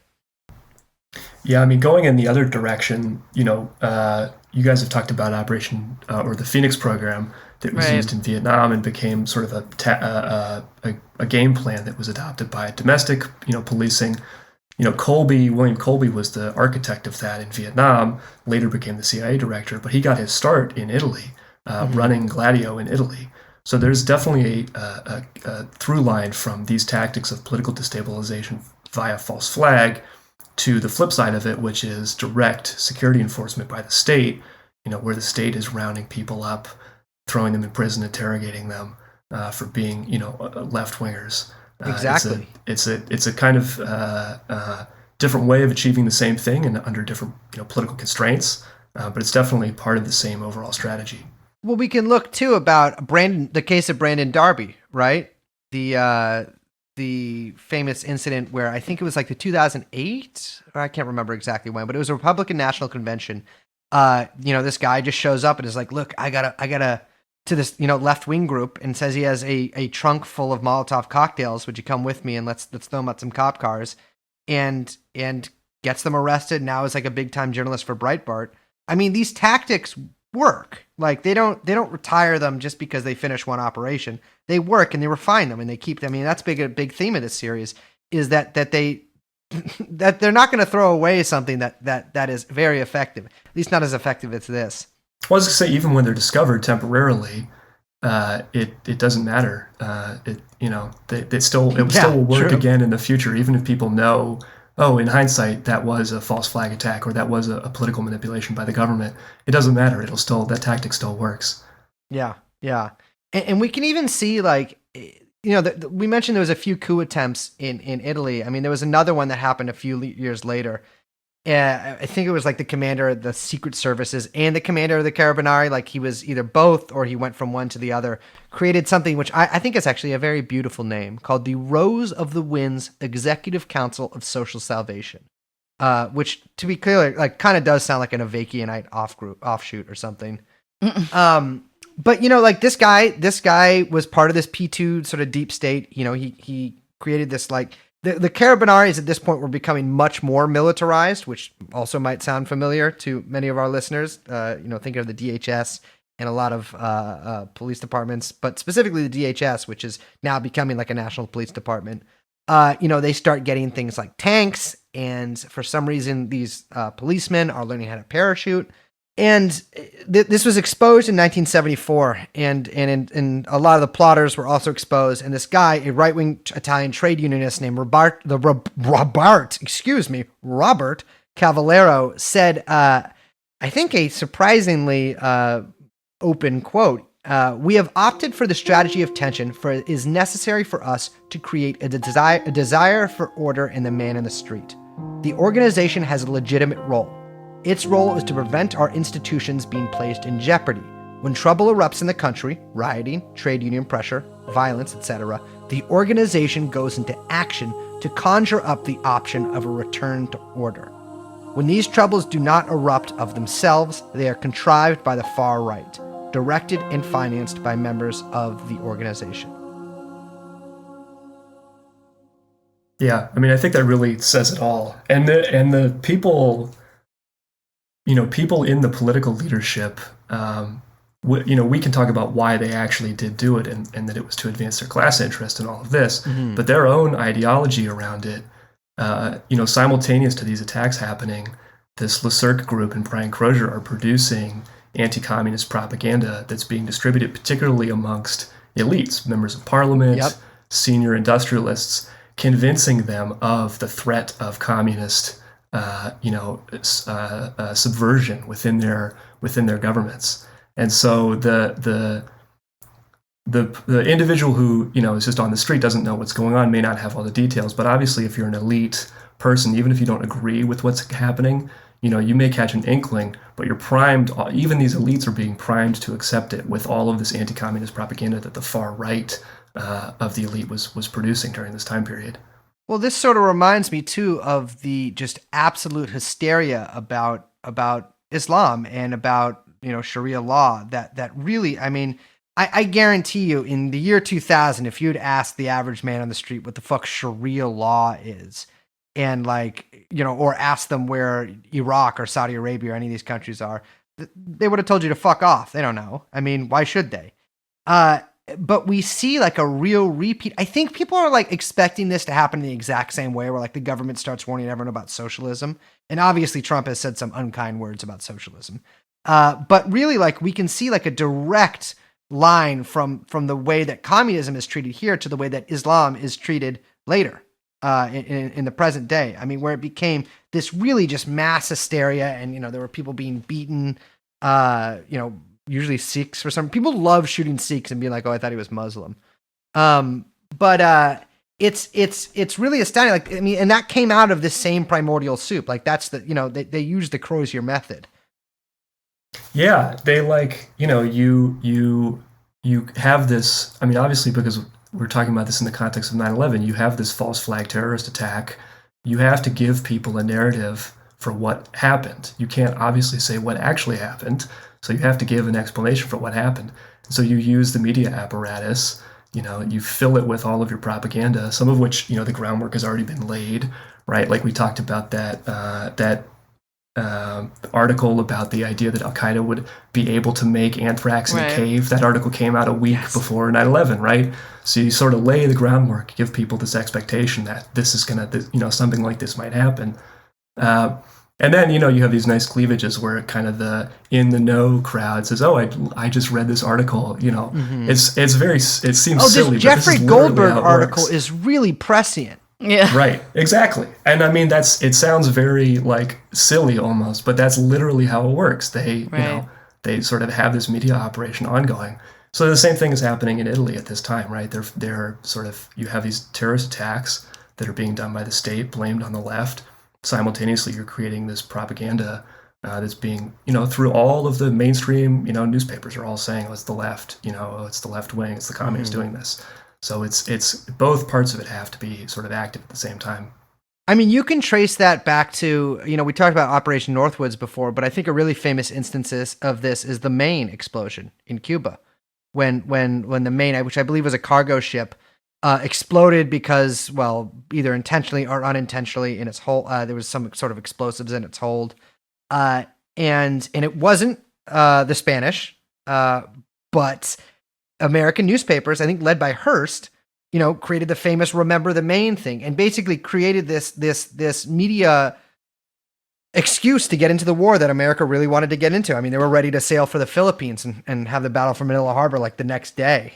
And I mean, that's a tactic we've seen again and again because the media is an arm of the military in many senses. I mean, especially podcasts. We're like the Navy SEALs of that. But yeah, it's just really like the playbook. It's a simple fucking playbook, right? Like, and they just get better at it. Yeah. I think like that, and even getting to get too involved in the details also, because no matter what happened to the Maine, right, the reaction to the Americans was way completely had nothing to do with what happened to one ship, right? Yeah. They invaded, the United States wanted a colony, so they use this as an excuse to do that. So even to get too involved in the details of it is to miss that, they're either waiting for something like this to happen, they know it will, because they've sort of seeded it out there, or they're directly doing it themselves. In either case, very clearly it's a little tiny, they get their foot in the door, and then they can just throw it wide open and do whatever they want. Yeah. I mean, absolutely. If it didn't work, they wouldn't do it.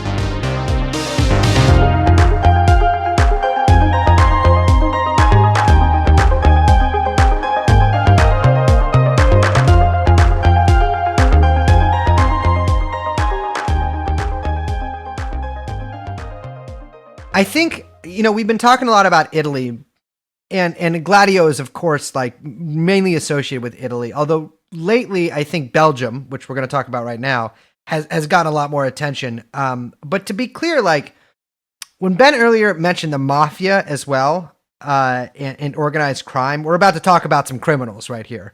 But the mafia is, and we'll probably have to do like an actual series on the mafia, because mafia connections in this and the Vatican's connections to this is just, there's a lot. It would take a very, very, very long episode to get into that. But like an illustrative example is, of course, the U.S. was helped by the mafia to invade Sicily. They busted these guys out of prison, brought it, basically the whole cast of Boardwalk Empire down to fucking southern Italy where they invaded. But also in like Marseille, for instance, in France, I think in 1948, the Communist Party was, had a lot of power on the docks there. It's a very important port. And the mafia and American intelligence wanted to smuggle heroin through those docks. And so they just basically killed a bunch of communists, drove them out of town.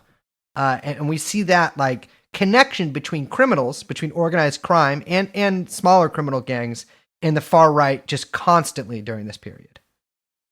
Yeah, I mean, there's like a real parallel between the way that the drug traffic infiltrates the supposed police mechanism, right? Like the history of the American, DEA and Federal Bureau of Narcotics before that, it's a history of it immediately being infiltrated by the drug traffickers, because the drug traffickers are the same elite as the rest of the elite. It doesn't matter where you make your money. But yeah, I mean, like Belgium is a good example of the gendarmes being quasi-infiltrated, ordered from the top and simultaneously infiltrated from below, I guess, by these sort of criminal and right-wing paramilitary networks. I don't know if we mentioned his name, but Paul van den Boynants, I think is how his name is pronounced. Mm-hmm. He's a Belgian, he's kind of the Belgian Andreotti. He was prime minister briefly. He was defense minister for a long time. Classic pair of posts for a Gladio guy to hold. Yes. Oh yeah. But between Franz Josef Strauss and Paul van den Boyens and Andreotti, that's sort of the trifecta of defense ministers.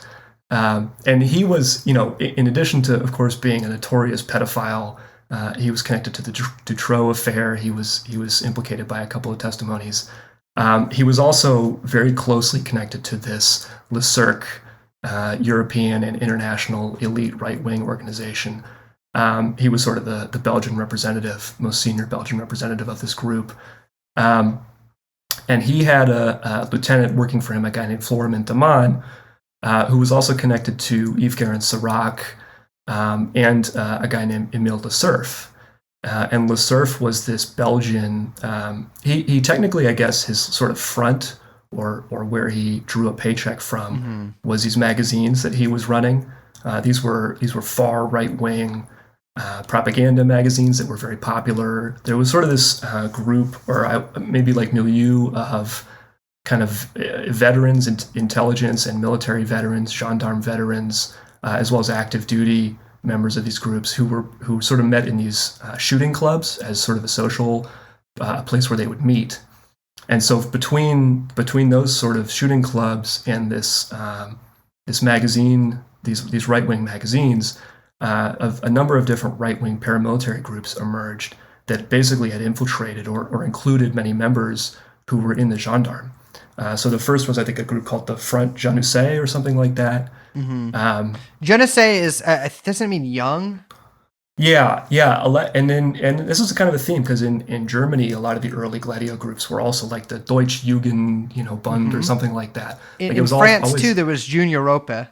Yeah, and they were never actually young. Like they were in their 40s. Well, it's like when you see people who are like, "Yeah, I'm in the Young Socialists." And it's like, "All right, man, happy 35th birthday." Yeah, exactly. Exactly. But like I believe June Europa had also some connection to them. I don't know if I mentioned them last episode, but one of the most fascinating guys, Jean Triart, I don't know how to pronounce his name, but he met with Zhou Enlai in Romania and tried to get guns from the Romanians, and it did not, or excuse me, from the Chinese, to create like a Western Europe third positionist insurgency. And they were like, "Yeah, get the fuck out of here, man. Like, I don't know what you're talking about. We're not gonna hang out with Nixon for like another 7 years." Yeah. But because this milieu of people, these like active duty and veterans of these security agencies, they had their, similar to how the elite have informal places where they meet and discuss things. So did these groups. And Daman, and therefore VDB is how he's called in Belgium, so I'll just call him VDB, so I don't have to say his name anymore. But he is essentially managing these right-wing paramilitaries and organizing a coup. And actually, the Belgian State Security Agency has a couple of investigators try to figure out what's happening. These investigations themselves, obviously, there's all kinds of moles, so these investigations get stymied. But it paints a picture of a sort of, I guess you call it a deep state of right-wing fascist and neo-fascists within the security agencies and all the way up to the highest levels, the defense minister, who want to try to put these right-wing policies into play. And one of the ways that they do this is very similar to Italy. They stage terrorist attacks. And there's these Brabant massacres that took place outside of Brussels in the sort of, I guess, early mid 80s. I think it was 82 to 85 was when they happened. And basically it was the official explanation still is they don't know who did this. It was basically these groups of armed men, with military weaponry. Because military small arms are not easy to get in Europe, so it's strange to see. No, it's what's the word for it? Cucked. Yeah.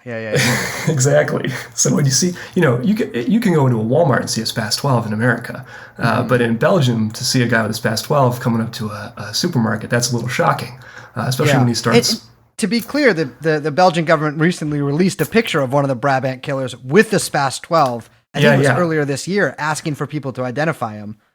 Yeah, he was known as the tall man because he was very tall. He was prominent. That's crazy. That's also my nickname. That's what Liz calls me. I'm sure it was said in some kind of Belgian language that I don't know. It probably didn't sound as cool. But he was identified as being kind of the lead, the ringleader of this. They still don't know. Yeah, they don't know who he was. But it was very clearly, people suspected strongly at the time that these guys were had political purposes because of how well organized they were, and the fact that they didn't seem to be criminals. They would, who rolls up on a grocery store with a crew of 6 armed to the teeth to steal what's in the cash register, right? You're going to get wearing masks with the faces of French politicians on them. Too. Yeah, exactly. And one time, the tall man himself in blackface in a afro wig. Yeah, it's like something out of Point Break. Like it's not something that an actual bank robber. But they would just roll up to these fucking grocery stores, which grocery stores do not have a lot of. It's not a fucking bank. No. And they would just start immediately blasting people. It's not like they would go in and like go to the teller and be like, "Give me, take me to the safe." It's like they would open the van door and just shoot it like an 8-year-old with a SPAS 12. And they would wait for the police to come back.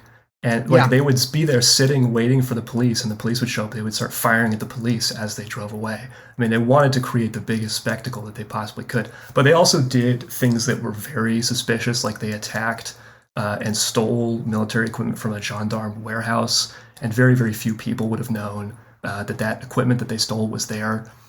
So it's very clearly people with insider knowledge. Mm-hmm. And as they investigated, they discovered that it was very likely this Westland New Post group, which was a descendant of the French Janus that we mentioned, Paul Latinus, and was one of the key people involved in both of those groups. So he becomes one of the key suspects in having done this, and I think he committed suicide in prison. I think that is how he officially died. He did, under mysterious circumstances in prison. He probably had a heart attack and flung himself out the window. One thing about WNP that I find extremely fascinating is, and this is thanks to friend of the pod and former guest Recluse, who's got it on his Visa View website, is that the WNP had ties to the Whack-In Hut organization. Now, the Whack-In Hut is not the place where you go on your lunch break at work to calm down a little bit. Whack-In Hut was one of these sort of private security and investigation, a Kroll-type firm, let's call them, that emerged out of this really fucking psycho guy's imagination named Whack-In Hut. And I think with a couple of other FBI guys. He wasn't FBI, but his boys were. Well, they start spreading to Belgium in the 80s. And they immediately only hire Westland New Post guys. And these guys are fucking thugs, right? Like, this is going out and hiring, like, the Dumbos at the Unite the Right rally to be, like, your security guards. And that's what they were doing. They were doing a lot of private security, private investigation. And so they put some guys in charge of a synagogue's security. Pretty much immediately after this is 1982, the synagogue blows up. In the home of one of their employees, a Whack-In Hut employees, a guy named Barbier, who's a secretary of that Lanius guy. They found plans to blow up the synagogue. That sort of gets glossed over, but Whack-In Hut is not exactly tallying up a good score with the Belgian public. At one point, I found this really fascinating, and I couldn't figure out if this was the same instance as another one I'm going to mention too, but at one point, American Army parachutists, with the aid of WMP Whack-In Hut guys, they parachute into the fucking Ardennes forest and assault a police station. Now, this is supposed to be like an exercise to catch if the police are off guard, but they literally assault the police station and they kill a cop, which is just astounding to me. Like, the American military parachutes into Belgium and kills a policeman is just wild. But anyways, they get kicked out of Belgium in the mid-'80s, and Whack-In Hut becomes G4S, which is all these motherfuckers are named shit like this now. But all these companies always change their names. They have a million fucking spooky things about them. I mean, we could do a series about Wackenhut alone. But just, I think an illustrative example is that they operate prisons in South Africa for profit. So you can imagine what's going on there. They also guard nuclear testing sites. Well, anyways, they came back sort of into the public consciousness when one of their employees did something pretty naughty, which is the Pulse nightclub shooting. That's right. Omar Mateen, the guy who fucking shot up the Pulse nightclub, was a member of Wackenhut. And you're like, okay, well, maybe they got a lot of employees. This guy was not supposed to be able to carry a gun, but he passed his psychological examination given to him by G4S/Wackenhut. Unfortunately, it seems like the lady who did the psychological examination had actually stopped practicing psychology or whatever several years before this and had no idea how her names got on the documents that said this guy could carry a gun. They ended up paying a $150,000 fine for that, and it was basically never talked about again.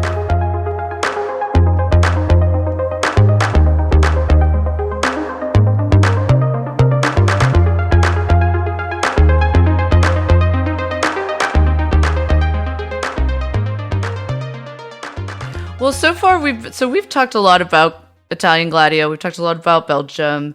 This kind of like history of false flag attacks. I mean, I think it's obvious why we're talking about that on an episode about 9/11, ostensibly about 9/11. But maybe we can spell out kind of what kind of history we're or what kind of framework we're trying to position. Right? Because I think the entire purpose of this series was not to, despite maybe what some people would like, is not to say whether or not, yes, no, we think Bush literally did 9/11. That's not the point, right? And that's not even the point of saying Bush did 9/11. But as we kind of, I think, Ben, as you put it in one of our first episodes, is like, how do we position 9/11 less as like a one-off event or something that disrupts a kind of linear march of history, but is actually more so or better understood as a continuation of lots of other projects, histories, narratives, characters, people, politics, and geopolitical goals, et cetera, et cetera.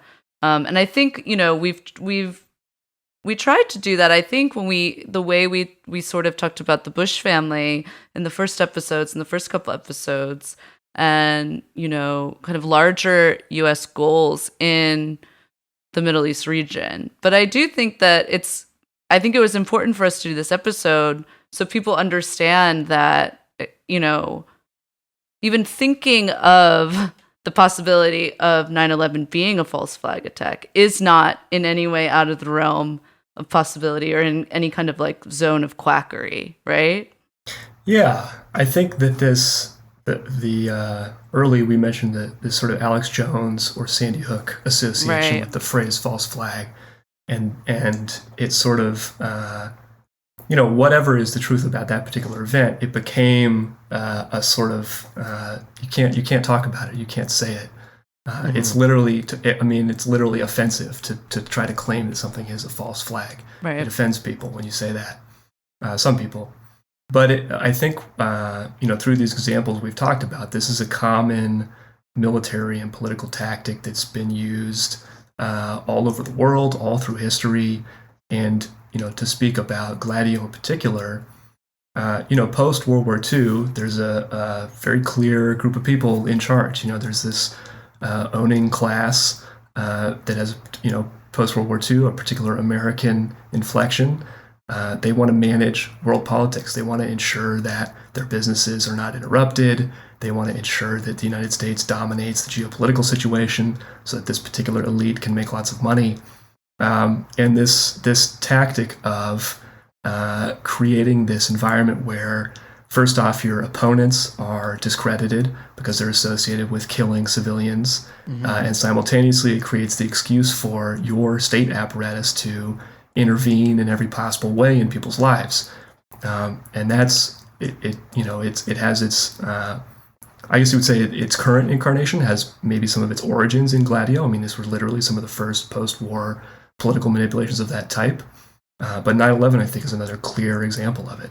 And in a lot of cases, the same institutions. I mean, the CIA, MI6, some of these elite circles like Le Cirque are involved in both. Some of the people have changed. Some of the people have died. Some new people have become members. But in some cases, some of the people are the same. You have Kissinger saying in Italy to Aldo Moro, you cannot have communists and socialists in your government. Aldo Moro tries that and then dies almost immediately after. And we talked earlier, I think in the previous episode, about Kissinger being at the center of this very elite, connected, AIG, Marshall McLennan, Kroll kind of intelligence elite nexus that is right there at the World Trade Center at Ground Zero. Yeah, literally in the buildings of the WTC. In the very floors that are hit by the plane, Yeah. If that's not a coincidence, it's at least a very interesting synchronicity that we should take a look at and try to understand. I sense an acausal connecting principle. But I do think that, even after listening to all of this, if you haven't bought into the 9/11 was a false flag theory, I think that looking at these circles, looking at these groups, looking at what they've been up to, is very important. And it's the media lies about it. The media conceals it for a reason. It is important to understand these historical events, why they were done, and also just to kind of appreciate, to understand that in order to control the Italian political process, they had to kill 500 people, over the course of something like 18 years or something like that. That's a crime. I mean, that is not something that should be allowed to happen. And yet it is how the elite, this bourgeoisie owning class governs this society is via these criminal terrorist actions. And I think when you put 9/11 in that context, it is, I think, at times a little bit overwhelming to understand that they would kill thousands of people and bring down large buildings on a single day. But when you put it in the context of what they were willing to do in the past, and when you understand these overlapping elite and intelligence and business networks that are at the center of this, it becomes a lot more understandable. And I think that kind of opens you up to say, okay, what are some of these facts that I was not willing to look at before? Am I willing to have a little bit more of an open mind when I look at this stuff and when I look at what I previously thought was settled? Yeah, I mean, I think there is an impulse for a lot of people to think that, the U.S. government is bad. They're evil. They've done genocides in the past. But, during my lifetime, this whole end of history mindset, which everyone talks about, is real. It's like they're bastards, but there are bastards. They wouldn't murder thousands of people and crash airliners into a building. That's absurd, right? But I think if you look at especially post-war history, what America has done both at home and abroad, I mean, to me it seems more absurd that it's not one of those attempts by them, that it's not a false flag. And I know I've said this before, but it's this, if this stuff sounds wacko to you, ask yourself why it sounds wacko. Ask yourself, if you're hearing us and we're talking, you're hearing Alex Jones and Sandy Hook and all this stuff. No, man, Ben's a normal guy. Me and Liz are normal. Our producer is not a raving. Oh, he does have his shirt off. He does weigh 800 pounds, but he's not that sweaty. I'm a pretty, I'm actually pretty irrational, but everyone else here is pretty rational. And this is not at all beyond the pale. This isn't at all something unusual. I mean, I think one does have to be careful to not become somebody who just views the world as a shadow war between various groups and sort of into conspiracism. I think for me, keeping myself firmly grounded and being well, this is just an aspect of the class struggle. This is just an organ for the bourgeoisie, just like the Communist Party or whatever is often the organ for the proletariat. Because if you do, you start, so there are a lot of people out there you encounter who think there's a new world order and all this stuff. And I think that's because if you don't kind of come at this with a class analysis, then it's really, I mean, I can't blame people for thinking that, I mean, this is such a magnificent crime on such a vast scale for so many decades done by these people who are in charge that like, I mean, it's shocking. You know what I mean? Like it's not shocking all at once or whatever. It's not like you read a sentence and you're like, oh my God, like this is a depraved government. But like taken even in small doses, you know, you read about it, you gain knowledge about it for like a long period of time. You can get to thinking like, wow, these are like, you know, you start getting some strange ideas about what happened, but like what really happened is the facts, man. Like there was a false flag attack to start a war and to create the political conditions which the people who did the false flag attack wanted to create. It's really that simple. Yeah, I couldn't put it any better than that.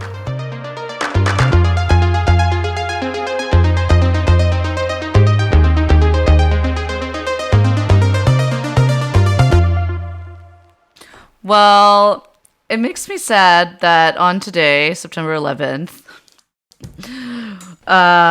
we are ending this series, but hopefully we're going to have you back in the future, either to talk more about 9/11, because, you know, we can always talk more about 9/11. I'm going to say we're ending the series for now. Yeah, there you go. But also maybe for some other things. Yeah, totally. Well, there's also a lot of 9/11s too. I want to remember I know. that You know, again. I was thinking that, and I was like, we're going to continue the series, but we're going to move to Chile. Oh, yeah. I was thinking Benghazi, but yeah, absolutely. Ben, thank you so much. This is always such a pleasure. So much fun. Check thanks, Ben out at House Trotter. We always link to his Twitter. Very funny on Twitter. And yeah. Well, thank you very much for having me. It's always a blast, and I would love to come back and talk about the next 9/11. We are convened here today at the Express Subcommittee on Benghazi and the crimes of the bitch Hillary Clinton. Mm-hmm. This will be called to order. I'm calling to order. This is Representative Trey Gowdy. Gaveled in. Ma'am, do you remember the email from Sidney Blumenthal on December 7th, 2010? That said, I keep telling my sweet boy to go to the new school and he won't do it. You ever felt anything like that, you bitch? No, Secretary sir. Clinton, I can't do a fucking impression. I'm not. Secretary Clinton, please respond. Secretary Clinton. This is bullying. I can't do it. I'm not an actress. Secretary Clinton, please respond. I think you are an actress. I think you acted like you didn't kill Ambassador Stevens for his homosexual affair with Barack Obama. Secretary, have you ever heard respond? that theory? Oh yeah, no. I talked to Ben Mora about that conspiracy theory for a long time. That's what you were doing this week. No, you were trying to figure out if Obama was gay. Obama is gay. Nah, like I wish Obama was gay. Yeah. I wish he was. He's like, instead, when Obama has an affair, and it's coming, it's gonna it's gonna happen. It's gonna be with some chick he met at a Norah Jones concert. It's gonna be with Olivia Rodrigo. Jeffrey Epstein. Jeffrey Epstein. Jeffrey Epstein. Jeffrey Epstein. Come in. Jeffrey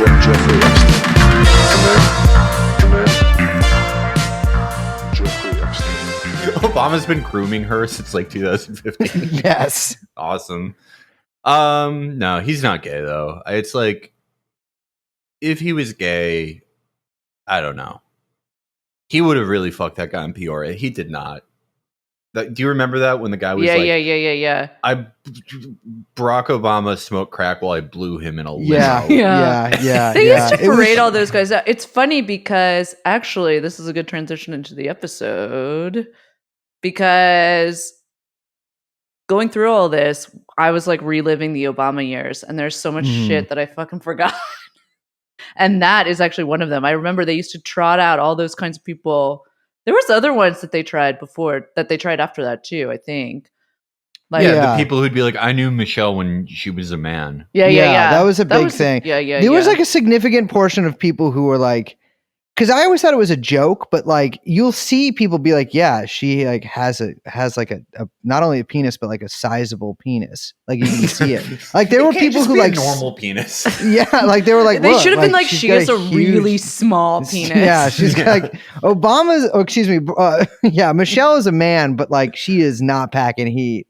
Yeah, that's the most embarrassing thing. That's the thing they're trying to keep from getting out. Yeah, That yeah, it's like exactly. 4 inches. That would make Barack more straight, so they can't have Yeah. that. With that being said, my name is makes no Brace. I was just gonna say We have to, Felix. We have to Sorry, introduce ourselves sorry. right now. My name is Brace. I'm Liz. We're joined by, check this out, Felix Biederman. Oh my God, first and last name. And of course, producer Young Chomsky. The podcast is called True Anon. Now we can start. We're investigating over allegations recently made that Barack Obama is gay. Yeah, gay Just with playing. his wife, Michelle. Mhm. No, we are doing a September 11th episode because it's September Yes. 11th. But this isn't like your normal kind of True Anon September 11th episode. It's kind of different September 11th episode because it's the September 11th you fucking forgot Mhm. Benghazi. This is actually literally your father's September 11th episode. Yeah. What are your guys' Benghazi memories? My see, Benghazi memory. 2012. It's hard for me to not immediately think about the email stuff. I still am like all consumed by Hillary Clinton's emails and that coming out of Benghazi. That Yeah. stuff comes right to the front of my brain. But also because I was like an email truther, which is very on brand for me. I was like, no, you guys don't understand. This is actually a problem. Like she's having an affair with Sidney Blumenthal. Absolutely. Yeah, totally. During 2012, the entirety of 2012, I was that was like the height of my heroin addiction. And so like that was Occupy going on then, right? Too? Yeah. Was that Yeah. yeah. I missed all of that. I was like dimly aware that any of this was happening. And so I didn't really like I missed all of that and kind of caught up to it in 2014. But yeah, it made zero impression on me. Like I don't even know if I knew the attack happened. I wasn't exactly the most news literate in that era of my life. What about And you? now you Felix? can't get enough. I was No. I was actually just like, I had been living in a sober house and had just moved out. And Classic. then my friend from there was like, oh, did you hear they like killed the ambassador because of some movie? And I was like, not paying. I was like following some Joe Budden drama, and I was like, Yeah. oh, that's crazy. That Yeah, sucks. wild. And that's not fair. What was is it a movie I know? They kill him over Equilibrium. It is actually, and we will get to that. It is an incredible film, of which I do believe, and this is my Benghazi theory. I do believe a full length version of the movie does exist, but has been kept from us by the censorious government. Yeah. No, like that was a funny explanation. I remember I was watching Real Time with Bill Maher at the time, and I do remember Glenn Greenwald going on and being like, this is like, no, they like, this is not what happened. Like, I'm serious. Yeah. Like, I just like don't believe they killed him over this like Danish bullshit. That doesn't make any sense. Yeah. And Bill Maher was like, if you have one religion where you can't watch a Channel Awesome movie about Islam. Dude, but that's know? the thing. That's like, so, okay, when we were like doing this research, there's so much of this shit I forgot, which is also how insane everyone was about Islam at the time. Dude, Yeah. people between 2007 and like I will say like the Bataclan attacks, basically every European spent 3 to 7 hours a day drawing Muhammad. Yes.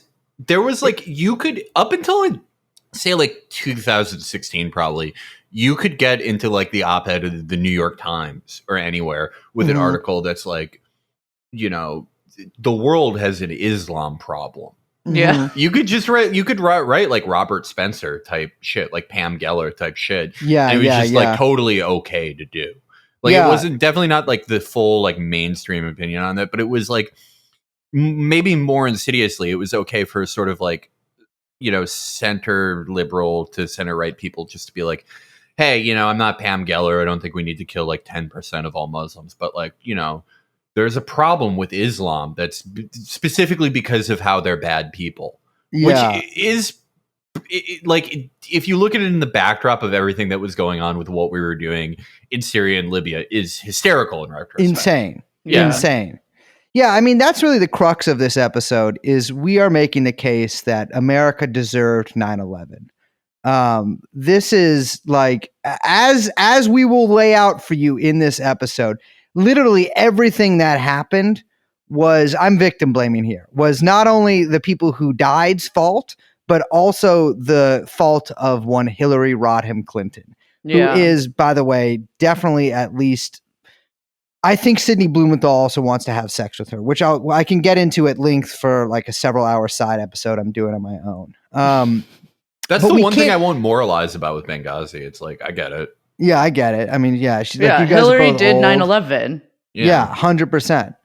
So, and also we will get into the other Hillary 9/11 later as well, because that factors into this too, with unfortunately her. That's the second tower that fell. The third. She was building. I don't know. I don't even know what joke to make there. It was actually one of the worst days of my life because it reminded me of her humanity. So we can't talk about 9/11, Benghazi, which is what happened 2012. That would be 9 years ago at this point. Lifetime ago. Lifetimes ago. Yes. I mean, it's a completely different world than the world we're living. Actually, basically the same world, just kind of worse. But we can't talk about that without talking about Libya itself, pre 9/11 Libya. We're just going to keep referring to this, by the way, to confuse everyone as 9/11. So just fucking go with it. Just know that when we say 9/11, we mean Benghazi. If you follow the Kasparov timeline theory, they happen 6 months apart. Yeah. So, thankfully, Felix is actually not our only guest here. We have a special guest to talk about the Arab Spring with us. Molly Crabapple will be joining us live from Langley here. I'm just playing with you. We are starting this out talking about the Arabs. You guys remember the Arab Spring? Yeah. Remember when everyone was like, Twitter is a revolution and it's happening in Tunisia. That was an awesome time. That was like, you could get 100 retweets, which was the most amount of retweets you could get in 2012, by posting like the thing that people did a lot until like 7 years ago, where it was like you take several like crowd shots and you skew the hueing on them enough so it spells out like freedom. Yes. And it's like, this is the faces of all the protesters spelling out freedom, and you can get like Hubasang to retweet it. Yeah, exactly. I mean, and that's what was going down in 2011. 2011, there were as I'm sure many of you remember or were like me, in the depths of addiction and despair. But there were uprisings in Egypt, Tunisia, Bahrain, Syria, Yemen. And, it's crazy because like a lot of times in history, you'll have this ball start rolling and kind of everything will go wrong. But with the Arab Spring, everything went so well that it's almost like we just live in a different world now. And I would like to thank Jack Dorsey for that. I'm just playing with you. The only country that wasn't either racked by civil war, by the counter revolution or reaction to the protests, was Tunisia, which now has a Hojahist party, which is in a coalition, which is technically in the Congress. I think that's because the West basically was caught sleeping when that happened. And then, you think so? Yeah, because Tunisia is where it first started, and then as it spread, they were like, "All right, let's maybe contain this a little bit," and they suddenly, giving Saudi Arabia, which we'll get into, giving Saudi Arabia the go-ahead on Bahrain, and throwing their support behind their weird kind of counter-revolutionary guys in Syria and all that stuff. So I think they got caught sleeping, and they had to kind of make sure it didn't spread too much. That's my theory. Yeah, I mean that's the thing with the Arab Spring, is there were these big popular revolts, very confusing messaging in the U.S. We were assured of many things by the media, which maybe turned out not to be so true, and a confused, I wouldn't say actually confused, but I would say mixed messages from our own government, which claimed to support popular uprisings in some countries, and then in other countries, I'm speaking specifically about Yemen here, maybe not so much. And so Libya also is affected by this. There are protests that start there in February, and we will get into that in a little bit. But first, let's talk about Libya at the time. So Libya was actually one of the more stable and probably better countries to live in the region, I would say. Yeah, ruled by one Muammar Gaddafi, who I think is probably like top 10 best characters of the 20th century. 100%. I love what an interesting guy. What a fascinating fucking person. But you know, Libya did go from one of the poorest countries in the world to per capita really fucking shot up there. I mean, everyone likes to talk about the change in standard of living when China, which great job. I'll never take that away from them. Libya, very incredible. Yeah, incredible. Pretty unreal. It was, you know, I don't want to do the CIA's job for them, but, you know, it wasn't perfect to live there. It's not perfect to live anywhere. But, like, you know, just as far as getting something going, Gaddafi got it out the mud. Yeah, that's for sure. They also had free housing, free healthcare, free education. I mean, they had a very robust industrial, like, city centers. There was massive infrastructure. I mean, the crazy, like, aquifer that they had built, not to mention all the oil that everyone knows about. You know, there's a lot of stuff. Gaddafi himself is kind of a weird mixed bag. He's literally definition land of contrast. Yes. And he's sort of very, like, I mean, you got to hand it to him. What was it? 28 years old, takes the government in a military coup. Incredible. No one's done anything at 28. The Gaddafi thing, you know, those things that are like, Post Malone was 37 when he started rapping. Yeah. Don't never give up. I think it should be the opposite. Gaddafi was 27 when he took over. Yeah. If you haven't done the equivalent of that by then, you should die. Yeah, you should kill yourself. Like, that's the thing is this is why I decided last year to enlist as an officer in the United States Army, because I figured, first of all, I mean, never too late to do a military coup. But I've always wanted to be part of sort of a politicized officers movement, and Gaddafi is my main. Gaddafi and Nasser are really like kind of my two main guys there. But yeah, Nasser Gaddafi, was swag. Nasser was one of the swaggiest gentlemen ever to live. Yeah.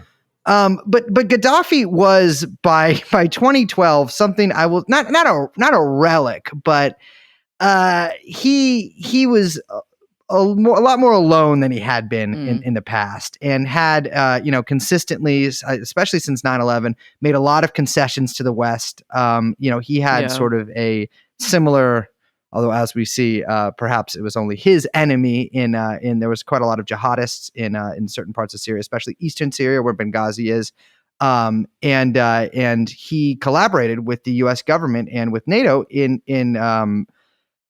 taking care of a lot of these guys. There was his intelligence services collaborated with American intelligence services. He decommissioned a lot of his chemical weapons, a lot of his WMDs, which I gotta say, another little true and on rule here, listeners. If any of you have weapons of mass destruction, never decommission. Never decommission. Yeah. Never decommission. You gotta just go, stay the course, look towards the lion, look towards Kim in the east and stay strong, my friend. Yeah. This is the interesting thing about Libya. One of the many interesting things. They were kind of, for Reagan, they were Reagan's speed bag. Yeah. Whenever Reagan wanted a country that wasn't in the Western Hemisphere where we could beat up on it and look tough, it was Libya. Everything kind of got pinned on Libya. And in fact, in Top Gun, that's their enemy that they're fighting. Really? Yeah. Same with Back to the Future. Yeah. Is the doctors being pursued by Libyans. Yeah. And Gaddafi also, in the last 20, 30 years of his rule, was doing sort of he was tap dancing, sort of, where it was for one, he had several arcs.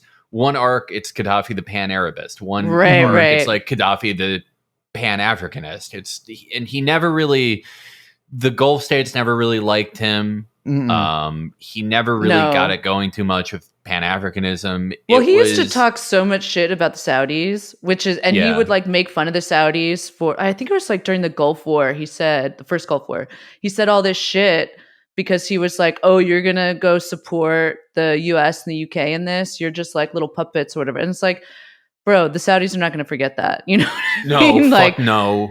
The Gulf states were always looking at, I mean, everyone knows about the oil, and that's a big part that we'll talk about, but a lot of it too was like, oh shit, we can get an emirate in Africa. That's what we want. You know what I mean? Like, this guy was Yeah. pissing everyone off, the West and the Saudis, constantly. Because he also talked mad shit about everyone. He was a funny guy.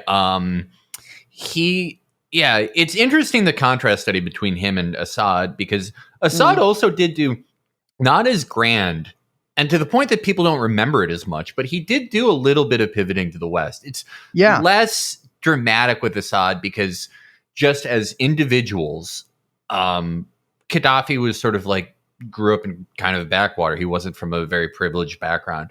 Assad spent a lot of time in the West. He was, he wasn't really that alien to him by the time he came to power. He actually met his wife in London, but he did do something kind of similar to Gaddafi, where it's like, hey, I'm gonna like work with you to like get these jihadists, or like you can forward these guys to our Mukhabarat. And that's, I mean, it's conveniently forgotten by like everyone. Yes, Yeah, nobody wants no one wants to remember talk that. about that one. But Assad, like, when he saw the writing on the wall, he's like, well, I have to hang on, kind of because of what happened to Gaddafi. Yeah, He's those chips are not worth shit in this casino. Yeah, I gotta ride this bitch out. Absolutely, and the thing with Assad too is that, like, I mean, America really put its support behind the FSA and the rebels in Syria right after. I mean, the operation in Libya took about 8 months. I mean, from beginning to end, and they really had it sewn up pretty early. And I mean, Assad could clearly see what had happened to Gaddafi, and that, I mean, what possible negotiating could you do after that? No. I mean, it's and why would you? It would be insane to do that. I mean, that's the thing, is like, Gaddafi he had tried to be accepted by a lot of different, like you were saying, like a lot of different groups, and basically none of them would do it. They all thought he was like either too much of a loose cannon, or he was too convenient of a punching bag for them. I mean, he was blamed for basically every single terror attack in the 80s that wasn't blamed on the Palestinians, often falsely. America bombed him, I think on a few separate, or bombed his country, at least on a few separate occasions in the 80s and 90s. I believe once actually killing one of his adopted daughters, although there was a long-term campaign by many in the media in the West to prove that was fake, which seems sort of ghoulish to do, and which they never successfully did. But yeah, I mean, by the time 2012 rolled around, he was too much of an appetizing target too, and he had made a lot of friends in the West too. I mean, in France especially, he had very famously basically given Sarkozy illegally $50 million or 50 million euros rather, in a long, entangled, like, storied relationship involving some people being shot and thrown into the noob. I mean, basically a mafia type relationship. That story was huge in Europe too. It didn't really catch on in the US at the time, because the US doesn't really give a shit about like anything that happens domestically in Europe, and also they were trying to like probably tamp it down a little bit. But that was, I mean, for the French, that was a big fucking scandal that Sarkozy couldn't really get out from, especially because the Libyan intervention ended up being such an obvious total disaster. And I mean, that was like a big reason why they, all these people ended up, throwing their hat behind Hollande in the coming elections and all this shit. Like, he got really fucked from that story, which is crazy too, by the way. It's a crazy story. Hollande was, as we all know, held accountable from the left. And Yes. enacted French Medicare for all. There were always some allegations that Gaddafi did similar things in Italy. Yeah. And this is one of those with fantastic Bunga Bunga, right? Yeah, before that, like he in the 80s, they say, this is one of those things that I think I heard it from, it was someone vaguely formerly in the Reagan circle, so I really was like, this could be completely made up, because those people loved making up things about Libya. But their allegation was that Gaddafi was very close with the Socialist Party and gave candidates money, and so they tipped him off before the American bombing campaign that killed his adopted daughter, and that would have killed him. Which that's what I don't believe, that the Americans wanted to kill Gaddafi. Yeah. No, we wanted someone to beat up on. We weren't going to get rid of him. Yeah. He was a very convenient guy to blame everything on. He also very famously, at one point in Italy, hired 200 young, sexy models to come to a banquet he was giving, which turned out to not be a banquet as there was no food, and he gave them a 2-hour lecture on Islam. One of the coolest, one of the best to ever do it. I mean, by the way, that's just a great move. Yeah, like if that's you're Sigma. like, yes, that's totally Sigma. If you're like, hey, I want to do some quote unquote organizing. Hey, I'm an organizer. Yeah. Hey, this is how you organize. Invite a bunch Hire of hot women. girls. Yeah. And then, proselytize. That's all I do. Exactly. Yeah. And get someone to photograph it. Yeah, and tell them not to wear miniskirts either, because that was part of the instruction. He also had, of course, his famous Amazonian guard, his all-female guard. He honestly, dude, the gold gun. gun. We haven't mentioned the gold gun. The gold gun. I mean, the guy's fucking cool. Yeah. Whatever your political leanings, listen, I know, maybe some of you were like, oh, I read the Green Book and it doesn't make sense or whatever. First of all, why are you reading the Green Book? Don't be reading the Green Book or any book. You should only listen to podcasts. But the guy had a lot better ideas than most people. If the Secret Service was all hot chicks, I would vote. Yeah. No, he if nothing else, okay. You're going to say, yeah, the Green Book doesn't have a lot of ideas. Well, some things are just vibe. The movie Miami Vice doesn't have a lot of plot, but it's a perfect movie because it feels good.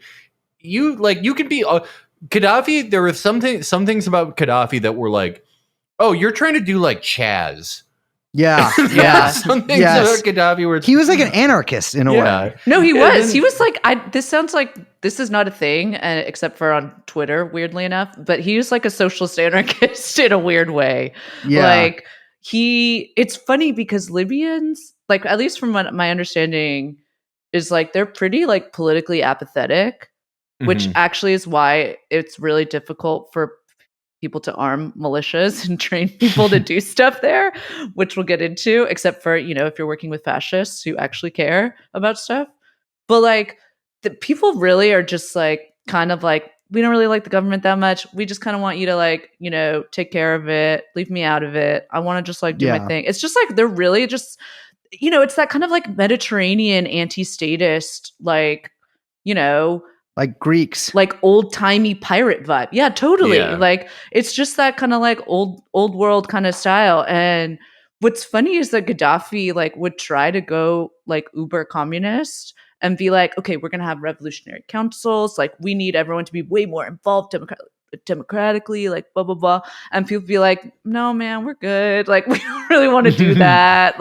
He couldn't get people involved. I mean, some of that is cover because he's just in charge of everything. But he literally still couldn't get people involved to do stuff. Well, here's the thing, and here's if you were a Charlie Kirk kind of guy, and you're listening to this podcast, which I hope you are, because we are trying to appeal to you. You don't need to go off, oh, it doesn't work, or all these people die, or whatever about socialism. The fact is, people don't want to go to meetings. They don't want to, and that's where it all falls apart. So you're good. You can just say that over and over, and everyone will know it's true. Do you think? And, hypotheticals are anti-intellectual. It keeps you out of real organizing, right? But if Gaddafi had held on until 2017, and he could have deployed Gritty. Yeah. Oh, my God. Could you imagine? If Antifa had, if he had linked up with Chaz, there would still be a Chaz. If he had armed Chaz like he armed the IRA. Do you think he actually did work with the IRA? Yeah, 100%. Yeah, he worked with the Filipinos and shit too. Gaddafi would 100% have tried to send guns to Chaz. Yeah, 100%, I know that in my heart of hearts. 100%, That is the type of shit he was on. He was the great, awesome. And this is what Hillary took from us. Yes. He would have, man, if for nothing else, the world lost a fascinating guy. Yeah. Yes.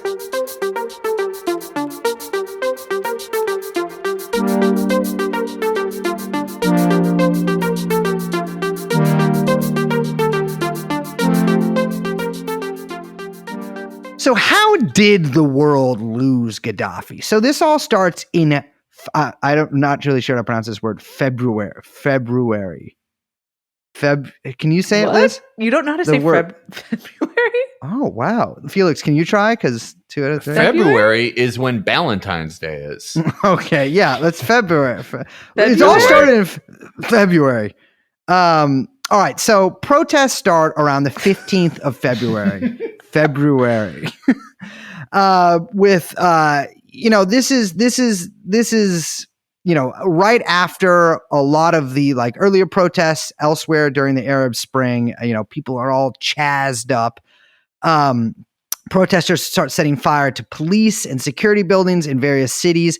And then Gaddafi does what Assad does, which is, I gotta say, if you are listening to this and you have people in prison that are under, like, you can release and stuff, and if people start protesting, don't release anyone from prison. It is a terrible idea. Gaddafi releases You're 110 anti-prison coming out as anti-prison I'm just saying. I'm not saying prisons are good, but if I'm in charge of a country and people are protesting, I'm not releasing anybody from prison. I don't care. I'll do whatever else you want. Why he did that? They're staying in prison. I'm sorry. Maybe I'll release them in like a year or something. He thought when that tensions this would appease the protests, which, by the way, I just want to also say, by this point in Libya, these quote unquote protests are strangely taking on a very reactionary flair. Yes, they are already like very, let's just say, arch conservative. Yeah, and it's they're very big in the East, which is a lot more. I mean, as far as I can tell, sort of the hotbed of conservative religious views. Yeah. He releases 110 militant Islamists from prison. Yeah, I which mean, turns like out to be the a demands big from the fucking mistake. protests were release our jihadist brothers that you have in prison. Yes. So that's not usually Yes. coming from like people demanding democracy or whatever. Yes, I mean the protests originally started because a lawyer representing a group of families whose family members had been executed in a large like prison execution in the 90s of many like political dissidents, meaning in this case a lot of Islamist prisoners. Their lawyer had been arrested and then later released, but the protests basically started because of that. Protests also at this point are wrapped up in portrayals of Muhammad in Western media. That was originally what the first Benghazi protest is supposed to happen. Yeah, exactly. It was a big thing. Cartoonists on notice.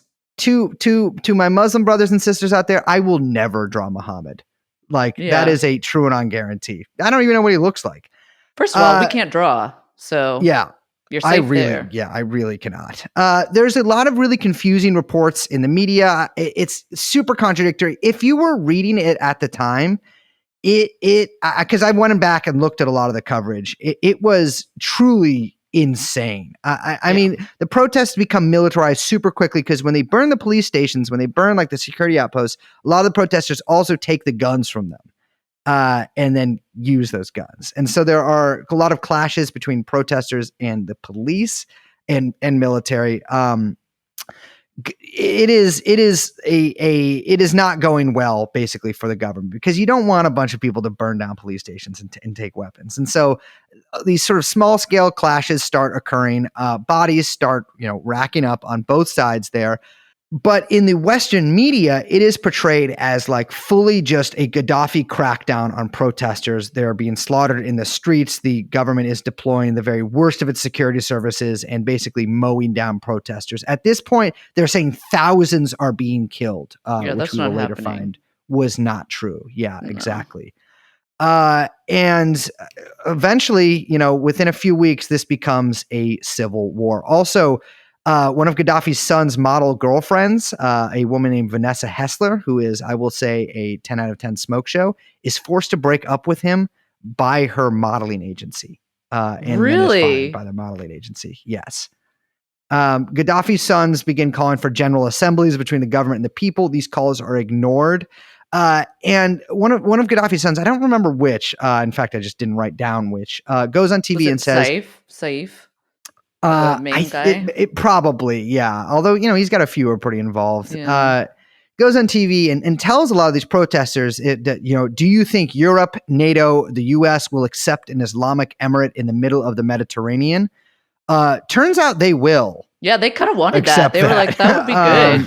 Yes. That's the plan. Oh yeah. Yes. Well, what do you think that the NATO axis wants chaos everywhere? Crazy. Oh, is that what you think? And do you guys remember the story about Viagra being given to Gaddafi's mercenaries so that they God. can rape Yeah. with more Yeah, that was a stamina? good one. That reminded me. Yeah, that reminded me of like the November 2016 stories that were like. I had my Gleek and Coexist bumper sticker on my car, and I had Molotov cocktails thrown at me. Yeah. I mean, it was the stuff coming out of the media was so insane and confused because it looks like, and this was probably on purpose, that reporters would just look at like tweets and be like, "This is what's happening." Yeah, absolutely. Because they're like, look at this new phenomenon where real people report on the ground, and the CIA Exactly. and the State Department's like, yes, look at this new phenomenon where people report right on the ground. So there were reports of thousands and thousands of people being killed, and even Human Rights Watch, which is not a good organization in any way, and is the sort of organization that usually says stuff like thousands and thousands are being killed, can only confirm about 400 deaths during the entirety of these protests. That is not the picture that was shown to the West. I mean, we were made to think that Gaddafi was just like putting babies in front of tanks and then running them over with those tanks. Yeah. So late February, the UN Security Council, they unanimously approved sanctions. This is how it always starts. Actually, going through this, I will say, and kind of writing out this timeline and remembering this stuff, it really does. You do see the blueprint kind of, you're like, oh, yes, it's first this, then, all the steps are kind of laid out. Even though this whole thing was a fucking disaster, you can see the moves they make. So first you get February 26th, UN Security Council approves sanctions against the Gaddafi regime. So that means there's travel ban, there's arms embargo, the family's assets are frozen, and they also make an official referral to the International Criminal Court. And that gets brought up a little bit later, I think, like a month or two later, when the big G word gets passed around a bunch, meaning genocide. Gay? No. But yeah, so they start saying we need to look into war crimes and, whatever, get the Hague involved, which gives the big, that's how the liberal media, they hear that and they, get all a flutter hearing about human rights violations. One important part, too, of Resolution 1970 you're talking about is that there can be no arms imported or exported from Libya. Yeah. That is like an important part that that is added into it. I mean, because they're trying to say, and this is what they always do. I mean, this is actually even dating back to the Civil War in Spain. It was like one of the big things was no more guns in the country. Yeah, right? yeah. Like, we got to limit the bloodshed. No more guns in or out. And a lot of this was sort of like a lot of the rhetoric around this was like, we can't allow Gaddafi to import mercenaries and like the Libya had a giant store of arms at this time, so they didn't really need to import any guns whatsoever. But that was an important part of Resolution 1970. And as we'll see, that was changed at a later date. Yeah, the other thing too is that this is all stuff that like ticks the little boxes for the like getting the consent from the kind of like chattering middle class and upper middle class in America, because remember this time, which is like Obama was elected 2000, inaugurated 2009, just a couple years prior, on like crazy anti-war sentiment. Like everyone's like, we hate Bush. Iraq was a disaster. You're going to do all those things. You're the peace candidate. You're the whatever, And there wasn't a lot of like domestic support for any kind of like intervention, certainly not in the Middle East. Yeah. And the US had to do a lot of work, kind of convincing people. And, a big part of that is saying things like, these are just common sense things we're doing. We're sending it to the right international institutions, the International Criminal Court. We're stopping arms from coming in and out. Everyone can agree that these are things that we should be doing. You know what I mean? Mm-hmm. And so these were all like important parts of that for sure. It is funny because the Libya attack, the attack on Libya, basically just shows how much of an empty vessel the UN is. I mean, all of these things are ostensibly supposed to be solved through these international institutions, and the only international institution that actually carries any weight in all of this is NATO. Yeah, absolutely. The UN, which is the US. The UN exists, so like, why do you think like people like Greta Thunberg are always giving speeches there? Because it doesn't mean anything. Like it's like we're not playing the game Deus Ex. This might as well be model UN. Yeah, 100%. It's nothing. It is a nothing institution. I mean, as you can see in this too, like even the UN Security Council like doesn't really mean anything because the supposed opposition in that, China, Russia, etc. They didn't really do anything when like the rubber hit the road here. Yeah, totally. I mean, during this time in Libya too, Gaddafi's forces, or the Libyan government, is starting to retake more territory that the rebels had initially taken in sort of like the initial burst of at this point what's being called a revolution.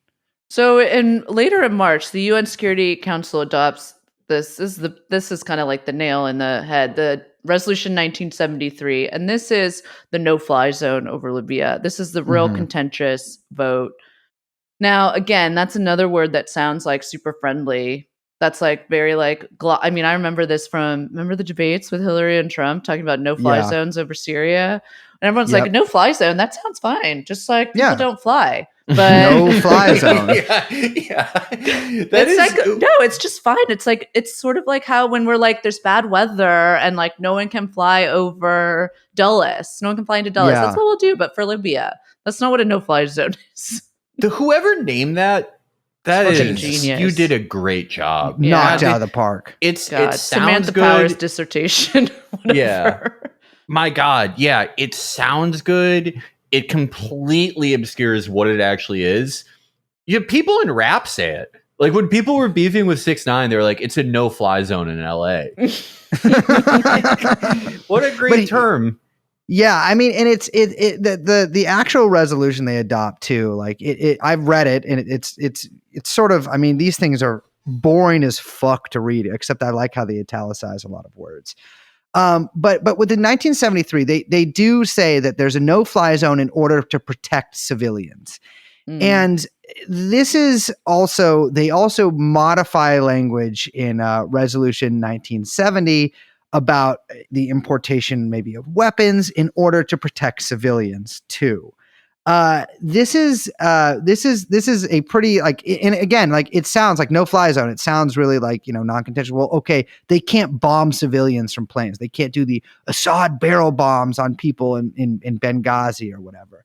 But that is absolutely not what happens. And it's important to note too that they don't modify the part of Resolution 1970 that says you can't export arms out of the country. That is not modified whatsoever. So that is still, remains. I guess to this day, I don't really know how that works, but that's. I mean, at least for the immediate future, that is not modified whatsoever. The countries, about 10 countries vote yes in the USNC, including like Bosnia and Herzegovina. Like they just add these little countries to there to like, I don't know, make them feel coalition better of the willing. Yes. The countries that oppose are Brazil, Germany, India, China, and Russia. So it's a BRICS wall. You guys like that? Remember the BRICS? Yeah. No well, one I guess talks about it's still the BRICS around anymore. No, because Well, Brazil sure kind of fell a little bit, I guess. Brazil fell off. Yeah. India kind of fell off. Yeah. Little bit. The African Union, bless their heart, was like, we reject any military intervention. It's like, okay, thanks, guys. Yeah. The West doesn't care about you. Yeah, and there was a pretty contentious vote around this too, and a lot of the justification was given because of the Arab League calling. Yeah. That was a big talking point that Obama pushed around too. He was like, we have, that the full backing of Arab nations because they said the Arab League gave them a full endorsement. That's not actually true. There's 22 members of the Arab League. Only 11 were present at the time of the vote, and 6 of them were GCC members. Which is like, that's just client states at that point. Syria and Algeria were, of course, against. But it basically amounted to was 9 out of 22 members voted for the no-fly zone, with basically the Saudis doing most of the kind of like vote whipping on Yeah. behalf of the US because they made that fucking deal over Bahrain. Yeah, yeah, yeah.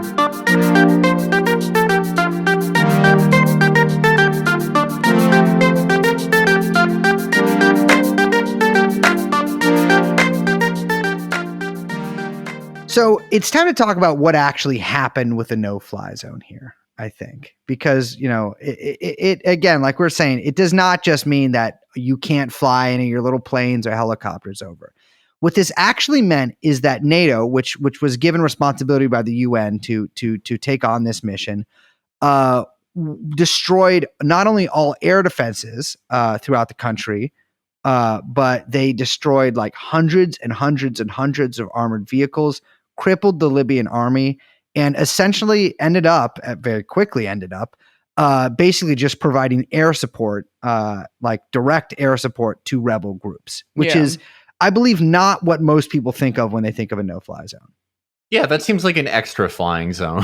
yeah, just totally. sort of typically how they end up, weirdly enough. Well, that's the thing. If you have a no-fly zone, someone's got to police the if no one's allowed to fly here, who's gonna, police the fact that no one's flying? Well, someone's got to be in the air to then shoot down everyone else's plane. Yeah, I mean, that's like what it is. Yeah, and you know what? While we're up here, yeah. There's a couple other things we might as well take care of. Yeah. Yeah, totally. I mean, that's why it was so horrific when you were hearing like all the talk about a Syrian no-fly zone, because you knew that would mean direct confrontation with Russia, and you're like, you're out of your fucking mind, lady. But you know what I mean? I strongly believe a lot of Americans just want to die, but they think like either suicide is weak or a sin or something. And I feel like a lot of I'd say not many of the professional ones, but like amateur Atlanticists, like people who are just like, you're just a guy who's just like fans. a fucking, there are some of those people. There's some freaks out there who like want that. Like Jeff Jacoby is a great example. The Boston Globe columnist. He's not important, but it just like, that guy just wants to die. He just wants to get nuked. Like that's what I think that is. Yeah, and it's crazy too, because it's not like we're just destroying military targets either. I mean, that's never the case. We're bombing. It turns out, I mean, at the end of all of this, both the NATO head, and like several members of the American military, and Joe Biden himself claims that there was 0 civilian casualties from the U.S. air war, which is not the case whatsoever. We probably killed as many people as Human Rights Watch says that Gaddafi killed during the crackdown on the protests. Thousands, I would say. Yeah. That's the upper estimate is in the thousands there. I mean, it was a brutal campaign in which we destroyed their entire army and quite a lot of their infrastructure as well. Yeah, they bombed out the mint so that the government couldn't print money. That was like a specific target. They bombed out basically all the infrastructure for their like massive aquifer system that was transporting water like from the desert to the cities and back and forth. Because this is the thing I didn't mention, but this is true. People don't know this about Libya. Libya has like 1,000-year fresh water supply, like potable drinking water that just as it happens that some of the largest private water companies in the world are French. And so a lot of people make a lot of noise about Libyan oil, and there are reasons to do that, absolutely, and natural gas for sure. But a huge fucking thing, a huge resource that the Libyans had up until this point was just a massive water supply, fresh drinking water supply, which in sub-Saharan Africa means a lot. So yeah, that's all gone now, by the way. Spoiler alert. Poor Gaddafi. I mean, just going back to the 50 million to Sarkozy, that really shows what type of guy he is. Exactly. He sees 1,000-year supply of potable drinking water. Nestle, all these fucking companies, he probably knows or should have known what they're doing with privatizing water, with reselling water. And he's like, yeah, 50 million should do it. Yeah. And that's the thing about this is that, like, obviously America played a huge role in this. I mean, we are NATO essentially. And like we flew most of the missions. We dropped most of the bombs. We destroyed most of the tanks, blah, blah, blah. But like France was chomping at the bit to bomb Libya at this point, and Britain as well. But France especially. And one can't help but think Sarkozy being like, I cannot let this $50 million shit get out. Like, we got to get this. Cause I mean, Gaddafi was probably like, I should maybe tell somebody about, like, cause that could have complicated things for Sarkozy there. As it turns out, it came out later anyways. But I mean, what a bad fucking fake friend that is. Oh my like, God, so many fake friends. I promise our listeners this: if you give me $50 million, I will never kill you. Yeah, like, I think that's a good premise. Not a chance in hell I'll do anything like that to you. Sarkozy, different kind of guy than me. Also, fuck one of his cabinet ministers' wives, which I think is actually normal in France. That's over there. That doesn't even make page 6. That's not even gossip. The other thing too is that a lot of our like support for these rebel groups, which I mean, as one can imagine, and as we'll get into, were not exactly the most stand-up liberal Democrats in the world, was that Gaddafi was importing like these black African mercenaries, and like they were slaughtering civilians in the streets. Okay, so I want to say this really pisses me off, because a huge thing about Libya was that Libya had like a lot of jobs for a lot of people. And so a lot of sub-Saharan Africans like worked in Libya. They like migrated and ended up working in Libya because that's where the jobs were. And so like there were just a bunch of people on the ground saying that Gaddafi was importing fucking mercenaries from like Niger and Chad or whatever, when it was just like people who lived in Libya. Yeah. And consequently, a lot of those people got lynched. Yeah, They all got, and then, again, spoiler alert, sold off in open air slave markets in the wake of the American intervention. I mean, it's the whole thing is so crazy. It's so crazy, but that was a huge fucking media talking point. And like was able to kind of, help manufacture consent back home that, this is what was happening.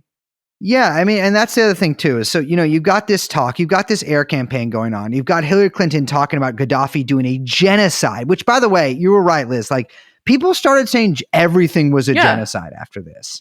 Yeah, that's like, the Samantha Powers move. When more than 50 people get killed, it's a genocide, and you have a responsibility to protect them. Yeah, absolutely. And the way that you protect them is by funding the moderate rebels. My favorite term, if we're going to rank them, okay, no fly zone is up there. Okay, responsibility protect up there of this era. Moderate rebels is like my fucking favorite, because the idea of this like highly militarized, militant combat group, but like for like centrism is so fucking funny to me. Like that they're just like, I'm ready to fucking die for just like a decent government that's fair. It makes no sense. I'm gonna strap Semtex and nails to me for like, I guess like moderate social democracy, maybe like parliamentarian system.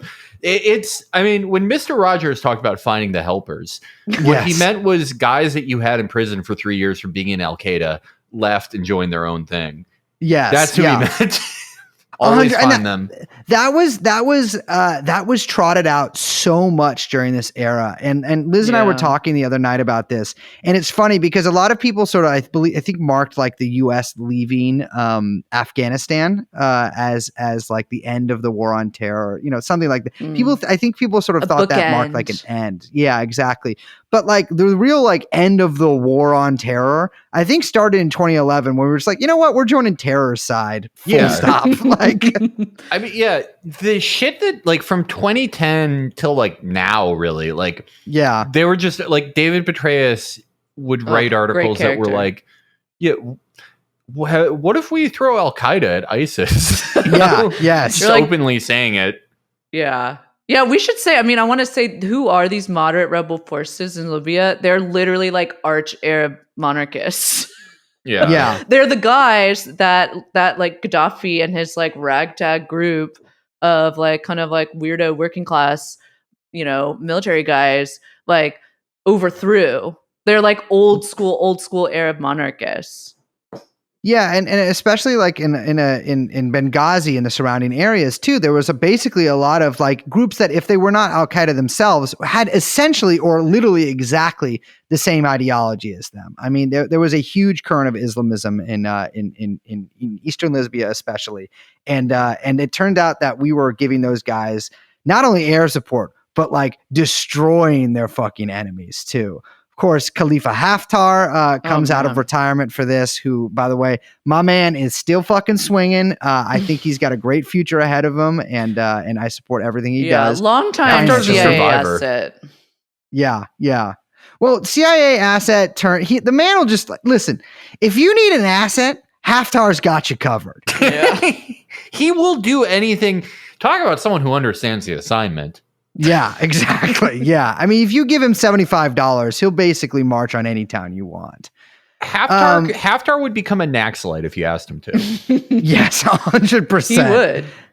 So all of this is to say that basically, like, there is no national uprising against the Gaddafi regime. Like, I want to just be, like, very, very clear. Like, what's happening is a fucking civil war between the, like, governing regime, the Gaddafi regime in the West, that's in, like, you know, Tripoli, versus kind of like a ragtag group of arch Arab monarchists who, you know, coincidentally want the same, kind of like want to restore Libyan monarchy, much like Qatar and Saudi Arabia. How weird. What a weird coincidence.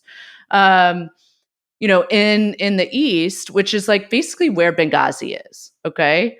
And in Eastern Libya, they have sort of set up this thing called the Transitional National Council. And they basically just say, like, okay, we are, you know, we're the new regime. This is what happens. They just announce themselves. And actually, funny enough, Sarkozy, like, was like, oh, these are the only people that we recognize as the legitimate government of Libya. But they just basically declare themselves to be the new government.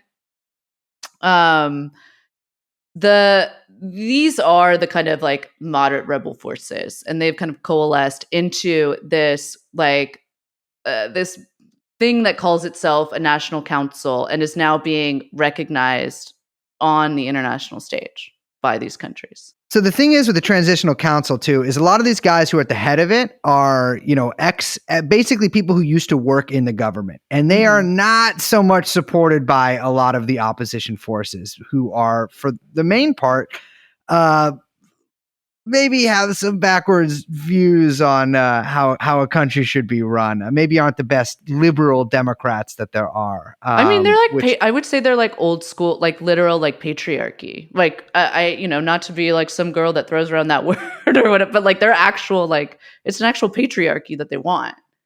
Yeah, but I'll say, like, a lot of these guys, like in a lot of the groups that kind of come to prominence here are even like, they view these guys as like too liberal for them. Like they essentially, I mean, they want the same things that a lot of people in like HTS, for instance, want. Is they want a country that is no semblance to government as people, I guess, might recognize it.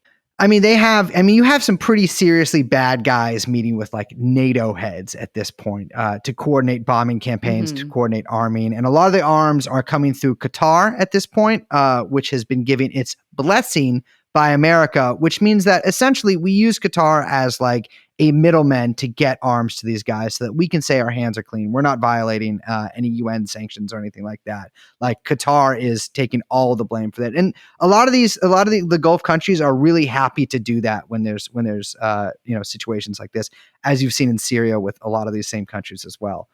So by October, things are not going well for Gaddafi. He is basically holed up in the city of Sirte, which is his hometown and the last loyalist holdout. The town is being shelled indiscriminately by opposition forces, which is killing like a ton of civilians, because they're like, we got this motherfucker surrounded. Like, we're going all in until this bitch dies. He eventually leaves the city in a convoy of about 75 vehicles, but the U.S. is tracking this. They get a phone call, or they intercept a phone call he makes on a satellite phone and start heading some gunships over to his position. They paralyze the front of the column by dropping a big ass bomb on it. Confusion reigns at this point. They airburst a bunch of bombs, which is when you blow up a bomb in the air above everybody, and it fucks you up pretty bad, lighting a bunch of people on fire. At this point, a bunch of rebels from Misrata, I believe, come upon the column. It's obvious that they were coordinating with NATO and start firing on it, engage in a firefight with the loyalist troops there. Gaddafi splits with his boys and is captured in a pipe trying to escape through a field, which, fair enough. And things get a little nasty right after that. I mean, I'm sure both of you have seen the video of what they do to Gaddafi after they capture him, but it is horrifying. Yeah. Yeah, it's like I don't recommend people watch it actually. I think it's like really like one of the most horrific things that I've ever seen. It's like a disgusting video. I mean, what they do is they surround him, they beat him. I think they shoot him at one point, and then they kill him by sodomizing him with a knife, which is shown on the video. His one of his sons is with him, is killed in a similar manner. And then their bodies are displayed in a refrigerator for anyone who wanted to see. Now, this is a war crime, like full stop, ICC style war crime. And obviously there has been zero fallout whatsoever from this.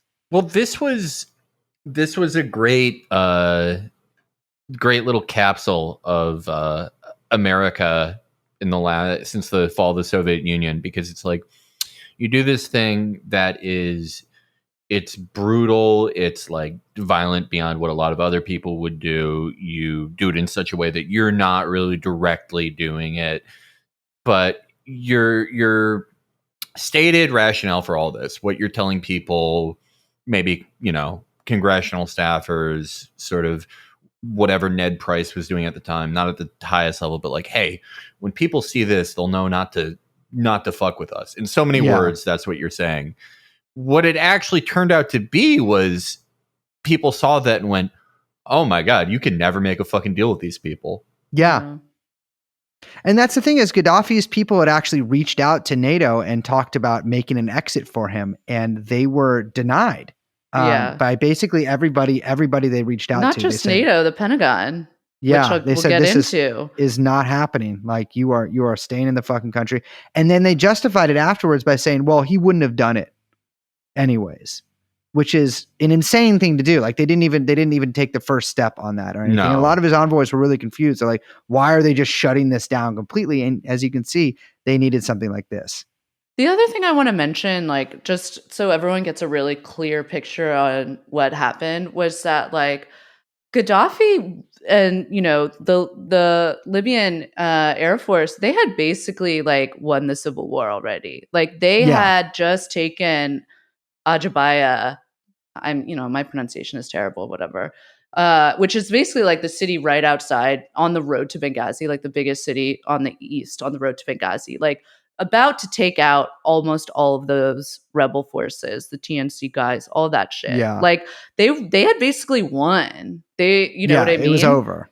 And literally 2 days after they captured that city, the UN Security Council authorized the military action. And it's not a coincidence. That happened 2 days after that because the West saw that this was the moment. They had to take them out. And then the bombing started. They took out all the air defense. And, 6 months later, 8 months later, Gaddafi is sodomized in the fucking YouTube video. Yeah, exactly. I mean, that's the thing. It was on YouTube. I mean, you can find this footage really, really easily. I mean, you can find footage of, pictures of Gaddafi's dead body. I mean, it's like horrific, and it's sort of a fitting start for what happens next, because as you can imagine, and as you probably know, if you know anything about Libya, is it did not become a shining example of a city on a hill in the Mediterranean. No, I mean, I don't know how else it's just literal hell. Yeah. Like, I don't know, like, even the like, political science term, failed state doesn't capture, like, what Libya has descended into. Yeah. It's like Fallujah on steroids. Like, I don't Yeah. even know. And still, it's like fucking, over 10 years later or whatever. Yeah, with no signs of progressing towards anything that isn't that. Mm-hmm. No. It's Yeah. just like further and further like down. Like, it's just every year is another fucking Dante's, circle. And this is what's so frustrating about talking about the entire thing, not individual actions, but the entire thing. Like it was, the bumbling American empire. Even if that was it, you completely destroyed this country. Mm-hmm. Yeah. And who knows if it's coming back. Yeah. Yeah. Even if that is just bumbling, which I really don't think it is. I don't think so either. Even if it is, that's enough to end it now. Yeah. Yeah. I mean, what they did to this country is, I mean, they totally destroyed it. I mean, there's no semblance really of a state there. I mean, certainly nothing even like coming close to what was happening when Gaddafi was in charge. Like, you're not getting free housing anymore. Let me tell you that. I mean, Not you no probably kill a guy jobs, and no just- government, yeah. because everything's run by warlords. All that fresh potable water I mentioned, all the infrastructure has been destroyed and is now parceled out by different gangs, different basically Al-Qaeda gangs, offshoots of Al-Qaeda, off-brand Al-Qaeda, as they parcel it out to Iran, Russia, Turkey, wherever, whoever's going to make a deal. Same thing with the oil. You know what I mean? Hopefully our listeners know very well. And if you don't, please, it's not my job to educate you, except it is because you're listening to the podcast and I co-host. About the fucking open air slave markets. Yeah. Everywhere. Yes. Yeah. Yeah. Women, Migrants children, being kidnapped. migrants. Yeah. Sold off. I mean, it's unbelievable. It's unbelievable what we've done. Yeah. And this was being hailed as a success. Yeah. This was like the shining example of the Obama administration of like, this is how we do things in a civilized way with no boots on the ground, zero civilian casualties, and very little relatively expenditure of blood or gold or anything like that. I mean, it was cheap, easy, and effective, and we took out one of the worst dictators in the world. Well, what's crazy is that was the line immediately after the intervention. And then the tune changed right around 2015, 2016, when things started to be very clear that you could not, put that on your CV anymore because it was such an, objective fucking, world history level disaster. I mean, fucking Joe Biden, who I literally just remembered was the president, said, in this case, America spent $2 billion and didn't lose a single life. This is more the prescription of how to deal with the world as we go forward than it has in the past. Which, like, by the way, is that like a warning shot that he's firing? Are you telling people this is how things are going to get done now? I mean, this is a fucking New York Times, literally like a week after Gaddafi's death. Americans are not often heroes in the Arab world, but as nonstop celebrations unfold here in the Libyan capital, I keep running into ordinary people who learn where I'm from and then fervently repeat variations of the same phrase, "Thank you, America." Yeah, and at this point, there is basically no functional government in Libya. No, still. I mean, there still isn't. But like, we talk about like Chris Stevens, ambassador to Libya, all these things, and make it sound like it's a country where you that actually has like a state. But really, what it is as large parts of it is essentially a mafia state run by tiny gangs, sometimes bigger gangs of different stripes, making money in different kind of ways. And it is not a kind of place where you would want to to raise your little babies. Yeah. As such, I mean, you just really did not hear about it. No one really bothered to ask people too much about it after. Yeah. It was real swept under the rug.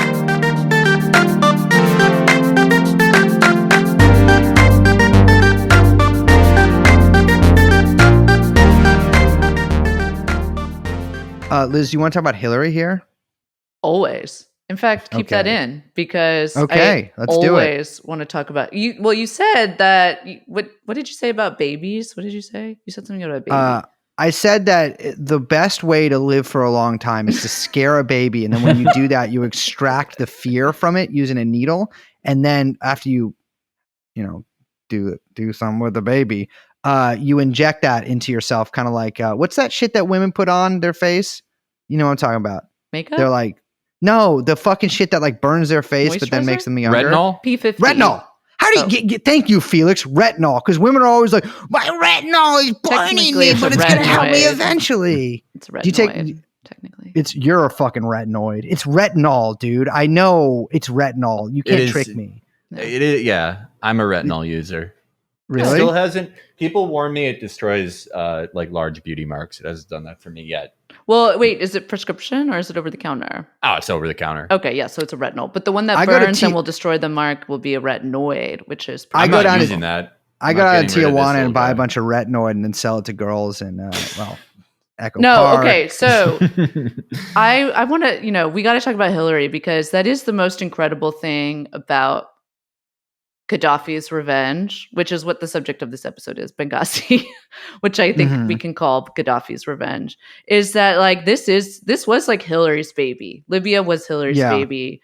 And it is weird the way that this Libya sort of like haunts Hillary's political career. Like she's not president in no small part because of the intervention in Libya. And that's like completely fascinating to me. But she really, really pushed this. Obama sometimes gets, I think, too much of a like. They let him off the hook a little too much. There's this thing that like Obama defenders do that really bothers me. I mean, Trump people are like this the same way too, but maybe it's just a fandom thing. But it's like every good thing that on their little list, they make a list of like good and bad. And on the good things, they're like, he 100% did all of that. And that's all attributed to him and solely him. Yeah. And all the bad stuff, they're like, actually, that's so weird because actually he didn't do any of that. It was other people. Yeah, he was forced to do that. Yeah, it's weird. It's like, well, he's the president. He's either the most powerful person in the room or he's not. Like, makes no sense. So I don't like to kind of like give him a pass on the Libya stuff. And I don't, because at the end of the day, he's commander in chief. But yeah, I mean, it is true that Hillary like really fucking pushed this. Yeah, that's the line that they always take. Yeah, Obama was saying crazy shit about Gaddafi though too. Like, absolutely. There was like at one point he said it's going to be very important for us to look at a wide range of options that continue to tighten the noose around Mr. Gaddafi. Like Obama knows what he's fucking saying there. You know what I mean? Yeah, no, there was no accent there. Yeah. The thing people do, I mean, the narrative that people, I think that the Obama people lead kind of was that like basically Hillary did this at the on her own, and I don't doubt that Hillary was probably like a little more into it than other people in the administration. At the same time, you're fucking president. Yeah, totally. Yeah.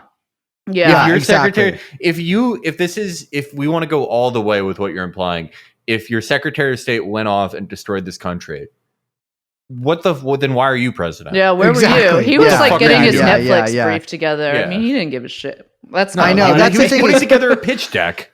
They blame this all on Robert Gates, and then Gates and Hillary Clinton, and then Gates himself, of course, throws Hillary under the bus because that's the phrase they always use. It was 49-51, with like for and against, and like Gates and Hillary were the people that pushed it over. I mean, and that's like Secretary of Defense and fucking the head of the State Department are telling you to invade a country or to bomb a country from the air and don't send any troops in.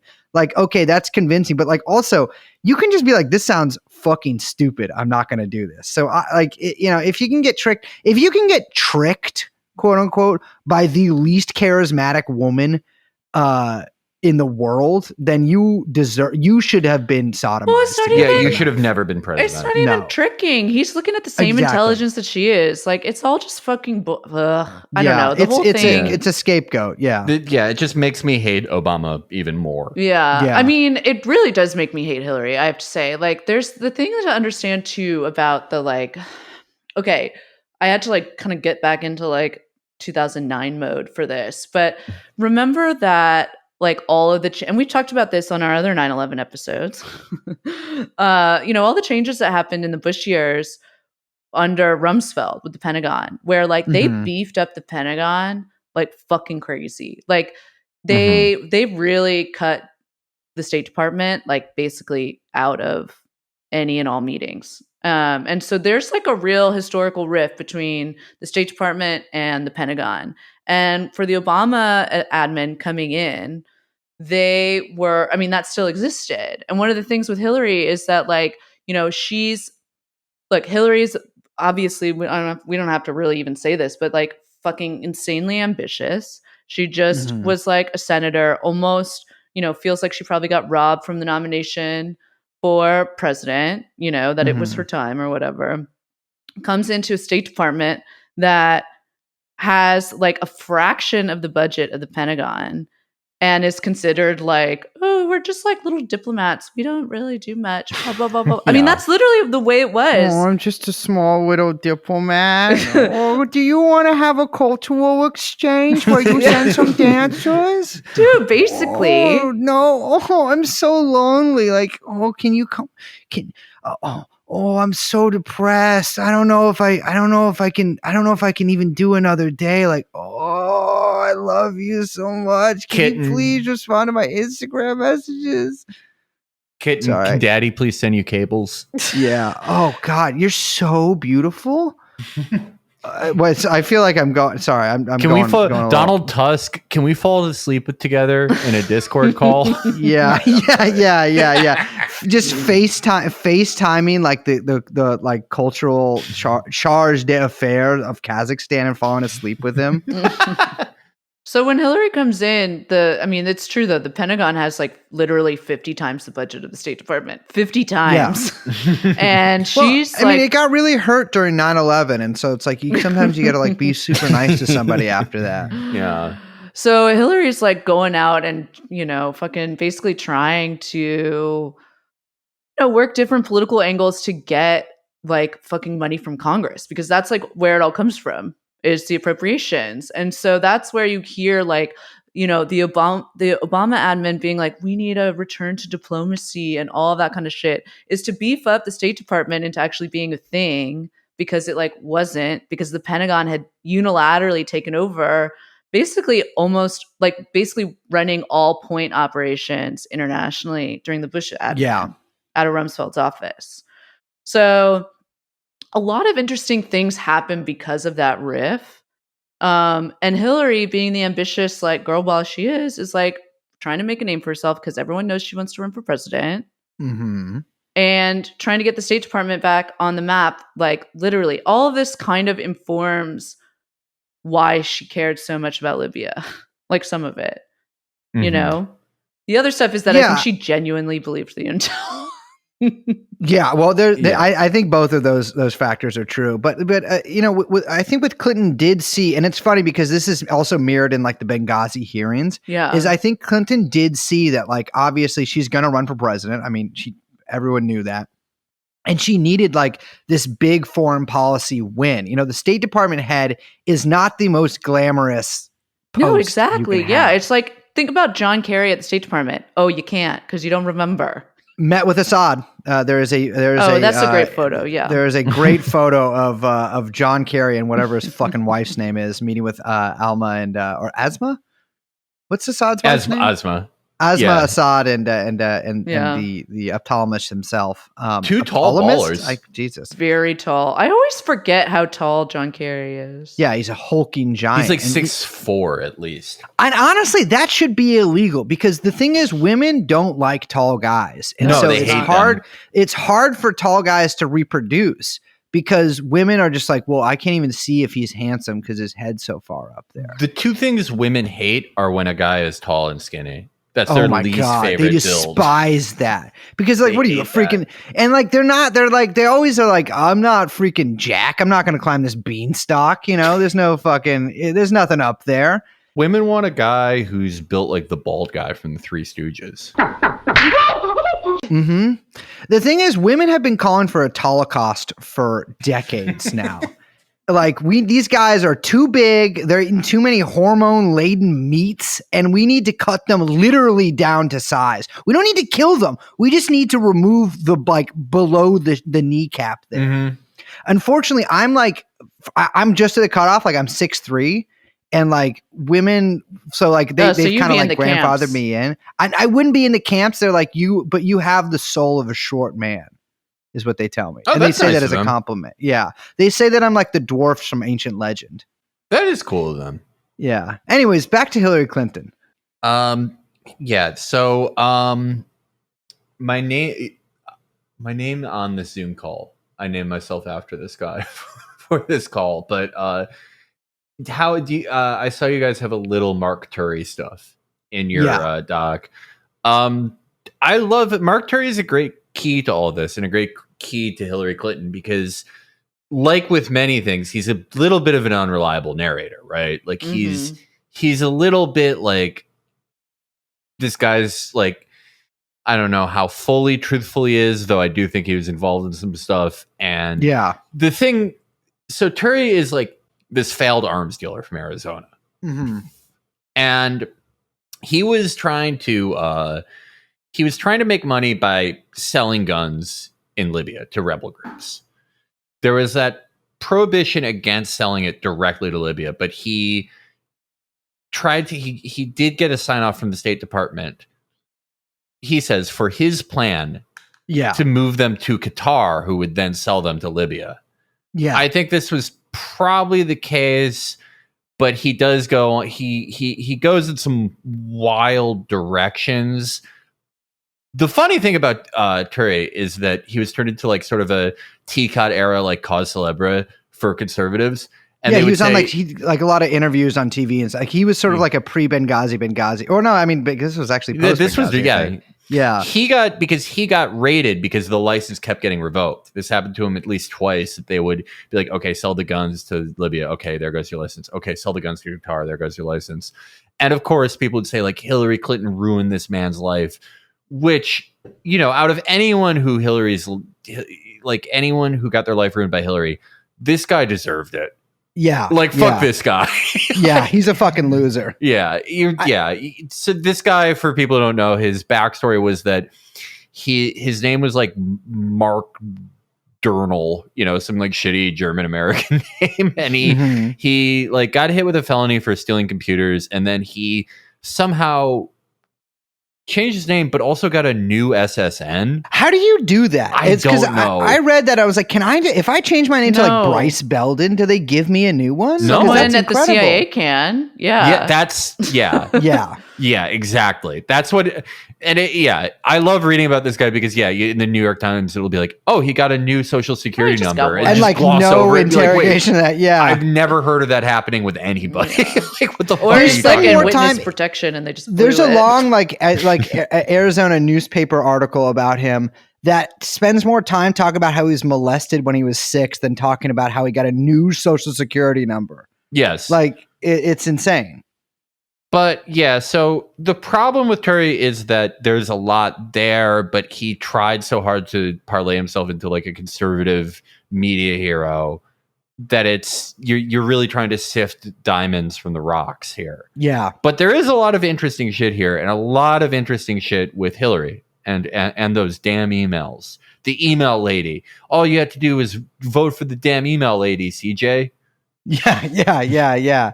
I mean, that's the crazy thing is like, if you actually look at like what Hillary was doing at this time, it's like, why would anybody trust this woman? I mean, it's not like any other president is much better than this, but like her like duplicity and her careerism here is just incredible. Yeah. It's wild.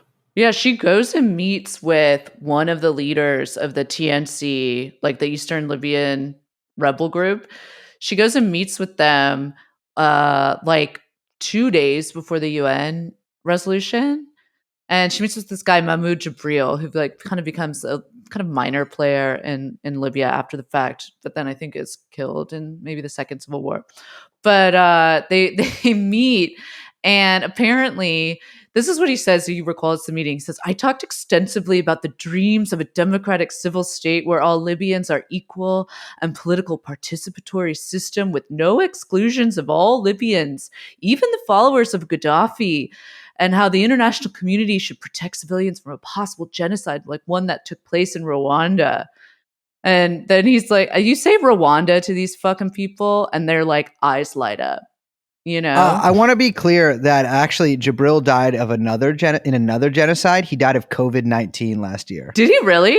He did. Yeah. Oh, shit. That's Yeah. hilarious. But yeah, he says, I felt by the end of the meeting, I passed the test and Benghazi was saved. Benghazi was saved all right. Because Clinton apparently like ate all of this shit up and was like, oh my God, he's talking about inclusivity. He said Rwanda, that is like the MK Ultra trigger for like Samantha Powers or whatever to Yes. go on like Wh- humanitarian crusade. People of a certain age and a certain job, if you say Rwanda to them, they'll do whatever you want. It's true. It's true. Like if you go to DC and just like mention it in like a 65-year-old woman's ear, like she'll just give you as much money. Like she'll buy you a nuclear bomb. Yeah. And so that was like the definitive moment for her, like solidifying her resolve.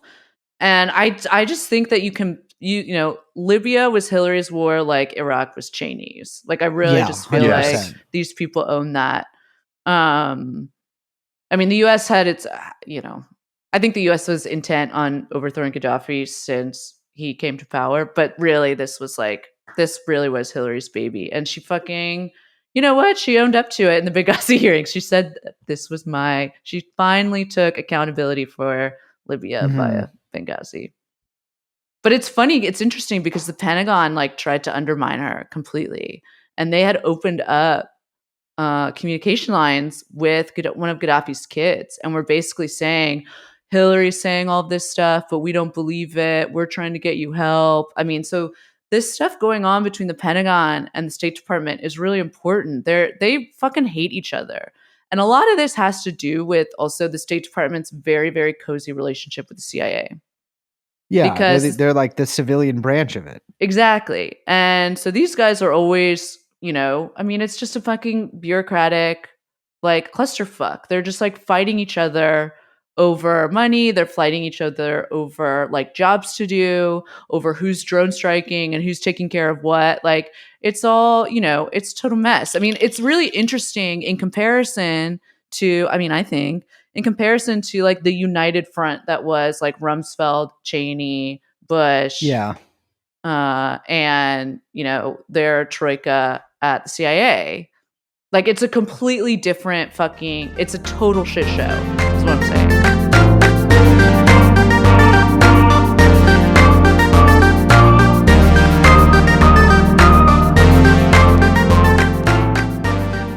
So one of America's greatest heroes, Dennis Kucinich, he's like one of the only people who's really against this, right? Yes.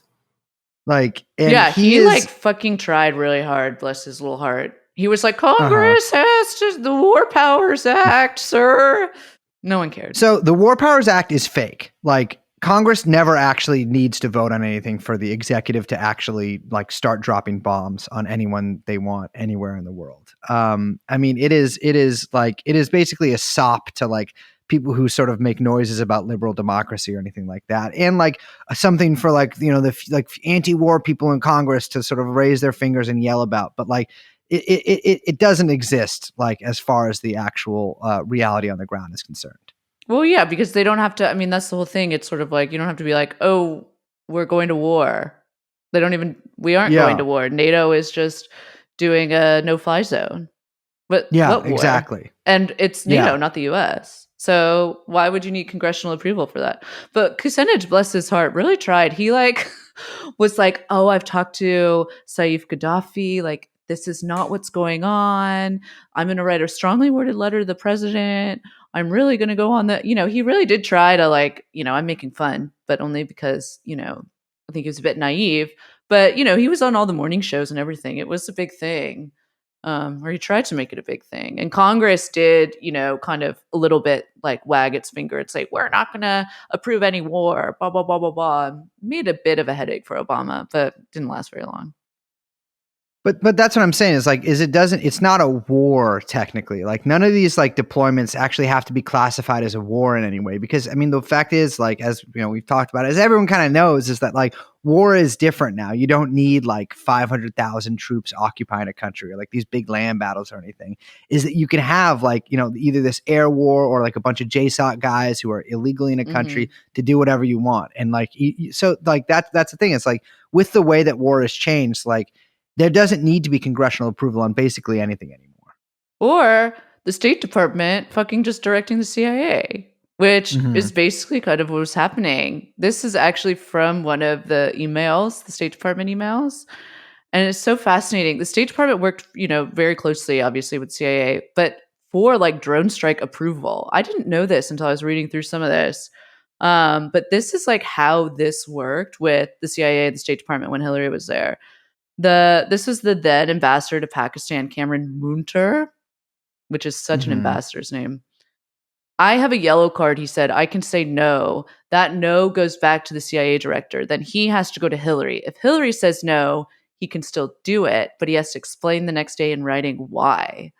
And so there was like all these bizarre, like Hillary is approving CIA drone strikes. Like, what the fuck is that? That's totally new. That relationship. I mean, state and CIA, like we've always said, very cozy, but that kind of process. And the only reason we know about that is because of the fucking emails that come out of Benghazi. Yeah. Yeah, that's something you've been harping on a lot, is about how like these emails things were actually important. Like Yeah. this I'll go like off. scandal, and I don't know if you want to do that now or later, but there will be plenty of time to do it. It is like we only know about a lot of the stuff because of the leaked emails. And so it's like it's good that they were hacked and it's good that they were released, because we wouldn't have this sort of insight without that. Yeah.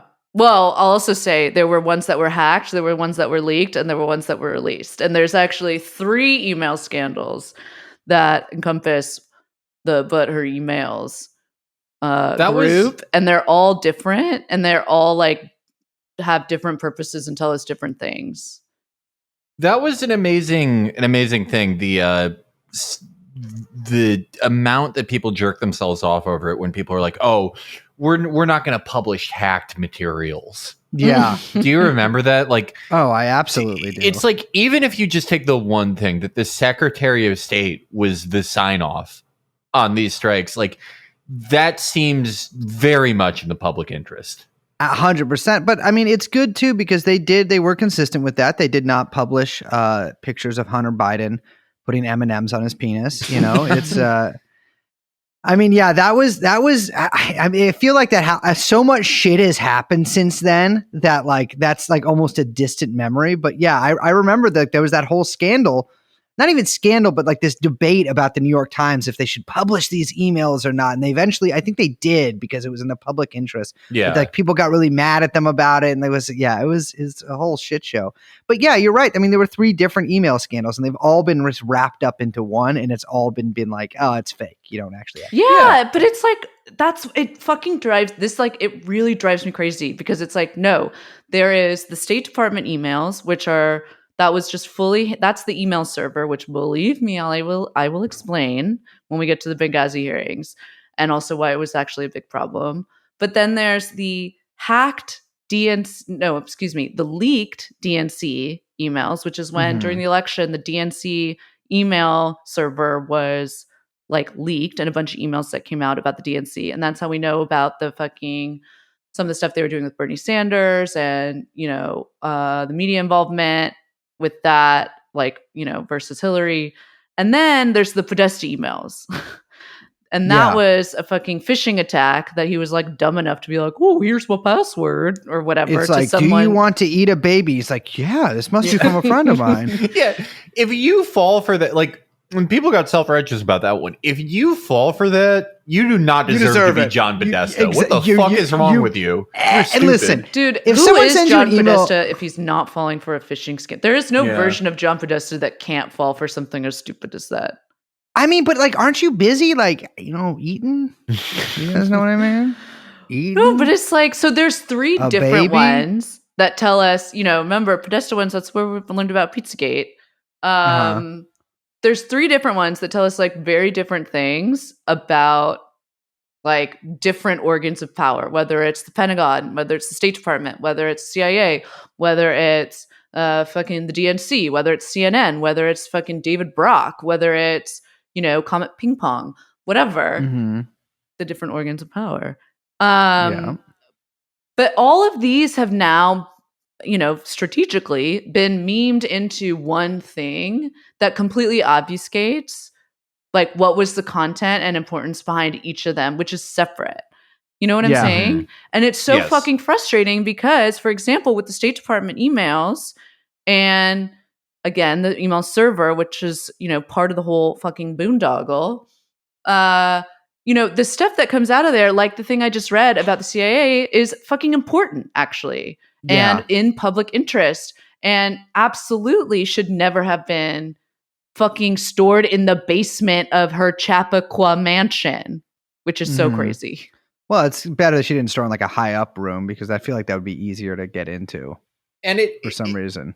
It did really run counter to the other narrative about Hillary, which was that she was hyper competent. She was more prepared than anyone in the world. Yeah. Didn't seem that prepared for this one. Oh my God. No, absolutely not. Also, it's not that private of an email server. You can just find out about it. Yeah. Well, that was the big problem with it. Exactly. I know. But I'm like, it's like, how private is this? We should just call it an email server because it clearly was not very private except for a certain amount of people. It reminded me of when Trump bombed Syria for the first time in his administration. They're like, oh, we hit Assad's secret base.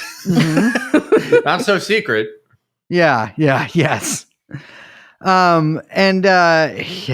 mean, I think it's finally time to talk about what we've gathered you here to talk about, which is the movie The Innocence of Muslims.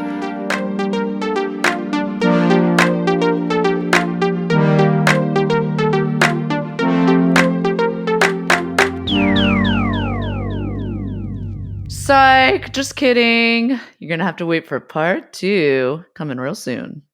Yeah. I got nothing more to add to that besides I love you. That's also a psych. Yeah. Psych again, bitch. You know what? No, people gotta bring that back. Psych. Yeah. It's good. Classic. I know. Well, the thing is, I try not to do it too much on the show because I really value our listeners' time. Psych, bitch. I hate you. Don't say that. Psych again. I love you. You don't know where I'm going at with it. Yeah, I did. Yeah. That's called the psych out.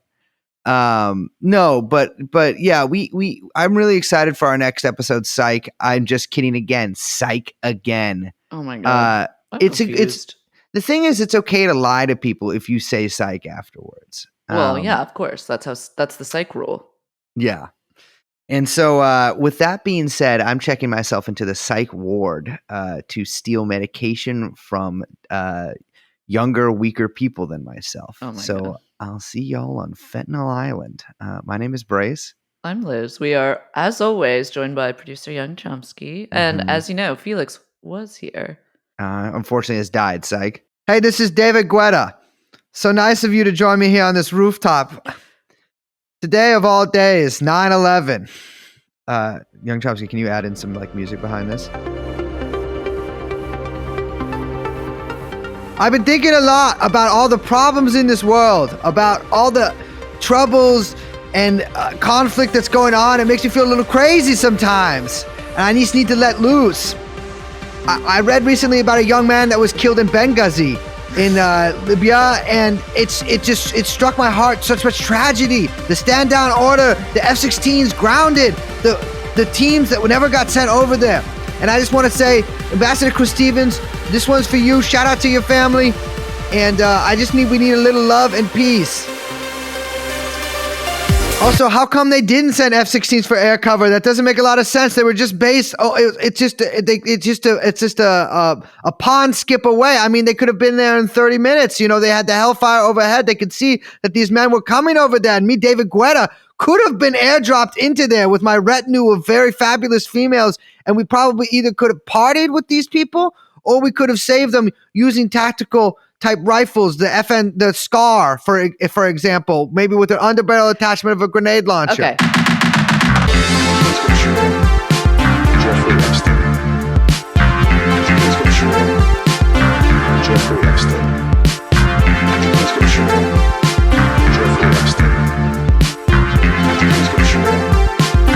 Jeffrey Epstein.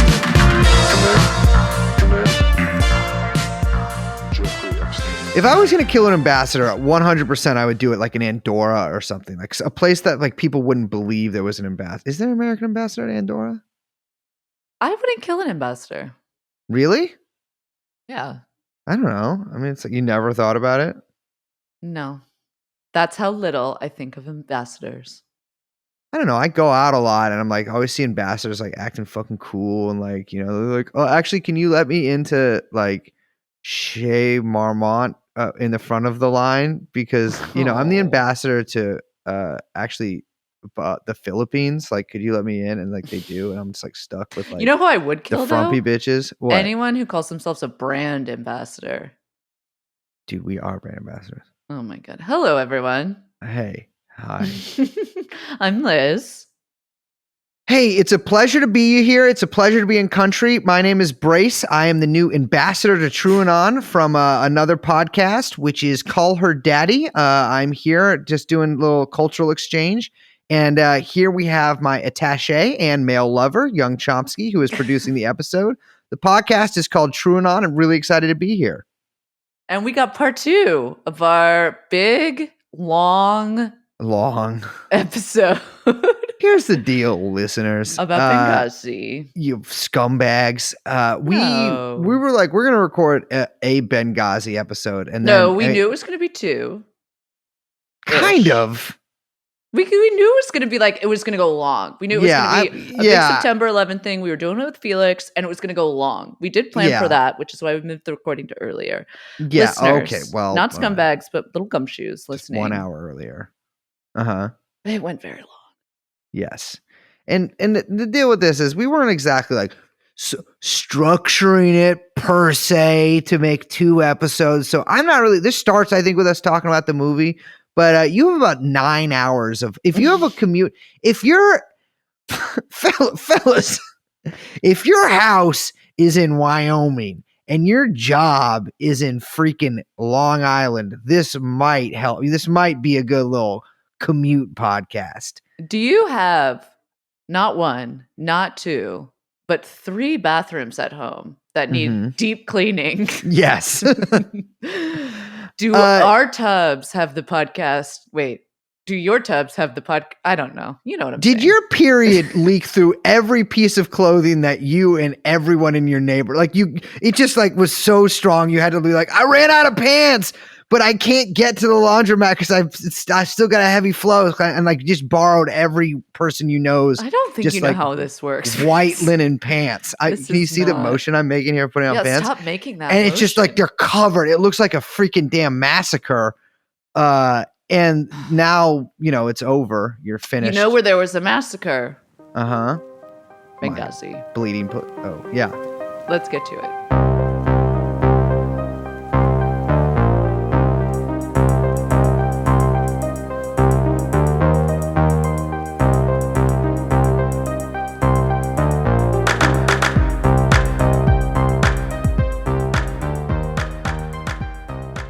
I think we should get back to our extended tuna fish rant, actually. I don't think so. No. Listeners, we took a little break there for about 5 minutes, and then Liz just talked the entire time about tuna fish, which is disgusting. I hate tuna fish. So sad. It's so nasty. It's so good. I think it's high time we talked about, listeners of True Anon know probably one thing about me. I love movies, flicks, pictures, the big screen, and the things that are shown on it. Some of my favorite things to do. Weird. What I like to do is I like to just kick back and Netflix and chill, whether with the group or with myself. That's my number. Here's the thing. I've watched one movie in my life, but I've watched it a lot of times. And it's technically not a movie. It's a preview for a movie, but it's a 15-minute preview, which kind of makes you feel like you're watching a movie. Also, much like music sets, all movies should be 15 minutes long. Because if you can't get the point across in that, then you're not an artist. An artist respects the silence. It serves as the foundation of creativity. The movie we're talking about is called The Innocence of Muslims. And everyone here has seen it, correct? Yes. It is. Yes. Felix, you've seen it. Yeah. Yeah. It is like, it's like if someone made a racist Channel Awesome movie. Mm-hmm. It is. It is a fucking masterpiece. Don't let anyone tell you. There were all those riots that people ascribe to this movie were people being like, release the full version. Like this was the precursor to the OA riot that happened, where all those people were they got their cues from the Innocence of Muslims riot. for sure. So, like we mentioned at the top of the episode, if you wanted to insult Muslim people, you had the green light like all the way down during this If time you period. wanted to insult Muslims, if you were like, man, my favorite thing to do is insult Muslims, man, did you love the mid to late aughts? Oh my God. This was like, so I actually chart this. The high time of people calling Muhammad gay was this year. That was like a big thing. People were like, oh, he's a pedophile. He's gay. It's like, trying to be like, whoa, does that offend you? Yeah. You don't like that? I don't know. Oh my God. I'm Shock saying Jocks this. Muslim tour. Yeah. Awful. Well, anyways, this movie is one of the high points of the art. Yes. I mean, I did not misspeak there. I was being truthful. So the movie starts, and just to explain to you, with it doesn't make sense. It's not like in a linear format. There's no context for any of the scenes, and they are edited in such a way that you might believe that it was done either at random or by a very small child. Yeah, I want to say that even calling it a trailer for a movie is like giving it too much credit. Yes. Yeah, that makes it no sound way. way more coherent in any way. Yeah, there's no title screen. There's no like, it's not a trailer in that it doesn't announce a movie. It's just a 15-minute version of something that maybe is longer. It starts out with a Coptic Christian doctor and he looked in heavy makeup, being told, honestly, it's really unclear what he's being told. But the crux of the scene is that his family and his home are being attacked and ransacked by Muslims as the heavily sunglassed Egyptian police stand by and allow it to happen. It's very erotic. Yes. Yeah, it is. It gets erotic. I will say the Coptic part is not very erotic. No. So for those who don't know, Coptic Christians are a sect of Christianity. There are quite a lot of them in Egypt, and they do not have such a great time often with the government and sometimes their neighbors. And so this seems to be based off of that. I mean, there's been pogroms and things of that nature that have happened in Coptic communities there. The movie then takes a different trip back into the past where there are several disjointed and incredible scenes of Muhammad hanging out with his boys, who talk about how they're like, two of them are talking, they're like, is Muhammad gay? And the other one's like, well, I don't know if he's like he's a top or a bottom. They don't say top or bottom, but like, I don't know if he's like, yeah, they basically allude to it. No, they say directly that. I just think they use slightly different words. And then Muhammad says, I'm both. And so the rest of it is basically, yes. It's Muhammad displaying and telling directly. There's a lot of exposition about how he is a pedophile who has a bunch of wives, is a rapist, is a thief, etc. But it is done against one of the greatest green screens ever made. And also, every reference to Islam or Muhammad's name is very clearly overdubbed. Yeah. So that's like a thing. When they filmed this movie, apparently, none of that existed in the script. And in fact, the actors used like different names. Yeah. Which I don't understand what they would think they were talking about otherwise. Well, they were told the movie was called Desert Warriors. And I don't know. I mean, come on. Liz, baby, I live here in Hollywood. And let me tell you, I'm always on set. I'm walking around. I clack the thing for people. I shine the lights. I do that stuff. A lot of people making a lot of movies. You're I think a lot of these guys. I'm a gaffer. I'm gaffing. And so I don't know. People sign up for people are on fucking like you're trying to get Creek paid and stuff. Like it's totally. What are you choosy? Don't even know what that is. The movie was made by a guy who was uploaded by Sam Bassiel, which the upload is still there. You can watch the original upload. I think it was taken off for a sec and then reinstated. A Coptic Christian from Texas, but his real name is Mark Basili Yusuf or Nakula Basili Nakula. But he had quite a few different aliases, including Critbag Diffrat and PJ Tobacco. Critbag Diffrat is really good. Critbag Diffrat, yeah. That's like if Dipset had a podcast. It's He claimed in a bunch of interviews, and this is, by the way, a certified pimp move. He claimed in a bunch of interviews after the film came out that he was an Israeli Jew and that the movie had cost $5 million to make and that he'd been given it by like rich Jewish friends. This is why you're confused over what a copt is. Yeah, It's this I'm guy. like- He fucked you up. He fucked my whole shit up about that. It premiered at the Vista Theater under the name What? Innocence of Bin Laden. Wait, really? Yes. It premiered at the Yeah. Vista?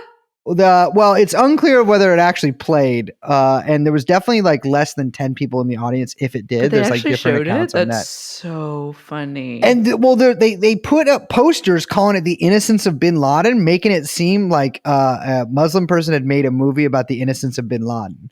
So it's obvious the intention here is to incite. It turns out that it had actually cost him about $50,000 to make, which I don't know how he got that. still seems like we're overshooting it. Sorry. Very high. It does not look like it cost $50,000. If you said $50, I would be like, floored. Well, he did hire a director named Alan Roberts, who first came to prominence making an Atari game called X-Man, which was a sexual Atari game, and then made such movies called like Happy Hooker Goes to Hollywood, and then served as the editor of Johnny Knoxville's movie about how Graham Parsons' friends stole his body. Johnny Knoxville made a movie about that?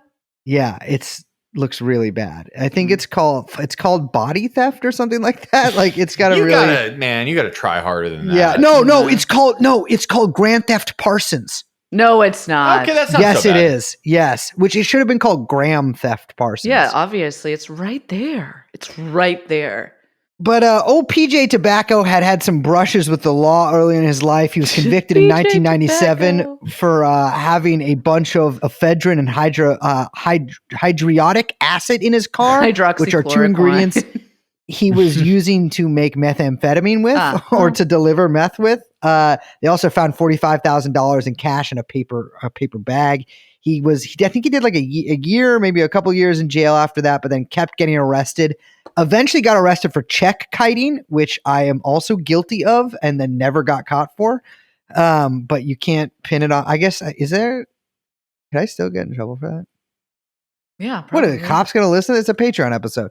Yeah. I and- send it to all the cops. Okay, well, it's fine. If they're listening to this, they're on my side. But he did that. This is where all his aliases, such as Critbag Diffrat, came from. The video comes out in July of 2012 in English. A few months later, and nobody gives a fuck. I mean, the people that care about it are Again, like Terry it's Jones. not a movie.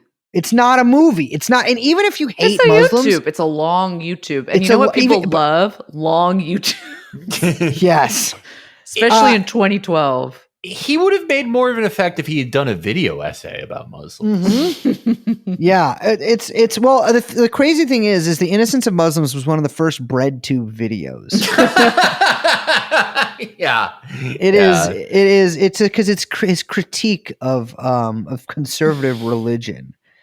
Yeah, It is he puts odd this- how it starts off, and then something strange happens.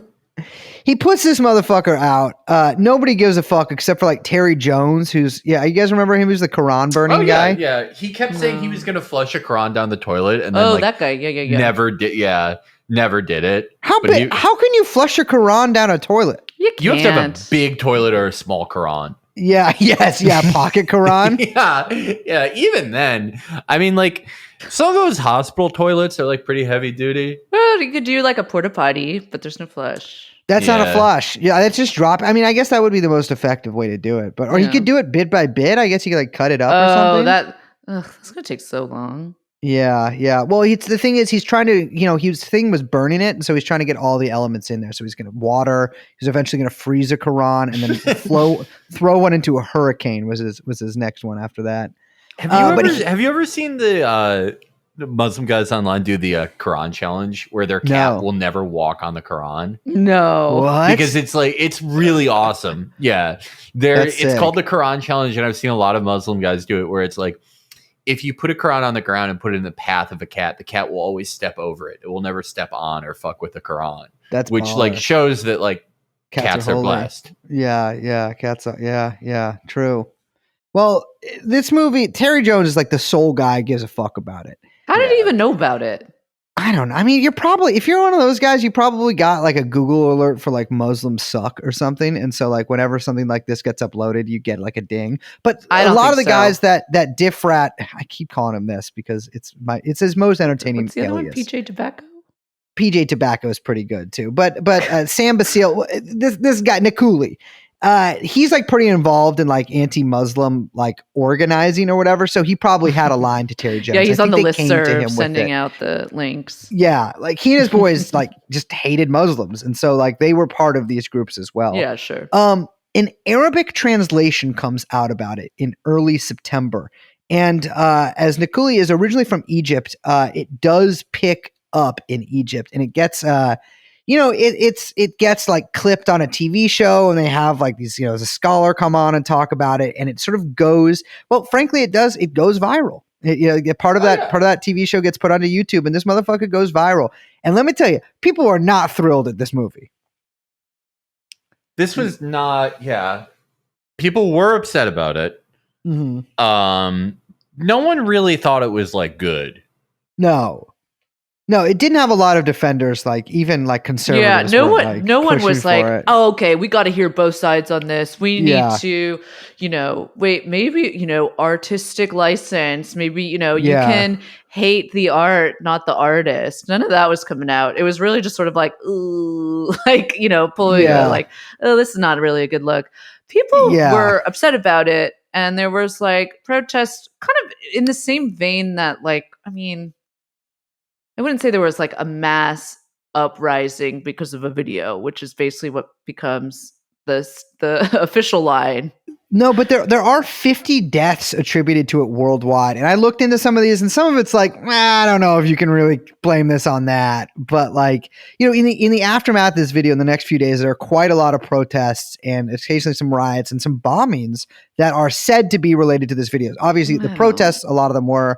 The bombings is a little harder to. I feel like that's just a convenient excuse. But there is a big, it's not an uprising. There's a big protest outside the U.S. Embassy in Cairo. A bunch of guys scale the wall. Let me tell you, embassies, you got these walls, you got to make them unscalable. I'm not saying you gotta, but like if I was designing an embassy, I'd put spikes on that motherfucker. Yeah, actually, that might make it easier to climb. Put If really I'm small having spikes on it. Or a moat. Yeah, I don't know why Go people old don't fuck school. with moats. Old school. That's Go moat. Moats are some of the most sensible fortifications that you can build. Here's the And thing I don't tank understand traps. about the moat is Uh-huh. you could just swim across the moat. Alligators. Well, so then you gotta get the alligators, but no one talks about that when they say moat. You just Alligators think there's- implied with a moat, I think. I don't think so. I think just water. Every moat I've ever had to get through has either been filled with piranhas or alligators, and I've had to best them in underwater hand-to-hand combat while I was holding my breath. Even though I'm a smoker, I can do it for like 2 minutes. I actually can't hold my breath for a long time. Well, you know where there was no moat? Egyptian The embassy. fake U.S. embassy in Benghazi. Okay, so are we talking about Benghazi now? Because Yes. listen, we've been recording for 17 hours, for 13 whole hours. We're doing 13-hour podcasts in commemoration of Benghazi. All right, y'all, listen up. So, Benghazi, city in Libya. What's up with it? Sorry, I'm scrolling down to get to it. September 11th. September 11th, 2012. So it is September 11th, just like Liz said, and I'm reiterating, it's September 11th, 2012, a day that will live in infamy. There is a not real, like a fake U.S. embassy in Benghazi. It's fake. The actual embassy is in Tripoli, but there is like a embassy. There is like an embassy in Benghazi that I think was like an appropriated giant ass fucking villa that was owned by a rich guy. I believe they were actually leasing it from him. Huge swimming pool, fucking Which is barracks, not a all this moat. shit. Not a moat. No, that's the thing. These guys have these swimming pools. You got to put that water on the outside of the walls. No, yeah. They made a lot of hay about the jihadists swimming in the swimming pool, and it's like, well, that's your fault. Yeah, exactly. No put the blue piranhas. cover on it. No. Yeah. Oh, that's the other thing too. No piranhas. The thing I want to say about the Benghazi, just to Mhm. remind people, because we've been going long, Benghazi, is in the east of Libya. Libya, by the way, Yeah. 2012. This is a year later, basically almost a year after Gaddafi's, brutal murder in the streets. Like the city is descended into hell. It's chaos. It's funny. Yeah. I was listening to, there was like kind of like one of those liberal like pod people podcasts. I don't know if Are you know talking how about else to- Fiasco? Yeah, Fiasco Benghazi. I listened to that. Yeah. And it was so funny. Like, I don't know who that fucking Joker is, or like I looked him up. what that whole thing is. It's just like some NPR bullshit or whatever, some Washington Post thing. In style, I don't even know, in substance, but he like started this whole episode off about how like Benghazi was the like intellectual capital of Libya, and so the US was there.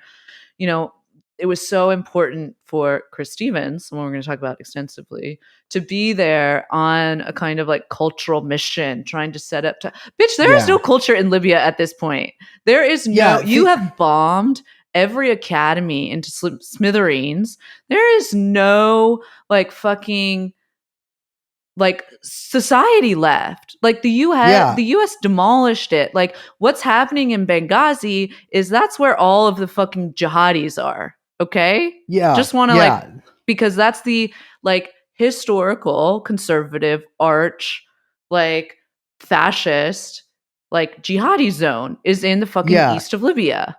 Well, so they've got this consulate there, and then they've got a CIA annex about like 3/4 of a mile away, which is like, it's basically like around a giant fucking block. Like it's not very far, but you got to drive a little ways to get there. Chris Stevens spends all day inside, like a bitch, because it's 9/11. He meets with people. I think the last official meeting he had was with like a Turkish diplomatic guy, which he's the ambassador to Libya, by the way. He's the full-on ambassador to Libya. He had gotten there, I think, earlier or like maybe the day before, but he had gotten there really recently. And he had gotten to Benghazi really recently, been only named ambassador earlier in the year. And he was taking it easy that day because, as he noted in his diary, that his name had been put on in his jogging routine, had been put on like an Al Qaeda affiliated website. There'd been threats against his life. The security situation there was not great, and so inside of this compound, he had there were 5 Americans, armed guards, and 3 guys from February 17th Martyrs Brigade, who we'll talk about in a second. Those are the people providing him security there. Earlier in the day, like in the early evening, some of the guards had spotted people taking pictures of the compound. And let me tell you, if you're ever the ambassador to anywhere and someone's taking pictures of the house you're in, get out of the house. Well, they say that it's also their security guys, or they're supposed to be security guys, which also, if your security guys are turning on you, maybe you should go. Yeah, get out of there. Got to get out of there. So Ambassador Stevens is not the only person from State Department there. There's also a man named Sean Smith there. And Felix, this is I feel like very much your territory, because this guy is a gamer and forum moderator on Something Awful, and he is playing EVE Online all night. Yeah, Sean Smith, let's just run by pretend I'm heavy.com. 5 fast facts you need to know. Yeah. Okay, Something Awful moderator, one of the a figure in the Something Awful Goon Swarm EVE Online community. EVE Online, for people who don't know, is a very I will say it's simply not my type of game. It seems like it is a game specifically for people who are like the middle management of the computer part of their company. Yes. It's a spaceship economy simulator. Mm-hmm. That a lot of real world money goes into. It's an MMORPG, massively multiplayer online role playing game with, thousands and thousands of concurrent players in the same server interacting with each other and, exchanging real money for spaceship parts and minerals. Yes. He banned Donald. Hold on. So this guy banned Donald Hughes from posting on a forum? From Something Awful, yes. No way. The guy who died in Benghazi. Wow. he sent out a communication. I forget if this was an IRC or if it was an actual forum post, but it was like, "Hey guys, like I know everyone's worried, but like I'm good. I'm in the embassy. I'm playing Eve. Don't worry, the Marines got us." Yeah. And he fifth fast fact, he passed away. I do, out of everyone in Benghazi, I do feel like the worst for this guy. Because it's like, oh, fuck, man. Like, Xer computer guy. You know, Yeah. you're like, hey, I got a job like doing computers for state. Like, that should be. And they this is fly America. to No one's Libya. gonna. No Yeah. one's gonna run up in my shit. Yeah. You don't look into things enough to see that you're the computer guy for Chris Stevens, whose entire job is being a weapons conduit. Yes. For rebels. Yes. You're like, oh, he's just a normal ambassador. And I get that. If I was him, I would just look at Chris Stevens, son of a U.S. attorney or assistant U.S. attorney, like prep school, everything. Like, this is not a guy that they're going to let get killed. No. Like, come on, No. I'm safe. Yeah, exactly. He's an ambassador. Yeah. Everyone else, it's like either that's what you signed up for, or like Chris Stevens, it's like you had to have figured this may happen to you, right? Yes. Yeah. Like, Yeah. I'm sorry, buddy. I'm sorry, but like, I'm not going to say it wasn't fair for you. Come Yeah. on. Yeah. Come on, pal. Yeah. Chris Stevens. Stevens is the thing I chew on a lot with this entire thing. Not to get away from Vilerat, which was his online screen name. But Benghazi itself is, while I was, doing research this past week, I felt a similar thing, not entirely the same, but similar to what we felt when we were talking about Vegas last time I was here. When we were talking about Stephen Paddock, where it's like, there's a lot of everything. There isn't as much as of everything here. I feel like everything sort of like, we know what Stevens was doing, but as far as like the embassy getting overrun and Stevens dying and all these guys dying, why did that happen? Like, is it just a fuck up?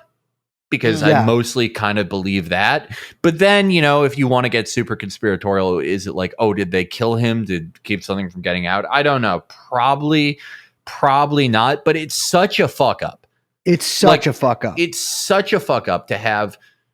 This is the guy. This is the striver guy that you have that you can never let die. That's a fuck up. I think also, 100%. it's funny because I thought about Vegas too when I was doing research for this. And I thought what's funny too about it, especially with the fucking movie, which I know we're going to talk about, is that like so little kind of happens in the actual event. Like, it happens really fast and then it's kind of over, but the fucking detritus of it is like massive. Like, the fallout and everything that is like comes out after it, and whether it's like the way people talking about it and it becoming this bigger thing, like it like becomes a thing bigger after the fact than the actual events on the ground. Do you know what I'm saying? Like, the movie is so fucking weird because there isn't really a lot of action for them to have made an action movie about, No, they lost. Yeah. They literally had to add in like, and we're talking about 13 Hours, the Secret Soldiers of Benghazi here. They literally had to add in them like slaughtering a bunch of like basically portrayed as morons running at the embassy. That like might not have happened. I don't think it did. They portrayed it was like a zombie movie. Quick. Yeah, totally. Where it's like, oh, guys, this is what Muslims do. They send their berserk Muslim troopers at them who exist just to get gunned down by an infinite machine gun. Yes, It's like, I don't believe that happened. I'm sorry. No, absolutely not. I mean, and so like even the thing with the embassy, I mean, there are so many different like takes on what happened. One of the original things said by the Obama administration, particularly by Hillary Clinton, is that there was a protest outside of the embassy in Benghazi. And again, it's not a real embassy, but the ambassadorial compound here in Benghazi, relating to the movie The Innocence of Muslims. There is zero proof that there was ever there wasn't a protest. It was quiet, it was calm, there was nothing happening. At about 9 p.m. that night, people start Stevens goes to bed, which by the way, you're going to bed at 9 p.m. brother? Yeah, I don't believe that for a second. Fake. You're fucking running guns to ISIS and you go to bed at 9 p.m. Yes. Get outta like, here. come on. So Sean Smith is at this time playing EVE Online. The guards are at their post, and around 9:40, the security guard at the compound hears gunfire and loud noises coming from the front gate.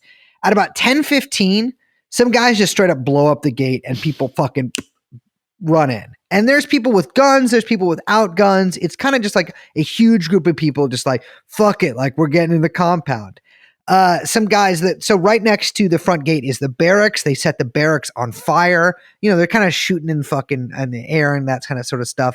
All of the local security that they had hired just beelines for the Bounces. back of the compound, bounces immediately, like takes the fuck off.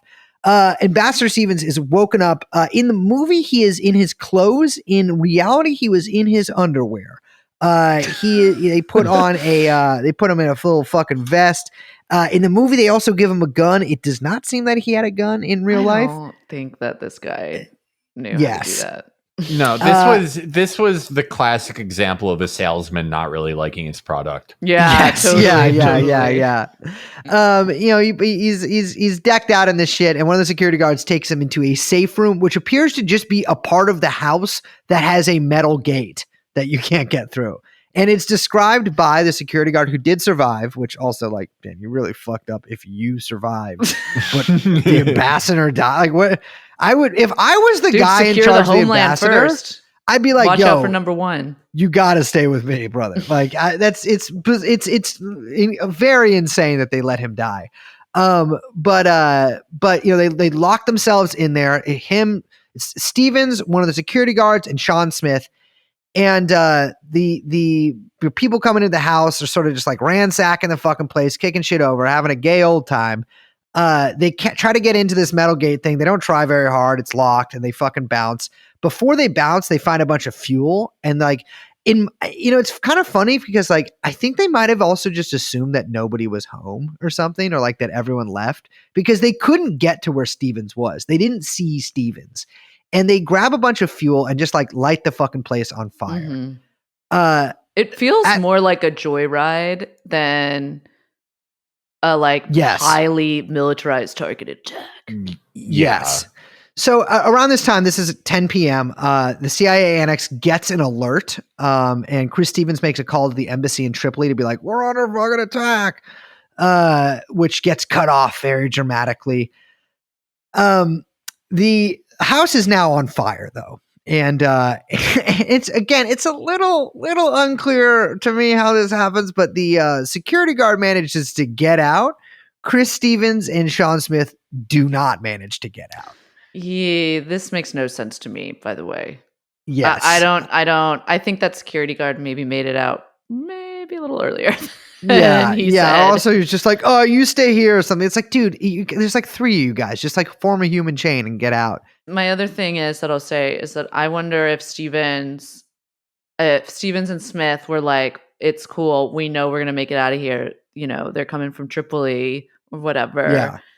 We're gonna stay because we can't let whatever information get out because we'd have to burn whatever files are here. We have to, all the stuff that's there." Etc. Well, the truth is the house was on fire, so they didn't even have to worry about that. I think they just couldn't make it out. Like I don't know. It's very unclear what happened because Chris Stevens does sort of get out later, as I'll say, but they're basically abandoned by the security guard, and who again might have split maybe a little too early. Down the street at the CIA annex, as was talked about a fucking ad nauseum for years afterwards. There's a group of 6, like basically contractors, but like armed members of the CIA called in the GRS, which is the Global Response Staff. They are trying to leave to get to the ambassador compound, and their story is that the station chief, identified only as Bob, gives them a stand down order. And this is our first appearance of a stand down order. And literally in the movie, they're like, he's like, stand down. Stand down. Bob later clarifies or obfuscates, depending on how you are, to the Washington Post that he didn't give them a stand down order. He was just worried they get into an ambush, which, like, dog, it's a mile away. I mean, if they get into an ambush, they get into an ambush. I don't know. But clearly there was some hesitation to send the guys over there. They eventually do, like 6 members of the GRS do get down to the compound. They secure the compound. And again, they make it seem in the movie like they were like blasting some people. I think they just got there and were like, is the ambassador here? Like, kind of like poked their heads around. Could not find him. They do pick up the security guards, and then they fucking bounce back to the annex when they come under a little bit of fire. I would say probably your job to stay there and figure out where the ambassador is, but they do not do that. Well, I think they had other stuff to protect and worry about.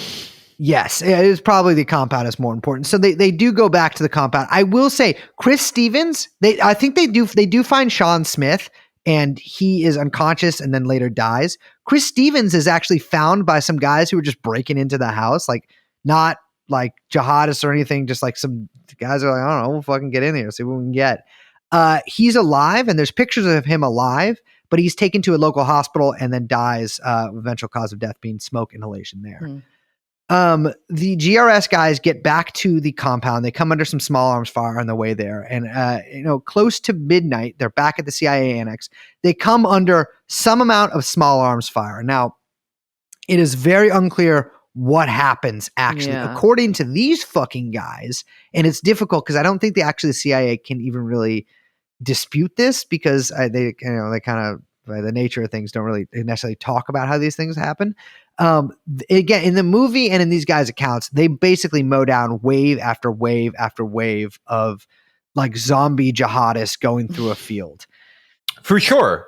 Yeah, 100%. Yeah, totally. Yeah. No, yeah. None of them are injured. They all survive the night fine. A JSOC team heads over from Tripoli and gets there at about 5 a.m.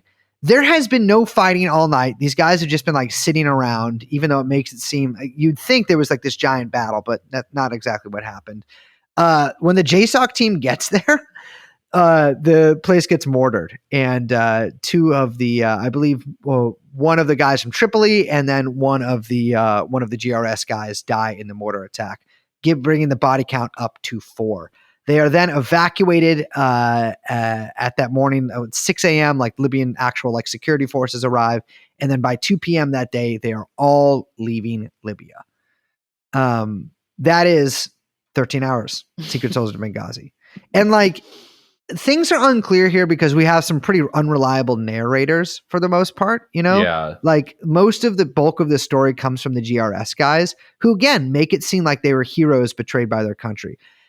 One of some of the big points of contention here is that there was no air support and there was no like backup because, Benghazi is a coastal city. It is fairly near to a lot of American, military bases in the Mediterranean. And it's true, like they didn't send anybody to help these guys. But it's also, kind of unclear whether actual help, like, I don't think they really needed help. I mean, it seems like they survived the night fine and then just got killed by a motor attack. And in the initial assault on the on Chris Stevens or the compound there, that happened very quickly. And like there was totally. I mean, literally, like they couldn't even get over from a block of a mile away. So that that kind of became the point of contention, is that there was a series of stand down orders at every single level here that prevented them from getting back up. Well, the thing that also doesn't make any sense. I mean, this shit happened all the time. Like this happened a lot, these kind of attacks or whatever. I mean, this happened like in Pakistan and India. It like there was like one in Greece. Like there's like this would happen a lot. The fact that this like became a thing happened for a couple of reasons. 1, September 11th. 2, Hillary Clinton. 3, these fucking guys all came back and wanted book deals and movie deals and talking Everyone about in their America heroics. wants a media career. Yeah, totally. And I mean, these guys full on did, got all that too. And so there's this sort of like confluence of events that confluence of factors that all kind of created this perfect storm that came together to basically ruin Hillary Clinton's political career. You know how like with the maddening thing about Vegas is that there's no like there's no even like joke theory that could even tie it all up. With this, there is but a single joke theory that could tie this up if you so chose to. I'm that is that they're hit by the mortar. Stevens and Vile Rat were like injured, but not like they didn't seem like they were going to die. But then the two GRS guys are like, well, we want to have a media career. We're stupid, narcissistic Americans. We're not going to let these guys get it first. And they smothered them with pillows. And then we're like, oh my God, it was crew. We both killed 1,000 guys. Oh my, yeah. And Hillary hung up on us also. Yes, Yeah, yes. That is, I am choosing to believe that one.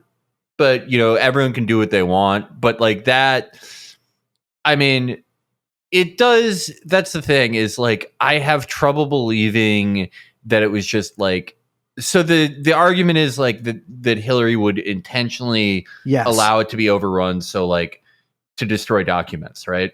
It's kind of unclear why people think that like she would want Chris Stevens to be killed.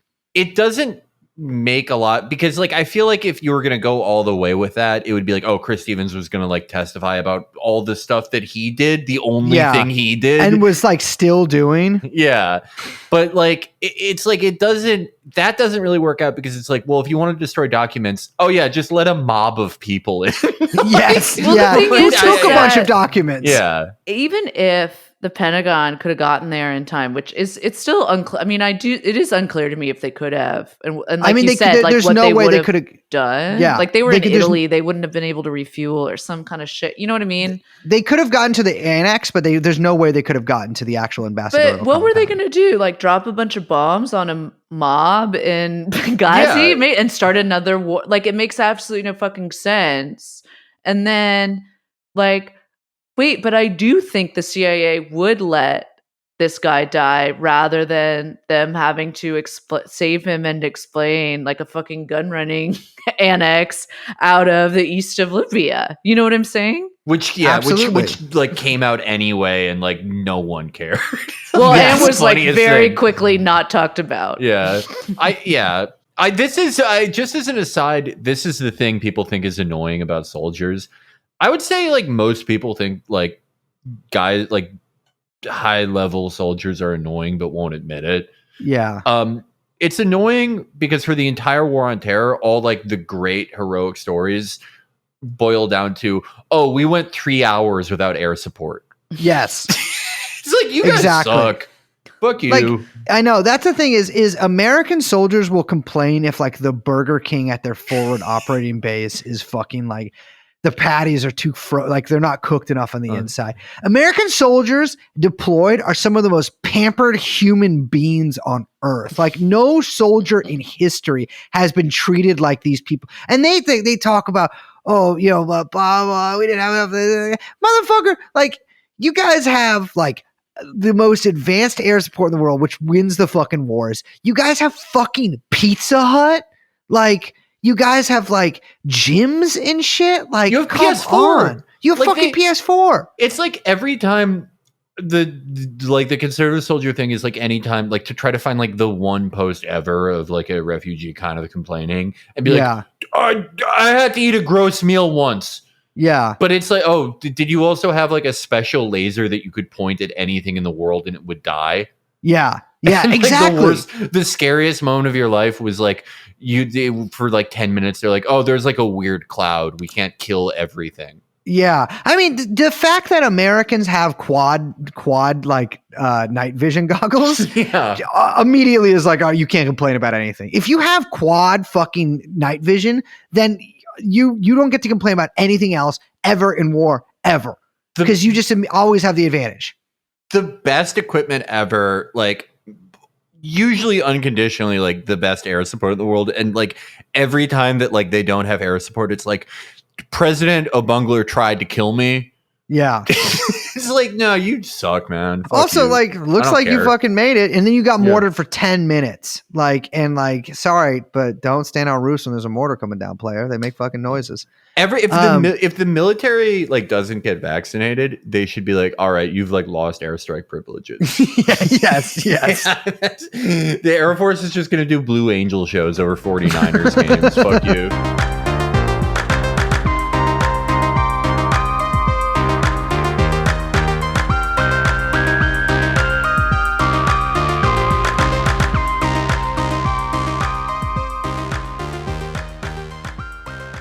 There was these guys basically, most of them make it out. There's some injuries too. The CIA annex, they have guys come in there and fucking burn the documents. So there was some, let's say, confusion about the events in the immediate aftermath. Like I mentioned, Hillary Clinton immediately came out and said in a very short statement, her very first statement on it, some have sought to justify this vicious behavior as a response to inflammatory material posted on the internet. The United States deplores any intentional efforts to denigrate the religious beliefs of others. Our commitment to religious tolerance comes back to the very beginning of our nation. But let me be clear, there is never any justification for violent acts of this kind. So obviously blaming the video. And this was actually...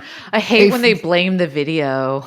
Yes. Well, this was actually the line of the Obama administration for a couple of weeks. And we can get to that more when we actually get to the hearings, but it's pretty astounding because clearly this was if you got guns and you're coming in there, probably the video was not the thing that thing that incited you. This and is if you're the shooting Tipper Gore mortars, explanation. yes, but one has to kind of think about was why did so many people have guns in Benghazi? Exactly what were all these people doing? So with we these should just small arms and explain mortars? plainly the thing that we've alluded to repeatedly and repeatedly, which is that the CIA and the State Department were running guns out of Libya with Chris Stevens running point. So, like Felix mentions, Chris Stevens, pretty much lifelong Washington guy, a made man in the cabal. And before his job as ambassador, he was working with the Transitional National Council, as we've talked about. But he was also working with a guy named Adel Hakim Belhaj, who was the leader of the Libyan Islamic Fighting Group, which is a fake ass sounding name. That's like if you're trying to come up with a terror group's name, you're like, oh, I don't know.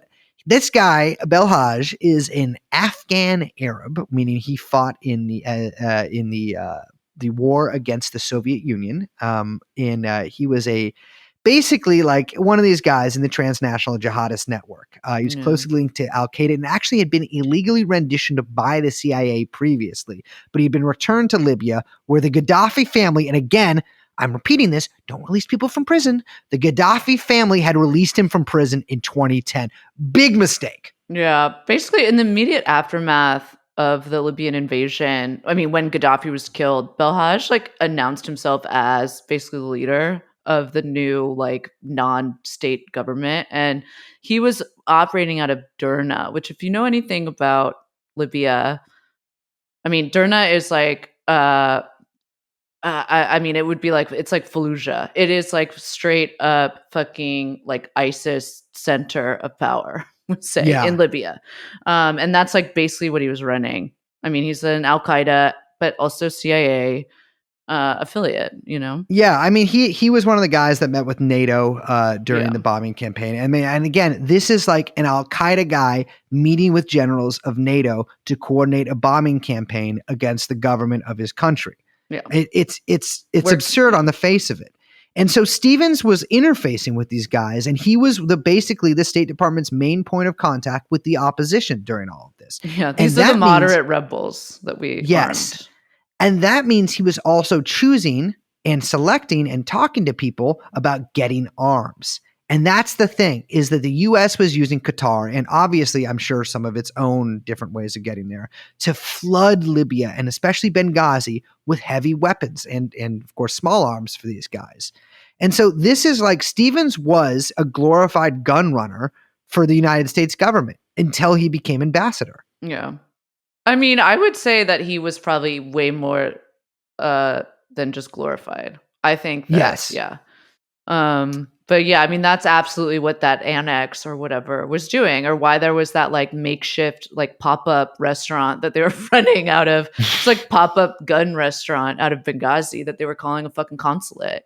Well, they show in 13 Hours, Secret Soldiers of Benghazi, a scene where the GRS guys are on a gun buy. I'm sure it's entirely fictional, but their supposed mission of the CIA annex was to get intelligence on the groups in the city, but also to purchase, because again, these groups had looted the arsenals of the Libyan army, which were stocked with shit like man pads, which is shoulder-fired anti-air missiles.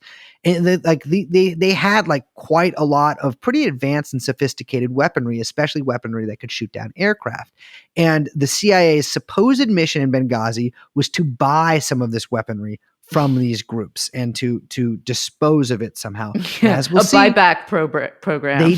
Yes, and as you'll see, they definitely did dispose of some of that. And, this is funny because I think we talked about this in our episode with the War Nerd, but they also sort of had this like they were doing this in the aftermath of like of the fall of the government in Afghanistan in the in the Soviet Afghan War. Is they were like in a buyback program for the man pads, but it's like unclear if they ever bought one back. I think they just sort of said they were going to try to. They buy it back and sell it immediately. They're just doing arbitrage, basically. It's CIA weapons arbitrage. Well, the crazy thing about what was happening is that actually they were buying these guns and they were sending these weapons to Syria. Yeah. Because wouldn't you know it, in June 2013, not even a year after the Benghazi attack, an article appears in the Lion New York Times called "In Turnabout, Syrian Rebels Get Libyan Arms." New York Times loves titling things "In Turnabout." Yes. So the article basically details how the Qatari Air Force C-17s had made several flights earlier that year, and the arms were transferred over to Syria using them and a network of other means, including like ships and stuff like that. They identify ammunitions for the M40 recoilless rifle, which is like, I believe they would usually mount these on technicals, but it's basically an anti-vehicle weapon. It's not a rifle like you might recognize it. And the Conqueror's M's guided missiles, which are perfect for blowing up tanks. So what they would do is they would buy these weapons from rebel groups in Libya and then send them to the Free Syrian Army, who would sell them to various, because the Free Syrian Army wasn't like a real army. No, it's just another. It's a mafia. Group. Yeah.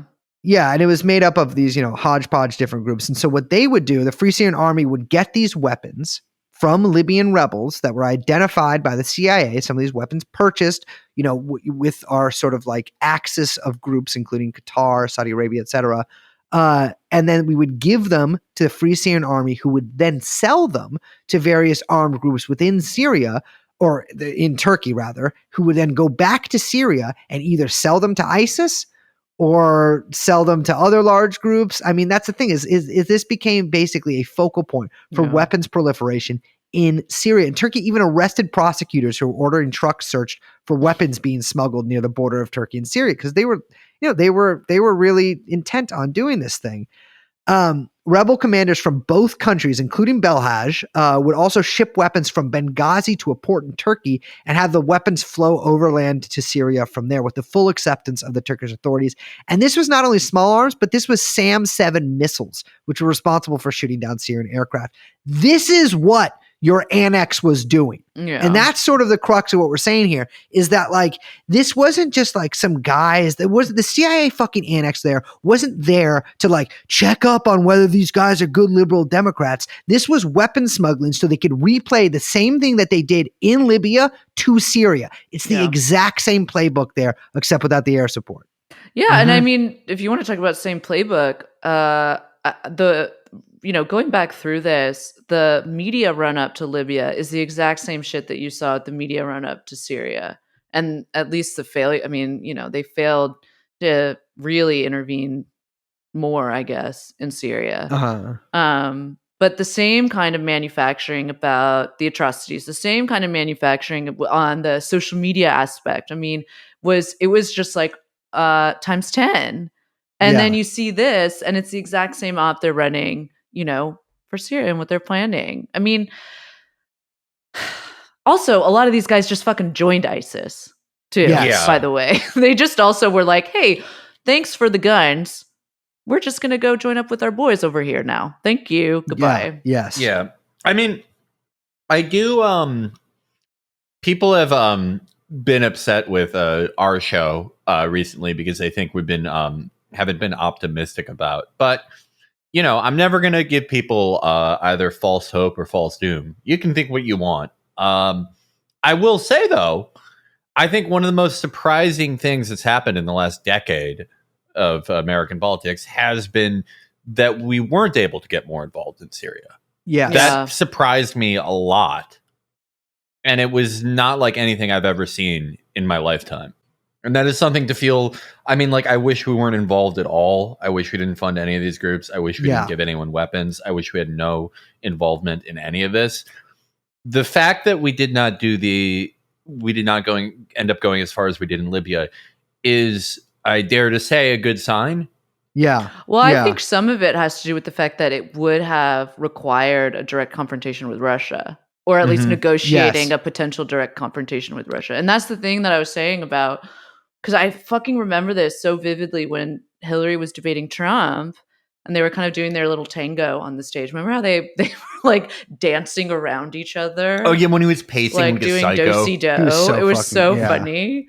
And she was talking about how, we needed a no-fly zone in Syria. And she kept saying that over and over again. And it's like, it's the same thing, making it sound so reasonable. And it's like, well, wait, who's backing Syria with their air force? Oh, that would be the Russians. And so if you're enforcing a no-fly zone in Syria, it means, again, shooting down Russian airplanes, which I promise you, the Russians do not take kindly and would not take sitting down. You know what I mean? Well, or lying Turkey down, did. whatever the fucking, that is saying true. is. That is true that like a lot of this was Hillary versus Trump stuff. But I mean, even before that, like in 2013. Even Obama wouldn't do it. Yeah, absolutely. Yeah, like he would do airstrikes. I remember there was a big thing sort of centered around Rand Paul and some T-cut stuff, where there were these like viral images of like U.S. Navy guys who were wearing masks to conceal their identity, holding up like placards that said like, "I didn't sign up to do air support for Al Qaeda," which is. It is funny because it's like, no, that's like kind of exactly. That's like, absolutely. Literally what you do. Yeah. But I mean, the general sentiment, I get it, and it was fun. This was not a lot of people remember this because all Syria stuff got sublimated into Hillary versus Trump, then Trump stuff, then blah blah. But I do remember like people in the Obama bot sphere being like, "No, you have to follow orders." Not even like unpacking that, as they like to say. Wait. Okay, well, why are they doing that? Why do you want them to do that? Have you even thought about it? Well, I remember very distinctly, there was this sort of debate on, again, back to moderate rebels here, over whether the rebels in Syria were moderate. And I think if you just trace the weapons proliferation into the groups that they went to, I think you'll find that there was not very many people fighting for liberal democracy there. I mean, a lot of these weapons ended up in the hands of ISIS, and I don't think that was accidental. I think at that point, the U.S. was like, well, ISIS either provides us a convenient excuse to get in the country, or at the very worst, they'll just fuck this place up and make it unlivable. Well, that's we've made so many jokes in the podcast. I'm sure you guys have too, Felix, about how the CIA created ISIS or whatever. And I've seen people ask questions like, what do they mean by that? Whatever. It's like, okay, you can go back and trace the creation of ISIS out of prisons in Iraq or whatever. Okay, fine. And that is what happened. Sure. But it wasn't just a spontaneous fascist movement that had no nurturing or had no quite literally support, where this is a perfect example, and this is fucking years later after ISIS has kind of taken root, right? That they're getting material support from the US via these different, the only way to call it is rat lines, right? Gun lines. And I think at least, when you're trying to understand, especially fucking so many years later, when you're trying to understand the fucking mess that the US has caused in the Middle East over the past 30 years, 25, 30 years, the only way, at least for me, to understand these kind of networks of whether you're talking about Al-Qaeda, ISIS, Al-Nusra, ISIS-K, whatever, which they're all kind of, offshoots of each other, it's all fucking branches of whatever, is in the same way as a fucking NATO stay behind army, which is that these guys are there to sow chaos, to run guns, to do all the illegal shit that kind of allows the US to operate both underground and overground, from the doing good cop, bad cop as it needs to do domestically, internationally, whatever, while still maintaining as much of a kind of imperial stronghold as it can, strangling the people.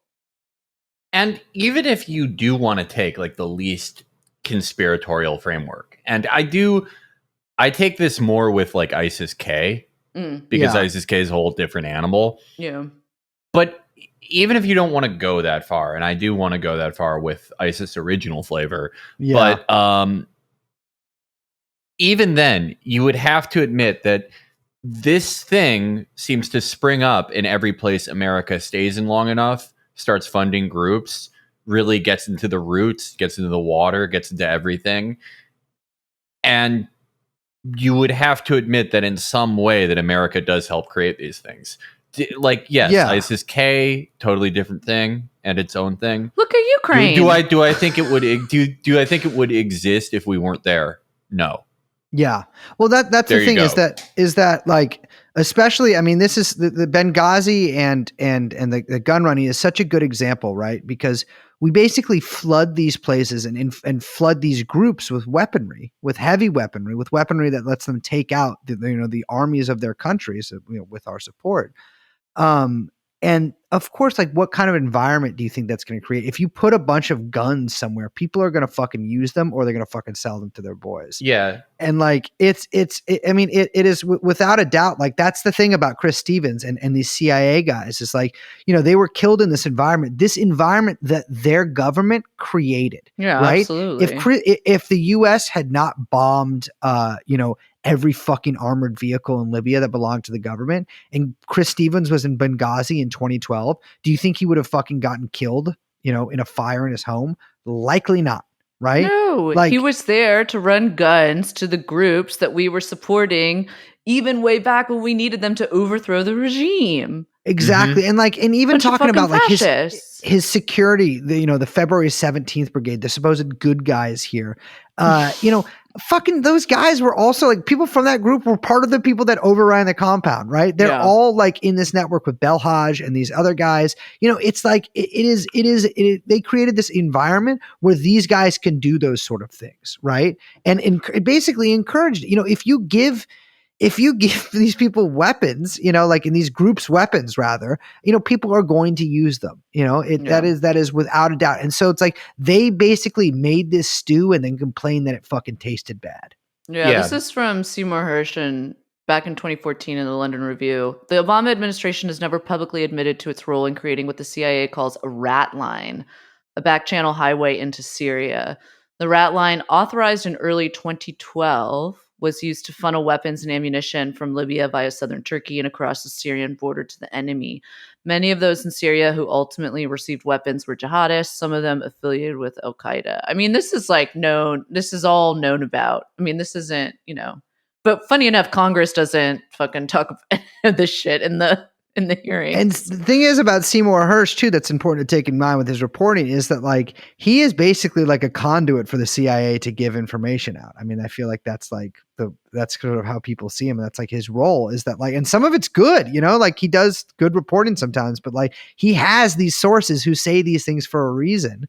And like, this is true. Like, anyone who reports on DOD or Pentagon or DHS or CIA has that kind of shit. That's the thing, is like with this especially, is like, we were using essentially the same way we like funneled guns into Libya through Qatar. We were doing the same thing in Syria through the Free Syrian Army. Yeah, right? Absolutely. And like, it's I'm not a fan of the Free Syrian Army. Several people I know have been killed by the Free Syrian Army. Do not like those guys. And ironically, as we'll get to in a little later, a lot of those guys actually ended up getting shipped to Libya themselves by the Turkish government. So, and these are also all sort of like kind of continuations or different flavors, offshoots, I don't know, rebrands, remixes of the playbook that we've been running since fucking Milosevic, and the same playbook that we ran in fucking Ukraine with the fucking neo-Nazis there. And I mean, this is just, the growing fascist threat throughout the world is heavily, heavily supported by the United States. Yeah, exactly. I mean, it is. I mean, we really cribbed from Prince Turkey Alpha SL's notes on the latest iteration. We've always done this. We've always had like violent groups of people who are usually previously have been thrust out of power, sometimes by us, like people who you can rely on, people who are always going to be able to, like, depending on what time you're in, kill communists or kill nationalists or kill whoever. The latest model of it seems to be taking what Turkey Al-Faisal started doing in the 70s, which is like go to a group of guys and give them, just dump as much money and guns and everything as possible. When he would do it, he would have them sort of become Wahhabis. Yeah. He made a lot of people who weren't previously into that. We don't really do that. It would be funny if we tried to convert people to just whatever ideology to be like patriots. Yeah, if we went to Syria and we did that, we tried to do Wahhabization, but making them like believe what Joe Biden did or like what Trump did or Obama before them. But where you give them all this shit, you basically tell them, hey, go crazy. Because we didn't directly give you this shit. And even if it does come out that maybe we knew we were giving it to this guy who we knew would give it to you, blah, blah, blah. Yeah. No American, the double-edged sword now that everyone's facing is that Americans really don't want to think about any of this shit. Yeah. So on one hand, I think that's kind of what maybe helped us stay out of Syria more than we already were. On the other hand, it means that when stuff like this comes out, whoosh. Yeah. Doesn't register 100%. with Americans. I mean, like, Operation Timber Sycamore and the Train and Equip program, like the CIA and DOD's two different programs there.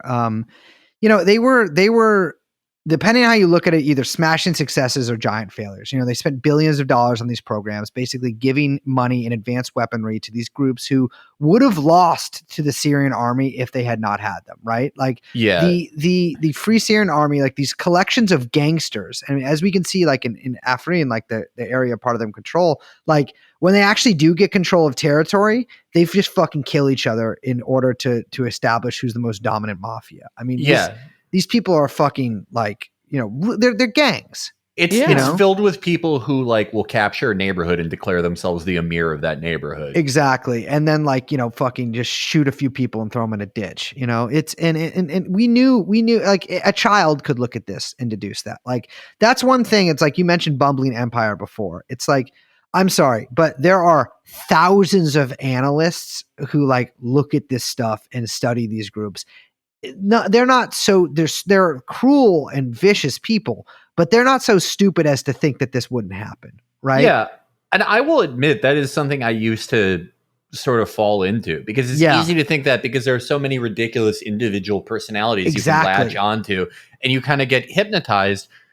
But if you draw back a little bit, you draw out of those individual personalities and holy shit, we've done the exact same thing to 3 countries. This doesn't really seem like an accident. Exactly. This seems like something we wanted to do. Well, I think there's a couple layers to that. It's like there's the diplomats who really do believe their own bullshit, or the neocons who really do believe their own bullshit, which is they do actually believe that they are making necessary sacrifices in order to build a better world. Like I really do believe that the Samantha Powers and the whatever, they made that version of the world or whatever, and they're humanitarian, the kind of like things that they excuse for humanitarian reasons in their own kind of like vocabulary or whatever. Yeah. I think are abhorrent, obviously, and think we all agree with that. But like, I do think that they fully are enmeshed in their fucking worldview in the same way that like, like the neocons were in their day, it's like a different flavor of neoconnery.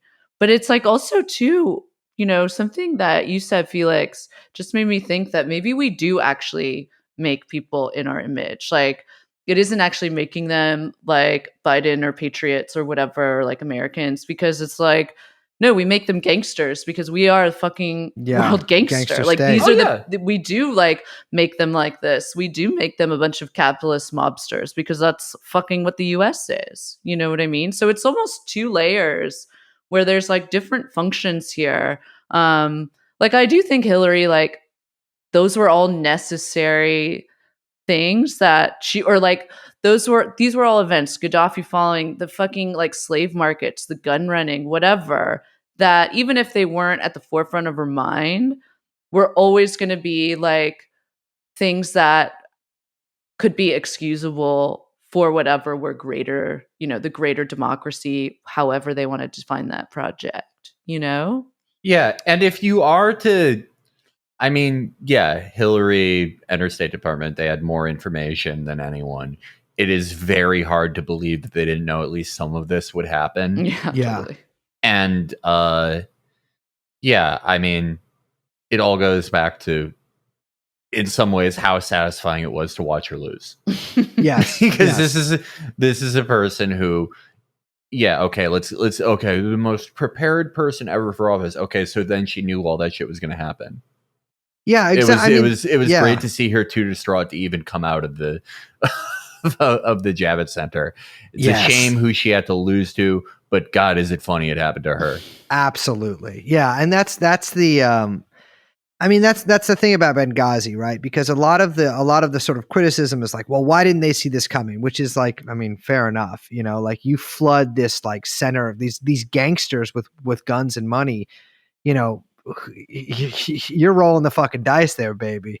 But in like, and really what I think about this is like, Chris Stevens is like, motherfucker, you should have seen this coming. And he talks about it in his diary, like, oh yeah, I saw, this is the security risks and all this stuff. It's like, well, then don't go to Benghazi. Right. I don't know what to tell you. One Don't go to last Benghazi. gun running job. Exactly. And then I'm out. It is really just impossible to feel bad for Stevens. I know. It's and like it reminds me of William Buckley in Lebanon. Yeah. The fucking CIA station chief, the moron who wouldn't change his route every day and ended up getting fucking scooped up by Hezbollah. Yeah. I mean, in this case, like, even less sympathetic because he helped create the situation surrounding him. Yeah, exactly. Absolutely.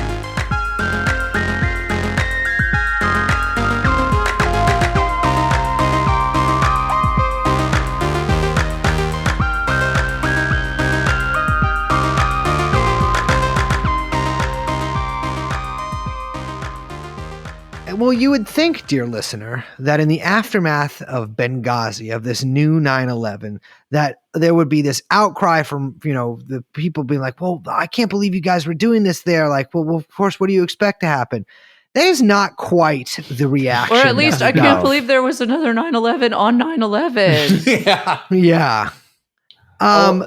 The political fallout from this was, and this is, I think the funny thing about this is I think of all the things to do with Benghazi, nobody remembers the attack. I mean, there's not even much to remember, or like the milieu that created the attack, or, any of that. It's the hearings. Oh my God. So many fucking hearings. So many hearings. So Trey Gowdy's star-making turn. Yes. You mentioned how the State Department Hillary came out and was like, there was a protest that got out of hand and we're looking into it. So sorry. There was this movie. Coptic motherfuckers making their little movies. That was literally, that was the admin's reaction, which is so funny. They basically were like, Yes. it was a really complex attack and we're still trying to figure out what's going on. And I think there was like a weird confluence where one, it's September 11th. So everyone was like, damn, is there going to be another September 11th? Turns out, yes.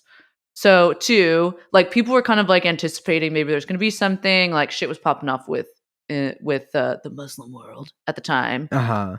And so there was also just like there's also like an insanely hostile Congress, Republican Congress, facing Obama, right? And so you had this kind of like confluence of a lot of reporters covering stuff and like kind of real thirsty GOP for like anything. And so the admin comes out and they're like, oh, it was this movie protest that got out of hand. And everyone's like, I don't know. That seems kind of weird. I don't know if that's right. Yeah.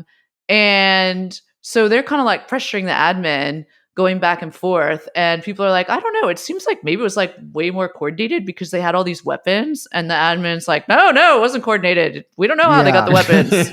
Stop looking into it. And so then the FBI, who, by the way, these are all political institutions, which you listen to us, you know that already. I don't need to say it, but the FBI opens an investigation because the FBI wants to open an investigation and make some noise. Because they hate the State Department, they hate the Pentagon, they hate the CIA. All these guys hate each other, right? Yes. Funny enough, I actually thought this was very funny. Dianne Feinstein comes out and is like, actually, I've seen intel, and Benghazi was done by the same people who did 9/11. Which is Jesus true in the Christ. sense that the U.S. is responsible for both. But Yeah. the old lady was wrong. Uh-huh. Fox News gets in the mix of all of this and is like, Yes, this is seizing- huge for Fox. Oh, yeah. This is like, I mean, Fox really starts to enter its prime during this period. Yeah. Gone are the days of talk radio, and Fox News has entered the fray, it's a whole new world for Fox, I'd say. Yeah. With Benghazi. They love it. They start seizing on the chaos of the reporting, like between all the back and forth of the Obama admin. And they're like, actually, I don't think there was a protest outside. We really need to figure out what's going on here. And they're just talking about it 24 hours to the point that Congress is like, well, I guess we're Congress, so we should have some hearings. And that's Boy, like, do they have some hearings. for the next billion years, they have hearings about Benghazi. First, the whole thing is so fucking stupid until they get to the emails, in my opinion. But first, they basically are upset and they really hang on whether or not the attack was spontaneous or planned and whether or not the admin considers it a terrorist attack, which is just so fucking stupid, if you ask me. The whole, this whole, this seems like really not the point of anything. Well, that was the thing is you had the Obama administration being like, well, it was a completely spontaneous reaction to a heated protest. And then you had the Gowdy and cohort being like, this was Al Qaeda that did this. The truth, I think, kind of lies in the middle. It's just the sort of snake we had helped create bit, Yeah. But yeah, I remember that was a big thing, whether it was an Al Qaeda attack or not. And it's funny, people get really hung up on Al Qaeda, but it's a lot of these Libyan Islamic fighting group, they believe the same thing. They're just not Al Qaeda. I mean, they're on the terror list too, but it's just that's not the only group that's out there. Yeah. So at this point, the State Department is like, okay, we're also going to have an investigation. Everyone's having their own investigation. So you've got the FBI, the State Department, they have their investigation going. And now you've got Senate committee hearings. And this is within a week of Benghazi, something like that. Yeah. The White House comes out and is like, okay. Actually, it was a terror attack, funny enough, you should say. And also, yeah, I guess it was Al Qaeda. And they had Chris Stevens on their to kill list. We know that, because they have a list of people they want to kill. And this is a thing we've seen. I mean, it's also ridiculous. Then there's just basically a flood of intelligence and Pentagon leaks where you've got the Daily Beast, which is the spook paper of record, is reporting that U.S. intelligence knew the attack was coming a full 24 hours before it happened. Then you have the Libyan president, who's barely a president, let's be real. He's on NBC News and he's like, there was no protest. They're lying. No one cares about this movie. Also, they did it on September 11th on purpose to send a message. So there's all these competing stories going on. Susan Rice does what political hacks love calling the full Ginsburg. Yeah. Which is that fuck 3 children. Yeah, yes. Yeah, I was about to say, which means she has lesbian sex on TV. No, the full Ginsburg is where you go into every morning show and show your pussy. Sorry, Liz is giving me a really bad look for that one. We've been recording for a long time. I That's can the say Ruth whatever Bader now. Ginsburg, right? Only the true Fedayeen have stick around to this point. So no, what she does is she goes on every morning talk show. It's named after Monica Lewinsky's lawyer, her Jew lawyer. And she goes on every talk show and sort of gives these talking points that are given to her by the State Department, CIA, and one of those is about this video, the instance of Muslims being the provocation that set this whole thing off. At this point, the House gets involved, which is always a good sign. They throw their hat in and they're like, hey, we want answers. We want more information. And they're just banging the drum on all the TV shows. There's Daryl Issa, fun recurring character, and Jason Chaffetz. Oh, I forgot about Chaffetz. Dude, never forget about Chaffetz. He tried to be the Benghazi guy, and it didn't work out for him. No, he didn't have Trey No. Gowdy's swag. No, he's I gotta completely say, like- swagless. Huge forehead, 5 Yeah, head. he He's got a looked- 5 he- head, 6 head. He always looked like every picture of him always looked like it was taken at a bar mitzvah. Yeah, He was just Oh, like he's- not like a confident looking he's- guy. He was yeah. never going to be the guy. He's Never got gonna that be the thing where guy. he's got just too many lines on his face. Yeah. Like I don't. It's not like he's it's just like it's like if you know how you're in the bath for too long and then like the roommate's knocking on the door. It's like you've been in the bath for like 2 hours and then you come out and they're like, "What the fuck is wrong with your fingers?" They're like all like shriveled. Yeah. Also, like you should have put on a towel before you came to I the think living room, taking a like, bath company. with a roommate is weird.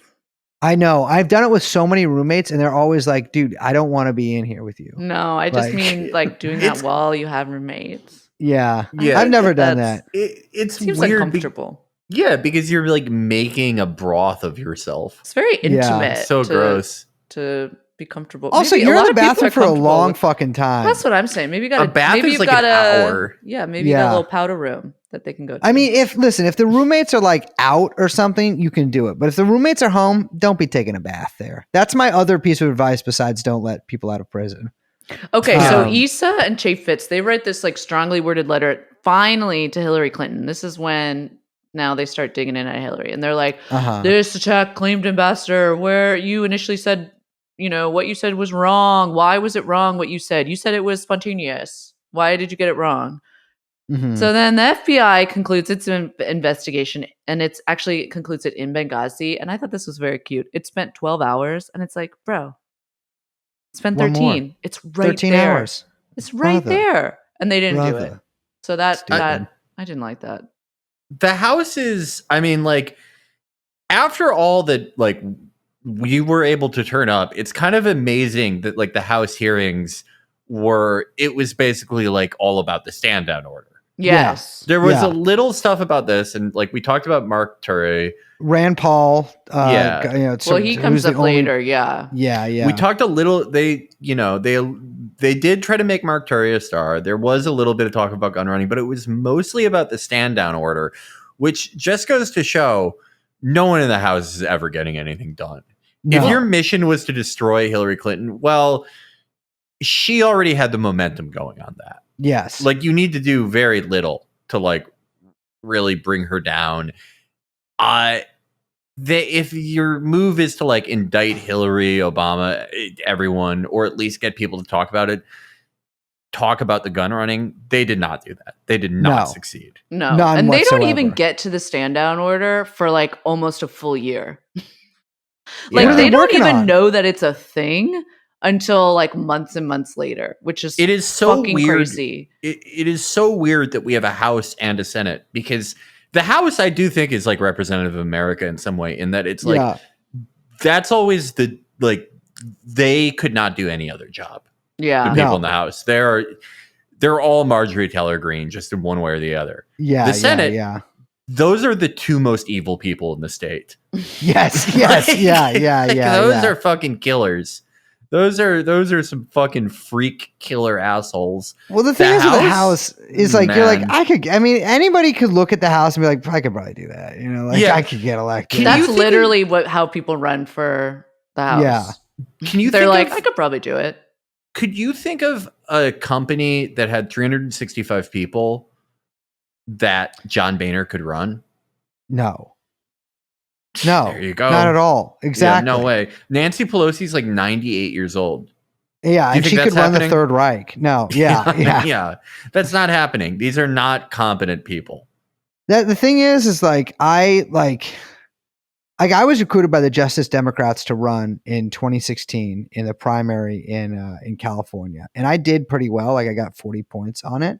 And let me tell you, like if I had actually succeeded in that, I would have reopened the Benghazi hearings. I think you would have done a great job. Yeah, like that's I'm adding that to my lore is that I'm a Justice Run as a Democrat. Democrat, but only on we need to actually reopen the Benghazi hearings. Yeah, 100%. We need to get to the bottom of this. So a month after the attack, the House Committee on Oversight. So this is before the fucking Select Committee, which doesn't even start until a year after There's the so attack. many committees. There's so many Jesus fucking Christ. committees. So what's funny is that the House committee finally has its, this is like the oversight committee or whatever. It has its a little Benghazi hearing. And that's when the State Department inadvertently reveals that the annex that was attacked was an intelligence post. And it was like by accident that they revealed this. So we only know that because someone in state accidentally was like, oh, you should ask the other agency in charge. And they were like, I'm sorry, was there another agency in charge?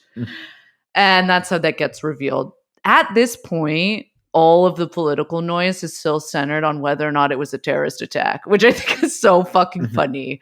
It's just like, I mean, the big thing was like, I know that's so crazy arguing whether like, well, you described it as an act of terror. Like, is it, but it's terrorism. It's like, it's the most obvious like bullshit that you can fucking cook up. But they got better at it though.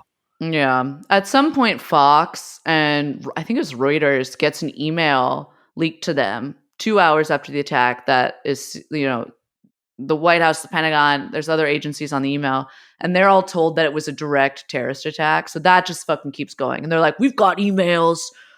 Where are the people? We need answers. It's all kind of like continuing to go. Yeah. And then something fun happens, which is David Petraeus resigns. Why does he resign? After admitting to having an affair with his biographer. Oh, come on. That's so baller because that means you have a fucking sick biography. But if a chick knows about your life and still has sex with you, that means you're cool. That's true love. Well, that's like hooking up with girls after you achieve micro celebrity. It's like, oh, I can skip the part where I tell you like who I am and what I do. Yes, yeah, you already know what my childhood was like. Yeah. David Petraeus resigns the week he is supposed to testify about Benghazi. Now, to all you dumbos out there, David Petraeus was the head of the CIA. If you don't remember, look, I understand he's like the head of the CIA. He never struck me as like the smartest guy. No, I don't know. He seemed like a little bit of an airhead. Yes. He's kind of the himbo. He was like the Obama era himbo. Here's a little piece of Belden advice. Never have sex with your biographer. They'll put it in your biography. Yeah. Well, she went out and was like, oh, she Paula Broadwell he's got great dick. No, she didn't say that. But she was like, oh, that CIA annex is actually a secret prison. And he told me that when we were having sex. It's like, oh, I love to. Oh, you're so flexible. Oh, girl, I want to rendition you. We still do that. He's like eating. He's like noisily eating her edible underwear, being like, they kept a few guys that I was afraid of prison. Like he's like 3 feet away from her, completely naked with like a half boner, so it's like kind of curved like an arch. Just like eating, just like underwear after underwear because she brought a lot with her because he loves to eat them. Well, I mean, that's like some guy, Liz. I don't know if you ever been with a sex guy before. You clearly haven't by the way that you're reacting right now. Sex guy? A guy that like a oily individual, but not oily as in like a bad guy. Oily as in like I got oils on me. Look, I'll take out my shirt right now. I'm covered in oils right now. I'm covered in body oil, and that's the thing. It's like when you're in like your sex guy groove, all you eat edible fucking underwear and also like sexy like joke cakes that are shaped like penises. Oh yeah, penis pasta. Yeah, penis pasta. Like you can only eat like fucking products, and so like that actually made me like gain a lot of weight. So I was like 300 pounds, and then the oil like I really started pounds greasy, just so greasy. Pasta. And then women at that point wouldn't believe me that it was body oil. They were like, "Oh, you're just sweaty." Because you had to walk up like 4 stairs to get here. But like, shut up, like it's and so I was all wet, and so I just keep pouring this body oil on me to prove them it's the same like viscosity, like it's not sweat, it's a fucking really like it's actually kind of toxic. And I'd be like, please, like, and then they would like be like, oh, okay, I'll have sex with you for 4 seconds, and until you like. So like, Paula, upside down after sleeping with sex guy. David Petraeus, head of the CIA. Yeah, she goes out and she's like, oh yeah, this is a CIA black site where they're renditioning prisoners. And she goes on all the TV shows and says this, which was a big scandal because that was very funny, Brace. Thank you. Yeah, I did hear it. But it was a big scandal because astute listeners will remember that Obama technically was like, I'm Obama. Here's an executive order. Don't torture people. No more prison. No more secret prisons. So it was a huge thing. Obviously, that doesn't mean anything. But yeah, it's fake. Anyway, so Petraeus resigns. Pussy. He apparently gives a closed door testimony to Congress about Benghazi. All of it was literally about whether or not it was a terrorist attack. And I'm like, dude, his girl just went on like fucking, CB News, Jake Tapper, whoever, whatever. And it's like the CIA has a secret prison and that's what he was doing. And I know because I was sleeping with the CIA director and they're fucking asking him about whether or not it was a terrorist attack. It's like, you guys are so annoying. You're so annoying. I don't understand how bad they are with this.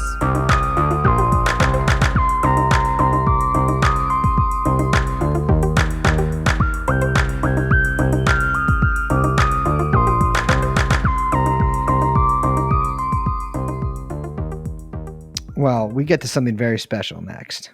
Yeah, this is the best. They finally get their white whale. Hillary Clinton announces that she will testify in the Benghazi hearings in December. Except then she faints and suffers a concussion before she's supposed to testify. Okay, don't laugh. Okay, that's not. Imagine if that was your grandma who did Libya, and then faints. I'm telling you, this bitch is unwell. Like, she's been unwell for a long time. The weight gain, by the way, was due to steroids, in my opinion. Oh, ooh, prescribed tell us steroids, about that. not like she was roided. I mean, prescribed steroids for various illnesses that she's dealing with. Oh, what do you think she's as got? An older female. What do you think she's got? Jimmy leg. She's got Jimmy leg. That's one of them. Probably I don't know. Thyroid issue? What's a thyroid? Thyroids are all out of whack. Yeah. I think her chakras were pretty unaligned. Listen, Absolutely. This woman is a drug addict. She's always being injected with this substance or that, like Adolf Hitler, I might add. And frankly, I think she OD'd, and that's why she fell down. Yeah. Well, Hillary, around this time, like a lot of people were talking about this, and Petraeus was the first one to notice this. Brace was right about him being a sex guy. He would take off his uniform, his military uniform, when he put on his sex uniform. Yeah. Took off his shirt, put on a John Varvatos extra slim fit. Ooh, there we put go. on 3 scarves. Fit. Yes. And while he was doing this one day, he was in his scarf room. And Paula Broadband was there. Yes. He was like, yeah, Hillary is like, she's been hanging out by the metro station at DuPont Circle and like wearing a hat and saying she needs $47 to take a bus back to Indiana. Yes. I think like she could drive whenever she wants, like something's going on. Yeah. And it turned out that Hillary was so into Opana that when they stopped prescribing it as much or really stopped making it, that she would get white because she would wear tall tees when she did this. She would get the tees that had like the red Opana dye in them and suck them out to get some of the residue. Okay. Yeah. So she was off that shit, I think. Yeah, I mean, she like, was fucked up. She was stealing. So like you notice like around this time there are a lot of articles about them like renovating their house. Yeah. It's because she would always steal the copper wiring. Yes, yeah, from her own mansion. Yeah. And a lot of people like even Hillary supporters do refer to this as like the Opana years. Yeah. A lot of people mishear that and they think they're talking about the Obama years. No, it's not. It's 100% the Opana years. Yeah, she really took that hard. I mean, that's why she couldn't make it over the line in 2016 is because they don't have that shit anymore. They don't make them. You have to take so much shit with Tylenol in it now that she got sick. And in fact, we actually had another 9/11. We were talking about this before we recorded 8 hours ago. And Hillary Clinton fainted famously during the 2016 campaign on 9/11. Yeah. She was remembering Benghazi and just completely overtaken by ambassador. If anyone is like haunted by ghosts, it's her. Because she's tuned into the world enough that she'd be like, oh, I don't usually hear that voice. I'm sure like Trump probably like ghost attack him, but he just like doesn't notice. Doesn't notice. He thinks they're real people. Yeah. He's like, No. oh, this woman's got this old timey dress. Like he's just like trying to grab the breast of this woman. Yeah. Yeah. He's the first person to sexually harass ghosts away. Yeah, They, like, stopped haunting him. Hey, that's actually why. Yeah, people really. That's why his 2020 campaign didn't go very well because he really lost the ghost vote. Yeah. And Joe Biden, like, he's attuned to the dead. Yeah, he's fine. Like, he's seeing ghosts of everyone, and it's great. He's the first guy to have a good time when he's haunted. Exactly. He's a white necromancer. Yeah. Like, he's just like constantly right. You know the Haunted Mansion in Disneyland? He's just always on that ride. Like, oh, I love these guys. Joe Biden has always gotten through a haunted maze on the first try. Well, it's because he has such a close relationship with his dead son, and so his dead son just introduces him to his ghost boys. Like, oh yeah, like this is like he died in the Civil War. Can you believe that? Joe Biden is like, he can probably communicate with ghosts of people who haven't died yet. Exactly. Yeah. You can talk. He's a tulpa. yeah. But Hillary, like, no, the ghosts make her feel bad. That's what made her faint. Yeah. Oh yeah. Yeah. And I think one specific ghost, which is that of Gaddafi. Gaddafi's ghost haunts Hillary. Well, and his retinue of bitches. Yeah, she comes back eventually and testifies her first testimony in front of Congress on Benghazi. She says like something stupid and everyone runs with it. And she says like, what difference does this make like in regards to whether or not it was a terrorist attack or came from a protest, which to be honest, I like am with her because I'm fucking sick of talking about terrorist attack or whatever. Yeah. But what's funny is that it's in this moment that Rand Paul kind of comes to the rescue a little bit because he asks the most interesting question of the day, which is the U.S. involved with any procuring of weapons, transfer of weapons, buying, selling, anyhow transferring weapons to Turkey out of Libya? And I'm like, my man, you got it wrong. Like, because Hillary is like, to Turkey? What are you, a moron? Like, she totally like shuts him down. And I'm like, dude, no, just say Syria. Why didn't you say Syria? Well, because the thing is, he was technically correct. We were transferring them to the Turkish intelligence services, who was running the FSA. Well, what's interesting is that and no one runs with this, but this is what Hillary says. She says, you'll have to direct that question to the agency that ran the annex. So she's saying, ask the CIA, it's their business, not mine. But no one really, no one really goes with it. Yeah. The media is like, kind of like fucking attacks Rand Paul about it. And they're like, oh, this is deeply strange. He's so weird. What is he asking these weirdo questions about? But he was on the right track, just got the country wrong. And he was not really joined by anybody else. Like this was basically Rand's line, and like I think a couple other people might have mentioned it. I don't know if they even mentioned it in the hearings, but like this did not get a lot of play. And like that is kind of what we're saying in this episode is like that is what this is all about, was gun running from Benghazi, and that in the hours, thousands and thousands and thousands and thousands and thousands and thousands of hours of fucking hearings, that gets like 10 minutes of play at most. Eventually, about 1 year later, they finally get to this like stand down idea. Mm-hmm. And that's the thing that they run with. They love that shit. And you guys all probably remember that shit. Oh, who gave the stand down order? There was multiple everyone's standing down. There's these fucking whistleblowers that come out. They call them whistleblowers. They're not really whistleblowers, but they come out, they testify in front of the House. And they said that more assistance from the U.S. military could have been provided and that attempts to send additional forces were met with a stand down. And so that then, boom, my birthday, the House votes to establish a House Select Committee, which is like, at this point, they're just doing random committees. A Select Committee actually does have like way more subpoena power. Yeah. And can actually like request like serious tranches of documents. Not like these like little baby House committees that were operating before.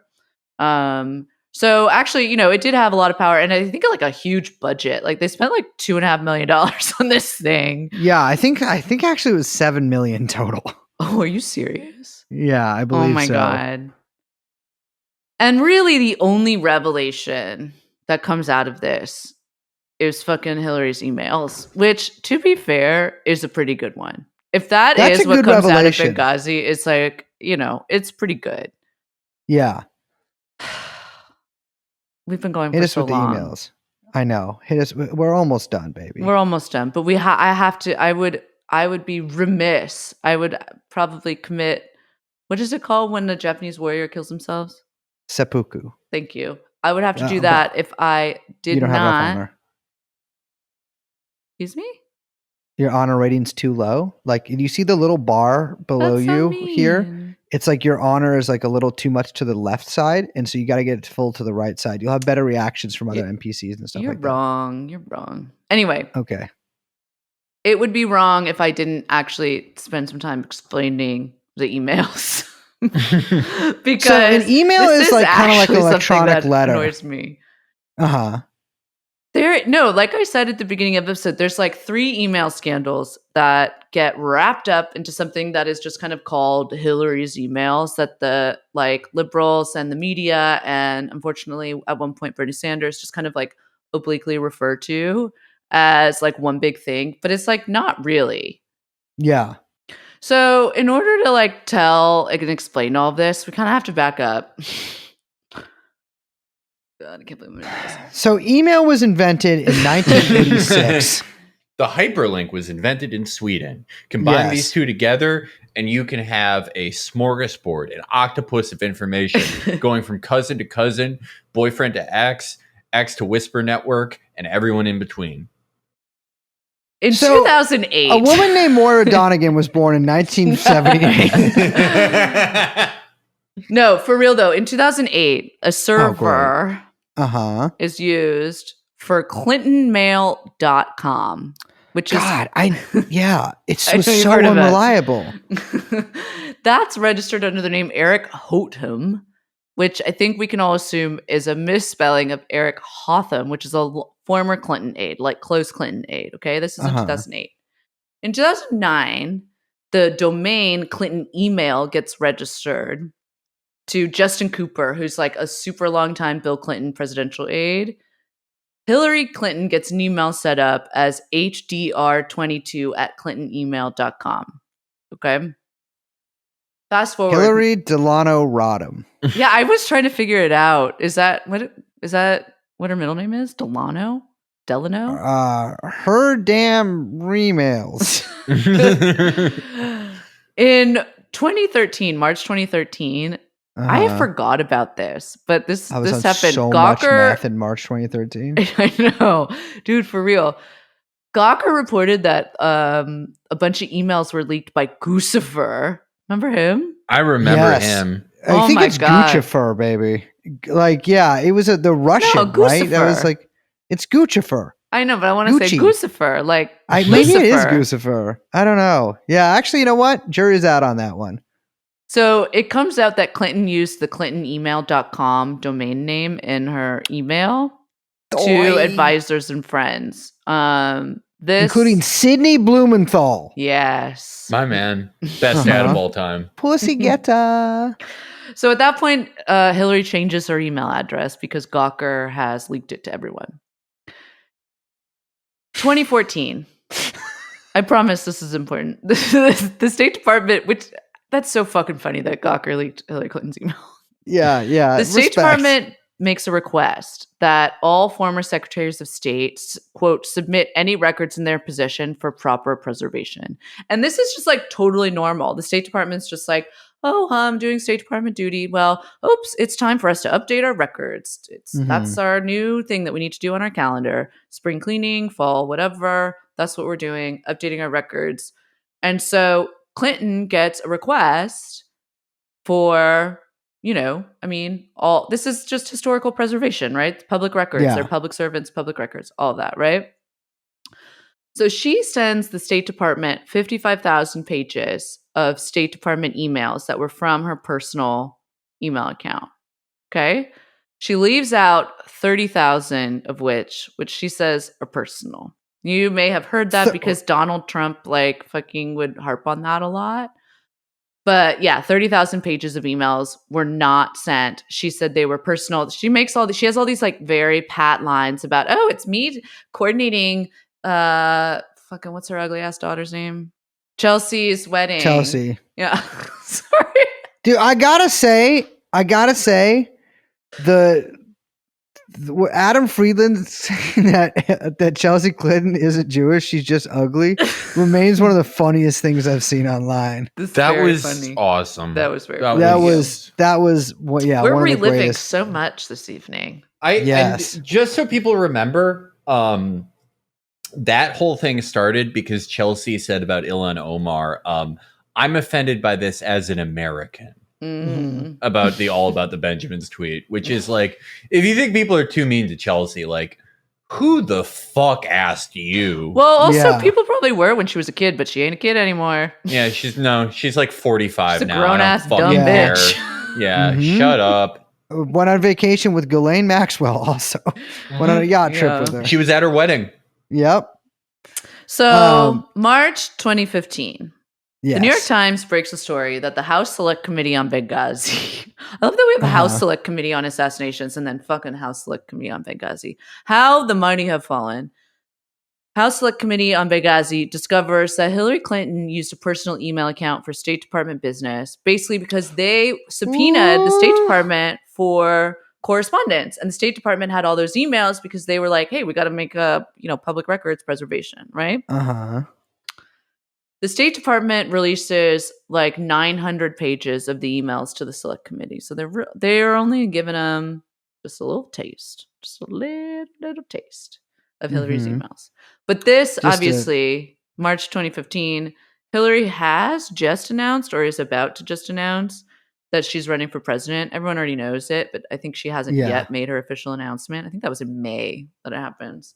Anyway, so it becomes a huge fucking story, which obviously everyone listening to this knows because you know about Hillary Clinton's fucking emails. Yes, I know. Now we're getting back to the time period where like people remember. We're now like catching up to ourselves, which is kind of trippy. Yeah. We're doing a Back to the Future moment or something in a way. Yeah. I think. I don't know if they do that back to. Do they do that? I don't know. Didn't he fuck his mom? Yeah.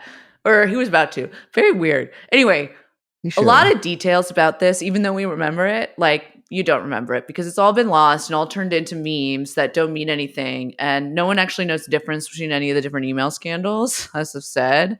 And like she says all this stuff where she's like, oh, I was just using a personal one because it was too inconvenient to use two emails, which is like, what the fuck are you talking about? That makes no sense.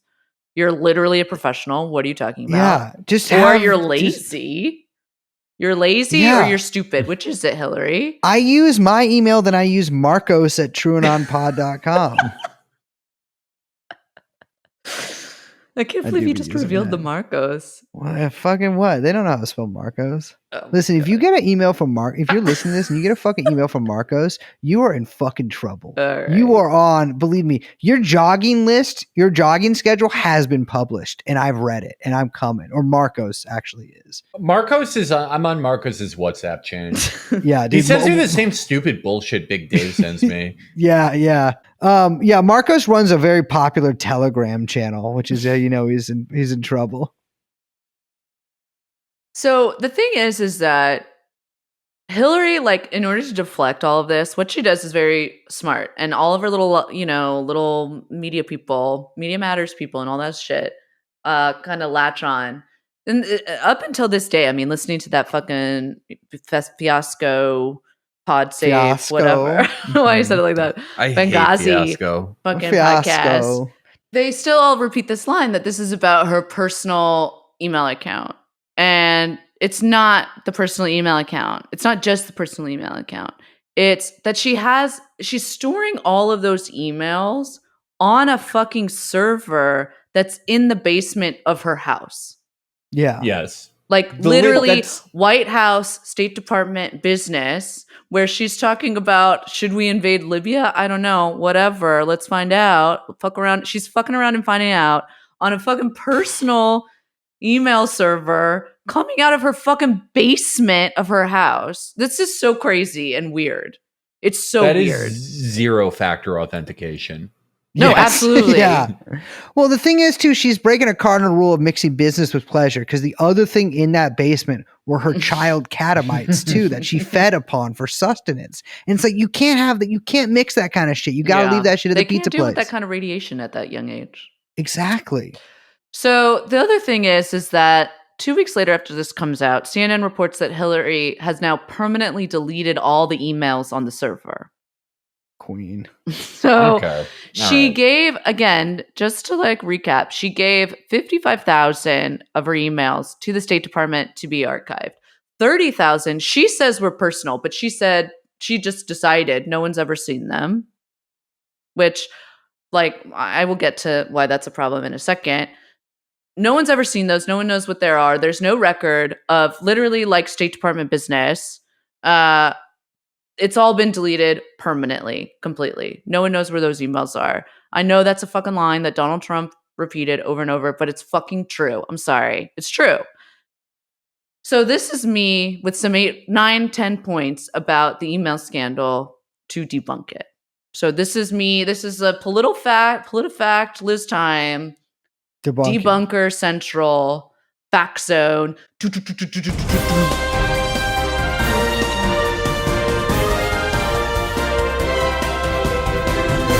This is the truth about the fucking State Department email scandal, right? 1, no State Department head and probably no government employee has ever exclusively used a private email server for both private and public email messages. Fact check, true. 2, the private email server was not encrypted for 2 months after Secretary of State Clinton started using it.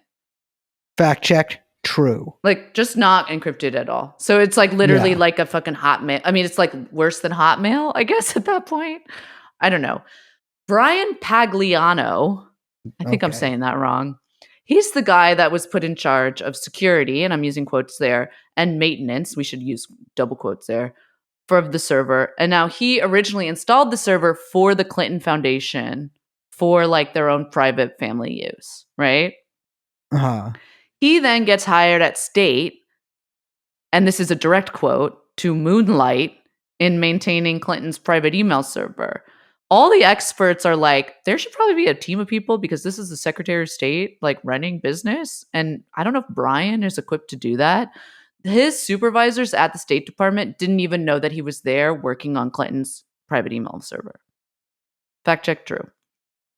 Brian is then granted immunity after he pled the Fifth during the congressional questionings about the server.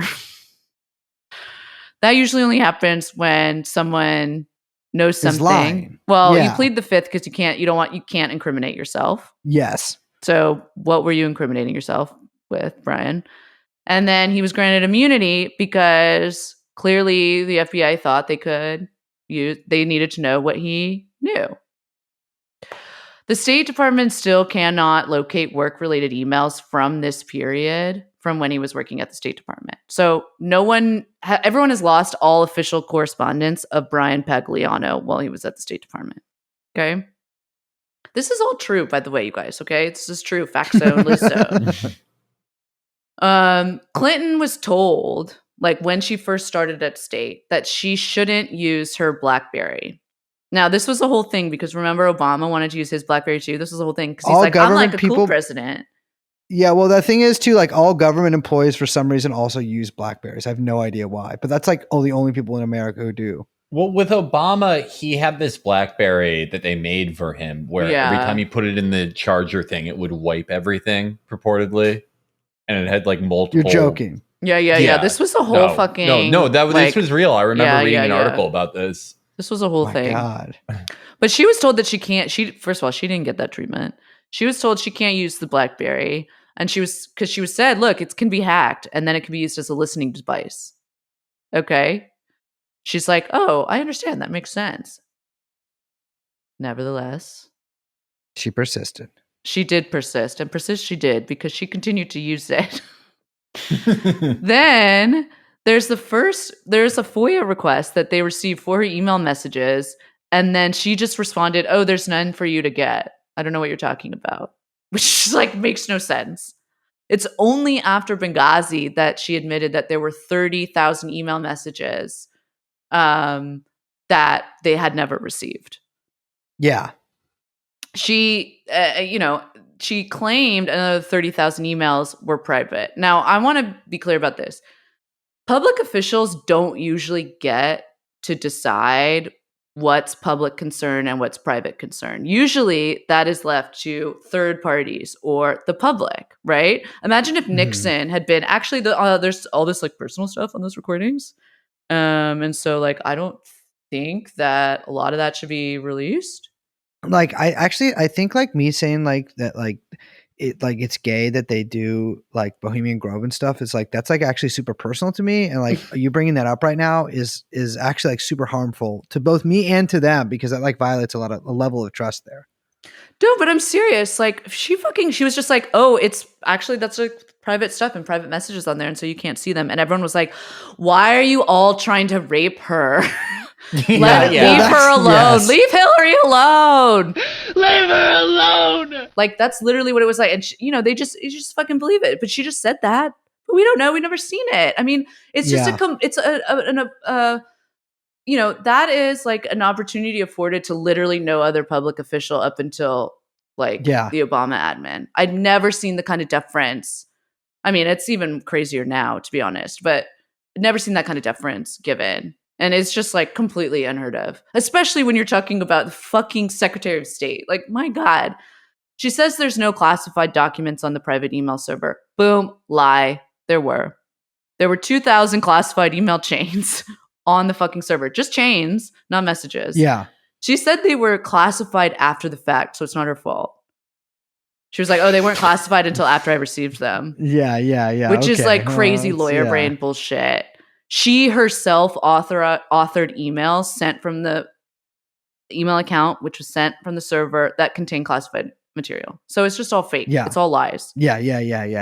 Well, that was always the thing that like sort of annoyed me. The loop that we got in with Hillary's emails in 2016 was that simultaneous with this, you were supposed to think that Russian hacking attempts were it was tantamount to Pearl Harbor.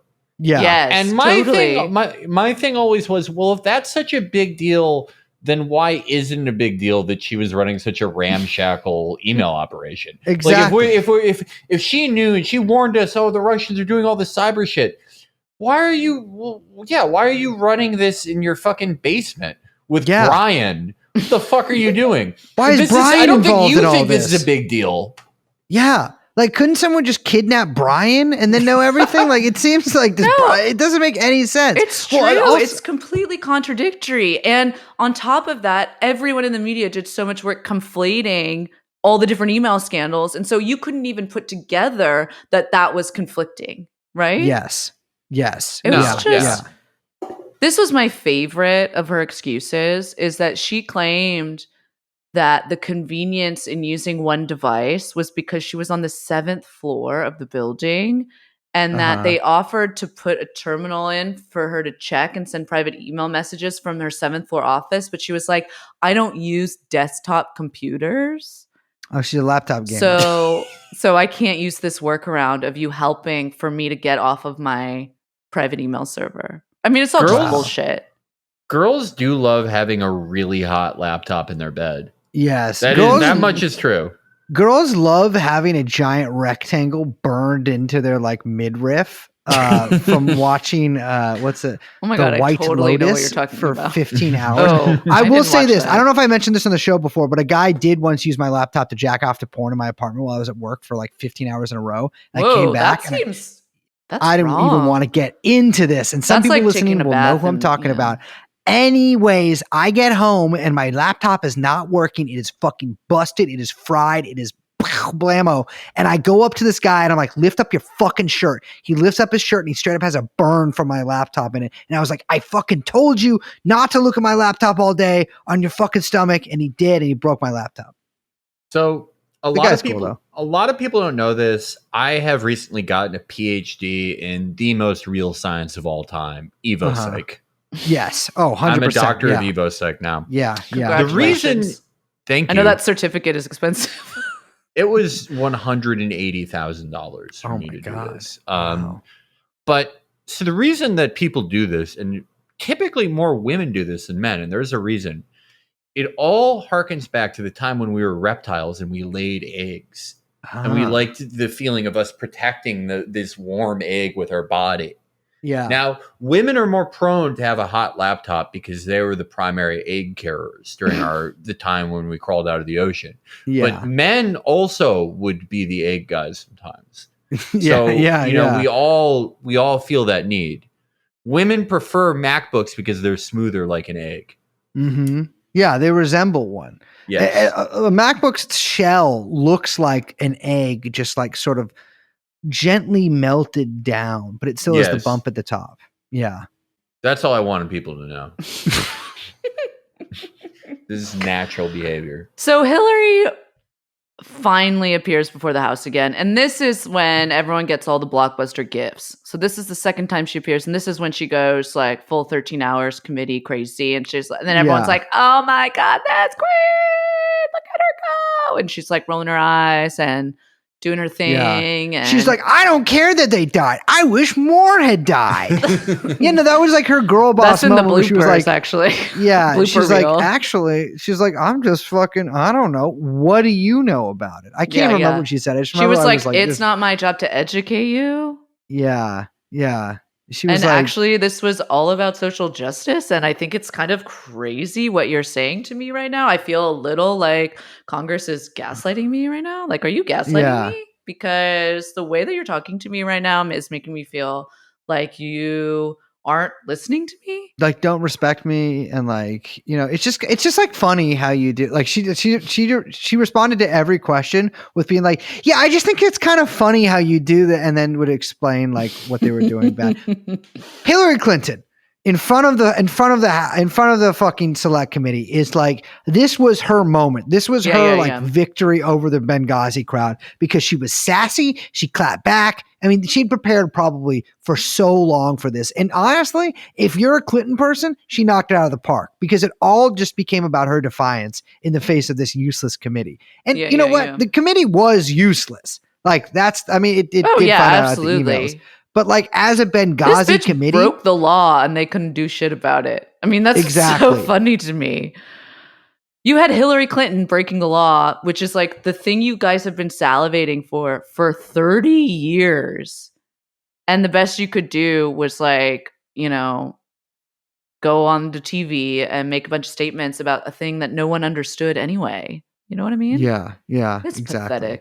Pathetic. Anyway, we get some you get some good quotes. You get some good gifts out of it. We got some good stuff out of Blumenthal's email. I'll say that. Yes. Yeah. Sidney Blumenthal wants to have sex with Hillary Clinton. Yeah. I'm sorry. I've said that several times, but it bears word. It's worth repeating. Yeah. He was like sending basically, I don't know, like memos about Libya to Clinton pre-Benghazi, pre-invasion, while he's getting paid like $10K a month from the Clinton Foundation, the entirety of her tenure at state. That's after Blumenthal was basically blocked from being hired by 2 different Obama staffers, which is very funny. He was also like working for David Brock at Media Matters. So he's all over. He's on every Clinton outfit. But yeah, he's passing private intelligence to Clinton that she's using to justify the Libyan invasion that he's getting from basically a bunch of different private military contractors and kind of like shady business entrepreneurs, Arms dealers, who are all trying to get in on collapsing Libya and the kind of like, rebel economy that we will soon produce. Well, the sum total of all this email stuff is it really contributed to Hillary Clinton being seen as not trustworthy. And like, that was, I think, a giant reason of why she lost in 2016. Like, the but her emails people, talking about like, oh, well, people complain too much about her emails. That contributed, just like the flowing of arms into Libya contributed to the milieu that killed Ambassador Stevens. Hillary Clinton hiding these emails, deleting these emails, this actual real scandal that emerged out of the select committee, contributed to that like well-known milieu of her being seen as like untrustworthy and somebody that like shouldn't be president, is very hubristic, all this kind of stuff. And I will say, like, was probably a large contributing factor as to why she lost the 2016 election. Yeah. Yeah. No, I mean, as you said, she did an amazing job for the Hillary fans during all this. Yes. They loved her smacking down Congressman Jeeves, aka Trey Gowdy. But for the entire world, like, the thing they thought would save them at the end of the day was that this scandal was so convoluted and confusing that no one would care. Yeah, Yes. sure. I think that may have helped a little. The thing that destroyed them was that it was complicated and they didn't care, but they had to see more of her. Yes. Yes. And just seeing her interact with anybody was, I don't The think she opposite ever, of delightful. Yeah, people love, this is like a big rose emoji thing to say, and I'm sure I've said it a billion times, where it's like, oh, you didn't campaign in Wisconsin. I don't think that would have helped. Yeah. I'm just going to be honest here. People don't like her. Yeah, I don't think it would have helped if she had went to Wisconsin and shown more of her attitude. Yeah. That's the that thing never is, like, seemed to help. She campaigned in Ohio all the time. She got That, destroyed like, there. Maybe her campaign managers were right. It's like, actually, maybe she shouldn't be in public. Yeah, I want to see the alternate reality where she does go to Wisconsin and it's like she also loses the popular vote. Yeah, it's Yes. funny because Yeah, it's like yeah. Biden did so well as an idea, as a reflection of an Yeah. idea and a kind of like, foil to Trump. The problem with Hillary is that she couldn't exist as like, they tried real hard, don't get me wrong, to like recreate her as some, clapback queen, whatever, like intersexual mama. But Intersexual. she couldn't exist that way because it's fucking Hillary Clinton, and everyone has known, every single American has known this woman for at least 20, 30 years. Yeah. So People saw her, they already knew who she was. Joe Biden was nobody. You know what I mean? I mean, he wasn't nobody. They knew who he was, but he wasn't. He was a blank slate. Exactly. There was the only cultural image of Joe Biden was the Onion, like, epic bullshit. But like, and he was so far gone that you could sort of fill him into that container by the time it came.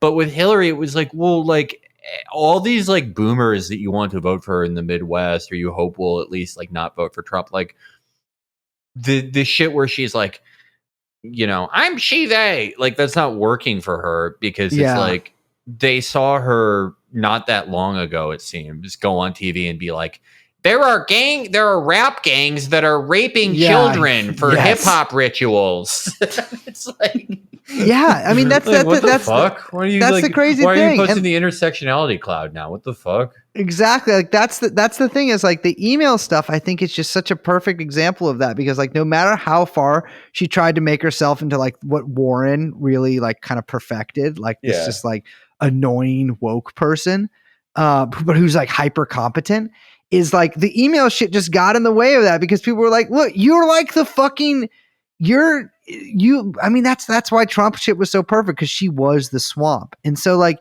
in this sort of perfect way, Benghazi sunk Clinton in a way that like a lot of other shit like does not have the same.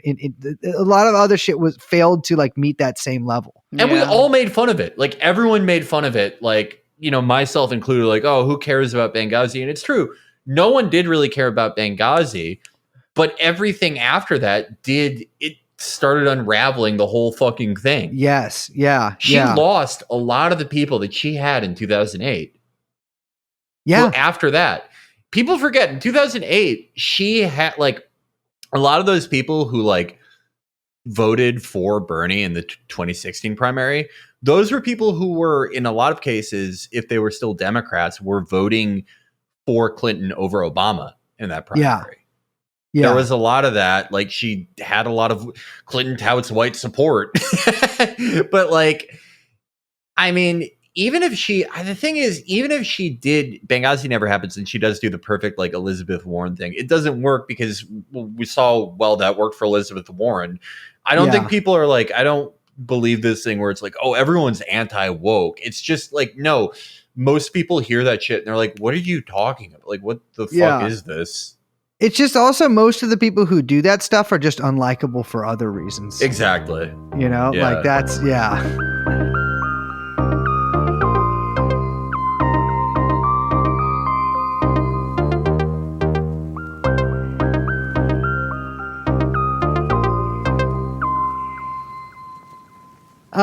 So I mean, that's where we end up. You know, Hillary Clinton loses in 2016, and the good thing is, sort of like the justice was served in the case of Benghazi. The FBI eventually arrested somebody who, by all accounts, was maybe mentally retarded.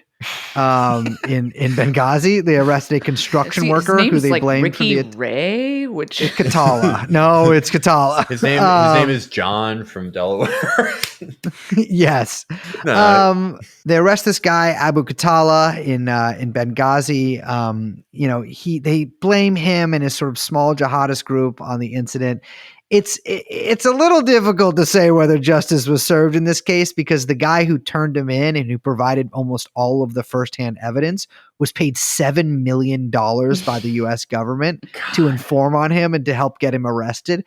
But I mean, this was just like, you know, he was a guy who, you know, he was a you know, hardcore Islamist, but he was also just like a construction worker who like went to work the next day and like doesn't really seem to have had a ton of clout there. And all the other kind of guys threw him under the bus, be like, this guy's sort of fucking stupid.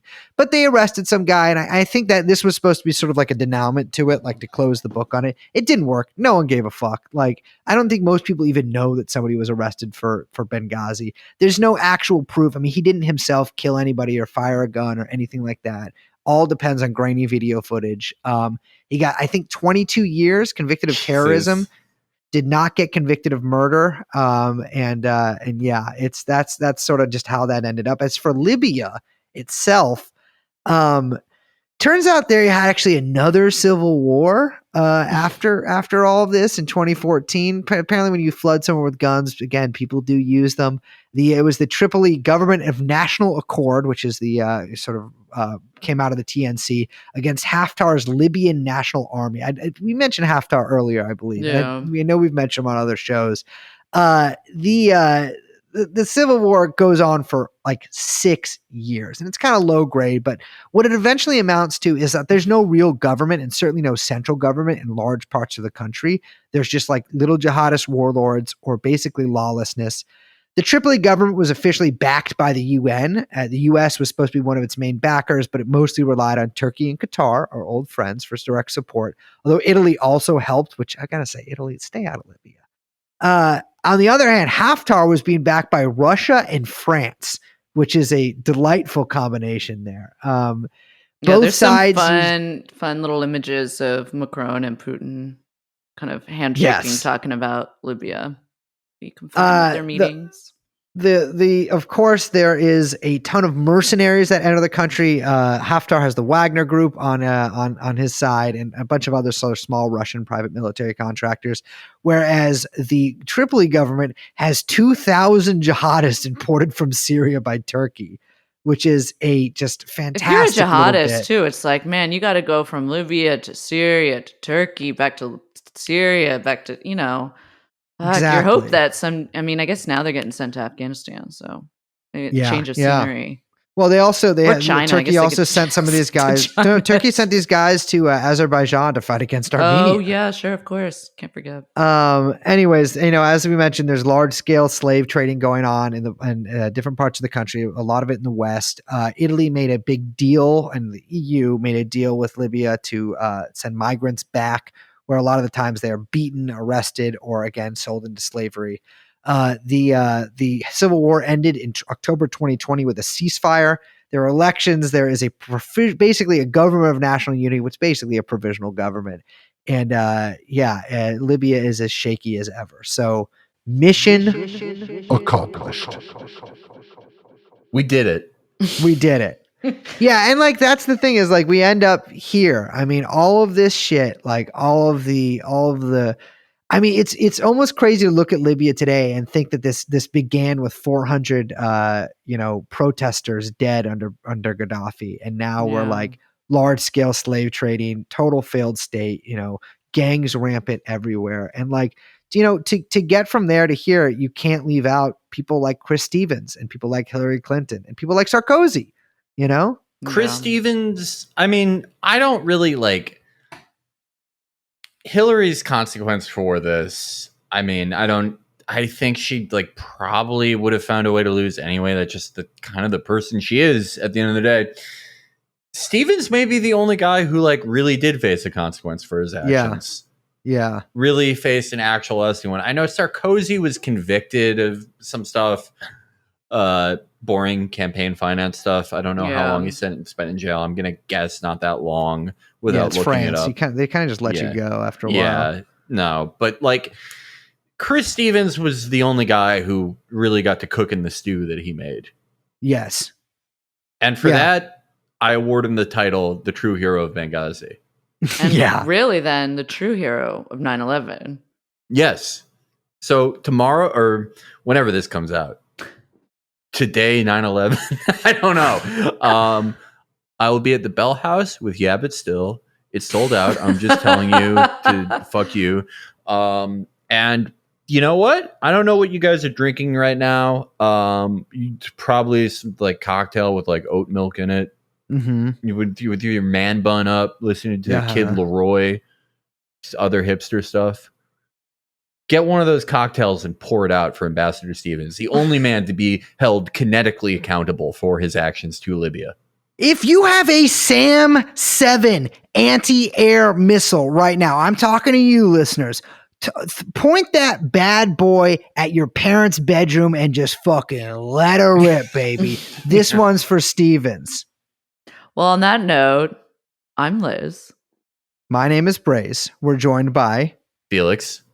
And of course, producer Young Chomsky. And this has been the longest episode of True Anon to date. Oh my God, it was like 4.5 hours. Yes.